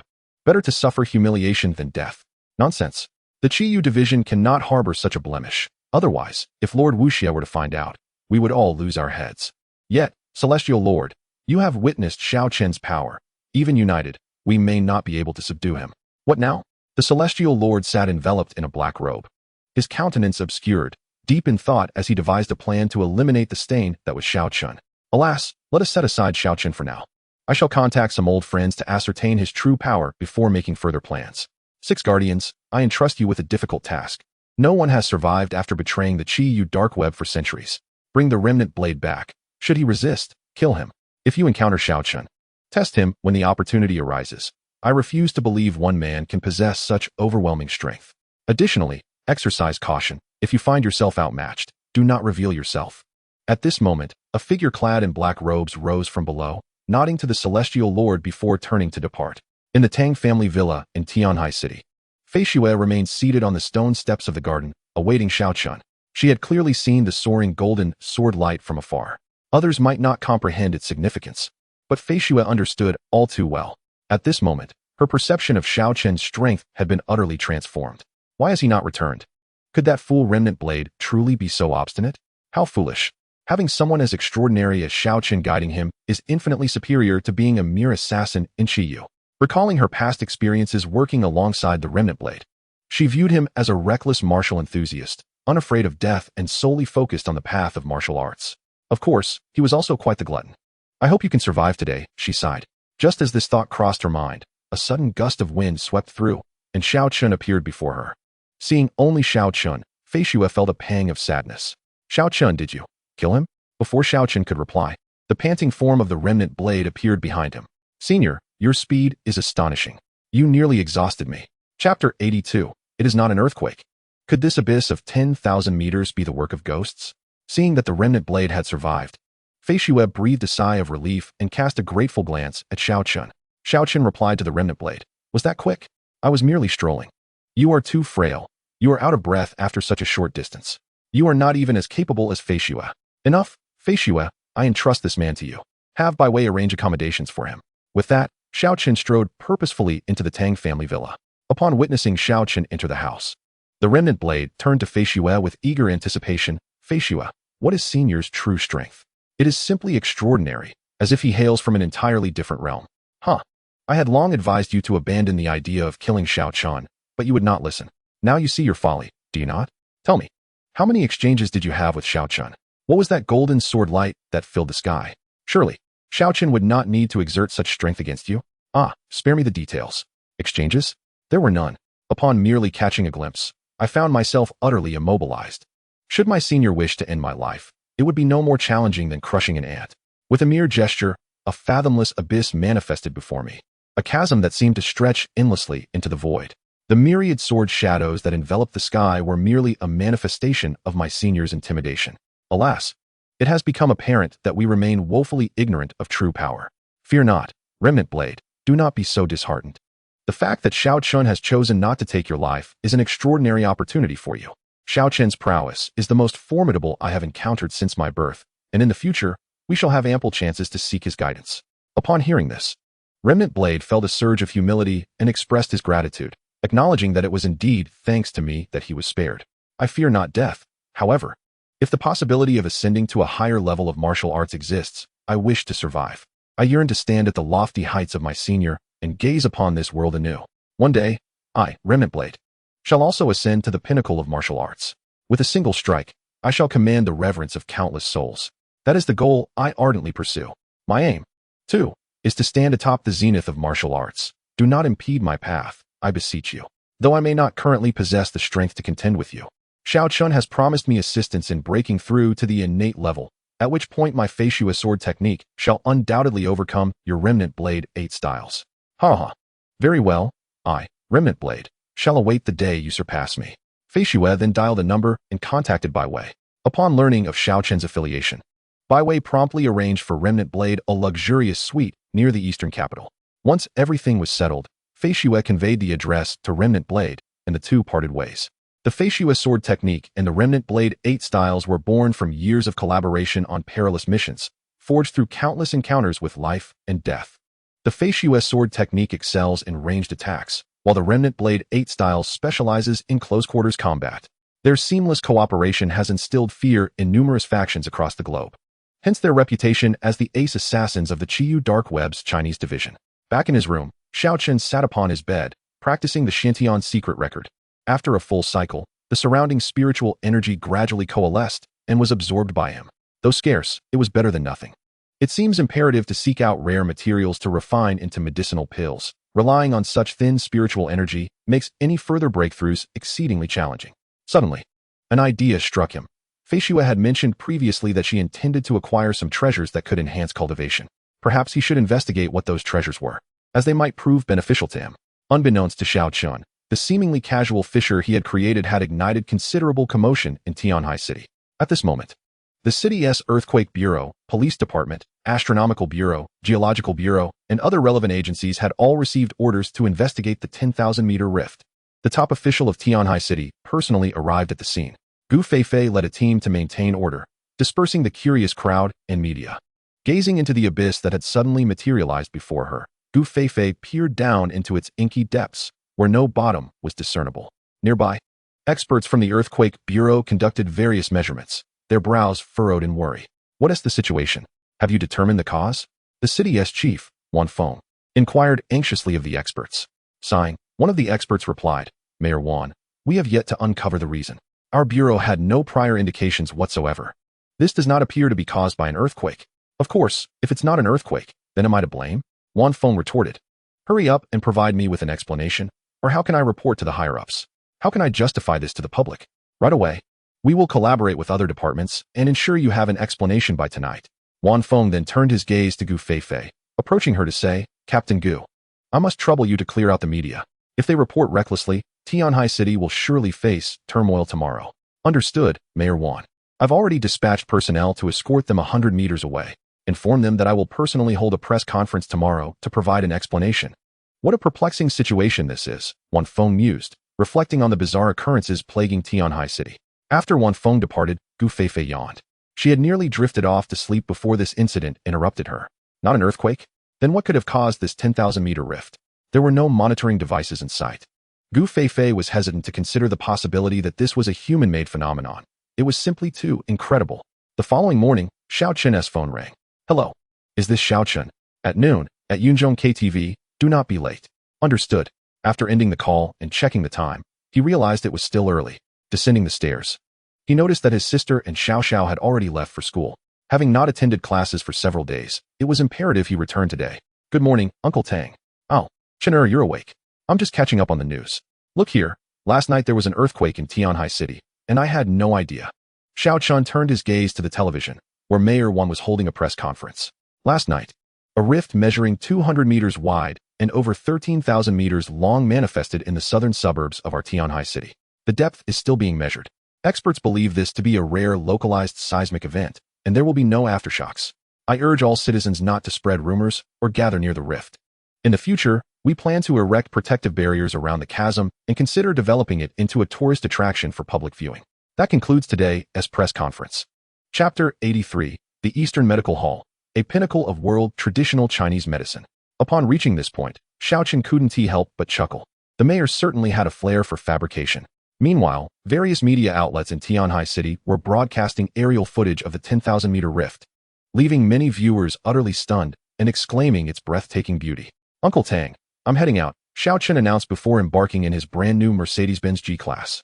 It had been a while since he last visited Zuran Hall. Given that he was still an apprentice there, it was high time he returned. Since the Li family's assets had been transferred to Xiao Chen, their traditional Chinese medicine clinic now belonged to him as well, making it an opportune moment to consolidate their operations. On the way, Xiao Chen pulled out his phone to call Bai Wei, inquiring, Bai Wei, How is the renovation of the Eastern Capitol building coming along? When will we be able to officially move in? Mr. Xiao, the renovations are nearly complete. Recently, some of our departments have begun transitioning to the headquarters building, and it should be finished in just a few days. Excellent. I'll stop by to inspect your work sometime soon. Of course, Mr. Xiao. We welcome your guidance at any time. Guidance. I've already entrusted the Eastern Capital entirely to you. I merely wish to be a bystander. Understood, Mr. Xiao. Rest assured, I will not let you down. By the way, who is currently overseeing the Li family clinic? Mr. Xiao, I have appointed a professional manager to handle all matters concerning the Li family clinic. Do you have any instructions? Bai Wei inquired, puzzled. It is as follows. The Tang family pharmaceutical company had previously invested in a medical clinic. A fact you are likely aware of. What I propose is to merge them. If we are to undertake this endeavor, we must strive to become the foremost in Tianhai City, and even the entire Huaxia. My ambition is to invite all 4 of Huaxia's esteemed masters of traditional Chinese medicine to consult at the medical clinic invested by Dongfang Capital. Thus, please arrange for that manager you mentioned to come to Zurintang, where I shall personally brief him. Hearing this, Bai Wei promptly responded, Understood, Mr. Xiao. I will immediately arrange for the manager responsible for the Li family medical clinic to visit Zurintang. After Xiao Chen acknowledged, he hung up the phone. Soon, a brand new Mercedes-Benz G-Class pulled up in front of Zurintang. Observing the bustling activity inside, Xiao Chen deduced that the clinic's business must be thriving lately. Xiao, you've arrived, greeted Lu Bo. Indeed, Uncle Lu, it seems you are quite busy these days. Upon seeing Xiao Chen, Yi Changfeng immediately ceased his work and approached respectfully. Mr. Xiao, it has been a while since we last met. Are you here to impart your medical wisdom? Let us save the discussion on medical expertise for another occasion. Uncle Lu, please gather everyone. I wish to discuss a matter with you all. I value your opinions, especially since Zurintang is the fruit of your labor. And Uncle Tang has hardly interfered. Oh, what is this serious matter, Xiao Chen? Lu Bo inquired, puzzled. As it stands, the Li Family Medical Clinic is now under my name. My intention is to merge it with Zurintang, with both being managed by Dongfang Capital. Upon hearing this, Lu Bo remarked, Xiao Chen, I have recently heard whispers about your endeavors. Truly, I had not anticipated that you were such a hidden talent. This matter does not require further discussion. Both Zurintang and the Li Family Medical Clinic now belong to Dongfang Capital. You may proceed as you see fit, and we shall support you wholeheartedly. Indeed, Xiao Chen, you cannot fathom how much I admire you now. Mu Xiaoyan blushed and lowered her head after uttering these words. Very well, my plan is as follows. It is not the quantity of clinics that matters, but their excellence. After the merger, I intend to retain the largest and best located clinic, rebranding it as Dongfang Medical Clinic. Yi Changfeng and the other 3 esteemed masters will serve as mentors and consultants at Dongfang Medical Clinic. Each week, they may choose their consulting hours according to their preferences, allowing more hands-on opportunities for the younger physicians. Your primary responsibilities will be to tackle complex and challenging cases. As for compensation, I am aware that you are not lacking in wealth, but the remuneration I plan to offer you is not something that can be bought with money. I am confident that this will pique your interest. Oh, Yi Changfeng felt a ripple of excitement. Could it be something beyond monetary value? Yi Changfeng, what do you think of my proposal? Xiao Chen inquired with a smile. Mr. Xiao, I have no objections, but the other 3 each have their own temperaments, particularly the one who has retired from practice. If you wish to summon him back, it may prove quite difficult. Yi Changfeng leaned closer and whispered, Mr. Xiao, when you say it is something not purchasable with money, are you referring to elixirs? Yi Changfeng's heart raced with anticipation. If it were indeed elixirs, that would be extraordinary. The art of alchemy has been lost for centuries. If there exists anyone capable of producing elixirs, it must be Xiao Chen standing before him. Given Xiao Chen's previous demonstrations of medical prowess and strength, Yi Changfeng had been contemplating whether Xiao Chen could indeed refine elixirs. Upon hearing Xiao Chen mention something that cannot be bought with money, Yi Changfeng immediately surmised it must be elixirs or perhaps the technique of alchemy itself. After posing his question, Yi Changfeng eagerly awaited Xiao Chen's response. Xiao Chen simply nodded in affirmation. Splendid. Ha ha, wonderful, exclaimed Yi Changfeng. Rest assured, Mr. Xiao, I will ensure all 3 of them are invited. If those 3 old fellows learn of this, they would likely rush over before even having time to put on their trousers. Huh? Dongfang Medical Clinic? With the 4 esteemed masters of traditional Chinese medicine in residence? If anyone else had made such a claim, the younger physicians, including Mu Xiaoyan, would surely consider them delusional. But it was Xiao Chen who spoke, leaving them no room for doubt. Seeing the delight on Yi's face, they had never witnessed Yi Changfeng smile so joyfully before. If Xiao Chen's vision of Dongfang Medical Clinic were to come to fruition, it would surely send shockwaves throughout Huaxia and even the world, establishing the clinic as the pinnacle of traditional Chinese medicine. At this moment, Everyone within Zurintang was electrified with anticipation, as they were about to embark on their journey at a clinic that would represent the zenith of global, traditional Chinese medicine. How could they not feel exhilarated? Xiao Chen, when the time comes, we shall all be part of Dongfang Medical Clinic. You mustn't find an excuse to dismiss us. Indeed, we are all members of Dongfang Medical Clinic. Mr. Xiao, you cannot expel us. After Mu Xiaoyan spoke, the others joined in a chorus of playful protest. Rest assured, my friends at Zurintang, without my explicit command, none shall be dismissed.